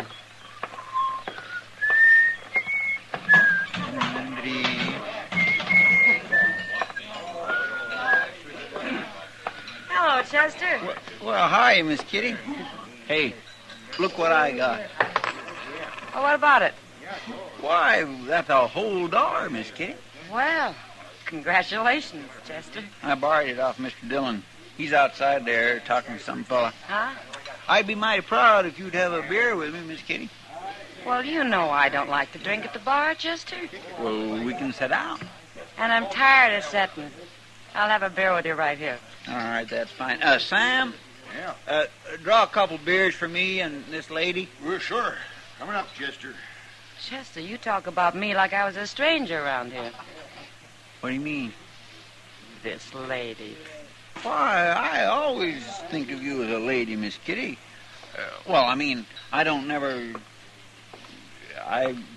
Thank you, Chester. Here's your beer. Here's your money, Sam. Okay. Oh, my, it looks nice and cold, don't it? You look like you're about to swim in it, Chester. That's right, I'd like to. Hey, Kitty. Hmm?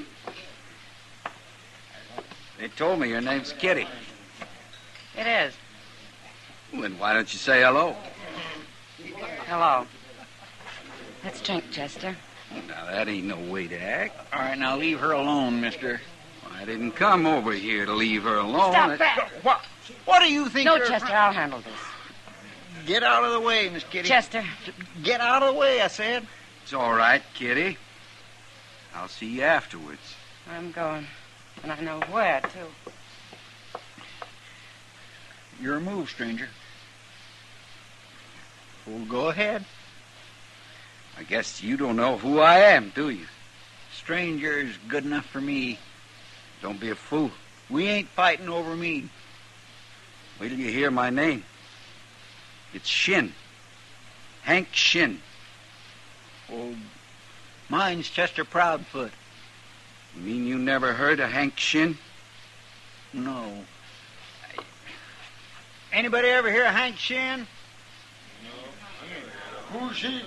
Yeah, nobody never heard of you. Now, fight or get out. There must be somebody. You heard him. Chester. No, sir. This is my fight, Mr. Dillon. I interfere in all fights. You know that. But he insulted a Yeah, lady. she told me. But there isn't going to be any gunplay over it. There better not be. That's right, stranger. So you get out of here. You don't know who you're talking to. Hey, Marshal. Marshal? Yeah, what is it, Davy? I followed you in here, Marshal. It's a good thing, too. Oh, why? This here's Hank Shin. I've been telling him that. I never met him, but I seen him. So? Well, maybe you never heard of him here, Marshal, but I was up in Dakota Territory last year. Hank Shin's got quite a reputation up there. Oh? For what? For gunman, Marshal. Why, there ain't nobody up there to go against him. Ain't that so, Shin? 3 men tried it once. By golly, that's right. That was in the town of Blackhawk, wasn't it, Shin? That's where it happened. 3 men tried to take him in a saloon there, Marshal, and he killed every one of them. It was all gunmen, too. But people are still talking about it. Hank Shin's got about the biggest reputation of anybody up there. I guess the word don't get to Dodge very fast. Well, maybe I ought to apologize to you, Shin. Oh, it's all right, Marshal. You didn't know. Forget it. Okay, I'll forget it. But I want you to remember something. What? You're going to impress a lot of citizens around here. But I don't care how big a man you are in Blackhawk or anyplace else. You start trouble in Dodge and I'll cut your string. You're talking mighty loose, Marshal. You know, somehow I got a feeling you kind of thrive on talk. I don't think I like that. Don't you? Come on, Chester. Yes, sir. I'd have fought him anyway, Mr. Dillon. I don't care who he is. I didn't step in to help you out, Chester. I did it to stop a gunfight. Oh, somebody's going to fight him if he keeps going on like that. Maybe. And I hope there's no trouble while I'm gone. Yeah. Say, I plumb forgot. You're taking Santa Fe up to Abilene tonight, ain't you? Yeah, I'll be back in about a week. But if this Hank Shin starts on a killing spree, you telegraph me. Yes, sir, I sure will, Mr. Dillon.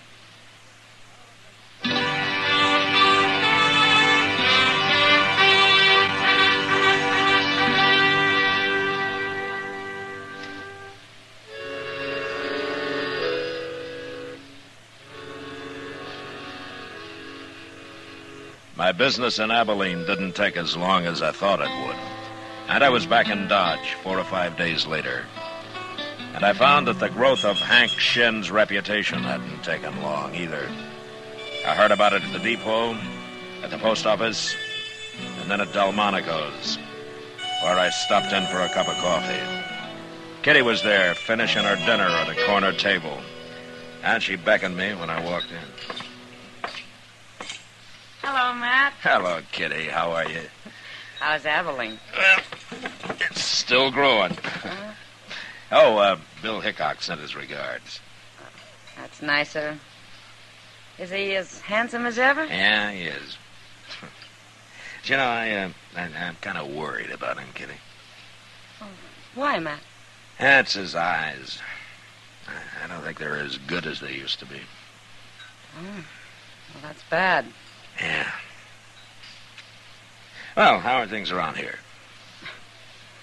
Well, the only thing that's growing here seems to be Hank Shin. Yeah, they tell me he's having a real fine time. Oh, he's acting mighty proud, Matt. But I've seen his kind before.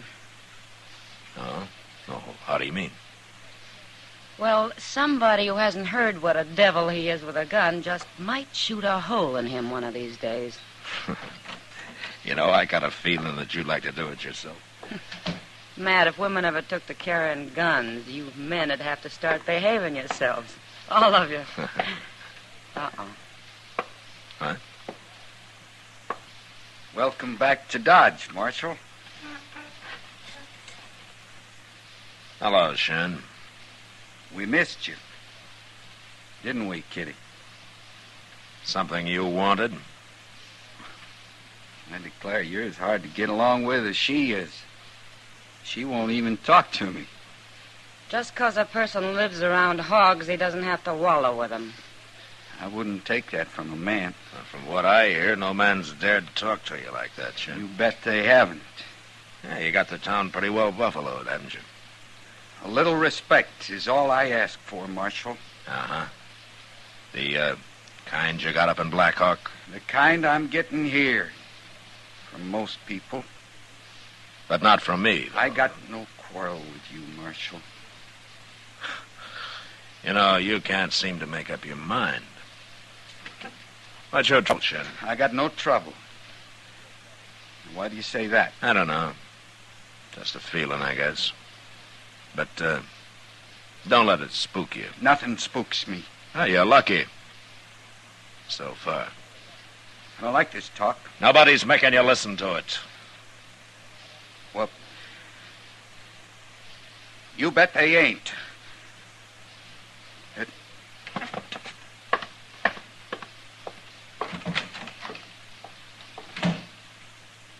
You know what I think, Matt? No, what, Kitty? I think Hank Shin's off center. Way off. Well, we'll find out how far, Kitty. Any day now.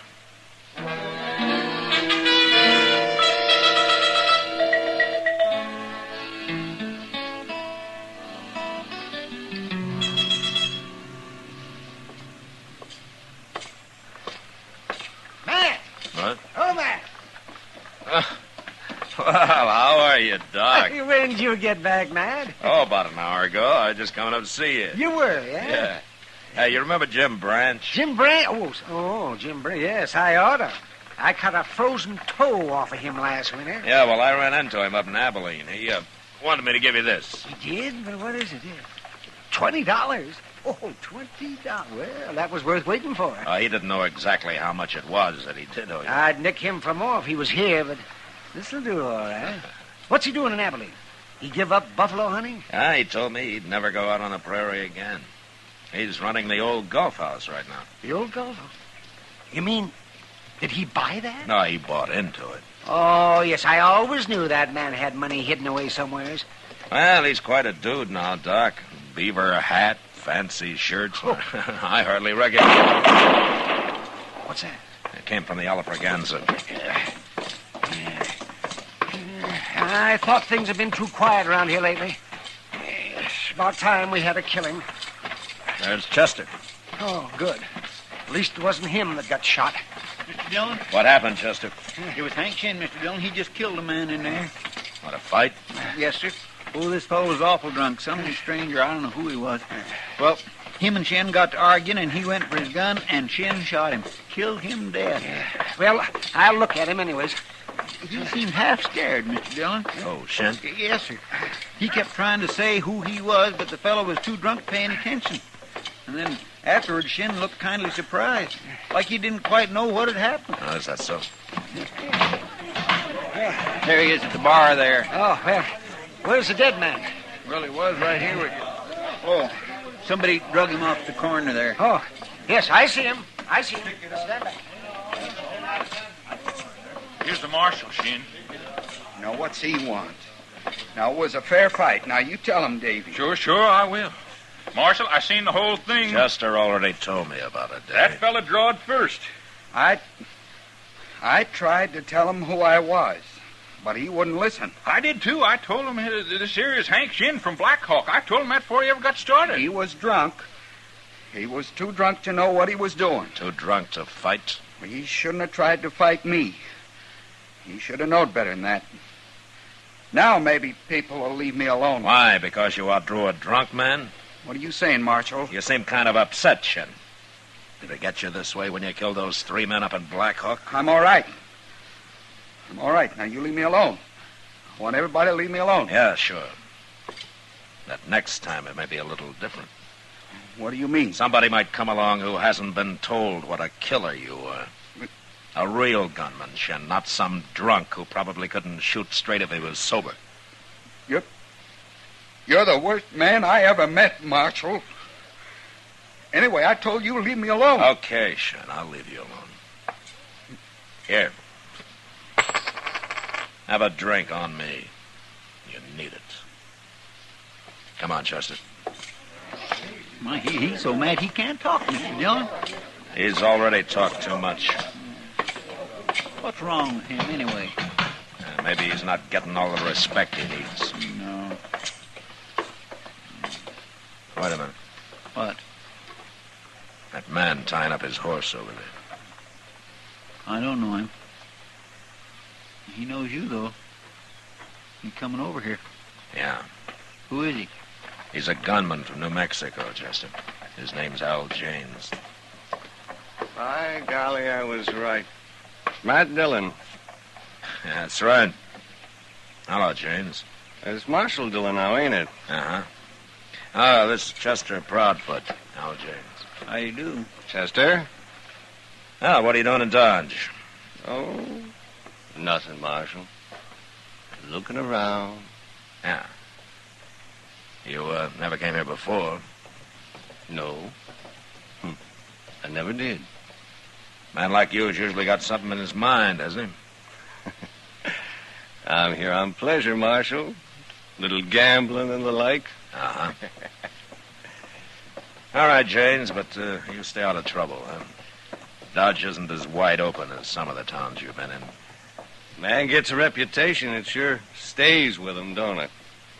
You wouldn't be able to sell your gun if it didn't. Now, ain't that the truth? See you around later. I'll buy you a drink, maybe. You too, Chester. Sure.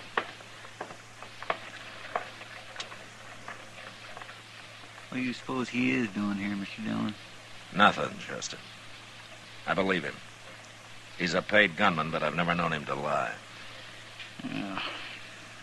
Then there ain't nothing so much to worry about, huh? Chester, around a man like Al Janes, there's always something to worry about.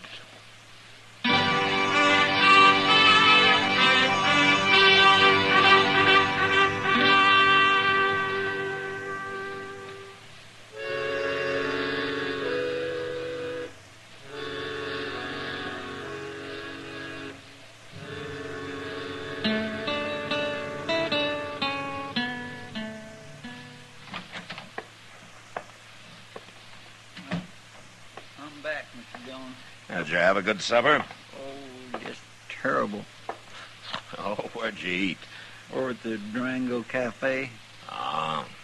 Couldn't have been chili beans. Yes, sir. Oh, I'll never go there again. Not after tonight. Why not? Well, they were sour, Mr. Dillon. Like they had been cooked a month ago. My, I had an awful time getting them down. Well, you didn't have to eat them, you know, Chester. Well, after putting out 15 cents, of course I had to eat them. Oh. If I wouldn't have been so hungry, I wouldn't have had them. I ain't one to...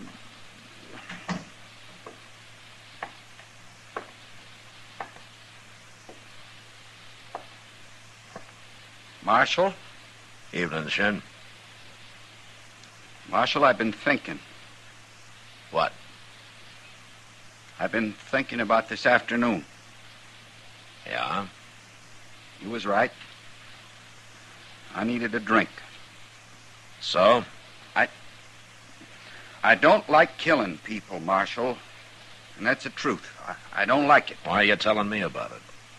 I tried to tell Davy and some of them fellas, but they wouldn't believe me. I'm tired of it, Marshal. I just don't want no part of it. Oh? I thought maybe you could explain it to them, to everybody. And they'd listen to you. You tell them I'm through, Marshal. Tell them I ain't a gunman no more. Just a plain, ordinary man. And if you're so plain and ordinary, why don't you tell me what this is all about? I did tell you. And if you don't believe me, you know what I'm going to do? I'm going to take off my gun. And I'm going to leave it right here. Now there. Now you believe me? Well, do you? I don't know what to think of you, Shin. But I proved it. Now there's my gun. And you got to tell him, Marshal. I got me a bottle in my coat pocket. I'm going to my room, and I'm going to forget all about this. You tell him now, Marshal. And you tell him tonight. He is crazy, Mr. Dillon. Yeah, there's something sure wrong with him. I don't believe any of that about him being tired of killing people. No. It's more like he's scared of something, ain't it? Chester. Yes, sir? I think I know what it might be. What? Al James. What's he got to do with it? I don't know. But let's go find him. Well, what for? To tell him Hank Shin isn't armed. Well, he could see that. He was wearing a coat, Chester. That's right out there in the street. Yeah, come on. There's some men down there, Mr. Dillon. Yeah.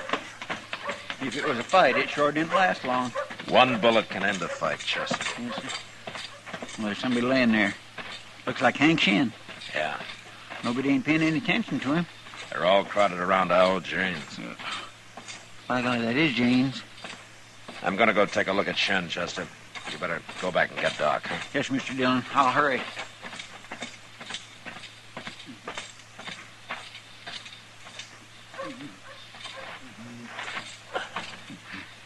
Shin. Shin. He shot me, Marshal. He shot me. Al James. He run into me here.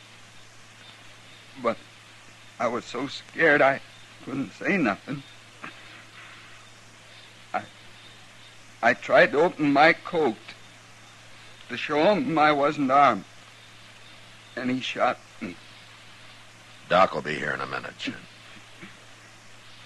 Marshal? Yeah. Marshal, I never killed nobody before today. No, I didn't think so. Them fellas up in Black Hawk, they had a fight. I was the only other man there, and I hid out till it was over. They killed themselves. And you took credit for it. Mm-hmm. It made people respect me. All kinds of people. You understand? Yeah, I understand. How's he doing, Marshal? I hit him twice. Marshal? Marshal?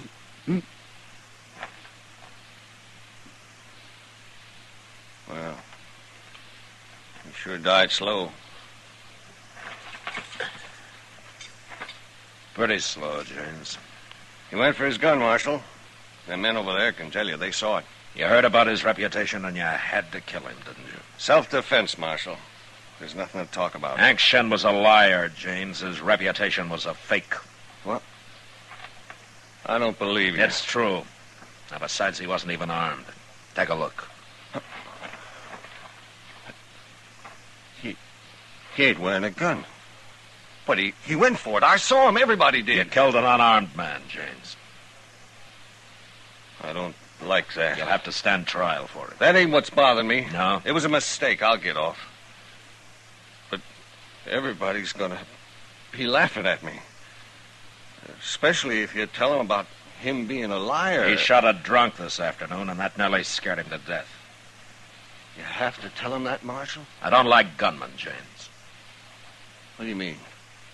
After this, your reputation isn't going to be worth much. It won't be worth nothing. So it looks like Hank Shin got himself a gunman after all, doesn't it?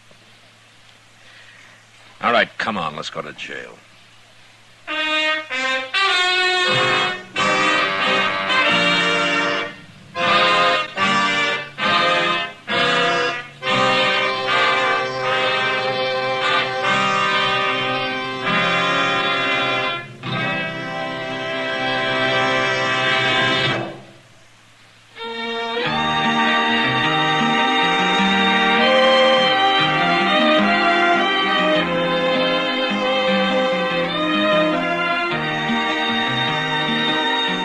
Gunsmoke, produced and directed by Norman MacDonald, stars William Conrad as Matt Dillon, U.S. Marshal.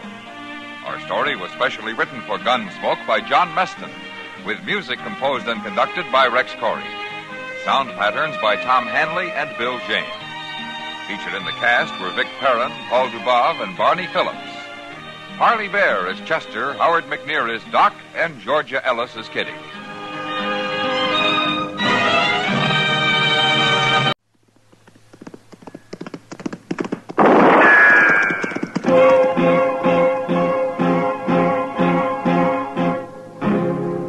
Around Dodge City and in the territory on West, there's just one way to handle the killers and the spoilers, and that's with a U.S. Marshal and the smell of Gunsmoke.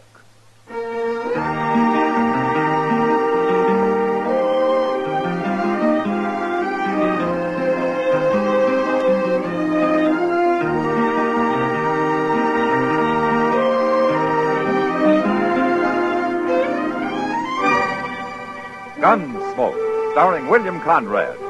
The transcribed story of the violence that moved west with young America. And the story of a man who moved with it. I'm that man, Matt Dillon, United States Marshal.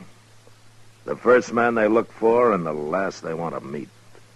It's a chancy job, and it makes a man watchful and a little lonely.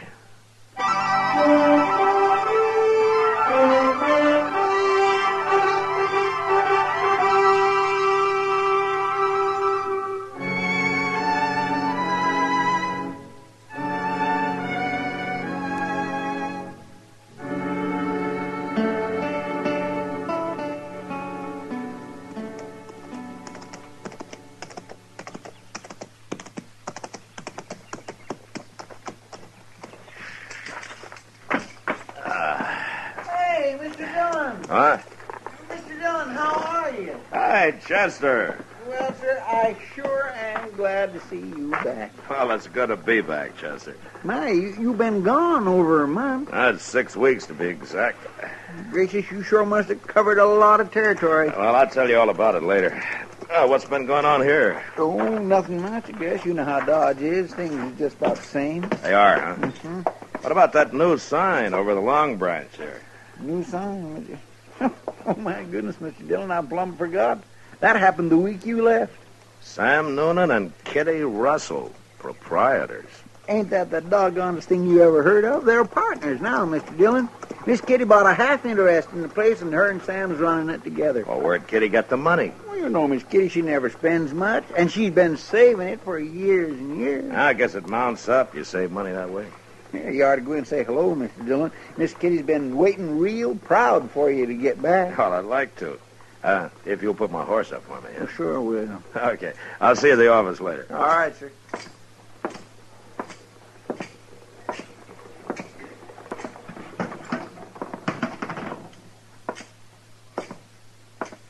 Hello, Sam. Well, Marshal Dillon, when'd you get back? Just now. Saw your new sign outside, and I came in to see if the price of whiskey had gone up. Well, Marshal, the price of whiskey went down at the Long Branch. What? Yeah. First thing Kitty talked me into.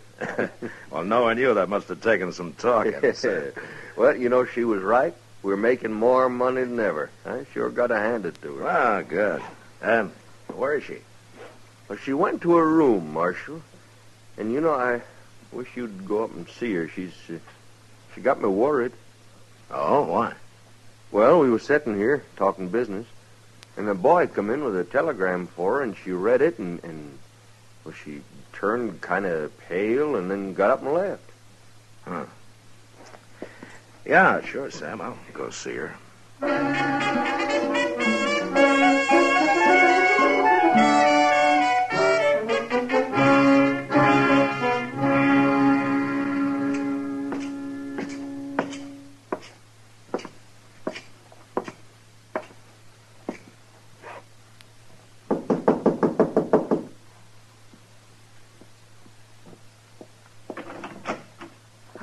Matt. Hello, Kitty. Oh, come in. Thank you. I just got back. I thought I'd come around and congratulate you. Oh, well, thanks. Kitty. Huh? Sam told me about the telegram. If there's anything I can do to help. Oh, Matt, you got it all wrong. Sam, too. It's not bad news. Oh? Well, I'm glad to hear that. It's my father, Matt. What? My father, Wayne Russell. He's coming here to Dodge tomorrow. Well, I thought your father was lost. Well, he has been. I've never even seen him. He left my mother in New Orleans a few months after I was born. Yeah, I know. He was a gambler, Matt. He worked the riverboats. Mother always said he was a very charming man. Funny thing is, she never held it against him, his deserting her. She just accepted it as the way he was. In a strange sort of way, she was proud of him. Well, how do you feel about him, Kitty? Same as my mother, I guess. He's coming tomorrow, you say, huh? Matt, will you go to the depot with me to meet him? Like I say, I'm real happy about it. But I feel kind of scared.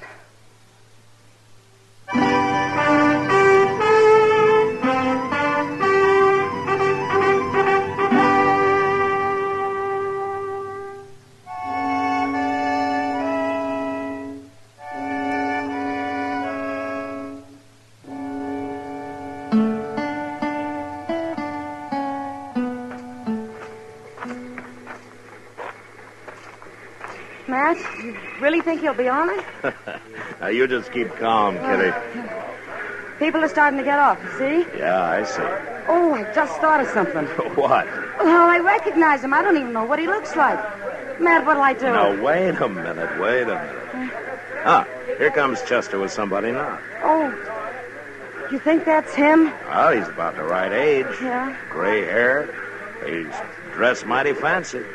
What'll I say to him? Maybe it isn't him at all. Easy now, kid. Well, I found him, Miss Kitty. He come right up to me and asked if I knew you. Now, can you imagine that? So you're Kitty. Hello.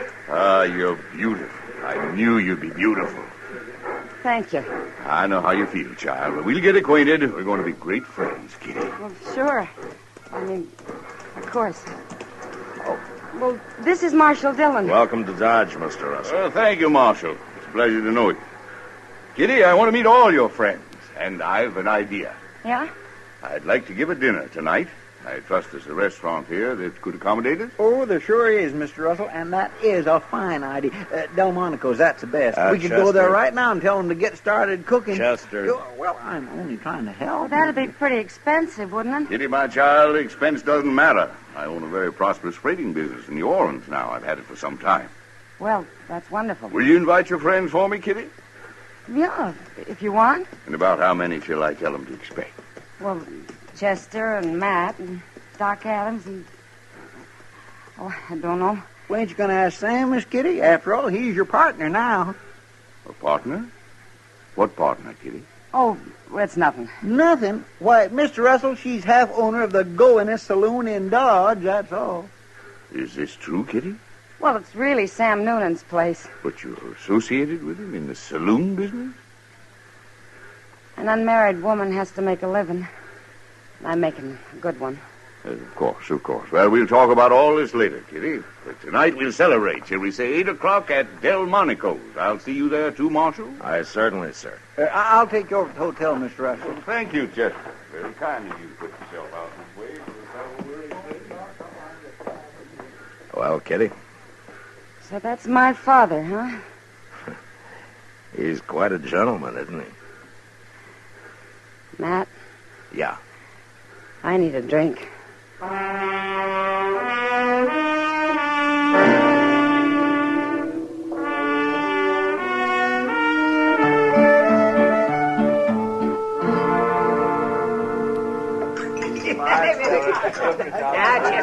Chester, you've had just about enough. Well, that was a pretty good meal, wasn't it, Would you like Mr. something Russell? else, Kitty? I want to thank you for recommending the place, Chester. Of course, I guess it ain't like what you're used to in New Orleans. Miss Kitty's told me about how good they eat down there, ain't you, Miss Kitty? Yeah, I guess so, Chester.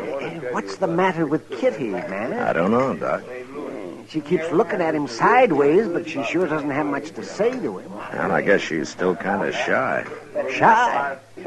You mean Kitty? Oh, nonsense. You better fill your glass, Doc. What's that? Sam Noonan's getting orey-eyed. I think he's just about to propose a toast. Oh, no, that's all we need. Now, you see what I mean? Gentlemen, now let's drink a toast. A toast to my new partner, Kitty Russell, and to her old man. I mean her father. Sorry, Mr. Russell. And they're a very happy reunion, and many more of them forever and forever and forever. We All are right, getting Jen. thirsty, sir. Thank you, gentlemen. Thank you. This is the happiest day of my life. Here's to you, Kitty, and to the Russells, the proud Russells. Oh, hooray. Oh, hooray for everybody. Oh, my, you better lock Chester and Sam in the same cell tonight, man. Yeah, that's a pretty good idea, Doc. I'm afraid I gotta go now. Come, Kitty, the evening just started. Yeah, well, it started at the Long Branch, too. I'm in business, remember? Yes, I know. I don't think Sam's going to be much help tonight. I'd better get down there and take over. Kitty, I ain't gonna be no help at all. Well, don't you worry, Sam. You stay and have a good time. Kitty, you can't go out there on the street this time of night. Well, I'll go with it, Mr. Russell. Well, if she must leave, I'll stop in later and say good night, Kitty. Good night, sir. Good night. Doc, keep an eye on those two, will you? Now, doggone it, Sam, you shouldn't be drinking all that. Now, give me some. That was a pretty nice party, huh? Yeah, fine. Al, what is it, Kitty? Because he disapproves of your being in the saloon business? You'll get used to it, Matt. Maybe I gotta get used to having a father, that's all. You haven't made him feel very welcome. I haven't decided yet whether he's welcome or not. Well, I didn't mean to interfere, Kitty. It's no business of mine. Yep. I understand, Matt. We'll see soon enough.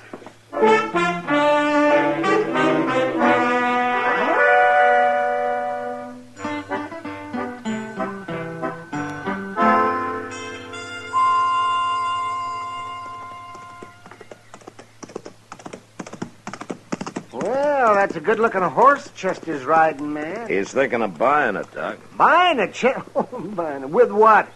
That horse will be as old as Methuselah before he closes the deal. Well, that could be. Yeah. Isn't that Kitty and her father coming out of the bank? Yeah. She treating him as cold as ever, man? It's been 2 weeks, and she hasn't changed a bit toward him, as far as I've noticed. Yeah. Well, she's waving to you. She wants you to come over there. Yeah, I guess so. I'll be back directly, Doc. Yeah, the sun will keep your seat warm. Okay. Morning, Marshal. Morning, Miss Russell. Morning, Kitty. We got some news for you, Matt. Oh? Good news, Marshal.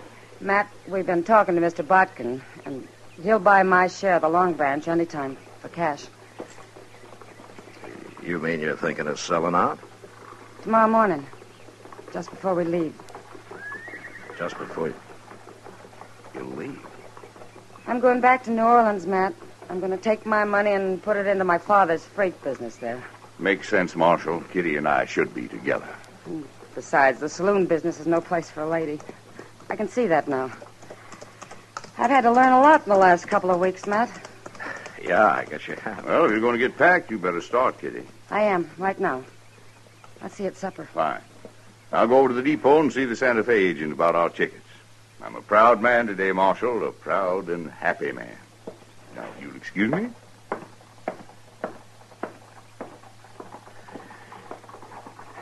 Kitty, Yes, Matt? whose idea was this? You're selling out and all. Well, he likes to think it was both of ours. But I'll have to give him the credit, Matt. He's been talking about it one way or another for 2 whole weeks now. He's awful smart. He can convince anybody of anything. yeah, I guess he can. What is it, Matt? Don't you like him? It doesn't matter whether I like him or not, Kitty. No. No, I guess it doesn't. But, I sure don't trust him, Kitty. Now we're getting somewhere. What? I'm going to need your help, Matt. I don't trust him either.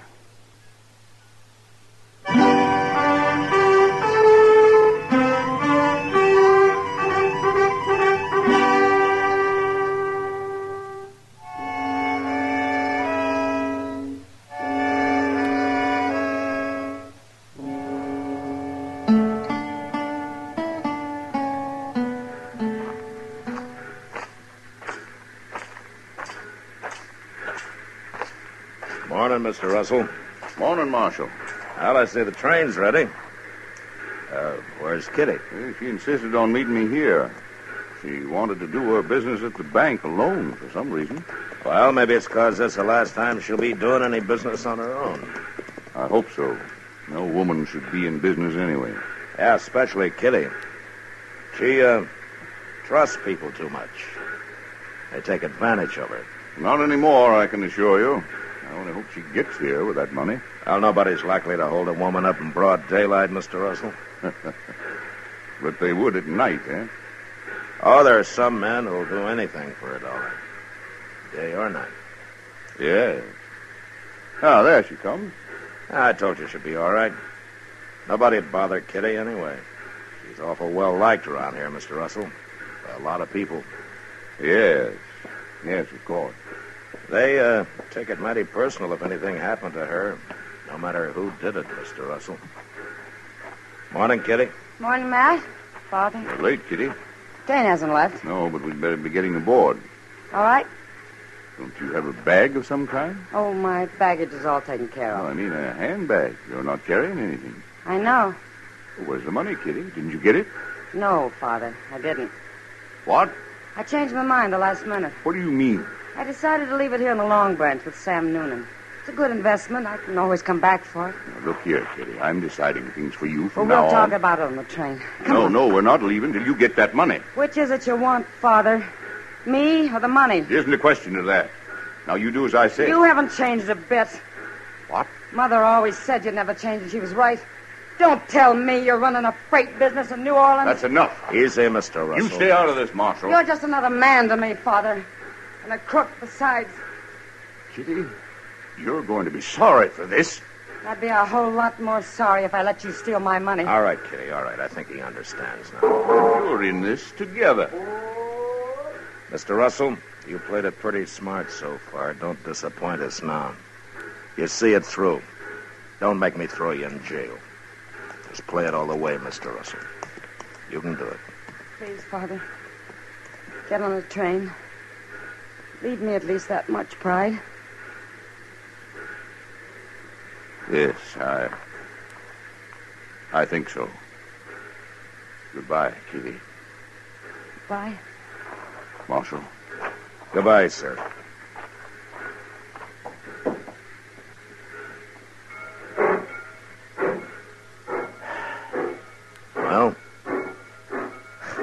did it, Kitty. You were right. Sure he did. You bet he did. All of us Russells have pride.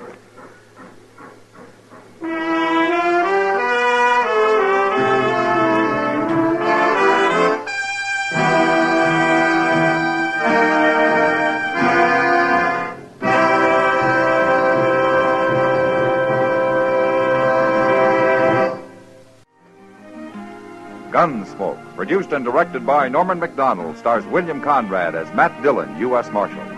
Our story was specially written for Gunsmoke by John Meston, with music composed by Rex Corey. Sound patterns by Tom Hanley and Bill James. Featured in the cast were John McIntyre and Lawrence Dobkin. Parley Bear is Chester, Howard McNear is Doc, and Georgia Ellis is Kitty.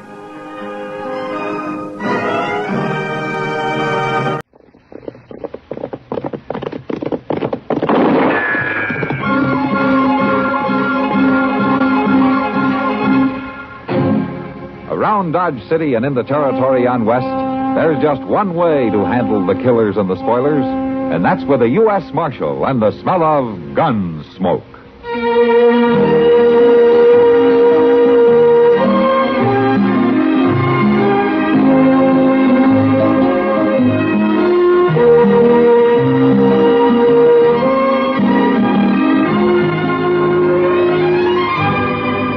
Gunsmoke, starring William Conrad, the story of the violence that moved west with young America, and the story of a man who moved with it. I'm that man, Matt Dillon, United States Marshal.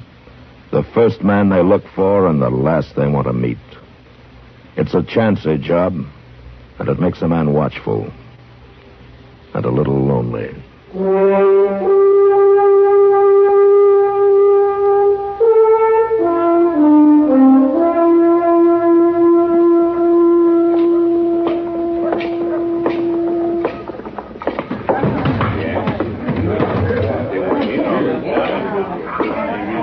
You're a stranger in Dodge, Marshal. Oh, I've been gone a week, Sam. You got any rye left? Kitty over there has got the last bottle, Marshal, but I'll have some tomorrow when the Santa Fe gets in. Good. Meanwhile, I'll see if I can talk Kitty out of a drink. Sure. Oh, I heard you were back, Matt. How are you? You, saving that bottle for me, Kitty? Oh, you know I never drink rye. Thanks. Well, here's to you. Thank you. That's the closest I've been to civilization in a week. Did you find what you're after? Yeah, I found him, all right. Say, what's that stuff you're drinking? Oh, this? Yeah. Oh, here. I keep the bottle on the floor. Looks better. Let me see it. Professor Bone's Wonder Medicine? Celebrated vegetable pulmonic detergent. Yeah. Well, I hope it tastes better than it reads. Oh, it tastes fine, Matt. It makes you feel fine, too. Essential oil of worm seed, a new and valuable curative. Yeah. Professor Bone, Ph.D. and Pulmist, Professor of Practical and Medical Botany, Natural and Civil History. Oh, well, that makes sense. Kitty, where in the world did you get hold of this? Oh, everybody's taking it, Matt. Oh, I forgot you were away when Professor Bone arrived. Well, you're right. You mean he's here in Dodge? Oh, sure. He came last Thursday. He's got a fancy wagon he lifts us from every day. But this time, as a matter of fact, you should hear him, Matt. He's great. Yeah, he must be. No, he really is. What's in that tonic, Kitty? You're kind of misty already, aren't you? Oh, it makes you feel great, Matt. Try some. Here. No, thanks. I don't need any worm seed oil. Liquor does me all the harm I need. You'll buy some. Once you've heard him talk. He's awful smart, Matt. Yeah, well, he must be. He's a professor. It says so on the bottle. Oh, I don't care if he's a professor or not. He makes wonderful tonic. Yeah, I can see that he does. Oh, Matt. Yes, Matt. I'm glad you're back. You come with me. Hello, Doc. Sit down. No, you come with me outside. I want you to see this spectacle. What are you talking about? This red-nosed old scarecrow, Loot Bone. He ought to be tarred and feathered, that's what. Oh, now, Look, Doc. right there. There's a bottle of it. Kitty, is that yours? Well, it's good, Doc. It's real good. I'm going to smash this in the street. Oh, no. And if I find you drinking any more of this, I'll paddle you. That's what I'll do. Really? You see? You see what it does to people? Come on, Matt. Look here, Doc. I might as well find out what this is all about. You will excuse us, won't you, Kitty? You, not Doc. I mean what I said, Kitty. Oh, boy. Come on, let's go, Doc. Yes, all right. Oh, Kitty. There's his wagon. And look at that crowd of fools. What's so wrong with that, Doc? I'll tell you later. First, I want you to hear him talk. The man's demented, that's what. And he's dangerous, Matt. He's deadly dangerous. Yeah,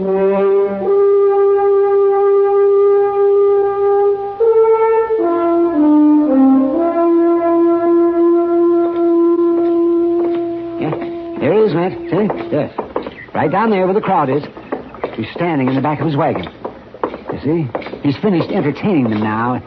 We're just in time for the serious part. Yes, so come on, hurry along now. I am, Doc. For this famous elixir, while serving as personal surgeon to the King of Santo del Rio. Oh, that liar. Just take it easy, Doc. Let's Wonder listen. medicine has cured more than 3,000 cases of ague, 2,500 of chronic inflammatory rheumatism, 2,000 of green sickness, 1,000 of mercurial diseases, 1,500 of liver affections, and 6,000 of general debility. He ought to be hung. It purifies, cleanses, and strengthens the fountain springs of life, and infuses new vigor throughout the entire body.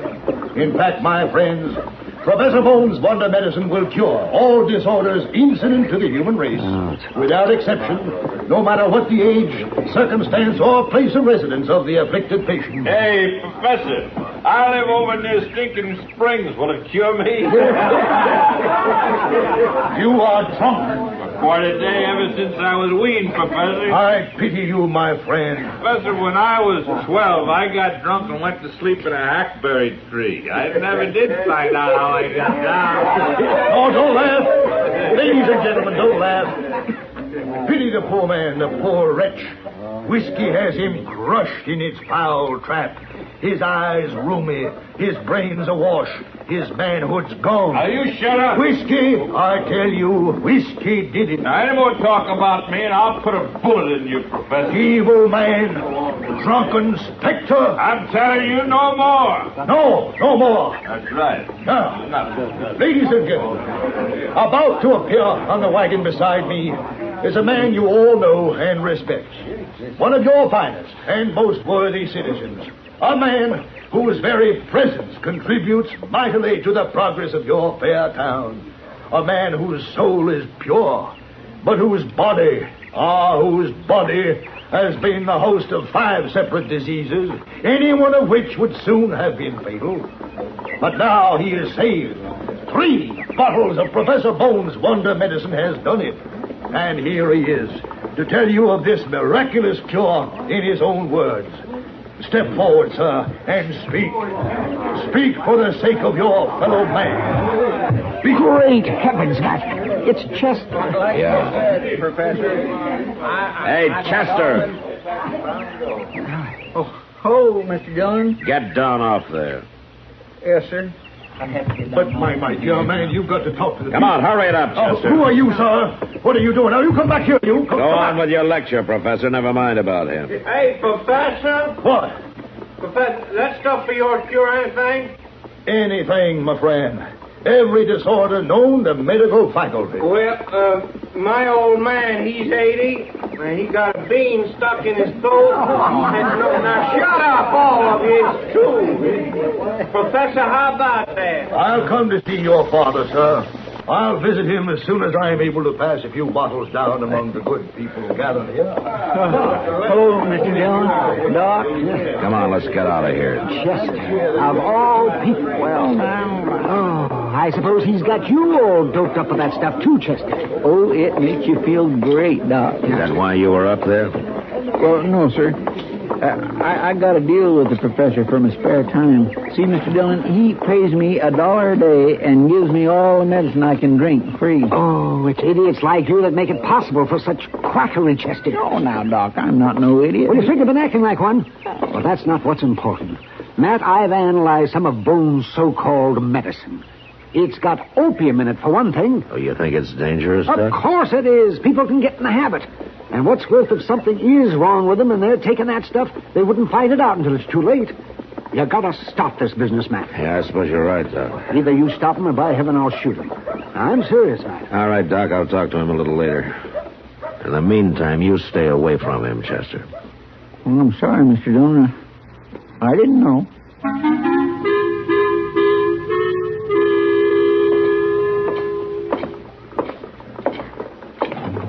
Liquor, gentlemen, inflames the blood, causes dropsy and gout, unhappy wives, empty larders, naked children, lost cows, leaky roofs, bloody noses, broken shins, flat purses, and bad reputation. Oh, That's enough of that, Professor. Now get out of here before I break a bottle of good whiskey over your head. You're a destroyer of men, agent of the devil. Shut up. Nobody's going to preach against liquor in this place. I'll fix you good. All right, hold it, Sam. Professor Bone, I'd like to have a word with you. Who are you, sir? I'm a U.S. Marshal. Now, let's sit over at that table over there, huh? Come on. I'm at your service, Marshal.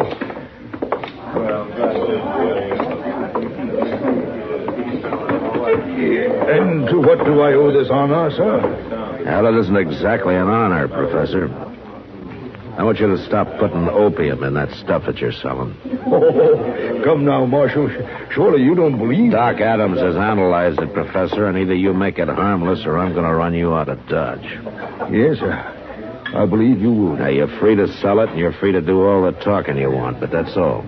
I'm a lonely old man, Marshal, and I'm tired of wandering. I'll do what you say. Good. And I hope you don't get yourself into trouble with that preaching about liquor. I've been fighting against drink ever since I was a youth. What about opium? Isn't that just as bad? Oh, there's not enough of my medicine to do any harm, Marshal. Maybe. But why are you so strong about whiskey? Well, Marshal, when I was a child of 12, my grandfather got drunk and threw a pet owl onto a horse that was standing nearby. What? He did. And it frightened the horse into kicking an orphan boy. Broke the rim of his belly. That boy died, Marshal. Oh, I see. Professor Bone? Ah, Mr. Reeves. Welcome, sir. And how is your good father? Marshal, I'm glad you're here. Now, what's the trouble? Well, this here professor's the trouble, and I'll tell you. Now, my old man, he had a bean stuck in his throat, and the professor, he told me give him a steam bath and then throw cold water on him. And I was doing it. Well, what for? So as he'd catch a cold and cough and bring up the bean? No, of all. But it didn't work, Mr. Reeves? It's killed him. My old man is dead. Dead? Good heavens. And I'm going to kill you for it, Professor. No, you won't, Reeves. Well, no man can die of a mere cold, Mr. Reeves. Something must have gone wrong. Oh, something went wrong, all right. Come on, we'll get Doc and go see what this is all about. And you get the idea of shooting anybody out of your head, Reeves. Maybe I will.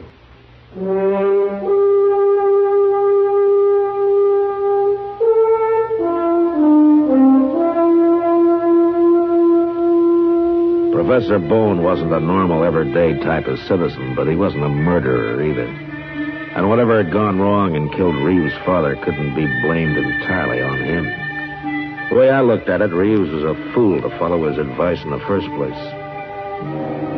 Now we found the old man still lying in the steam bath that Reeves had made. All he'd done was to dig a big hole in the ground with a fire pit in the middle and then stretch some canvas across the top for a roof. Doc climbed down into it. After a few minutes, he came back out again. Well, Reeves, all I can figure is your father died of a heart attack. Well, I don't believe that, Doc. You were strong as a bull, that old man. I know, but I don't think there's nothing else that could have caused it. How long did you have him in there, Reeves? Oh, maybe a half hour, Marshal. He was just having a fine time when I left him. He poured a whole bottle of vinegar on them rocks, and I just went up to the house to get him some more. Vinegar? Well, sure. Professor here says it helped make him sweat. Wait a minute. What's wrong? It's the vinegar that killed him, Reeves. But how do you mean? That's limestone you used in there, Well, isn't it? Sure, limestone. All right. Now, you put vinegar on hot limestone, and it'll make carbonic acid gas. Well, and that's what suffocated your old man. Now, I didn't tell you to use limestone, Mr. Reeves. You can't blame me for that. No. But the vinegar was your idea, Professor. I still say you murdered him. Now, wait a minute, Reeves. You're not being sensible. This thing was an accident, that's all. I am not a murderer. I never hurt anybody in my life. You don't even know what you do, you old buzzard. Selling that slop of yours loaded with narcotics. Did you tell him to stop that, Matt? Yes, he said he would. My medicine is as pure as the dew, gentlemen. Pure as dew. I'm going to analyze it every day you're here, and I hope that won't be much longer. I'm a lonely old man, sir. And the only home I have is my wagon. Well, then go live in it, but somewhere else. You've caused enough trouble around here. But am I to be banished from the face of the earth? Am I not a man like any other man? Do you think I have no heart, no feelings, no soul? Oh, why don't you shut up and get out of here, Professor? I want to bury my daddy. I would gladly help you in that task, Mr. Reeves. Oh, no. No, sir, not you. Not by a long sight. You are unkind, sir. Gentlemen, I take my leave of you. Good day. For some reason, the three of us stood there in silence and watched Professor Bone walk away. He stopped once and glanced back at us for a moment, and then he went on. Later, when we got back to Front Street, his wagon was gone, and we figured that probably that was the last we'd ever see of him. Dodge was fairly quiet that night, and when somebody reported seeing a fire of some kind out on the prairie, I decided I might as well ride out and have a look. Well, there's no flames left, Mr. Dillon. It must be all burnt out. I don't remember a house of any kind around here. I wonder what it was. Maybe just a prairie fire that didn't really get started. Wait a minute, there's something, Chester, over there, see? Oh, that's right. I can see a few coals.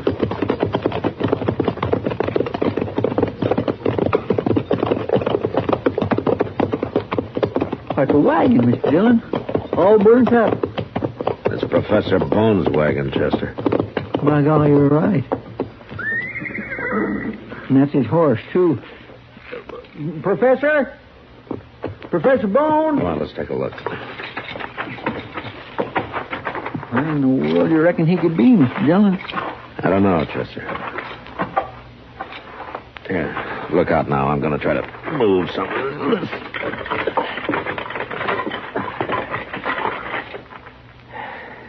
Oh, my. You think that's the professor? Yeah, I'm afraid so, Chester. Poor old fella. He must have been asleep and his wagon caught fire. Yeah, maybe. Funny thing, he couldn't get out, though. Unless he was drunk or something. Professor Bone didn't drink, Chester. Yes, sir, that's right. I forgot. He sure didn't. You think maybe somebody did this on purpose, Mr. Dillon? Yeah, they had 2 or 3 men pretty mad at him. Or maybe it was Indians. No, not this close to Dodge. No.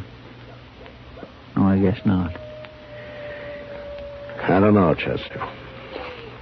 A lot of things can happen to people who get too lonely.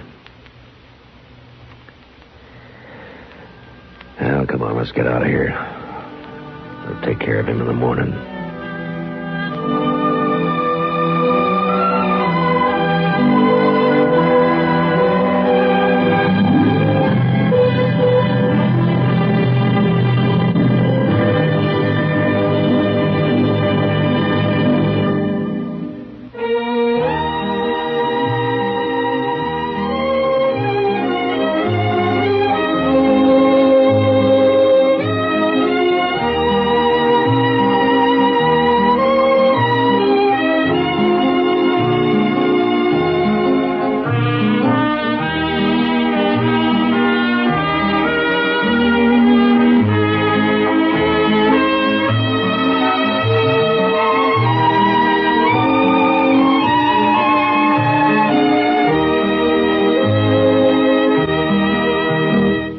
Gunsmoke. Produced and directed by Norman MacDonald, stars William Conrad as Matt Dillon, U.S. Marshal. The music was composed and conducted by Rex Corey. Sound patterns were composed by Ray Kemper and Bill James. Featured in the cast were Parley Bear as Chester, Howard McNear as Doc, and Georgia Ellis as Kitty.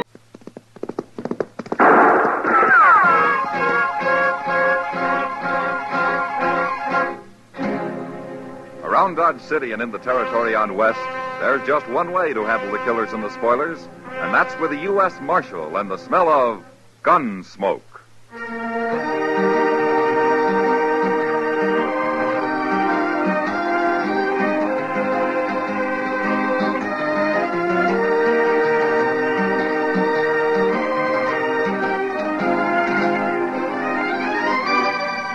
Gunsmoke, starring William Conrad. The story of the violence that moved west with young America. The story of a man who moved with it. Matt Dillon, United States Marshal.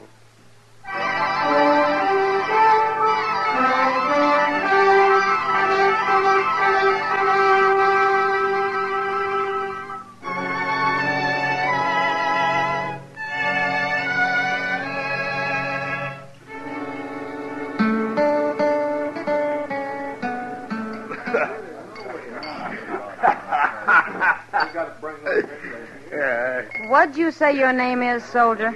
Gallagher. That's my name. All right, Gallagher. Now, don't you think you've had enough? It isn't even night yet. I'll never have enough. You plan to show up at the fort this drunk? Lady, maybe I won't show up at the fort at all. Now, what do you think of that? Gallagher, you better start worrying about what Captain Shaw's going to think, not her. Hey, what are you doing here, Spear? I've been an hour looking for you all over Dodge. How'd you get that drunk in an hour, anyways? Drinking! Are you responsible for this? Oh, sure. The Indians pay me to keep you soldiers drunk. That ain't funny. He's a grown man, isn't he? That's not the point. What's the point? You shut up, Gallagher. We'll be an hour late now, and that's all Captain Shaw needs to fix us. Captain Shaw can go hang. You wasn't so drunk I'd leave you and just ride out alone. Yeah, that'd be just like you, Spear. Just like you. Come on, get up out of that chair. I'll drag you out. Oh, leave me be. Come on. I ain't have started here yet. Cut your peaches, gal. Thunder ain't rain. Shut up, Gallagher. Why don't you listen to your friend? You're just going to get into trouble here.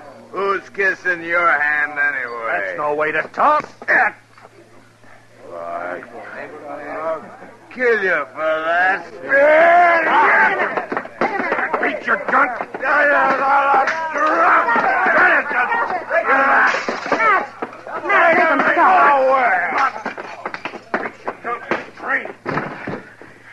All right. You want the same treatment, soldier? Huh? I had nothing to do with it, Marshal. What? He was drunk. And you're cold sober. Of course I am. It's true, Matt. He just came in looking for him on the floor there, Gallagher. I'll take your gun, soldier. Oh, you can't do this, Marshal. All right, now pick up your friend. We're going to Matt, jail. listen to me. Gallagher started it. He was only trying to get him out of here. Back to the fort. He can take him back tomorrow.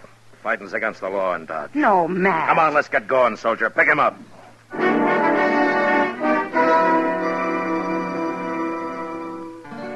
The past week, we'd had nothing but trouble in Dodge. Men had fought and gouged and knifed and shot each other that I began to wonder if they gave a thought to anything else in the world. It had set my temper on edge, and I suppose I'd become as bull-headed as they were.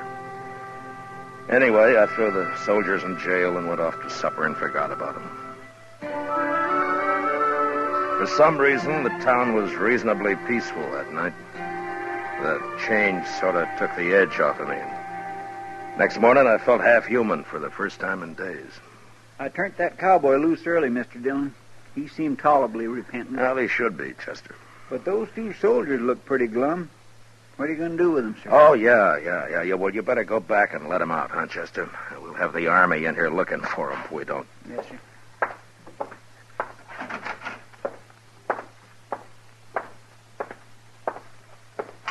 You've done your time, man. The law has forgiven you. Out you go, free as little birds. Oh. that sunlight'll blind me this morning. We ain't about done our time, mister. In real trouble now. Oh, why do you say that? 'Cause it's true. We were sent to Dodge to pick up supplies, not to go to jail. You're not the first soldiers who've camped here overnight.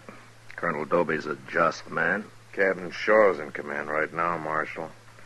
Colonel went to St. Louis for a time. Well, I don't know Captain Shaw, but I'm sure... He's just about as reasonable as you are, Marshal. Just about. You're Spear, aren't you? And I was as sober yesterday, remember? I locked you up for fighting, not drinking. You locked us up. That's all that matters now. Spear's right, Marshal. I guess I deserve what I'm going to get, but Spear don't. Nobody was killed. You're not going to hang. You don't know Captain Shaw. He can be awful hard. A little extra duty won't hurt you. First off, we'll be fined $10 by court martial. 1 month's pay. Yeah, that's a little high, I agree. There's nothing to what the cat might do on top of it. He's old Army. They say one time he gave a man 10 days' provisions and had him drummed out of camp with a straw halter around his neck and his coat turned inside out. And that was Indian country, Marshal, not around here. Well, the man's a scoundrel, that's what he is. Say, how'd the fellow make out, anyway? You'll have to ask Captain Shaw about that, if he knows. Well, the man must have done more than get drunk and fight. You won't get that kind of punishment. No, but close to it. Captain's dead set against liquor. Not a man in the company's been allowed to drop since Colonel Dobie left. Is that so? Sure is. Look, Marshal, I got it coming, but Spear here, all he done was try to get me back to the fort. You got to try to do something about it. Never mind, Gallagher. He won't do nothing. Spear, I guess I was a little hasty locking you up. I'm sorry about it. So am I. All right. What can I do? Ride out and explain it to Captain Shaw. I don't like interfering in Army matters. But, all right, I'll do it. You will? Yeah, but I can't today. Well, tomorrow won't be too late. I'll be out there tomorrow afternoon. I don't know whether to trust you or not, Marshal. Then you'll have to find out if you can, Mr. Spear. Yeah. You can't blame him much, Marshal, but I sure hope you do it. All right, boys, you're late enough now. You better get going. Come on, Spear.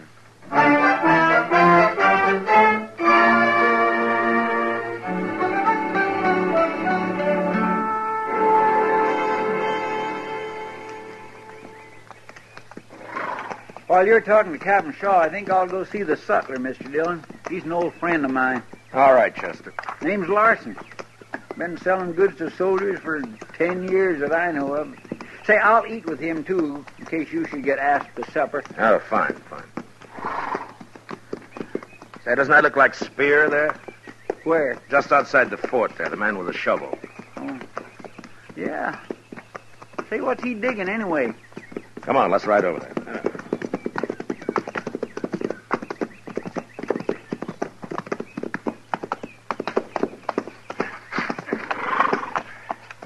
Hello, Spear. You're too late, Marshal. Why? What's happened? We've already been tried, that's what. Well, what'd they give you? 2 months' pay and a month's punishment. What punishment? I don't know, Marshal. The captain will work on that from day to day. He's got lots of ideas. Is this one of them? Digging that hole out here? This isn't exactly a hole, mister. It's a grave. A grave? Whose grave? Mine. Oh, now, wait a minute, Spear. Well, it's for me or somebody like me. That's what he said. Ask him about. There comes the guard. I gotta keep busy. All right, I'll talk to you later, Spear. I won't be hard to find.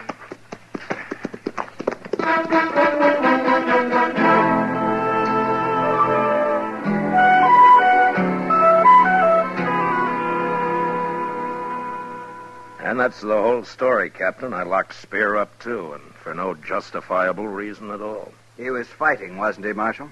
He was trying to get Gallagher out of there, that's all. I have already decided Gallagher's punishment will be the more severe. Yeah, but Spear doesn't deserve any punishment at all. Don't you see that? If I may ask, Marshal, what is your interest in this case? Look, I made a mistake, Captain. If I hadn't thrown Spear in jail, he'd be all right now. The man's been done an injustice. Not exactly. He'd have been an hour late in any case. What? He and Gallagher had orders to report here to Lieutenant Adams at 6 o'clock. But at 6 o'clock, they were arrested in Dodge. If they had not been arrested, it would have taken them an hour to ride to the fort. Therefore, they would have reported in at 7 o'clock, 1 hour late. Oh, but Captain, Spear spent that hour trying to find Gallagher. A soldier must learn to take care of himself, Marshal. Evidently, Spear hasn't learned. So it's my duty to teach him. Ah, this just doesn't make sense. I am a soldier, Marshal. You are a civilian. I wouldn't expect you to understand. Anybody can understand what's just. The Army has its own justice, Marshal. Like making a man dig his own grave? Oh, you saw him. Of course. Gallagher's digging one behind the fort. Why? Sentimental reasons, I suppose. Of mine, to be sure. What does that mean? It goes back a long way, Marshal. You see, I served under General Winfield Scott at Veracruz in 47. And I remember an order he once sent down, and it concerned soldiers who'd been found drunk. Now, don't tell me General Scott had them shot. No. His idea was to impress upon the command that such a grave would be wanted sooner or later, either for the drunken man or for some drunken companion. And did the soldiers understand that? Soldiers understand orders, Marshal. Or they can be made to. Tell me, Captain, what do you think Colonel Doby would do about this? In Colonel Doby's absence, I am in command of this company. Then Spear will be punished even though he's innocent, huh? This is an Army matter, Marshal. Yeah. Goodbye. Goodbye, Marshal.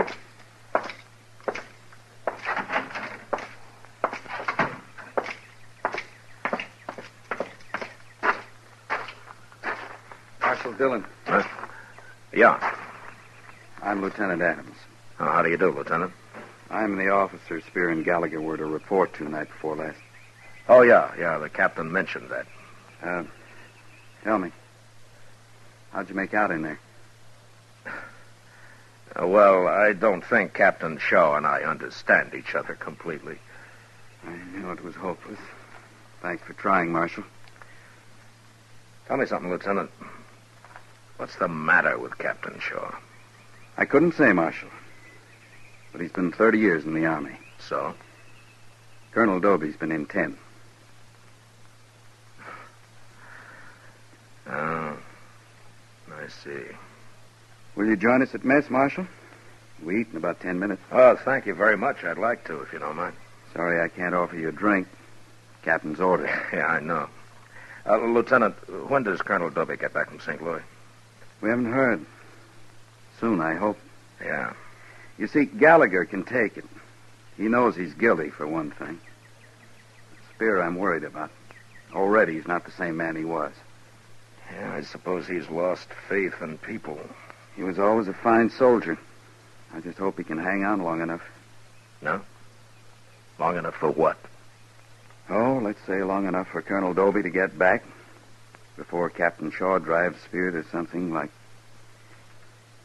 Come along, Marshal. We'll wash up.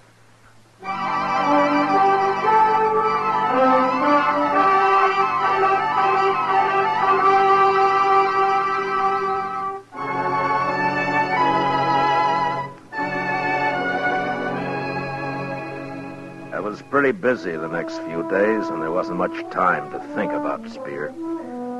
But when I did think about him, I got to wishing I'd never let myself be hired for this job. Nearly a week passed, and then one day, about noon, I went to the office and found Kitty waiting there with Chester.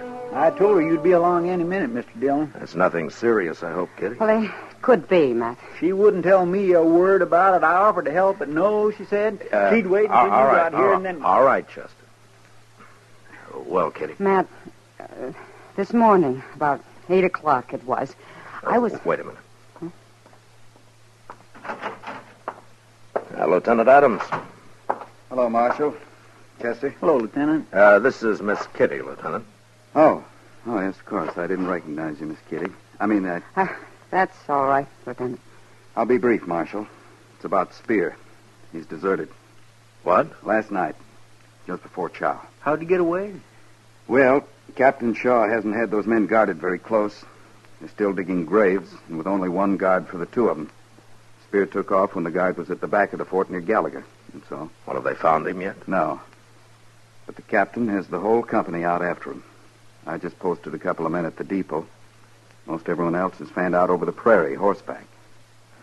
You think maybe the captain wanted him to run off, Lieutenant? Maybe that's why he made it so easy, huh? A lieutenant doesn't judge his captain, Marshal. But I'm worried about Spear. He might do anything now. Yeah. I knew you'd be interested, so I just dropped by to let you know what's happened. Well, thank you, Lieutenant. There's something else, Marshal. What? Captain Shaw has ordered me to search the town. Oh? He's sending me 2 more men. I hope you won't object. Well, ordinarily I would, but I understand. Thank you, Marshal. Goodbye, Miss Kitty. Goodbye. Chester? Bye, Lieutenant. Matt, that's what I came to tell you about.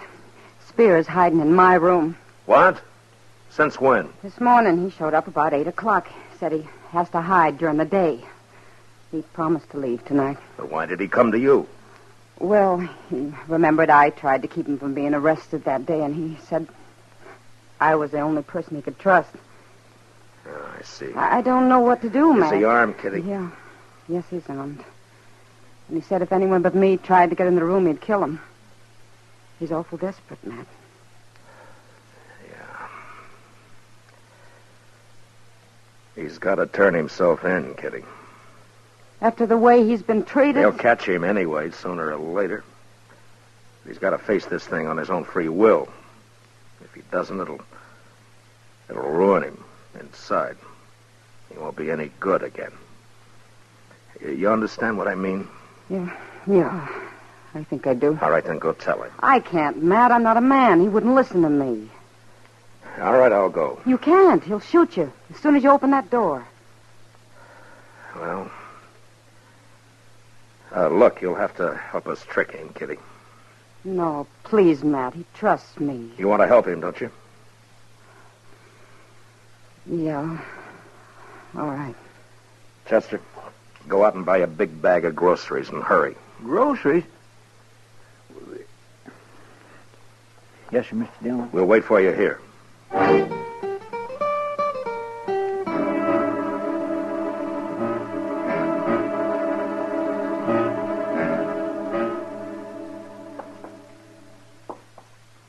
Stay off of your heels, Chester. Quiet. All right, you go ahead, Kitty. We'll be there when he opens the door. All right, Matt.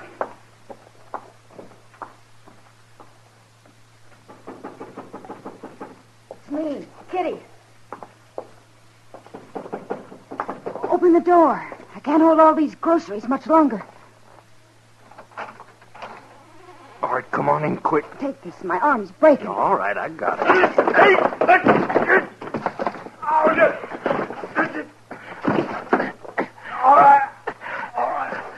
All right, close the door, Chester. Yes, sir. Come over here and take his gun away from him. I got it, sir. All right. All right, now get up. I said get up. Now sit in that chair. And don't try anything. I hope you're real proud, Kitty. Now, wait a minute, Spear. Nobody's betrayed you. We're trying to help you, that's all. Why don't you just shoot me, Marshal, and have it over with? Spear, you've got a bad deal all around, but the trouble you're in right now is your own doing. You're the one put me in jail. I'm talking about your deserting. Well, what about it? I'm just telling you, you're responsible for that yourself. You're the only one who can square it. Give yourself up. Give myself up? You mean you're not taking me in? I got nothing to do with it. This is between you and the Army. Please, Spear, do it. He's right. You mean I can walk out of here right now? And you won't stop me? That's right. Why are you doing this, Marshal? Spear, I've been told that you're a good soldier. But right now you're in trouble. And you and I are both responsible for it. I shouldn't have thrown you in jail, and you shouldn't have deserted. Well, so? I'll do my part, and I think you'll do yours.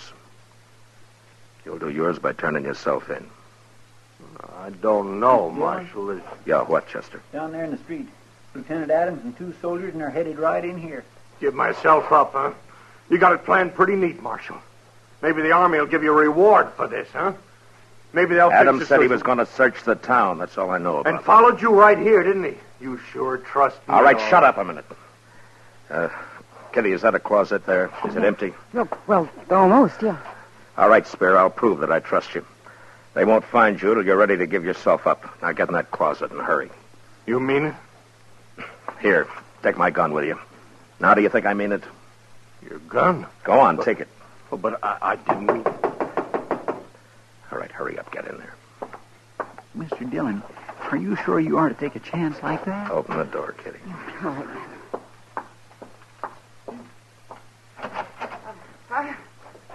Come in, Lieutenant. Wait here, man. Yes. Well, hello, Marshal. How are you, Lieutenant? Chester. Hello. Sorry to bother you this way, Miss Kitty. We're searching the town for Spear, like I told you. Yeah, well, I know, but how'd you get here so fast, Lieutenant? Just a hunch. Guess it was a bad one. It sure was. Miss Kitty'd never hide a fugitive of any kind in this world, no matter Chester. what he might have done. Chester. Yes, sir. I hope you'll excuse me for bothering you, Miss Kitty. Oh, that's all right, Lieutenant. Well, goodbye. Bye. Bye. So long. All right, Spear, they've gone. You can come out now.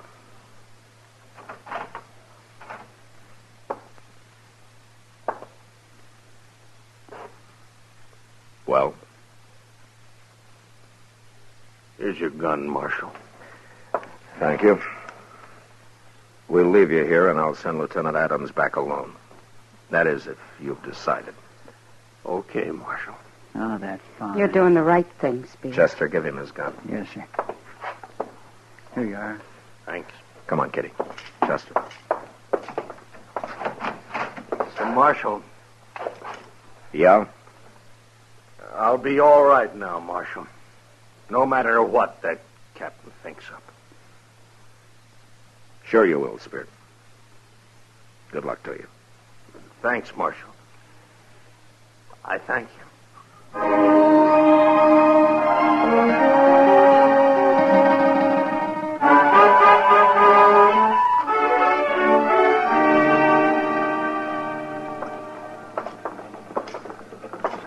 There's Lieutenant Adams right across the street, Mr. Dillon. You and Kitty go on into the Texas Trail, huh? I'll join you later. All right, sir. Hurry back, Matt. Yeah.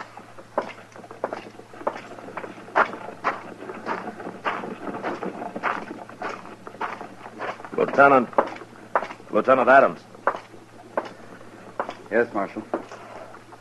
Where are your men? Oh, they're scouting the Alafraganza there. I don't think they'll find him, though. You don't? No, I don't. I see you got your gun back, Marshal. You don't miss much, do you? I kind of wondered at first why you didn't have it upstairs, eh? And?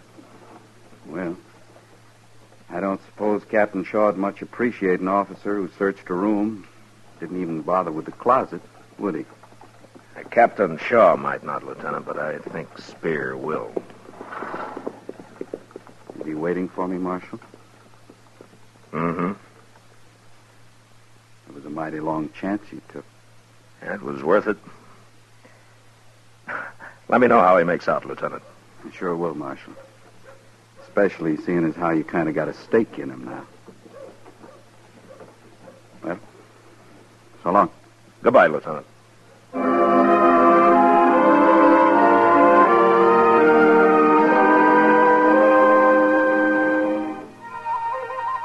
I heard later that Spear was treated rough for the next few days, but that he took it fine. And then Colonel Doby returned to his command, and he decided that Spear had been punished enough. 2 weeks later, Lieutenant Adams, accompanied only by Spear, was ordered on a scouting mission down toward the Cimarron. It may have been Indians, or it may have been the river, but neither man was seen or heard of again. Yesterday, I received a message from Colonel Doby. A formation is to be held at Fort Dodge, honoring those 2 good soldiers. The colonel thought I might want to be there.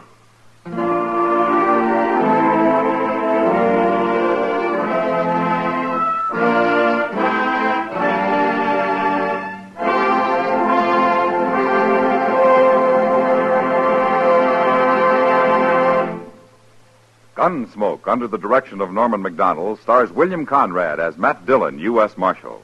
Tonight's story was specially written for Gunsmoke by John Meston, with music composed and conducted by Rex Corey. Featured in the cast were Lawrence Dobkin, Harry Bartell, Paul Frees, and Vic Perrin. Parley Bear is Chester, and Georgia Ellis is Kitty. Gunsmoke is heard by our troops overseas through the facilities of the Armed Forces Radio Service. Join us again next week as Matt Dillon, U.S. Marshal, fights to bring law and order out of the wild violence of the West in Gunsmoke.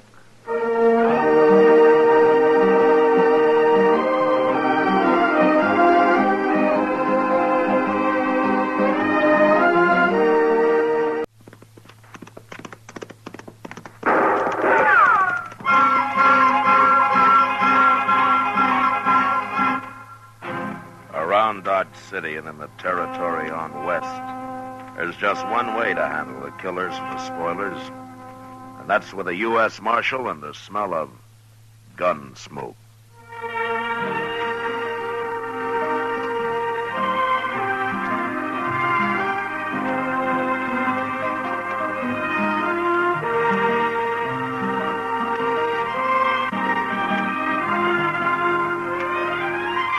Gunsmoke, the story of the violence that moved west with young America. The story of a man who moved with it. Matt Dillon, United States Marshal. Gunsmoke, starring William Conrad.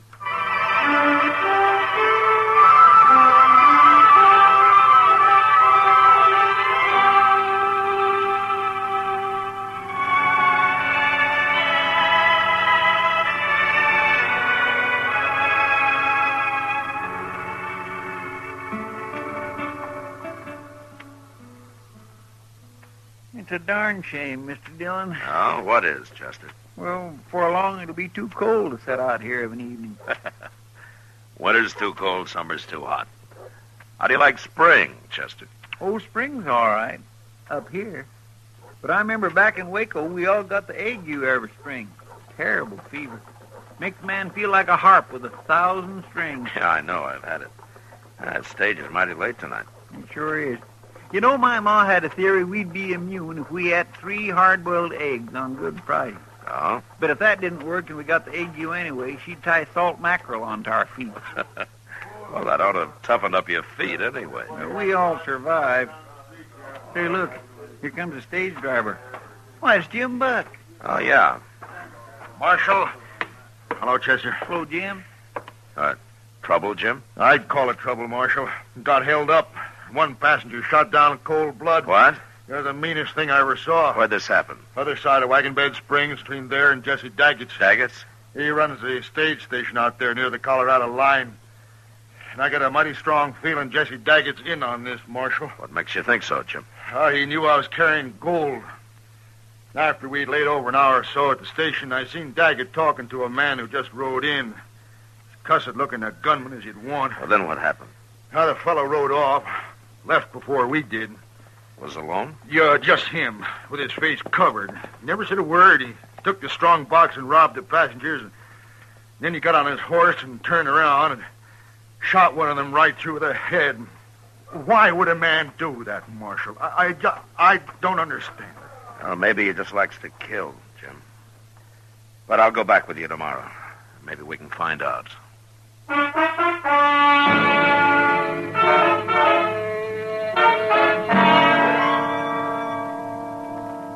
We made the trip down to the Santa Fe Trail next day, through Wagon Bed Springs and on to Jesse Daggett's stage station. I sat on the box with Jim Buck while Chester rode inside with the passengers. And by evening, everybody was glad when we reached Daggett's. It was a typical road ranch with a large eating room and a row of sleeping quarters for the travelers. Jesse Daggett himself was a tall, angular man, gaunt and gray. He was quiet, but one could feel the trouble that lay inside him. The first chance I had to talk to him was in the yard after supper. Cold weather be coming soon. Have to lay in more whiskey. Yeah. You, had this station long? 3 years come spring. Built it myself. Pawnees try to burn it down now and then, but I'm still here. You plan to stay here, Daggett? Man's plans are his own, Marshal. I'm sorry. It was just an idle question. It's all right. Yeah, I think I'd like it here myself. No neighbors, but lots of company passing through. It ain't all good company. Well, lots of people travel, good and bad. True. Like the man who held up Jim Buck's stage yesterday and shot that passenger. What about him? Well, you might call him the bad kind, don't you think? What I think won't raise the dead, Marshal. It might keep more people from dying, though. I figured that's what you're doing here, looking for that fella. Jim Buck thinks it might have been that gunman you were talking to here the day of the holdup. That was Nat Pilcher, but I don't care what Jim Buck thinks. Well, everybody expects a stage to get held up once in a while, but it's a different matter to shoot people down for nothing. I don't figure this man, unless he's just a born killer. He could have a lot of reasons. Men are all different. Yeah, sure. All got different reasons for doing what they do, living the way they live. Guess it's what's happened to them in the past spells it out. That's true. I'll tell you something, Marshal, but ain't what you want to hear. I believe in letting every man kill his own snakes. Now, this business is between whoever the bandit is and me. Is that it? That's it exactly. Every man for himself, you might say. I won't interfere, but I won't help. I see. Got to be like that. Even though a man was killed for nothing? Let dog eat dog, I say. Yeah. I hope you won't regret it, Daggett. One more regret won't break me, Marshal.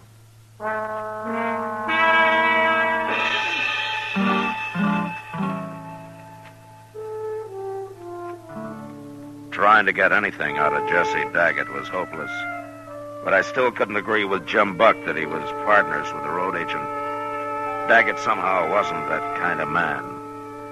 Anyway, there was nothing to do but wait and let things happen. 2 days passed while Chester and I sat in the eating room and played two-handed stud. Now we got mighty restless. Late afternoon of the second day, however, Jim Buck drove back with his stage. The travelers came in first, went to their rooms, and then Jim came over to say hello. I wish I had a job like yours. Nothing to do but sit around, play cards, drink whiskey. Well, we do a lot of thinking, Jim. That's what makes up for it. You do, huh? Uh-huh. Well, you done any about finding Jesse Daggett's friend? Nat Pilcher? Well, if we did find him, Jim, we couldn't prove anything. No, neither could I guess. But you might just shoot him for luck. You're too suspicious, Jim. He was probably just some cowboy riding through. Maybe. There's another pilgrim for supper. Hey, where's Daggett, anyway? Well, he went outside just after you pulled in. Didn't you see him? I was busy with the horses. And I still got work to do. I'll see you at supper. You know, that's a hard life. driving a stage, Mr. Dillon. I don't think I'd want to do that. Well, you might give it a try first, Chester. Wait a minute. I heard there was a marshal here. Yeah, that's right. What can I do for you? Me? You can't do nothing for me, Marshal. No? Well, then what do you want? I just wanted to see what a marshal looks like. A live one.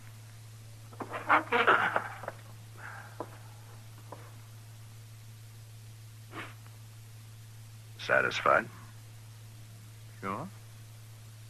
Then get out of here. You're touchy, Marshal. Real touchy. But I don't want him to start no trouble. I want to come in to say hello. Friendly like. What's your name? Pilcher. Nat Pilcher. I thought so. Sure. I'm a friend of Jesse Daggett's. An old friend. Where do you live, Pilcher? You got a job around here? I'm a cowboy, Marshal. Know anybody needs a good hand? Oh, what do you do besides ride? Funny. You ask that. Is it? You being a lawman, dear. Ever hear of Charlie Hall, sheriff over in New Mexico? I have. They say Clay Allison shot him. That's what they say, Marshal. But I know for a fact it wasn't Clay. Nice meeting you, Marshal. See you later.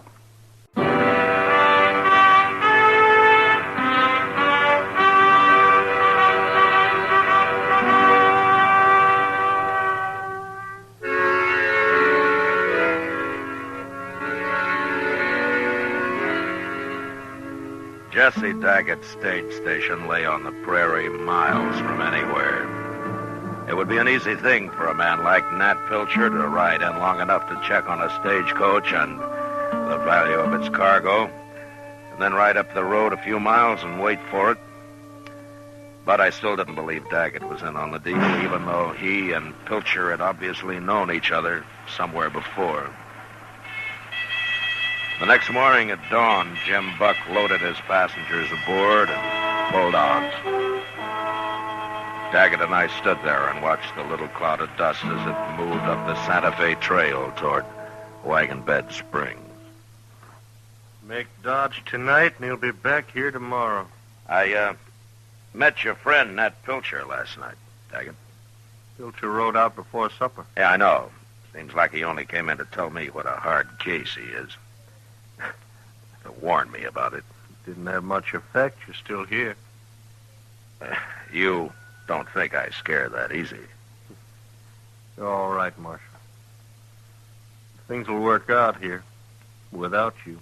Daggett, I don't know what's going on down here, and if I'm meddling in your affairs, I'm sorry, but the stage has been robbed and a man's been killed, and that makes it my affair, too. I want to thank you for not thinking I got anything to do with all that, Marshal. Well, I wasn't sure at first, but I am now. Even so, I'm not going back to Dodge without a man. No, I suppose you won't. Well, let's go inside. Sure. You, ought to plant some trees there, Daggett. It'd sure improve the place. Not enough water. I'll dig for it, then. You'll never get a woman to come out here and marry you unless you've at least got some trees. How's that? There's no offense. I was just remarking that women like things growing around the place. Let's say I meant it generally. No offense. I thought to have a woman here once when I first planned about running a stage station. It was over in New Mexico. Seems like a long time ago. Oh, things don't always work out. Yeah, I was mighty fond of her, Marshal. But I lost her. I've been a little lonely ever since. Oh, you came close. That's better than some men do. I don't know about that. But it is funny how a man goes right on living, even when his luck's about run out. Yeah. Come on inside. I'll heat up some coffee. Good.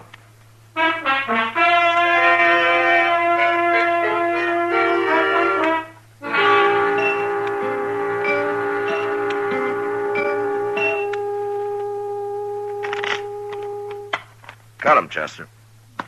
Mr. Dillon, do you mind if we don't play anymore? I'm beginning to see things. It's okay with me. The stage ought to be here soon anyway. And just think, Jim Buck's been all the way to Dodge and back, and we just been sitting here another 2 days. Well, waiting's always the hardest part. Well, there's the stage now. At least there'll be some people around here. Yeah. Hello, Jim. Come out here, Marshal. What? More trouble, Jim? You stop me again, Marshal. By heaven, I'm going after him now if you don't. Take a look in the coach here. Why? What's the woman? Is she dead, Jim? Of course, she's dead. She's got a bullet in her. Where are your other passengers? There ain't any. She's the only one this trip. Look at her, Marshal. He killed her. And there's some blood soaking through your jacket, Jim. You hit bad? In the shoulder. Knocked me off the box. I wasn't going to stop at all, and he just rode up and put a bullet in her and rode off. Never said a word. You think it was Pilcher? Well, let's ask Jesse Daggett here who it was. No. Take a look in the coach, Daggett. Take a good look.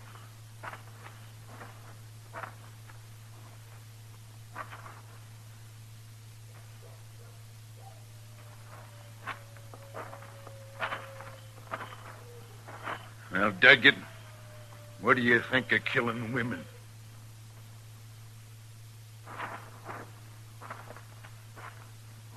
Look at him, Marshal. I told you. You ever see a guiltier-looking man? You're wrong, Jim. Doesn't even make sense. Well, he didn't do it. No, but he's in on it somehow. Chester, I'll help you bring the woman inside. Then we'll see what we can do about your shoulder, Jim. Come on.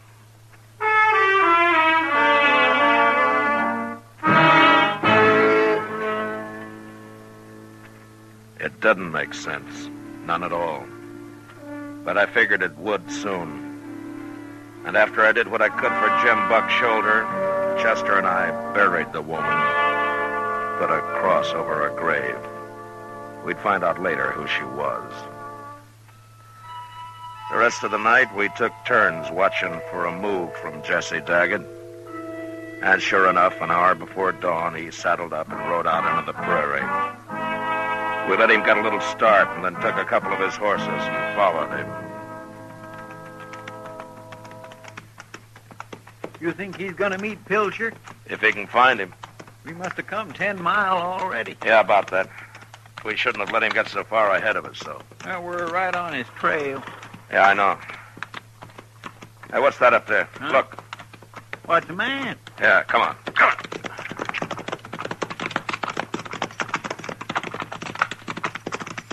Whoa. Where's Daggett, Mr. Dillon?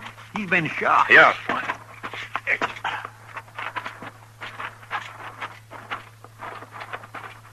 You followed me, Marshal. How bad are you hurt, Daggett? Pretty bad. Pilcher? I'd have killed him, but my gun didn't go off. And he got me easy then. No luck left at all. Right? Any idea where Pilcher is now, Daggett? Said he was going back to the station to get you. Took my horse with him. I'd have come with you this morning. Wasn't your business. This was between me and Pilcher. I'm here looking for a fight. I didn't want to kill anybody no more. Not even him. So he drove me to it. Finally, that woman yesterday. Knew I couldn't stand that. You mean he shot her and the other passenger just to prod you into a fight? Marshal, I'll tell you now about... I had a woman out in New Mexico. Nat Pilcher tried to run off with her. I didn't shoot him, though. I shot her instead. I figured it made more sense. You killed her? I don't think he'd have minded so much if I'd have killed him, but I figured he wasn't doing nothing I didn't want to do myself. I didn't blame him none. I blamed her. Pilcher's been after me ever since. I could have stopped all this if you'd told me sooner. Every man's got to kill his own snakes, Marshal. I tried. You can have him now. I ain't gonna live long. I'm sorry, Daggett. Chester will stay with you. I'm going back to the station. Both go. I can die alone. I ain't afraid. No. Goodbye, Daggett. Bye, Marshal. Chester, Yes, sir. do what you can for him. Poor fellow. I'll send somebody out to help you bring him in later. Yes, sir.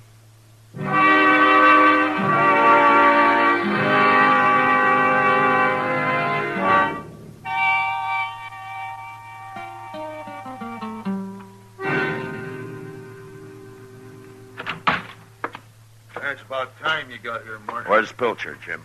Out back, looking for whiskey. Where's everybody else? It's been a busy morning. How's your shoulder? It hurts. I gotta get up to Dodge somehow and see it. Morning, Marshal. Oh. Hello, Pilcher. You been riding? So have you. Man like me rides a lot, Marshal. You should have kept going. I wanted to see you again before I left. That's what Jesse Daggett told me. I'm gonna kill you. And then Jim here. Wait a minute. Shut up, Jim. Pilcher, you can drop your gun belt and take your chances in court. If you like. My chances are better right here, Marshal. It's your choice. It's always been my choice. Except for the night Jesse Daggett shot his wife. Did he tell you about that? It doesn't matter now. To me, it does. You... No!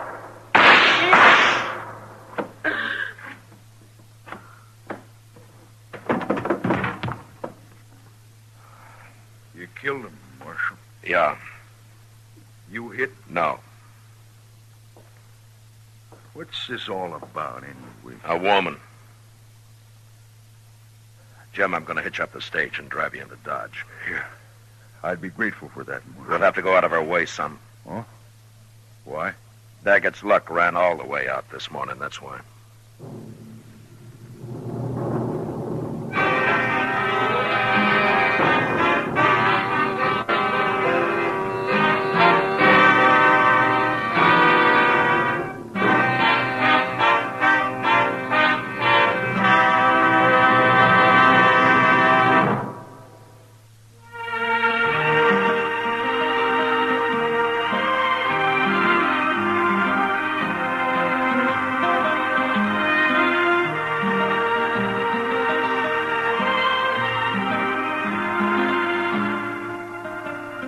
Gunsmoke, under the direction of Norman MacDonald, stars William Conrad as Matt Dillon, U.S. Marshal.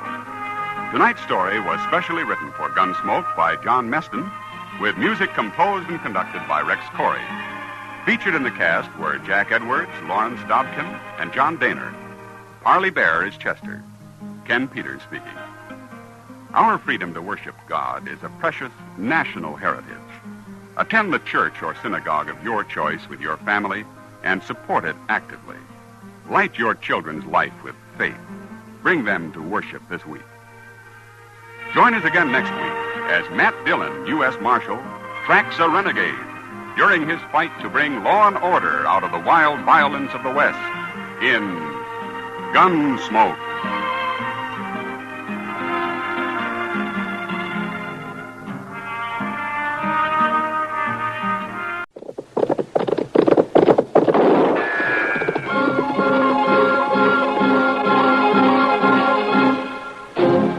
Around Dodge City and in the territory on West, there's just one way to handle the killers and the spoilers, and that's with a U.S. Marshal and the smell of Gunsmoke.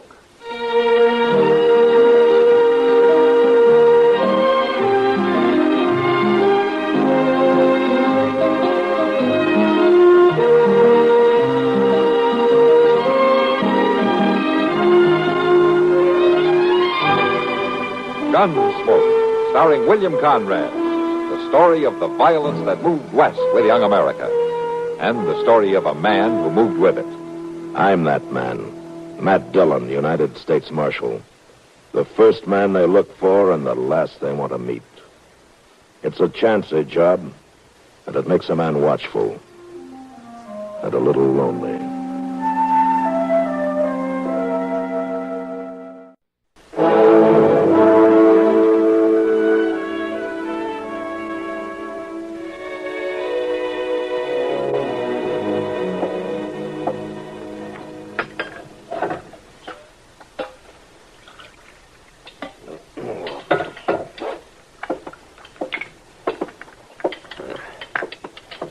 Here, Ben. Hmm? Some more coffee. Oh. I'll fetch some more meat and potatoes. No. Have plenty. I baked a pie. Yeah, I'll take some with me. It'd be nice if you could sit here and eat with me just once, Ben. Well. And talk like folks do. You got to get the corn there, Emma. Well, my land ought to have time to eat proper and at least speak to each other a time or two. Well, Foreman ain't talking. Be in for supper. Ben, look. Look down the road. There's somebody coming. Ben, didn't you hear me? Somebody's coming. They might be coming to call. What if they are? Well, it ain't neighborly for you to just walk out into the field. Ain't time to be neighborly. I got work to do. But, Ben, there ain't nobody been here in a month of Sunday. And we ain't wasted no time, neither. You better not waste none. All right, Ben, go back to your field. But I ain't going to turn people away, I'll tell you that.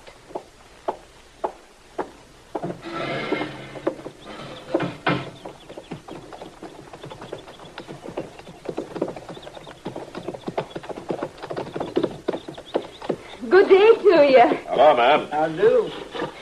You're welcome to come right in. We're just passing through, ma'am. We wondered if we could trouble you for a little water. Oh, no trouble at all. But I can do better than that. I've got some fresh baked pie. Well, we don't need to bother you, ma'am. Just a little water. Oh, sure. It ain't no bother. Piece of pie go down my good, Mr. Dillon?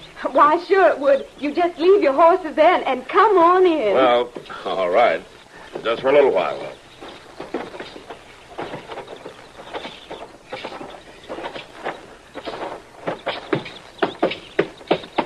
Come on, inside. Thank you, ma'am. Now, you just make yourselves comfortable. I'll fetch the pie. Oh, we're sure much obliged, ma'am. Oh, my name's Matt Dillon. This is Chester Proudfoot. Well, I'm that pleased to meet you. I'm Emma Hyde. Miss Hyde. Me and Ben been farming this place for 3 years. I got to beg your pardon for Ben. Oh, how's that? Well, he don't take no time for meeting up with folks. He's always in the field, sun up to sunset. Here's your pie. Oh, thank you. Thank you, ma'am. It looks just licking good. And here's some coffee. Thank you. That's fine. Thank you. That must have been your husband we saw as we rode up.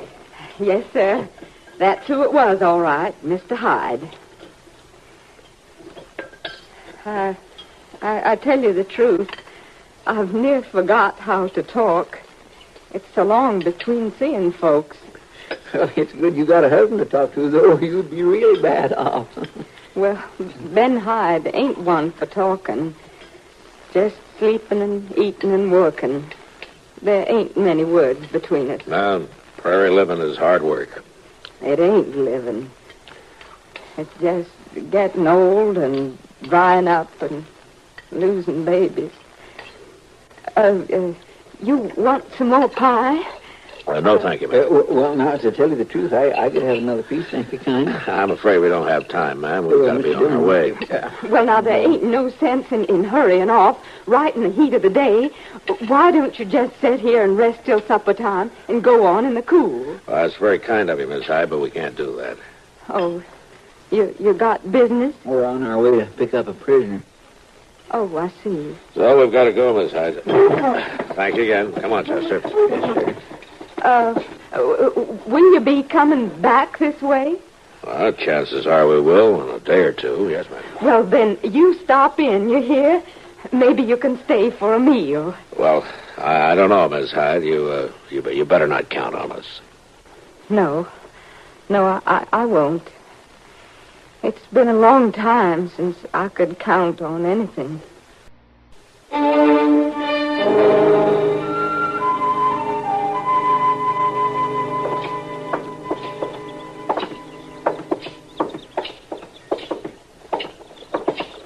Where are we going?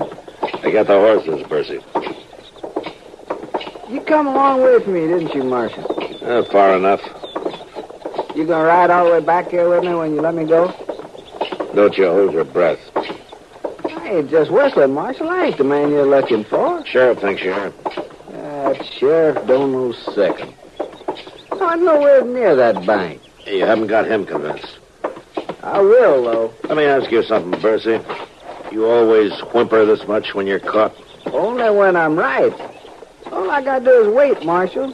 As soon as my brother and his wife get to Dalhart, they'll tell you. Now, tell me what. That I was out to their place all that day. 5 miles out of town. Where are these horses, anyway? Down the street at the livery stable. I didn't know you were going to be in such a hurry to get to Dodge, Percy. I ain't no hurry about getting nowhere, Marshal. I'm just in a hurry to stop walking.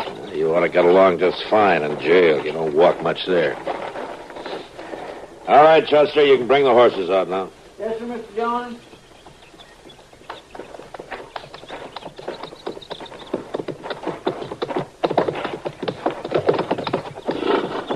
By jing, I won't be sorry to get shut of this place. All right, Percy, come on, mount up. We got a long ride to Dodge.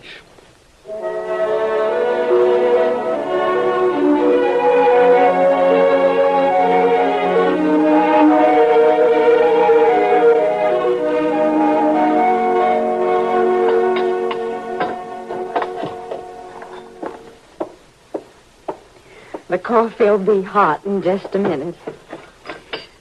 I swear to goodness, Marshal Dillon, I've been afraid to look out my window for fear I'd see you riding right on by. We wanted to see how you were getting along, ma'am. Oh, we wouldn't have rode by, Miss Hyde. Not if Chester had a chance at another piece of your pie. Well, he sure is welcome to it. And the rest of you, too. Oh, well, you don't need to give no pie to Bercy, ma'am. Yeah, now. We'll take care of feeding him. Well, I feed any human being that's in my house. Thank you, ma'am. I didn't see your husband as we came in today. Oh, he's over to a neighbor place selling a cow. Here's the coffee. Oh. Thank you. Thank you. I didn't think you had any neighbors. Might as well not. Mr. Hyde don't believe in socializing, only work. Stay on the place and work it. Every hour, every day. It takes a lot to get started. But we don't need to grub no more, Marshal Dillon. I want to show you something.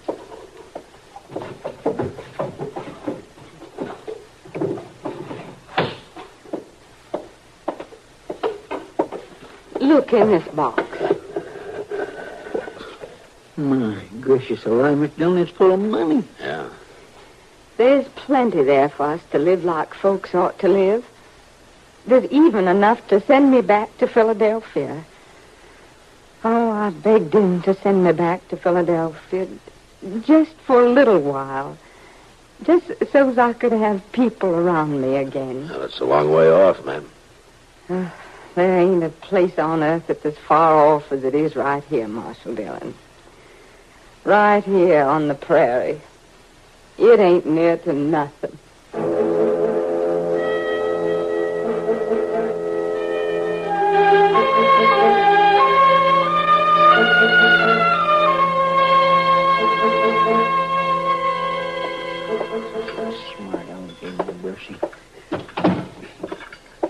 What's the matter? You got the shakes, Chester?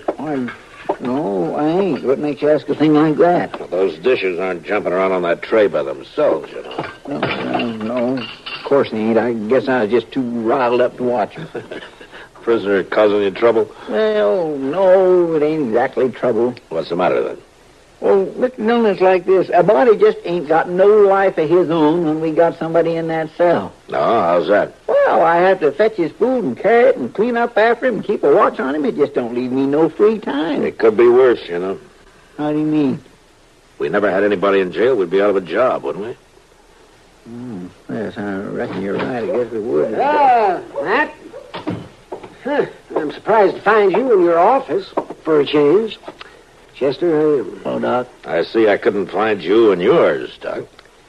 You can, oh, yes. Well, right now I'm running errands for the marshal's office. Oh, what do you mean? Matt, I was down at the telegraph office, and this wire came in for you. Yeah. Oh, thanks.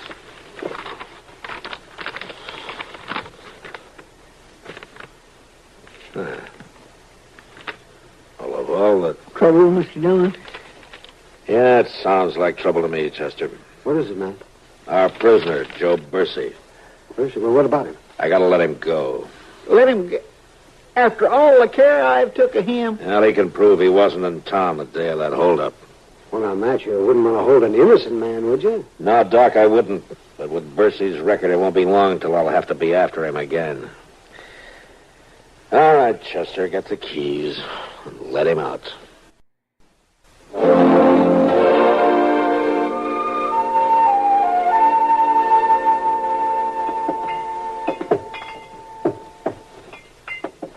Did you look over that order, Kitty?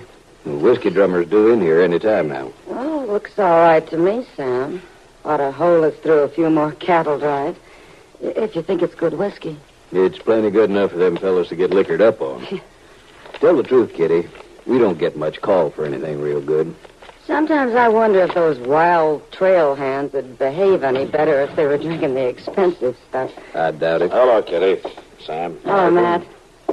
Want a drink? No, thanks, Kitty. I was on my way to Delmonico's to eat. I thought maybe you might want to go with me.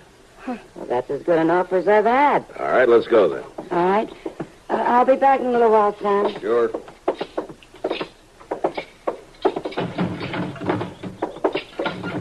You'd better be careful, Matt. What do you mean? I'll be getting used to having you around. This is the fourth day in a row. Law business must be awful slow. Yeah, Kitty, it has been lately. You know, it's making Chester nervous. No prisoners. You mean he misses him? He's had that cell all shined up, waiting for somebody all week. He's afraid we're going to go out of business. He must have known we were going to eat. Yeah, what is it, Chester? Mr. Dillon, you know that Hyde place where we stopped at? Yeah, what about it? Well, Ben Hyde's been shot. He has. Well, is he hurt bad? I don't know. The fellow who rode in just said he was shot. Get dark, Chester. We'll go out there, huh? Yes, I will. Oh, Kitty, I'm sorry about the meal. Oh, that's all right, Matt. To tell the truth, after 4 days, I was getting kind of tired of you.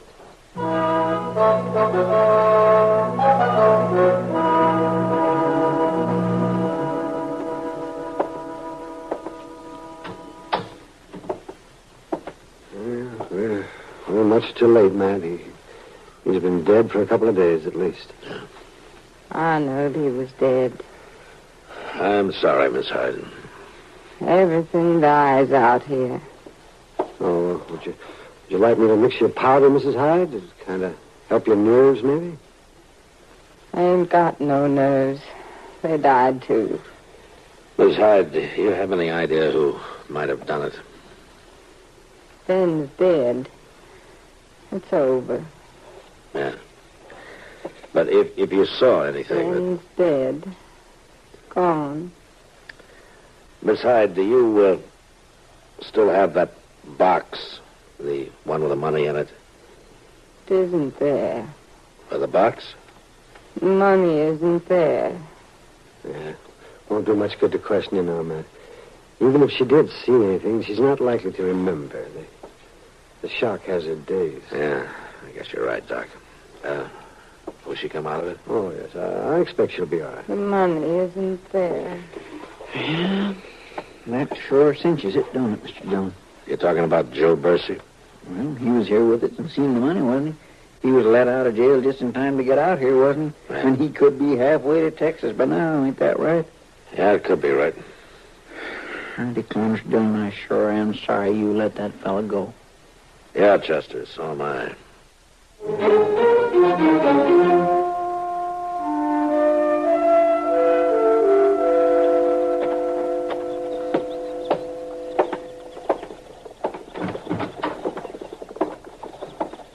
Mr. Dillon sent that telegraph you wrote out telling peace officers around the country to be on the lookout for Joe Bursey. Oh, well, thanks, Chester. Sure do wish I had him back in that cell again. And I bet I wouldn't feed him so good this time. I declare, I sure do wish you wouldn't have let him go, Mr. Dillon. Then there wasn't nothing else to do, was there? No. Sure does seem a shame, though, after seeing what all's happened. If we only kept it... Yes, sir? I don't want to hear any more about it. Yes, sir.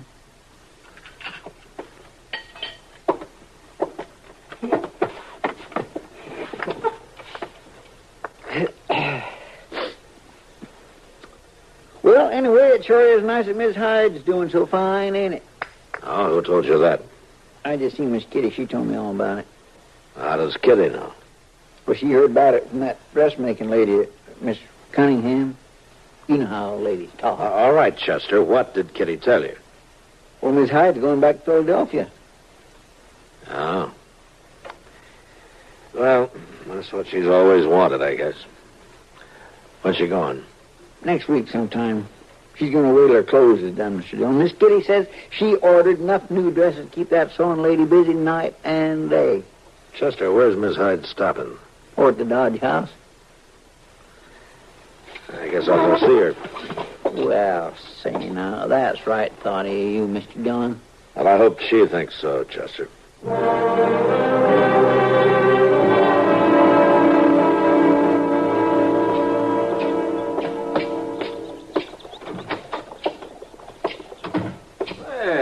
Hello, Marshal Dillon. Mr. Dobie, is there a Miss Hyde staying here? Emma Oh, Hyde? certainly is. She's got her best room, Marshal. That one right at the top of the stairs. Oh, is she in now? Yes, she is. She just come in from the dressmaker's. Good, thank you. Marshal, you want me to ask Miss Hyde to come down to the parlor? No, thanks, Dobie. I'll go up. If you think it's right. Yeah, I think it's right.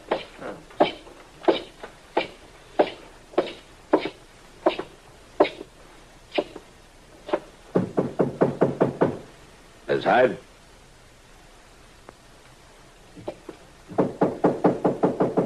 Miss Hyde? Well, hello, Marshal Dillon.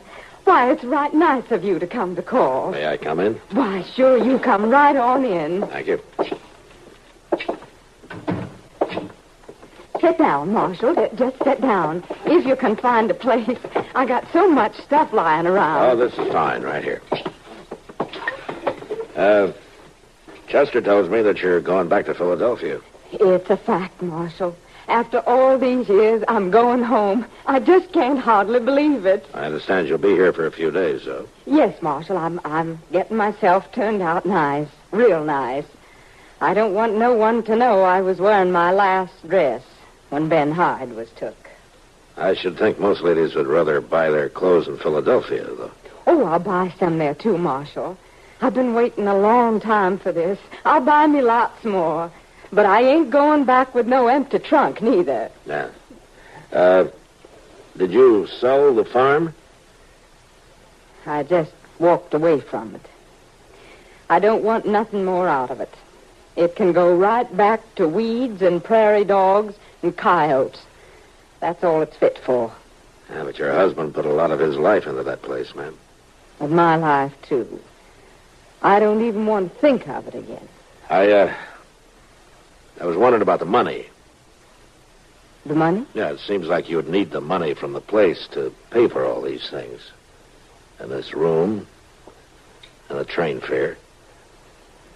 Well, now... And they told me around town that you've been paying straight cash. Well, I had a bit put by. In the black box, Miss Hyde?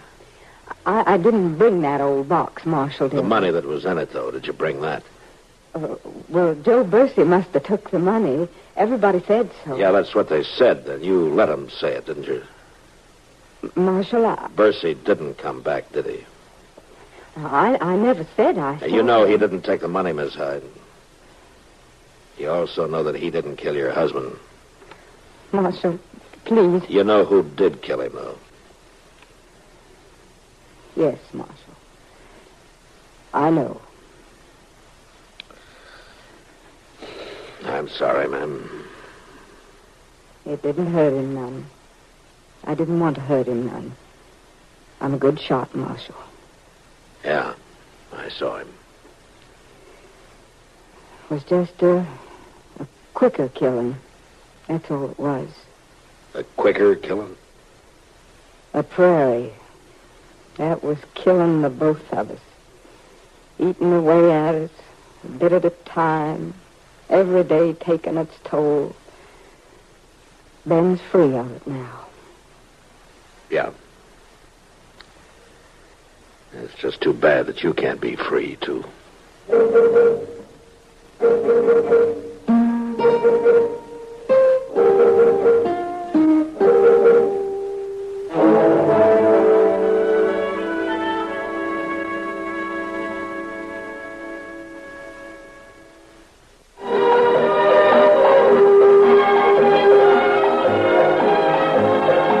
Gunsmoke, produced and directed in Hollywood by Norman Macdonald, stars William Conrad as Matt Dillon, U.S. Marshal. The story was specially written for Gunsmoke by Marion Clark, with editorial supervision by John Meston.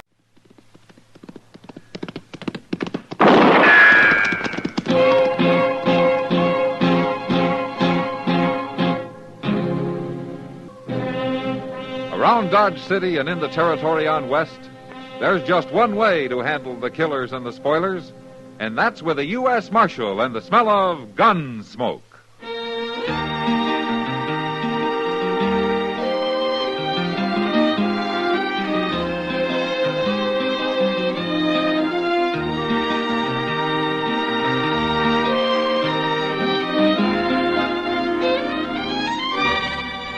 Gunsmoke, starring William Conrad. The transcribed story of the violence that moved west with young America. And the story of a man who moved with it.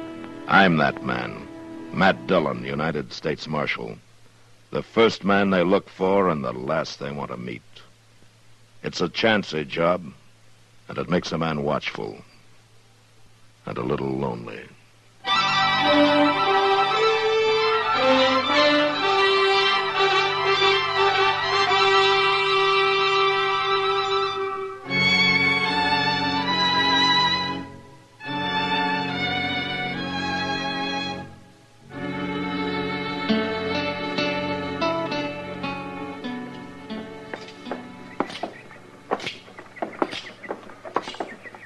Looks like the Kinsmans is at it again, Mr. Dillon. What?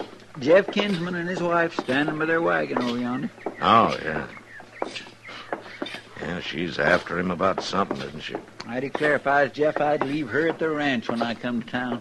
Well, she's bigger than he is, Chester. By golly, she just about is. Maybe you lost your pride, Jeff Kinsman, but I sure ain't. What kind of a man are you anyway? But are you sure he done it, Kate? Of course he done it. He does it every chance he gets. You gonna let another man flirt with your wife right in public? I just wanted to be sure. There he comes now. Ask him about it. I sure That's will. Ed Dolliver she's talking about, Mr. Dillon. Yeah, I guess they're not such good neighbors after all. Look, he's carrying a rifle. Yeah. It's a Sharp's 50. It looks brand new. Well, I guess there won't be no trouble. Jeff Kinsman ain't Jeff. armed. Mrs. Kinsman? I want to settle something with you, Dolliver. What's wrong, Jeff? You're to leave my wife alone, you hear? What? You stop trying to fool with her. Jeff, you gone crazy? You tell her, Mrs. Kinsman. She done told me. And I'm warning you, Dolliver, you go get your own woman, leave mine be. I don't know I like being accused this way. Put that gun down, I'll learn you to like. They gonna fight, Mr. Dillon? And as long as they aren't gonna shoot each other. There. Now what are you gonna do, Kinsman? I'll show you. Oh, you got a knife. You put that knife away. I ain't armed. All right, hold it, Kinsman. This is my fight, Marshal. Not with a knife. Now drop it. Go on, drop it. No.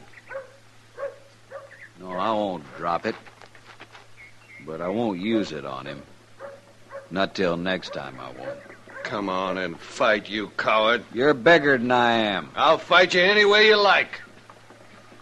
I see you bought a new Sharp's rifle, Dolliver. Never mind guns. You men settle this some other way. Sure. Only he better remember I got a Sharp's rifle at home, too. Now look, Kinsman, and you too, Dolliver. If there's any shooting out your way, I'll know who to come for. And it won't take any time at all. That little coward ain't gonna do nothing. And I wouldn't put salt on an old crow like her anyway. Jeff, you hear what he called me? He called me a coward. He called you? By heaven, Jeff, what things are coming to when a woman's got to put up with Chester, that? come on, let's go. I never heard of a man getting by insulting a lady right in public twice, and each time worse than the other. He's no good, that Dolliver, and you ain't much better. Oh, now, Kate. I swear she's gonna have them men fighting yet, Mr. Dillon. That trouble ain't about over. No. That's the worst kind of trouble, Chester. You never know who's guilty of what.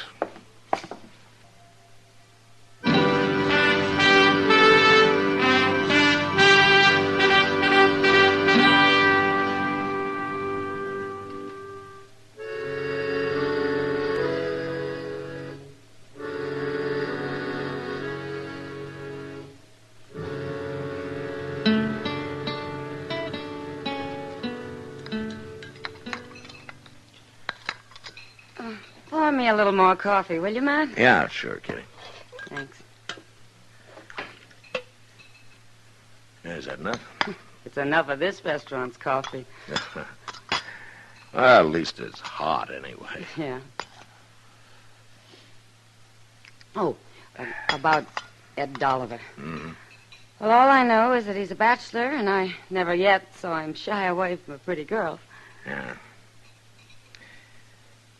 Kitty, I want to ask you a question. Would you call Kate Kinsman pretty? She might have been. Once. That woman's lived a hard life, Matt. No? In fact, it was Ed Dolliver who told me about her. She was married before, you know. No, I didn't know. He died. Pneumonia or something. He was a buffalo hunter for the Santa Fe Railroad. He used to take Kate right along with him, just like she was a man. Uh-huh. Yeah, maybe that's why she demands so much respect now. Matt, I don't think objecting to being called an old crow is exactly demanding respect for any woman. Oh, what's that? Oh, it's Chester. He looks pretty excited about something. Yeah, excuse me, Kitty. I better go see what he wants. I'll see you later. Sure, Matt. Yeah, what is it, Chester? Miss Kinsman, she's waiting right over there. What? Is there something wrong? You better hear it from her, Mr. Doone. Yeah. She coming alone today? Yes, sir.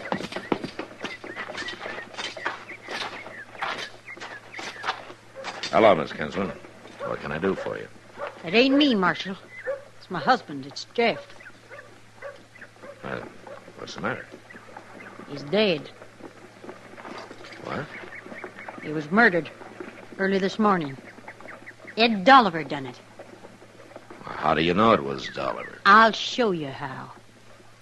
I left Jeff right on the prairie where I found him.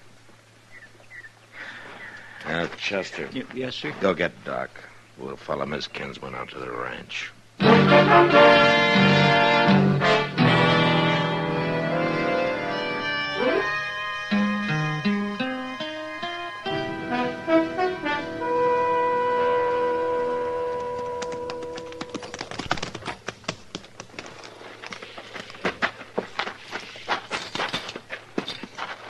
There he is, Marshal. I ain't touched him, just throwed that canvas over him.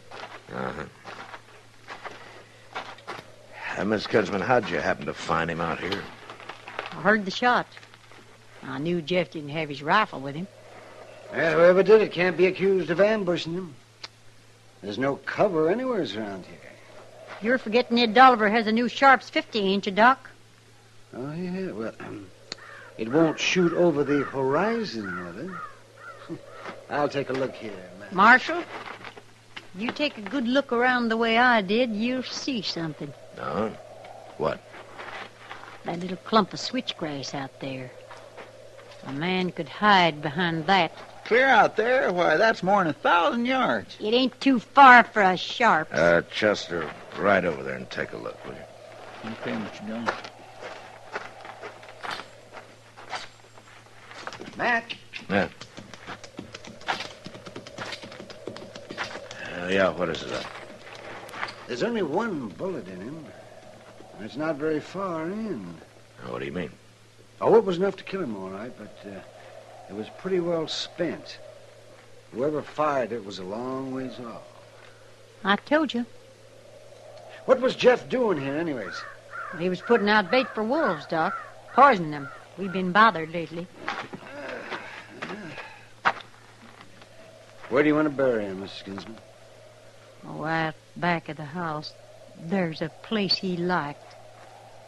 Well, I guess we can conduct a service of some sort. Why don't you get Ed Dolliver. I hear he reads the book real good. You haven't seen him around, have you, Miss Kinsman? I can tell you right where he is. Oh? It's noon, ain't it? He's sitting on his front porch like he does every day at noon. He always sits there for an hour, doing nothing. I see. I wonder what he's thinking. What? I mean about having gone out and killed a man because of me. Must be working on his mind pretty strong. Yeah. But you know something? It was one or the other of them. It come to that. And all because of me. Oh, no, you mustn't feel guilty, Miss Kinsman. It wasn't your fault. Oh, I am guilty, Doc. Just being a woman men fight over just makes me guilty. How'd you find anything, Chester? I found this.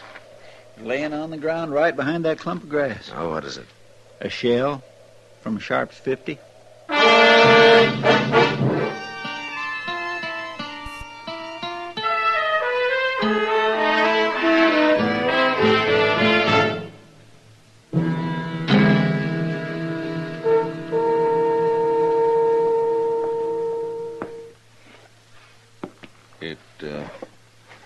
It don't look good, does it, Marshal? No, Dolliver, it doesn't.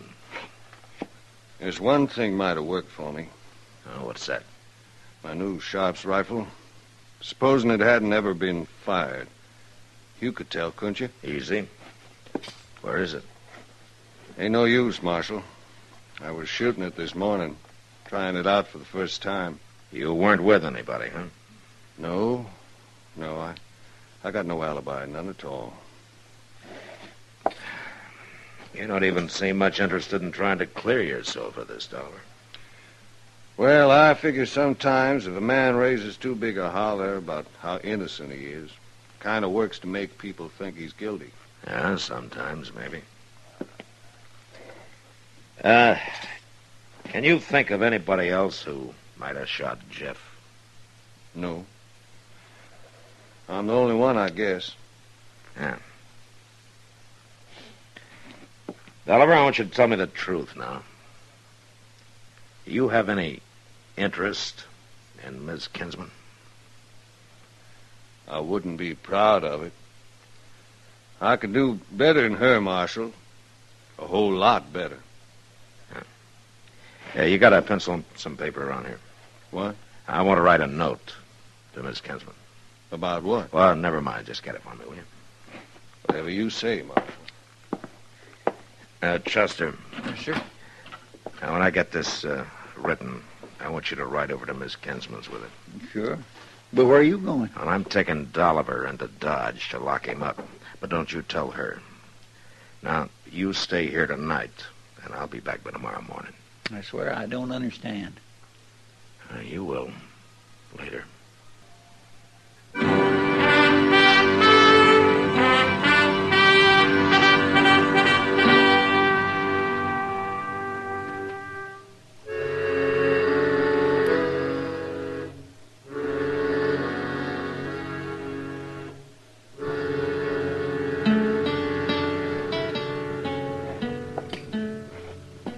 I told you to stay away from that window, Chester.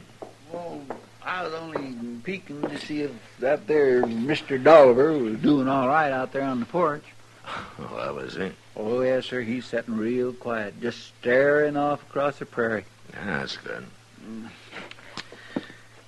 Most noon, Mr. Dillon. You getting hungry? Well, I didn't have no breakfast to speak of hardly, and now that you mention it, I don't guess I'd mind sitting down to a plate of hot meat and maybe a loaf of sourdough bread. Say, maybe we could rummage around in his cupboard here some. Now, we'll eat when we get through here. Yeah, sure, but when'll that be? Not too long, if my hunch is right. And if it ain't? Yeah, you've been hungry before, haven't you? Come on over here.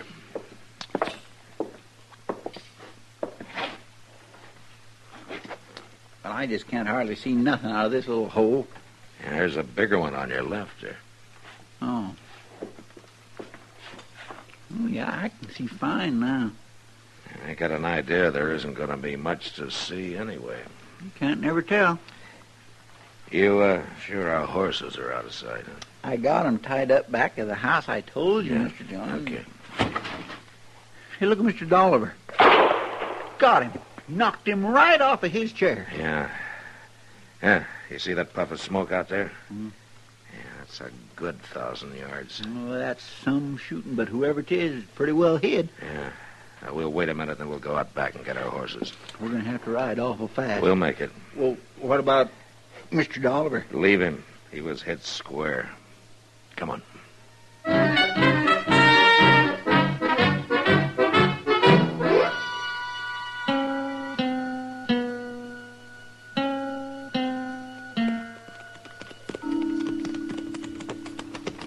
We'll put our horses in the barn here, Chester. Nobody in sight yet. Now, let's hurry.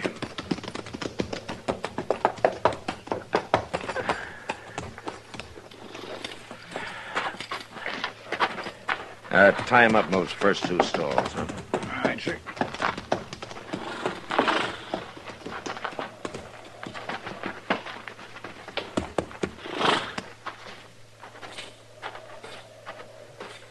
I declare it's blacker than the inside of a cow in here after that blazing sunshine. Your eyes will get used to it after a while. I don't see nobody coming. She'll be along directly. I wasn't too sure we'd beat her. Mr. Dillon, what exactly did you tell her in that note you wrote? Just that Ed Dolliver had a good alibi. Well, who'd you say it was? A woman. A woman?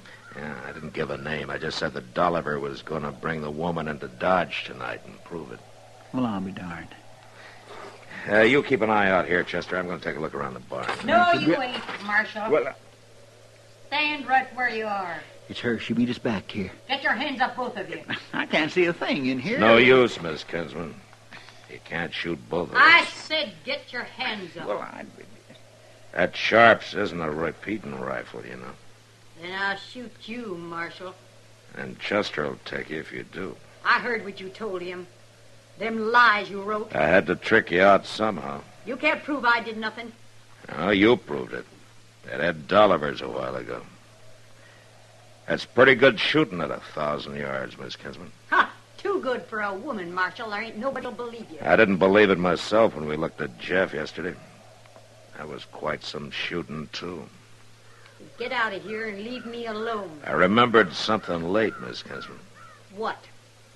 How your first husband took you out buffalo hunting with him. Yeah, you can shoot all right. As good as any man.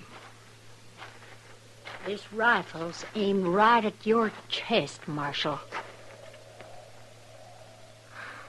You know, Miss Kinsman, I feel kind of sorry for you. Sorry. You liked men fighting over you. You needed for 'em to. You needed it so bad you told Jeff lies about Ed Dolliver. That ain't so. Oh, yes, it is. You just had to have a man killed over you. But you knew Dolliver wasn't interested, so you shot Jeff yourself. That way, at least people would think they were fighting over you. No. Yeah, my note about Dolliver's alibi being a woman destroyed all that, didn't it? You just couldn't take that. Marshal? Here, give me your rifle. I'm glad I killed him. Yeah, but you didn't kill him. What? I sent Dolliver to Dodge for a day or so. What you shot was a couple of grain bags dressed in his clothes. No. Yeah, that's true. I hated Jeff, but I hated Dolliver even worse now. Like I say, Miss Kinsman, I'm sorry for you. Jeff was a good man. Now there's nobody to fight for you.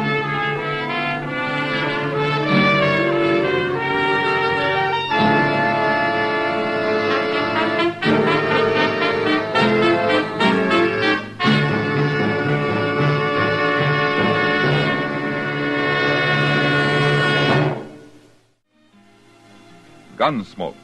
Produced and directed by Norman MacDonald, stars William Conrad as Matt Dillon, U.S. Marshal.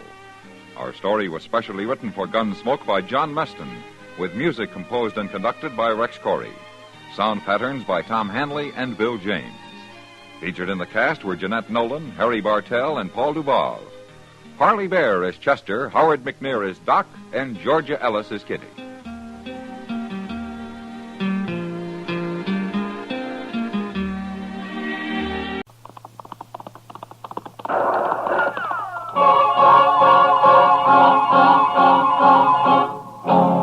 Around Dodge City and in the territory on west, there's just one way to handle the killers and the spoilers, and that's with the U.S. Marshal and the smell of Gunsmoke.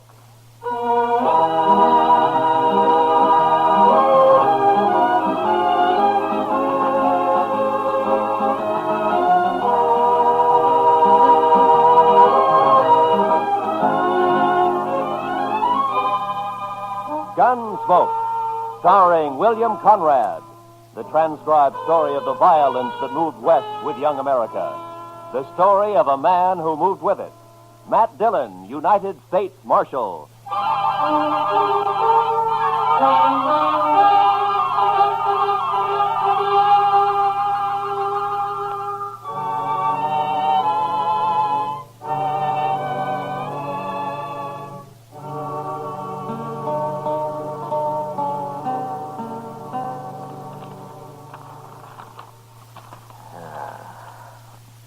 Is this everything, Chester?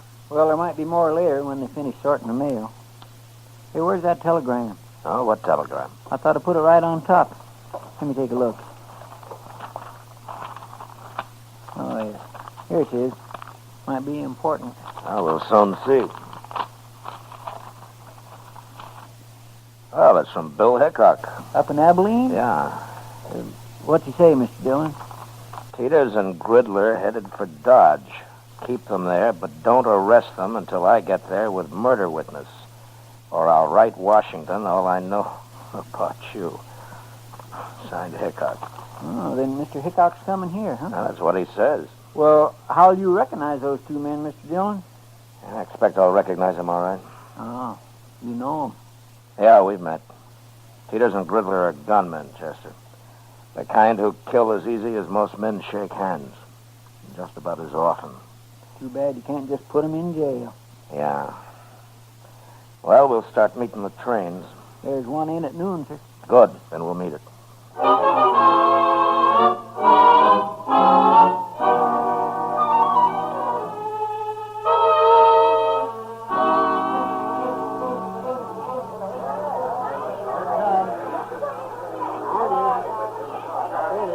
What'll we do if they are on this train, Mr. Dillon?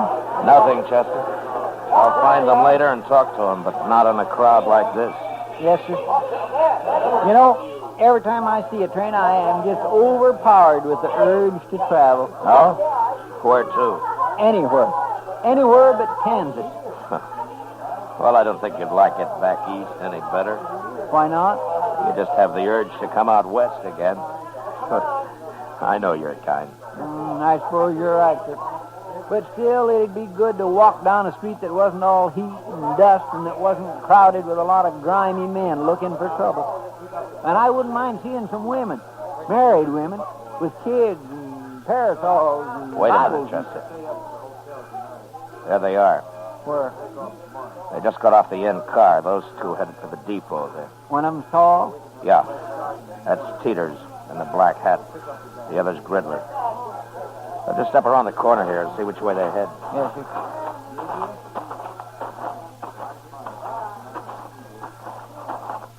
There they are. Yeah. Looks like they're going to the Dodge house. Now, let's follow them.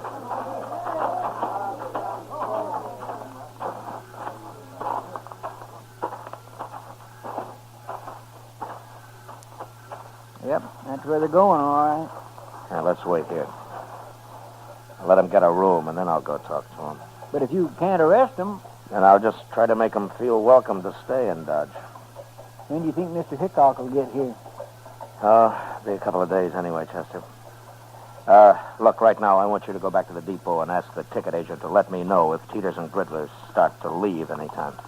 You can describe them to him. All right, sir. Then go to the stage office. Yes, sir. And go to all the stables, too. If they rent or buy any horses, I want to know about it right away. I'll tell everybody. Also tell them to keep quiet about it. I'll be back at the office later, huh? Right, sir.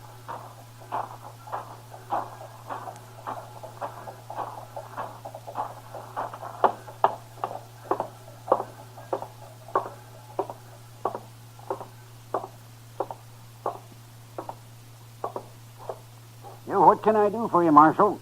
2 men came in here just a minute ago. One of them was tall, black hat. Well? Well, what, Marshal? You were here. Did you see him? Those were gunmen. I could tell. The tall one's Teeters and the other one's Gridler. Those the names they gave you? Yes, but there'll be trouble if you try to arrest them here, Marshal. Can't you wait until they're outside in the street someplace? No. What if they're after you? I've got nothing to do with men like that, Marshal. There's no reason in the world that Now, they... just take it easy. They never heard of you, and I'm not going to arrest them. But since you're a good, helpful citizen, maybe you can tell me what room they're in. Certainly, Marshal, certainly. Number 25. Up the stairs and turn to your left. Thank you very much.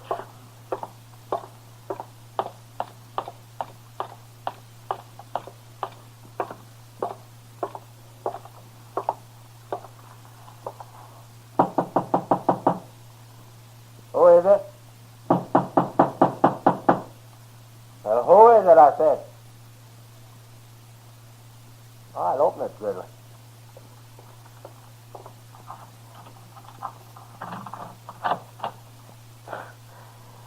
You can put your gun away, Gridler. I just came for a little talk. And make your talk, Marshal. No, I ain't polite, Gridley. Let him in.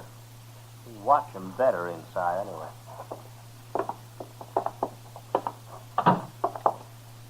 Hello, Teeters. What's on your mind, Marshal? I'm just trying to think. Last time I saw you men was in, let me see, was it Tascosa? Never mind all that, Marshal. Why are you here? No, I heard you were in town. I thought I'd drop by and say hello. News must travel pretty fast in Dodge. We ain't been here 15 minutes all told. Well, maybe he was expecting us, Gridley. I happened to be at the depot. I noticed you get off, so I followed you here. All right. But we're not wanted, Marshal. Matter of fact, a judge up in Abilene just turned us loose. Wasn't no witness to that killing. Wild Bill tried to frame us, but didn't work. Well, that just goes to show the law's fair to everybody, doesn't it? Why'd you come here, Marshal? Just to let you know that I'm still the law in Dodge and that I don't want any trouble here. And with men of your sort, I always like to mention that. We're not looking for trouble. Good, good. And you're welcome to stay here as long as you like. That's a funny thing to tell us. It's an open town, Teeters. Yeah, sure, Marshal. Sure it is, yeah. And I'll treat you two just like anybody else. If you stay out of trouble, the town's yours. Anybody who starts trouble won't be us. Well, I'm glad to hear that. I'll be going now, gentlemen. Oh, there are some pretty sharp gamblers here. Don't let them take all of your money. Well, don't you worry about us, Marshal. So long.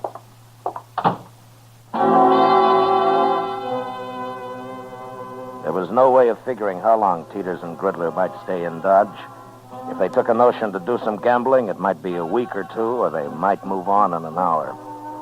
That night, however, they were still in town, bucking faro at the Alafraganza. Everything looked fine until Chester came into the office about 10 o'clock. They're fixing to leave, Mr. Dillon, first thing in the morning. Oh, how do you know? Jim Bunch at the stage office. He just told me they came in and paid their fare to Sharon Springs on the morning stage. Sharon Springs, huh? And then they're headed for Denver. Looks like it, sir. All right, Chester. Go tell Jim that I'm going to be on that stage tomorrow, too. If he likes, I'll ride shotgun for him. One of the boys can have a little time off. I'll tell him, sir. But are you going all the way to Denver? I'll follow him all the way to San Francisco if necessary. You can tell Hickok that when he shows up. Too bad he won't be here before they leave. And it'll be another day before he can get here. But I won't be too far behind us. Stage leaves at 8, right? Yes, sir. I'll be there to see you off, Mr. Dillon. Fine. We'll meet at the Dodge House for breakfast if you like. All right, sir.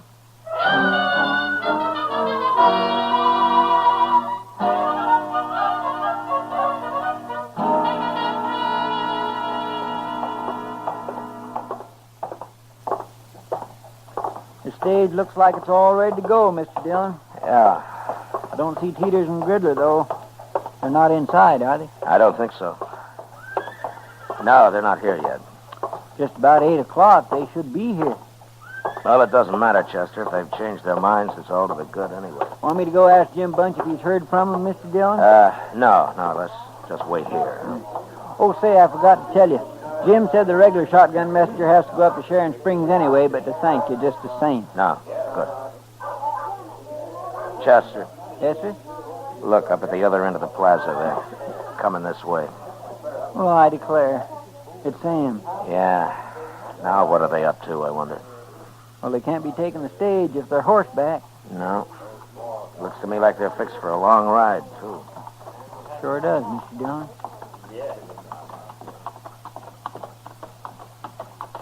You're up early, Marshal. Yeah. So are you, Teeters. Cooler in the morning. For traveling, it is. So long, Marshal. What's the matter? Did you lose all your money last night? Yeah. Next time we'll follow your advice. So long. Will we go after him? Chester, you stay here and explain things to Wild Bill. I'll be on their trail. As soon as they're out of sight, I'll get my horse. You can tell Jim I won't be taking the stage. All right, sir. I'll leave as clear a trail for Hickok as I can. Yes, sir, I'll tell him.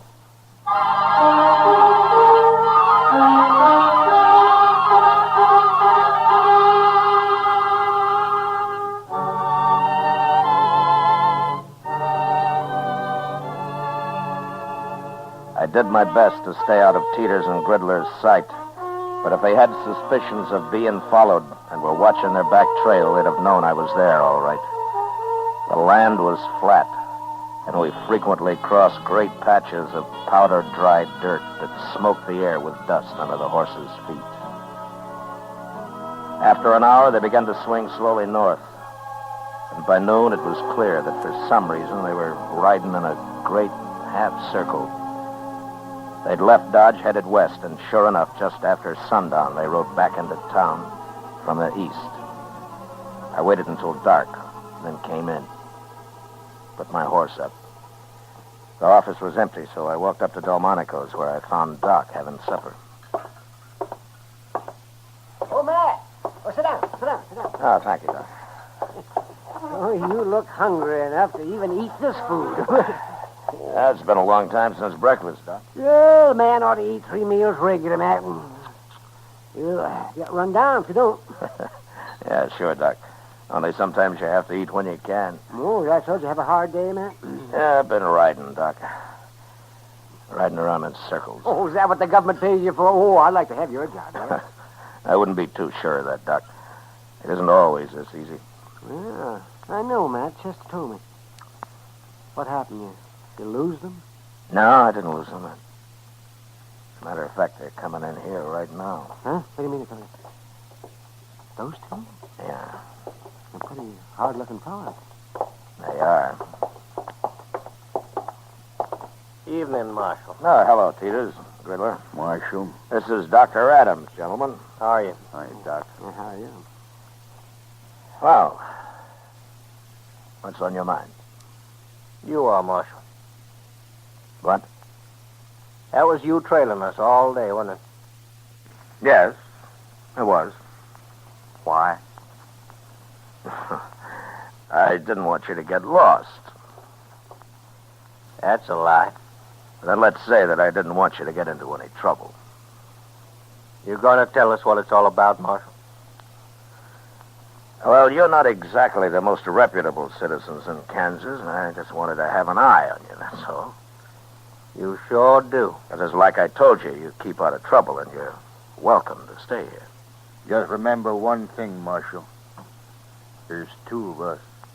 And next time you follow us, you might not come back. Well, taking chances like that's part of my job, Mr. Teeters. It's a poor job, then. Yeah, sometimes I think so, too. Come on, Teeters, let's get out of here. Yeah. They're not very polite, are they? No, but they're smart. Smart enough to figure something's wrong, anyway. So you think they might bolt, Matt? It depends on how smart they really are, Doc. Right now, they're so curious, they might stay around just to see what it's all about. Oh, Mr. Dillon? Oh, hello, Chester. Oh, Pull up a Doc. chair. Pull up a chair, Chester. I won't have time. We better get right over to the depot. Why? What's happened? Well, sir, I saw them ride back into town. The first thing they did was go to the depot and ask about a train. Oh, were you there? No, sir. The agent came and told me like he'd promised. Train goes at 7:30, doesn't it? Yes, sir. And it's just about that now. I've been looking everywhere for you. Doc, if that waiter ever does come around, tell him to hold a steak for me, will you? I might just be back for it. Sure, Matt. Yes, sir. And good luck. Yeah, thanks, Doc. Come on, Chester.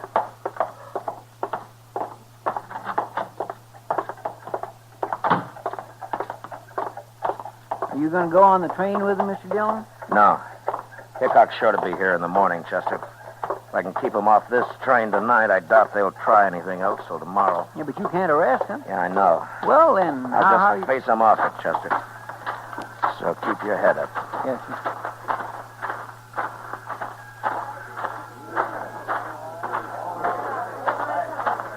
Now, there they are. Come on.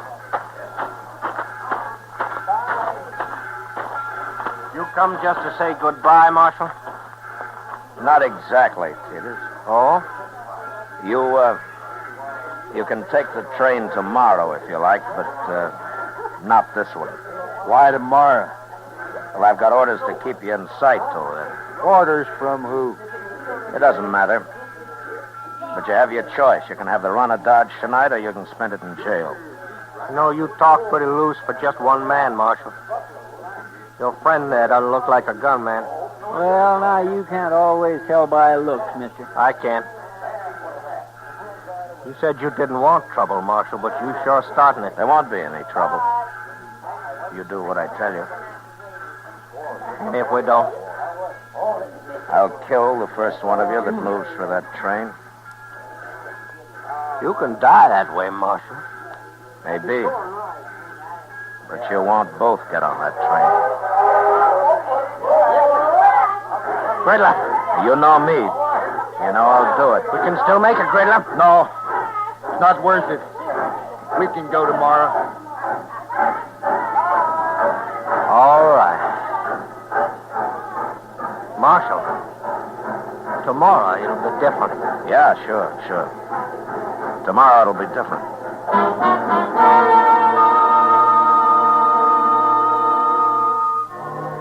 Chester and I met the noon train next day.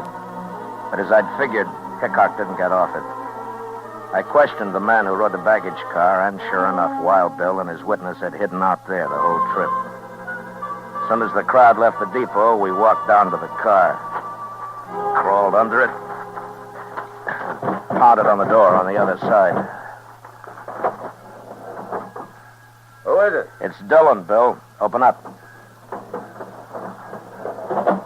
Oh, jump up, man. Come on, Chester.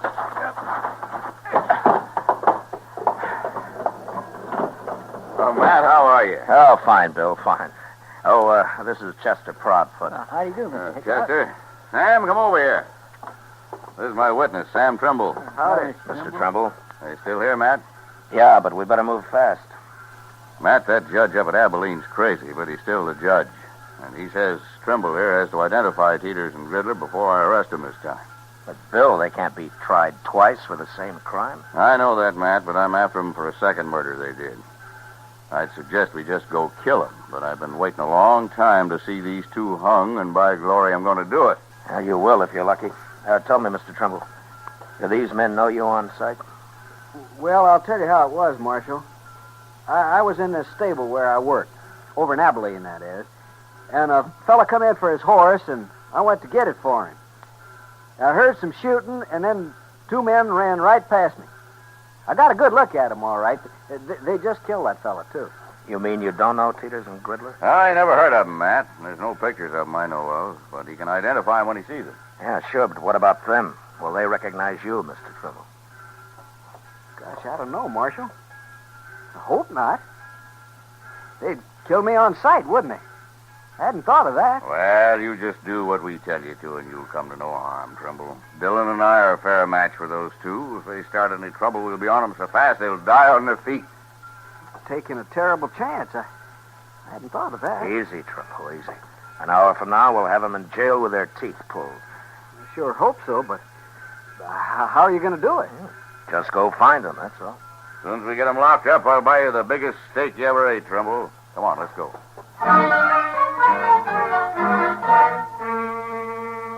I took Hickok and Trimble over to the Texas Trail, where we decided we'd wait while Chester located Teeters and Gridler. Then we'd just walk in on them and get it over with fast.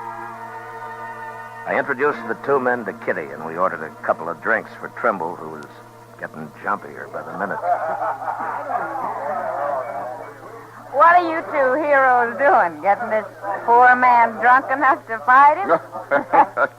Not exactly, Miss Kitty. He just lacks faith in us, that's all. I wouldn't have come if I'd thought about it. I sure would. Look, Trimble, it isn't often a man has both mine and Matt Dillon's guns behind him. You're as safe as you'd be in church. I don't go to church. Here, Mr. Trimble, have another drink, huh? I will in a minute. I'm going out back first. Whatever you're up to, it's making him mighty nervous. Yeah. Well, I'll admit he usually leads a quieter life. He'll brag big, though, once he's back in Abilene. Yeah. Tell me, Bill, do you plan to stay in Abilene long? Oh, I don't know, Matt. Charlie Utter keeps talking to me about Deadwood. Oh, it's as dusty up in Deadwood as it is in Kansas. Yeah, I know, Miss Kitty, but Charlie thinks some of that dust is made of gold. What's that? I don't know, but I'm going to find out. I'll go with you, Matt. All right, stay in here, everybody.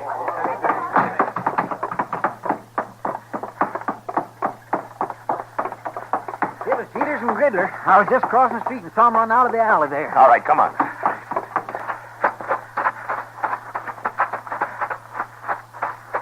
There he is. Yeah, it's Trimble. What happened, Trimble? They shot me. I was going to run away. And he got scared and ran right into him. We shouldn't have let him alone at all.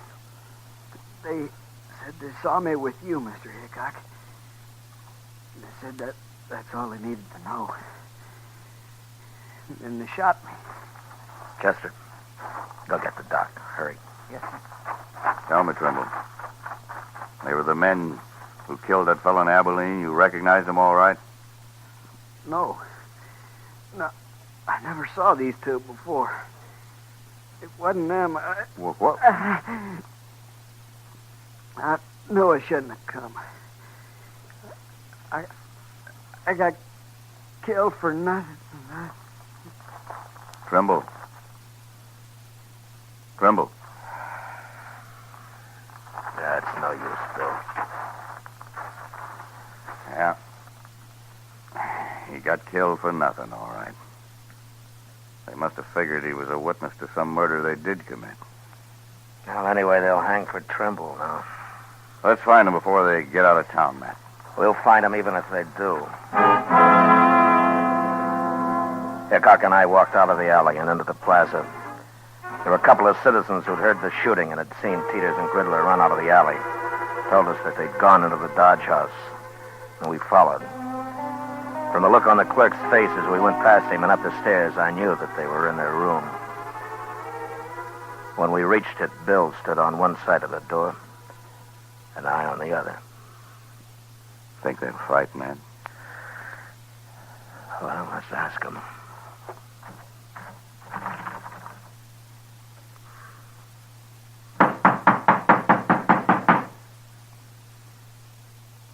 I told you they'd follow us, Teeters.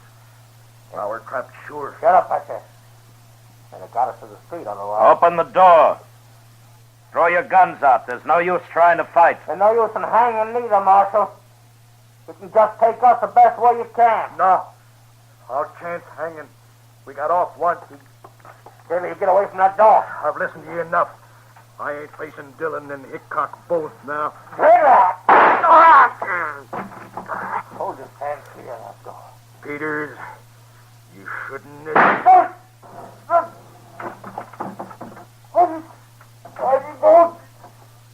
Don't you try to convince us.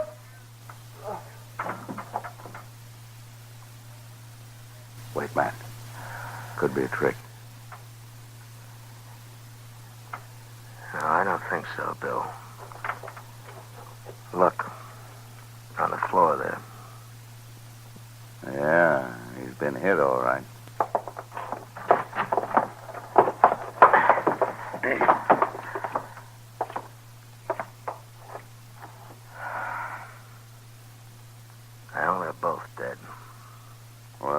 never expected this. Saved us doing it, maybe. Riddler lost his nerve. Blast him. Shooting was too good for these two. I wanted to see him hung. How things don't always work out, Bill. Well, they sure don't. Not lately, anyway. Matt, I think I'll go up to Deadwood with Charlie Utter right soon after all. Maybe I can find me a little peace and quiet.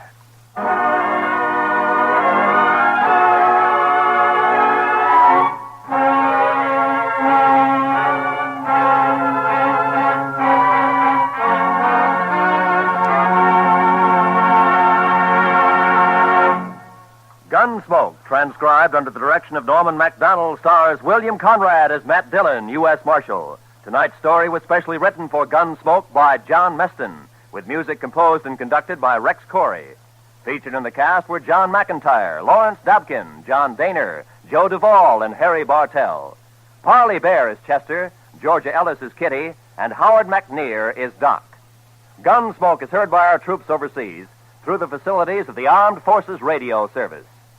Join us again next week as Matt Dillon, U.S. Marshal, fights to bring law and order out of the wild violence of the West in Gunsmoke.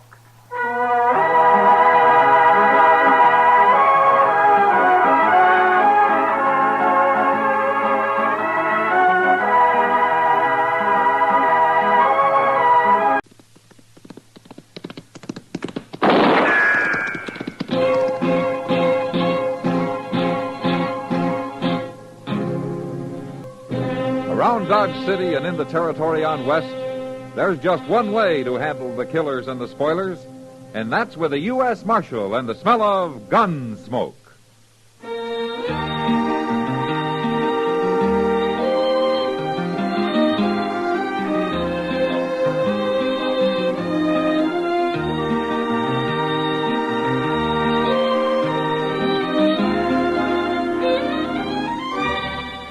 Gunsmoke, starring William Conrad. The transcribed story of the violence that moved west with young America. And the story of a man who moved with it. I'm that man. Matt Dillon, United States Marshal. The first man they look for and the last they want to meet. It's a chancy job, and it makes a man watchful. And a little lonely.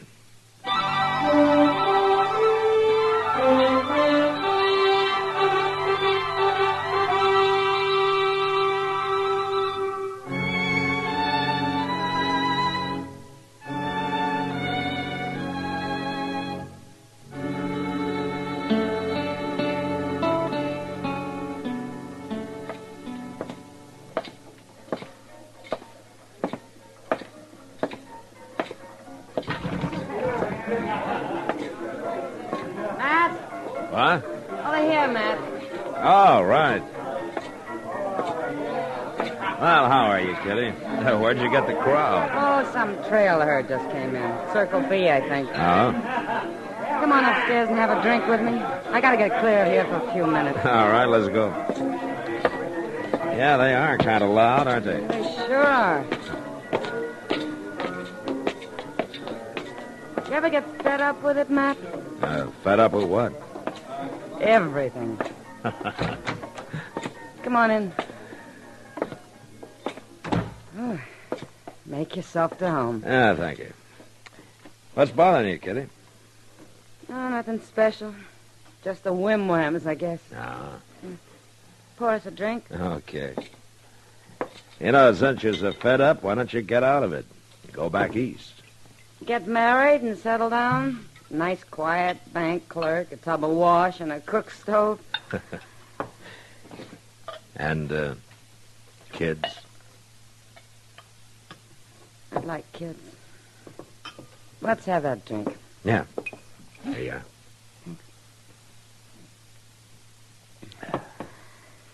I'm not getting out, and neither are you. So let's live while we still... Oh, if that's some drunken herder, so help me out. Yes? You sit downstairs. The marshal's up here. Well, come in. Matt?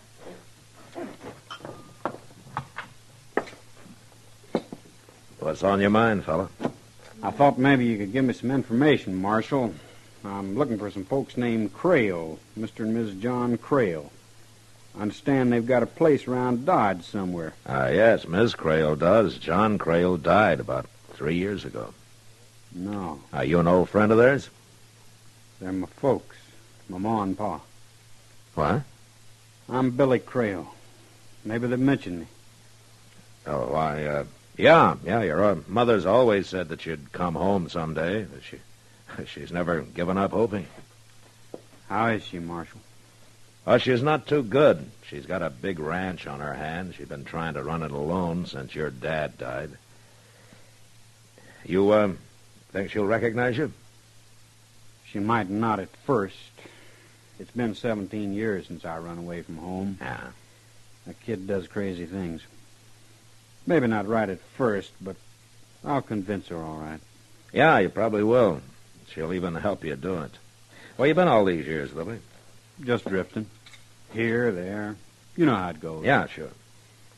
How do I get out to the place? I'm anxious to see you. That's about 5 miles east of town. You just follow down river. You can't miss it.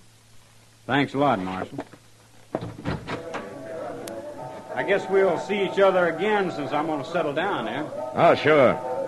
So long. All right, let's have it. What? What do you mean, Kitty? Well, I know you, Matt. Something was wrong there. What was it? Well, it's just this, Kitty. A few years ago, Miss Crail asked me to try to trace her son for her. I did it. But then I didn't have the heart to tell her. Tell her what? I got a report back from the War Office. Billy Crail had joined the Union Army at the start of the war. He was killed in action at the Battle of Shiloh.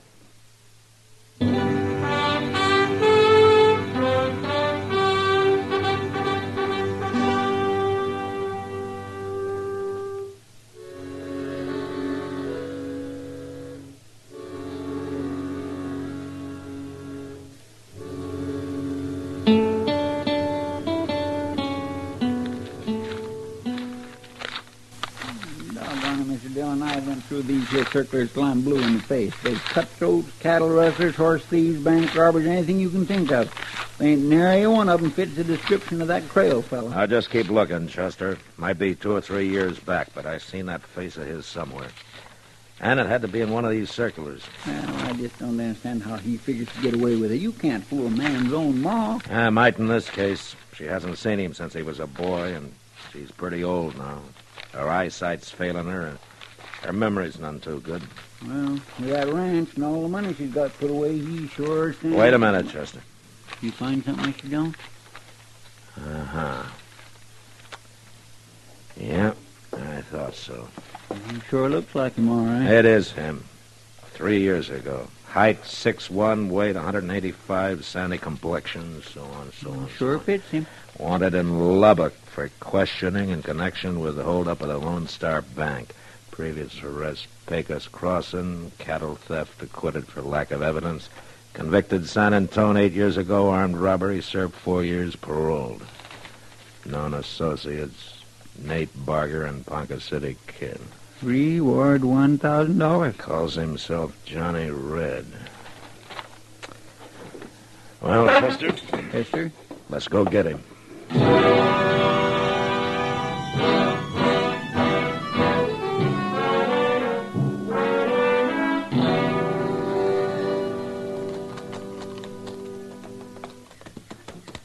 Oh.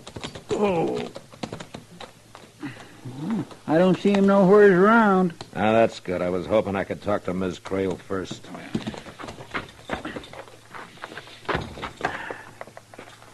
Think you'll put up a fight, Mr. Jones? I don't know, Chester.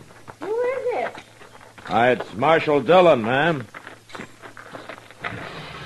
Well, if this ain't a surprise now. Come on in and set a spell, Marshal. Oh, thank you, Miss Crail. It's good to see you, Marshal. And you, too, Mr. Proudfoot, isn't it? Yes, ma'am, please. I wasn't too sure. My eyes ain't quite... Well, come on in, gentlemen.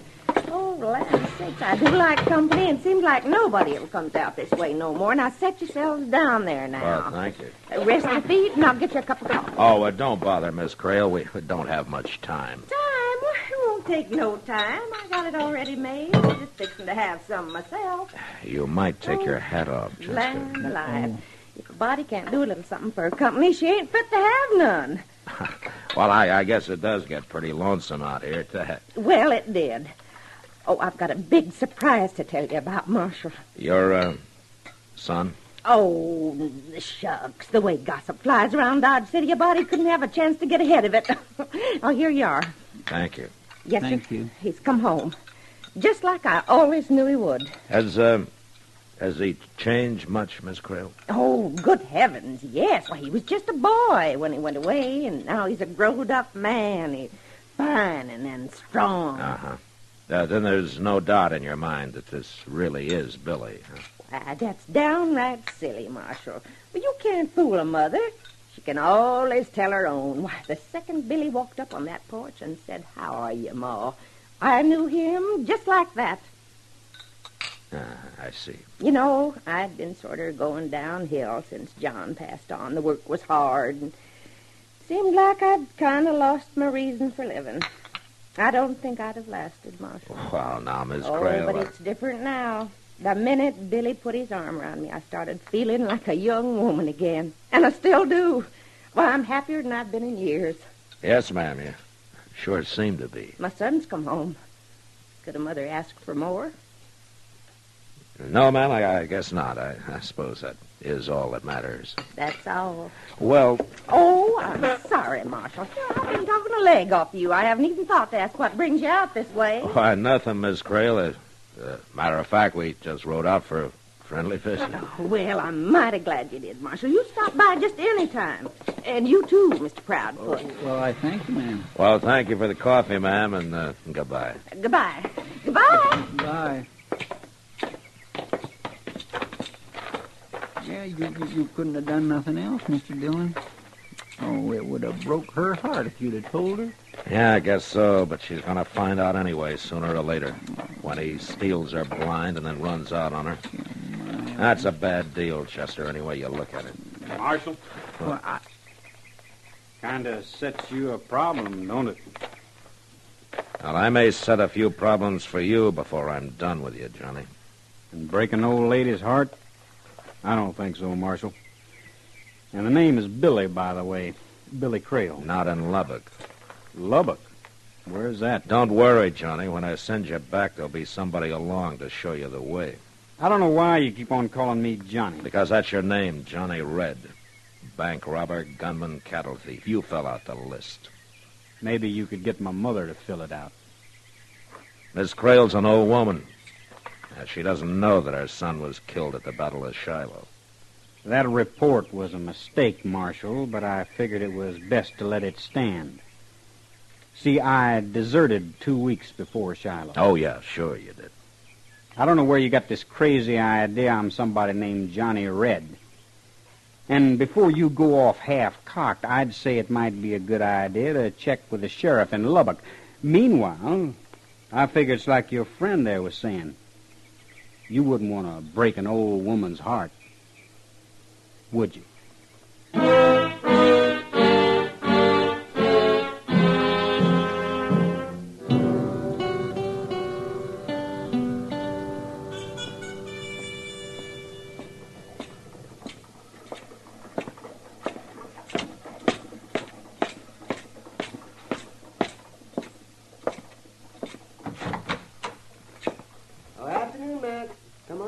Oh, how are you, Doc?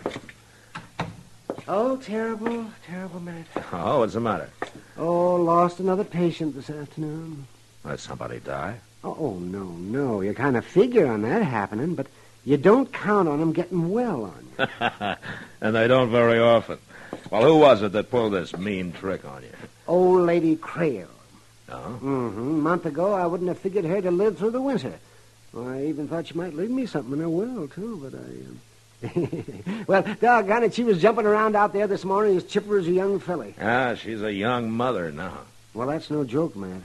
That's exactly what it is.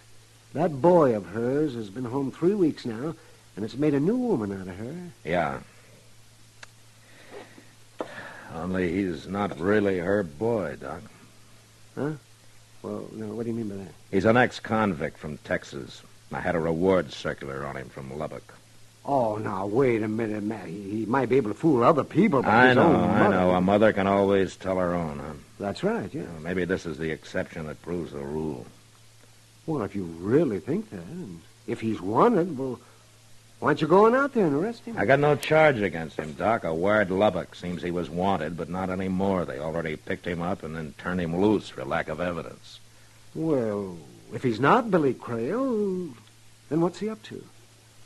What's his reason? Well, you know how much that ranch is worth.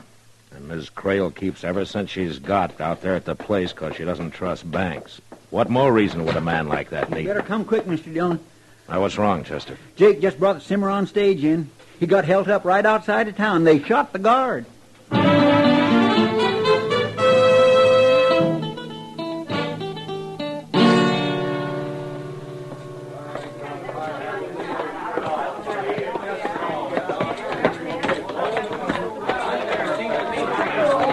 Will you let me through here, please?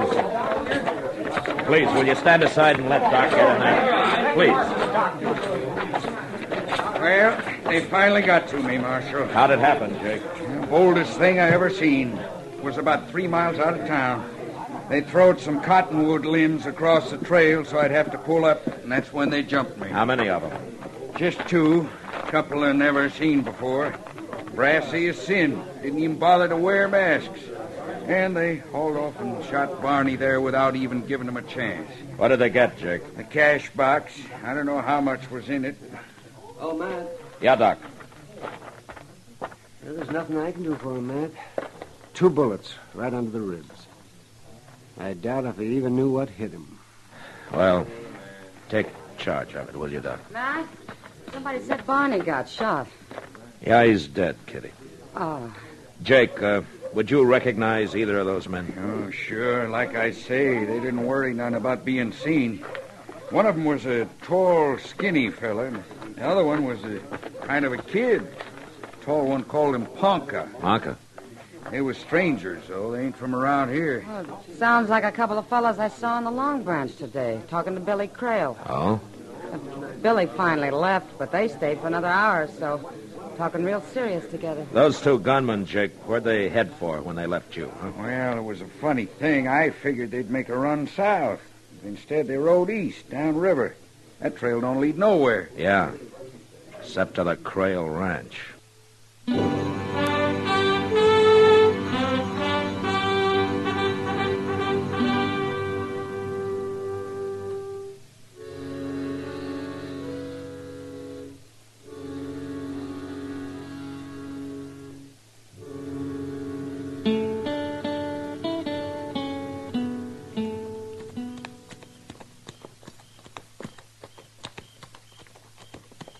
No sign of life, Mr. Dillon. Looks real quiet. Yeah, too quiet, maybe. No lights, neither. Pull up, Chester. Let's walk from here. Yes, sir.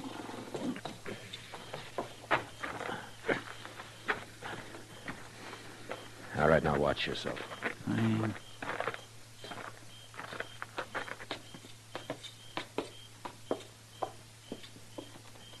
Now, when I jerk the screen open, I'm going to go in fast. I'll keep you covered, Mr. Dillon.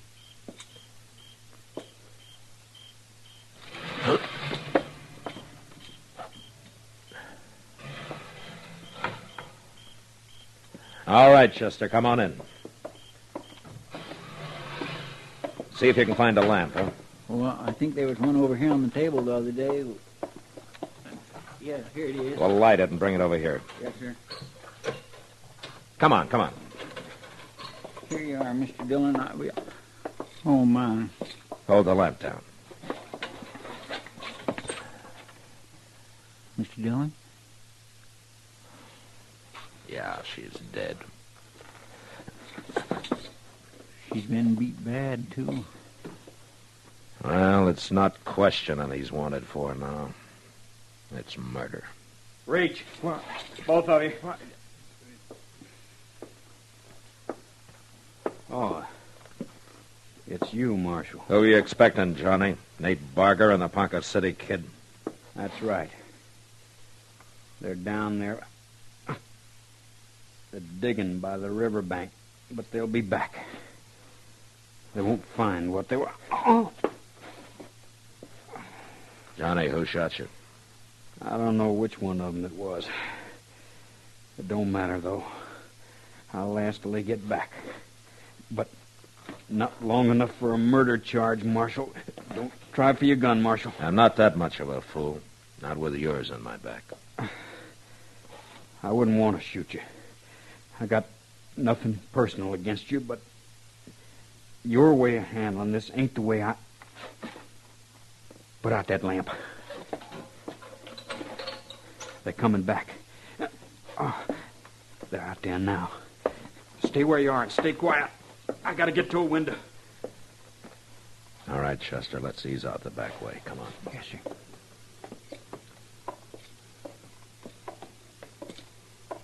Here, over here.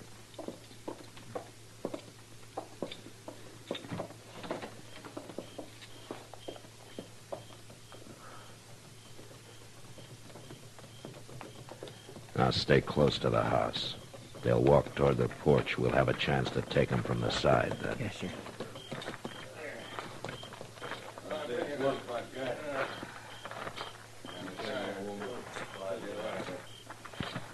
Tell you one thing. Yeah. He's still alive. She sure ain't gonna lie about this time. Hot branding iron might help. All right, hold it. You're covered. Right over there at the corner, Bunker. I'll get him. I warned you, Ponca. All right, drop the gun, Barger.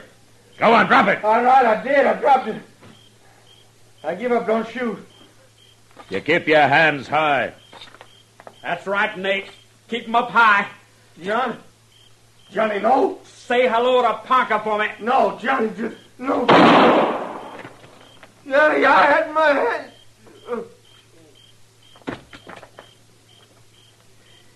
All right, drop your gun, Johnny. Sure, Marshal. I'm through with it now.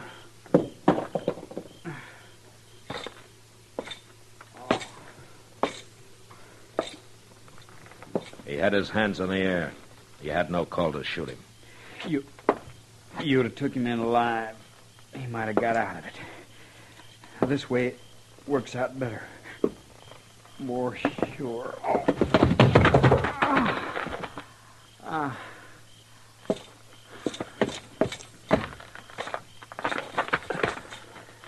Johnny? Yeah, Marshal. Well, I guess you know how you stand. You don't have a chance. It don't matter. I lasted till it was finished. What started it? An argument over the split? No split. I wasn't in with them. They followed me here from Texas. That's right, Marshal. I'm Johnny Red. I never doubted it. They thought I was double-crossing them. They laid for me out here at the ranch. Thought they'd killed me. And her. They beat her, Marshal. Trying to find out where she kept her money. But she wouldn't tell. She lied to him. Said it was buried down by the riverbank. Where is it buried, Johnny? No place. I took it into the bank for her last week. You what? I figured it wasn't safe for her to keep it here. Been a lot easier to get your hands on it, though, when you were ready to leave, huh? So you still think a mother can't tell? Sure, Marshal. I've been called Johnny Red for years now. But my real name is Billy Creel. I wasn't lying about that. She was my mother. She was Mom.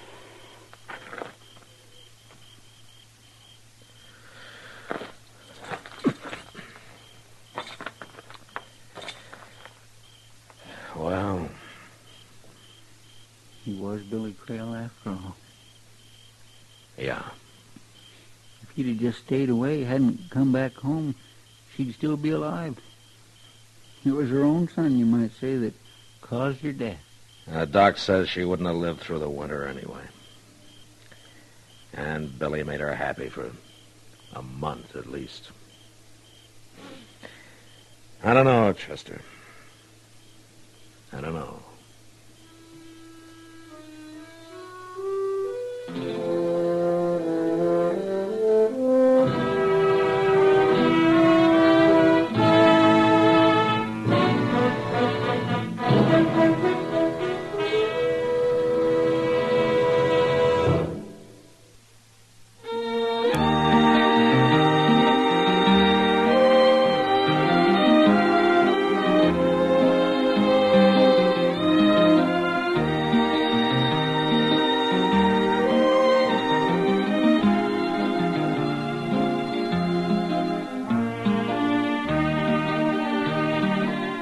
Gunsmoke, produced and directed by Norman McDonald, stars William Conrad as Matt Dillon, U.S. Marshal. The special music for Gunsmoke was composed and conducted by Rex Corey. Sound patterns by Tom Hanley and Bill James. Featured in the cast were Sam Edwards, Virginia Gregg, Vic Perrin, Lawrence Dobkin, and Paul Dubov. Harley Bear is Chester, Howard McNear is Doc, and Georgia Ellis is Kitty.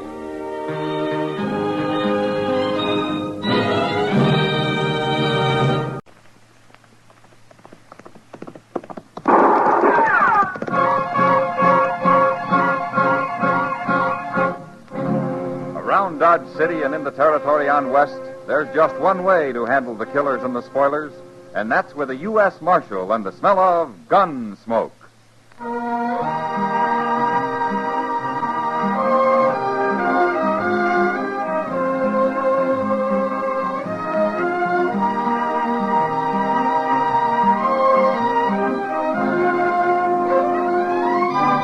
Gunsmoke, starring William Conrad. The story of the violence that moved west with young America. The story of a man who moved with it. Matt Dillon, United States Marshal.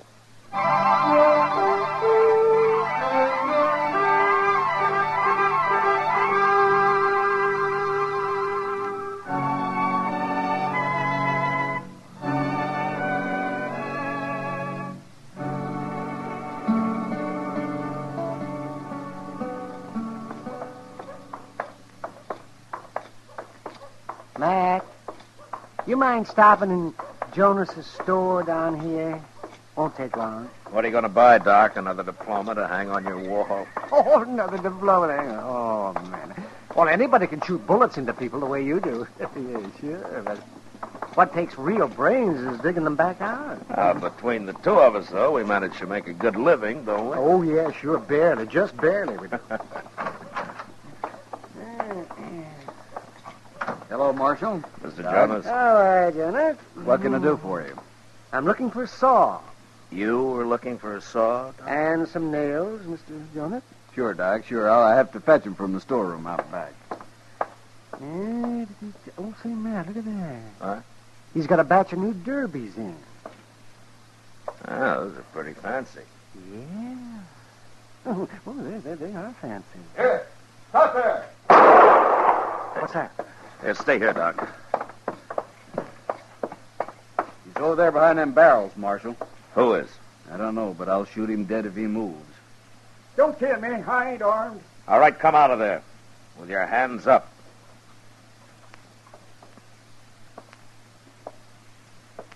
Neil Amber. That's me. I can't believe it, Amber. I was going to pay you later. Pay me later. You're on my books now for over $300, and stealing from me on top of that. Marshal, I want this man arrested. Were you stealing, Amber? No, I never stole nothing in my life. I was going to pay him later. Then what was you doing running off with that sack of seeds? I had to have them seeds, Mr. Jonas. I got to raise something. My wife and I are about to starve out there. Out where, Amber? A little patch of land near Pawnee Wells north here, Marshal. Ain't much. We've had nothing but bad luck. I've been keeping you going for nearly a year, Amber. This is a fine show of gratitude. How can I pay you unless I raise something? The man's desperate, Mr. Jonas. But he owes me money too, Matt, but I don't hold with stealing to pay off your debt. I'll pay you, Doc. Someday I will. But right now, we got nothing. Now, that's good land up there, Amber. What's been your trouble? Oh, everything, Marshal. First, I raised a little corn, and then Pete Fletcher's cattle busted in and ruined it. And then Mrs. Amber's goats got swelled up and died. She had 2 of them. She always wanted goats. All her life she wanted them. And then some mean devil shot one of my horses, and I don't know what all, Marshal. We just ain't making out very good. That's still no excuse for thieving, Amber. You throw him into jail, Marshal. Amber, you take your seeds and go on home. What? Put him on my bill, Mr. Jonas. You mean you're going to turn him loose? Go on, Amber. Oh, thank you, Marshal. I won't forget this. It's a fine thing when the law starts encouraging crime. I hold you as guilty as he is, Marshal Dillon. Come on, Doc. Let's get out of here.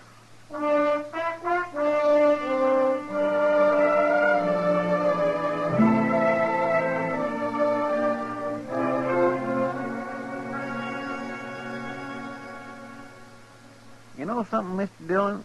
What, Chester? If the government would come through with a little expense money, I got an idea. Now, the government won't even supply me with ammunition, Chester. But go ahead.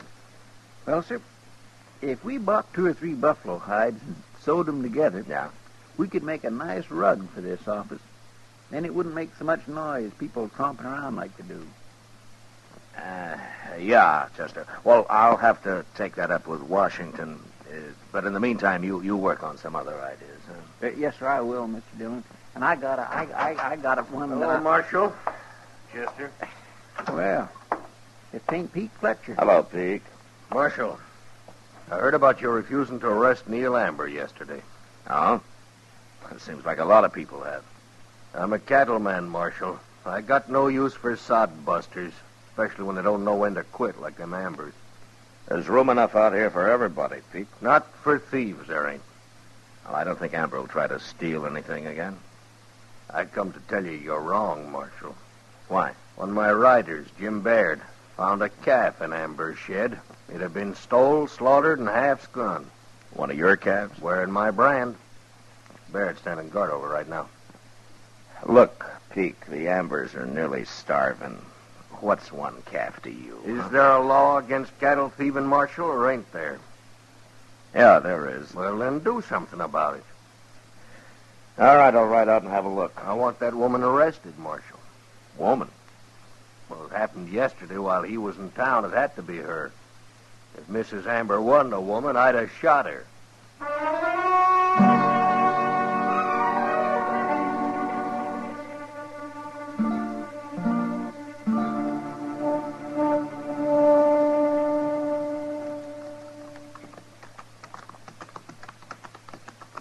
That calf's in the shed right over there, Marshal. I don't see the Ambers around anywhere. Yeah, I told Baird to make them stay in the house. You had no right to do that, Pete. I got a right to protect my property, ain't I?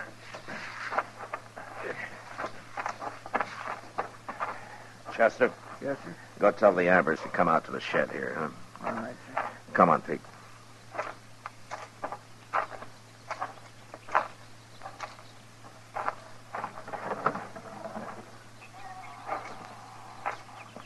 I was thinking you'd never get back, Pete. This here is Marshal Dillon, Baird. Where I come from, we hang cow thieves ourselves. It's been done around here, too, Baird. Good. And the man that headed the last lynching got 25 years in prison. You trying to scare me, Marshal? I hate lynching, Baird. I hate even the talk of it. Now, where's the cat, Pete? Right over here, Marshal. He was trying to butcher it on the ground. That man that hung it up. There's Peke's brand. Right there. I thought I told you Ambers to stay in the house. You're not telling anybody anything, Baird. Hello, Amber. Ma'am? She didn't do this, Marshal.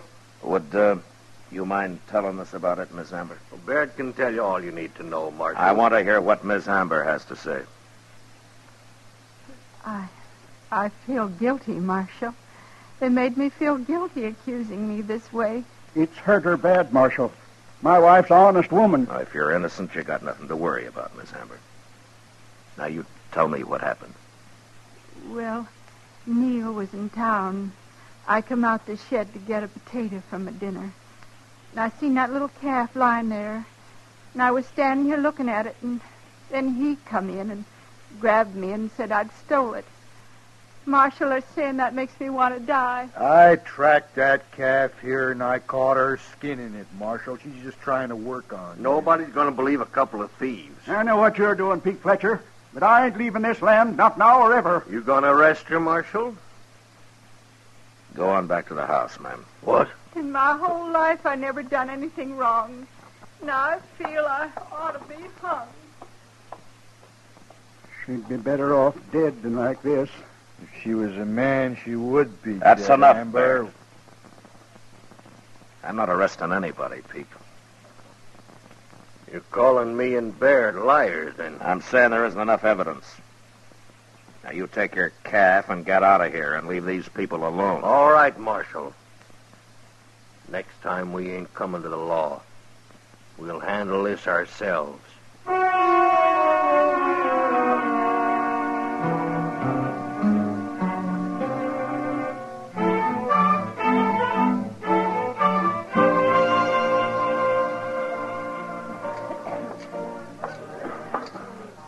Evening, Matt. Well, hello, Kitty. Matt, I want you to meet Lucinda. Oh? She's new here. Oh, welcome to Dodge, Lucinda. Kitty's told me a lot about you, Marshal. I was hoping you'd come in tonight. Where are you from? Well, I've been in Abilene the past 2 years. Well, then you must know Bill Hickok over there, huh? Sure I do. He told me to look you up when I got to Dodge. Said you'd keep me out of trouble. Well, I can't do that, but if you do get into trouble, come see me. Thanks, Marshal. Mr. Hickok said Dodge is a lot wilder than Abilene. Is that true? You'll soon be able to judge that for yourself, Lucinda. Well, I won't be here very long, Marshal. I'm working my way out to California. You got a man in California, Matt. Well, fine. I hope you make it, Lucinda. Thanks, Marshal. I'll see you later. Sure. Goodbye. She's a nice girl, Matt. Well, all girls are, Kitty. Especially me. Look, I just made $50. Hey, that's a good night's work, Kitty. If this keeps up, I'll buy me a house somewhere and retire. Oh? And do what? You're probably right, Matt. I've worked ever since I was a little girl. I'd get spooky if I didn't have anything to do. Well, anyway, I hope you're not going to put your $50 back into the game, Kitty. No, I'm through with Pharaoh. I might buy into that poker game a little later, though. Well, I'll tell you what, you can have Chester's seat in a few minutes. I'm going to put him to work. Chester was telling me about the Ambers, Matt. I feel awful sorry for that poor woman. Yeah, so do I, Kitty, but there's nothing I can do about it. You don't think she's guilty, do you? Oh, it can't be proven either way, Kitty. Not one way or another, Pete Fletcher's managed to get rid of ever Nuster anywhere near it. Except for the Ambers. Now, like he says, they're pretty stubborn. Look, Matt. What? Isn't this that fella Baird? Oh, yeah. I was kind of hoping he'd busted his neck somewhere. Evening, Marshal. Ma'am. It's Miss. Not that it matters. Okay, miss. I come by the Amber place today, Marshal. You made a big mistake the other day. Did I? You sure did. Remember how Amber kept saying his wife would be better off dead? Well, he's sitting out there now, and he won't even look at you or talk. And the woman ain't nowhere around, Marshal. Amber's gone and killed her. That's what.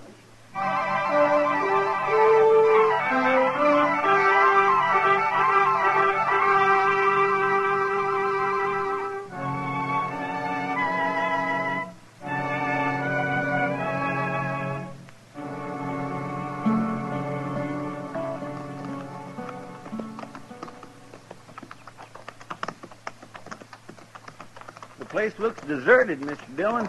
Yeah, it does. Yeah, maybe Baird was right. Maybe something has happened to Miss Amber. Yeah, maybe. Well, we'll soon find out.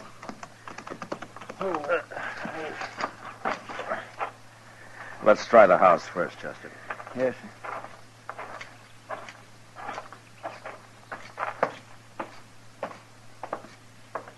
Hey, look. The door's wide open. Yeah. Amber! Hello, is there anybody home? Now let's take a look inside, Chester.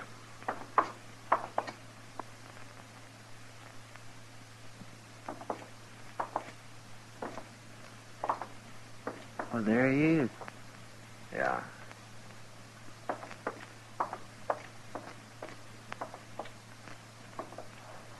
Hello, Amber. Are you all right? Hello, Marshal. Chester? Have you been sitting here like this long? I don't know. Where's Ms. Amber? Why, she went away. Went away? Where? Yes, she went away back east. Home. When did she go? The other day. Well, did you have an argument with her? Is that why she went away? I loved her, Marshal. She's all I had. Yeah. Chester, come outside a minute, huh? Yes, sir.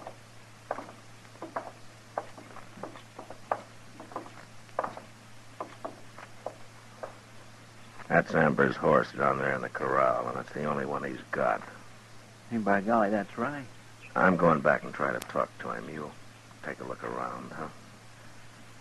Take a good look, Chester. Yes, sir, I understand. But I sure hope I don't find nothing. Well, if you do, come in and tell me. Yes, sir, I will.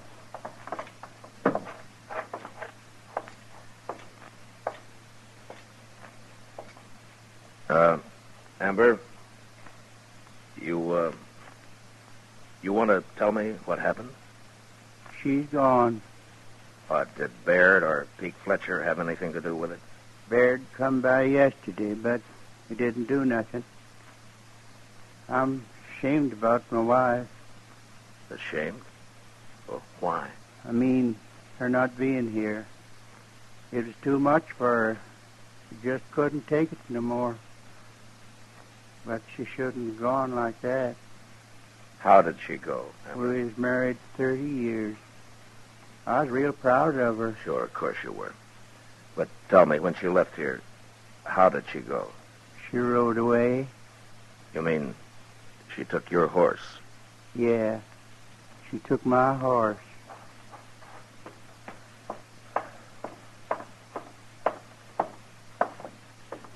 Mr. Dillon? Yeah, did you find anything? Yes, sir. Laying under a blanket right out in the shed. He didn't even bury her. She's been shot, Mr. Dillon. Amber, who shot your wife? I couldn't bury her. I couldn't get that near her yet. Did you shoot her? Tell me. I shot her, Marshal.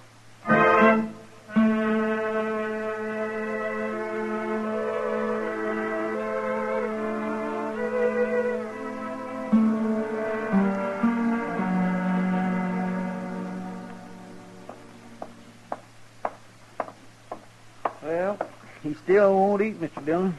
He's going to die of starvation before they hang him. He hasn't been tried yet, Chester. Oh, no, sir. Just keep bringing his meals in. He'll eat sooner or later. Hello, Marshal. Hello, Peak. Baird. I guess you'll believe me next time I tell you something, Marshal, huh? What do you want here? When they going to hang Amber? When and if a judge in a court of law says so, He'll hang. Meantime, I'm going to burn down that house and shed of his before some other nester takes a notion to move into the place. Yeah, you do that, Peak. Yeah, you do that, and I'll throw you in jail. What? You've done enough to Amber, you and Baird. You accusing me of anything direct, Marshal? If I could, I'd have you both tried. Careful what you're saying. Now get out of here. Both of you. Come on, Baird. We've won, any way you look at it.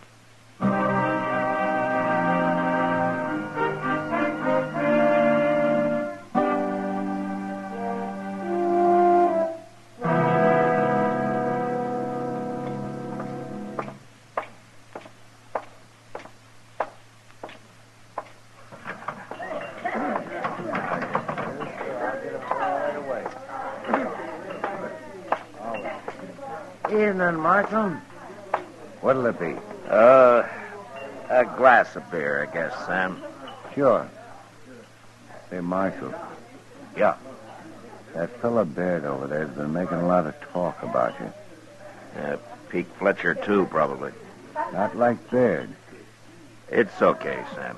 I thought you ought to know. Thanks. I'll get you a beer, Marshal. Hey, Mr. Dillon. Oh, what's the matter, Chester? Neil Amber, he's gone. What? I unlocked his cell to bring him some supper. And I guess went off and forgot to lock it up again. Anyway, he took a rifle. Well, let's go find him. Wait, Mr. Dillon. What? Look, there he is. Over there by Baird. Yeah, come on. Baird, I'm going to kill you. Hold it, Amber!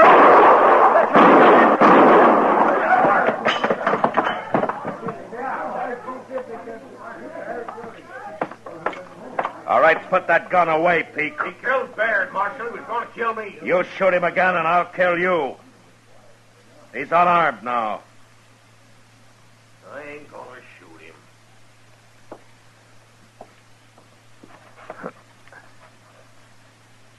Yeah, hit him right in the chest. Marshal.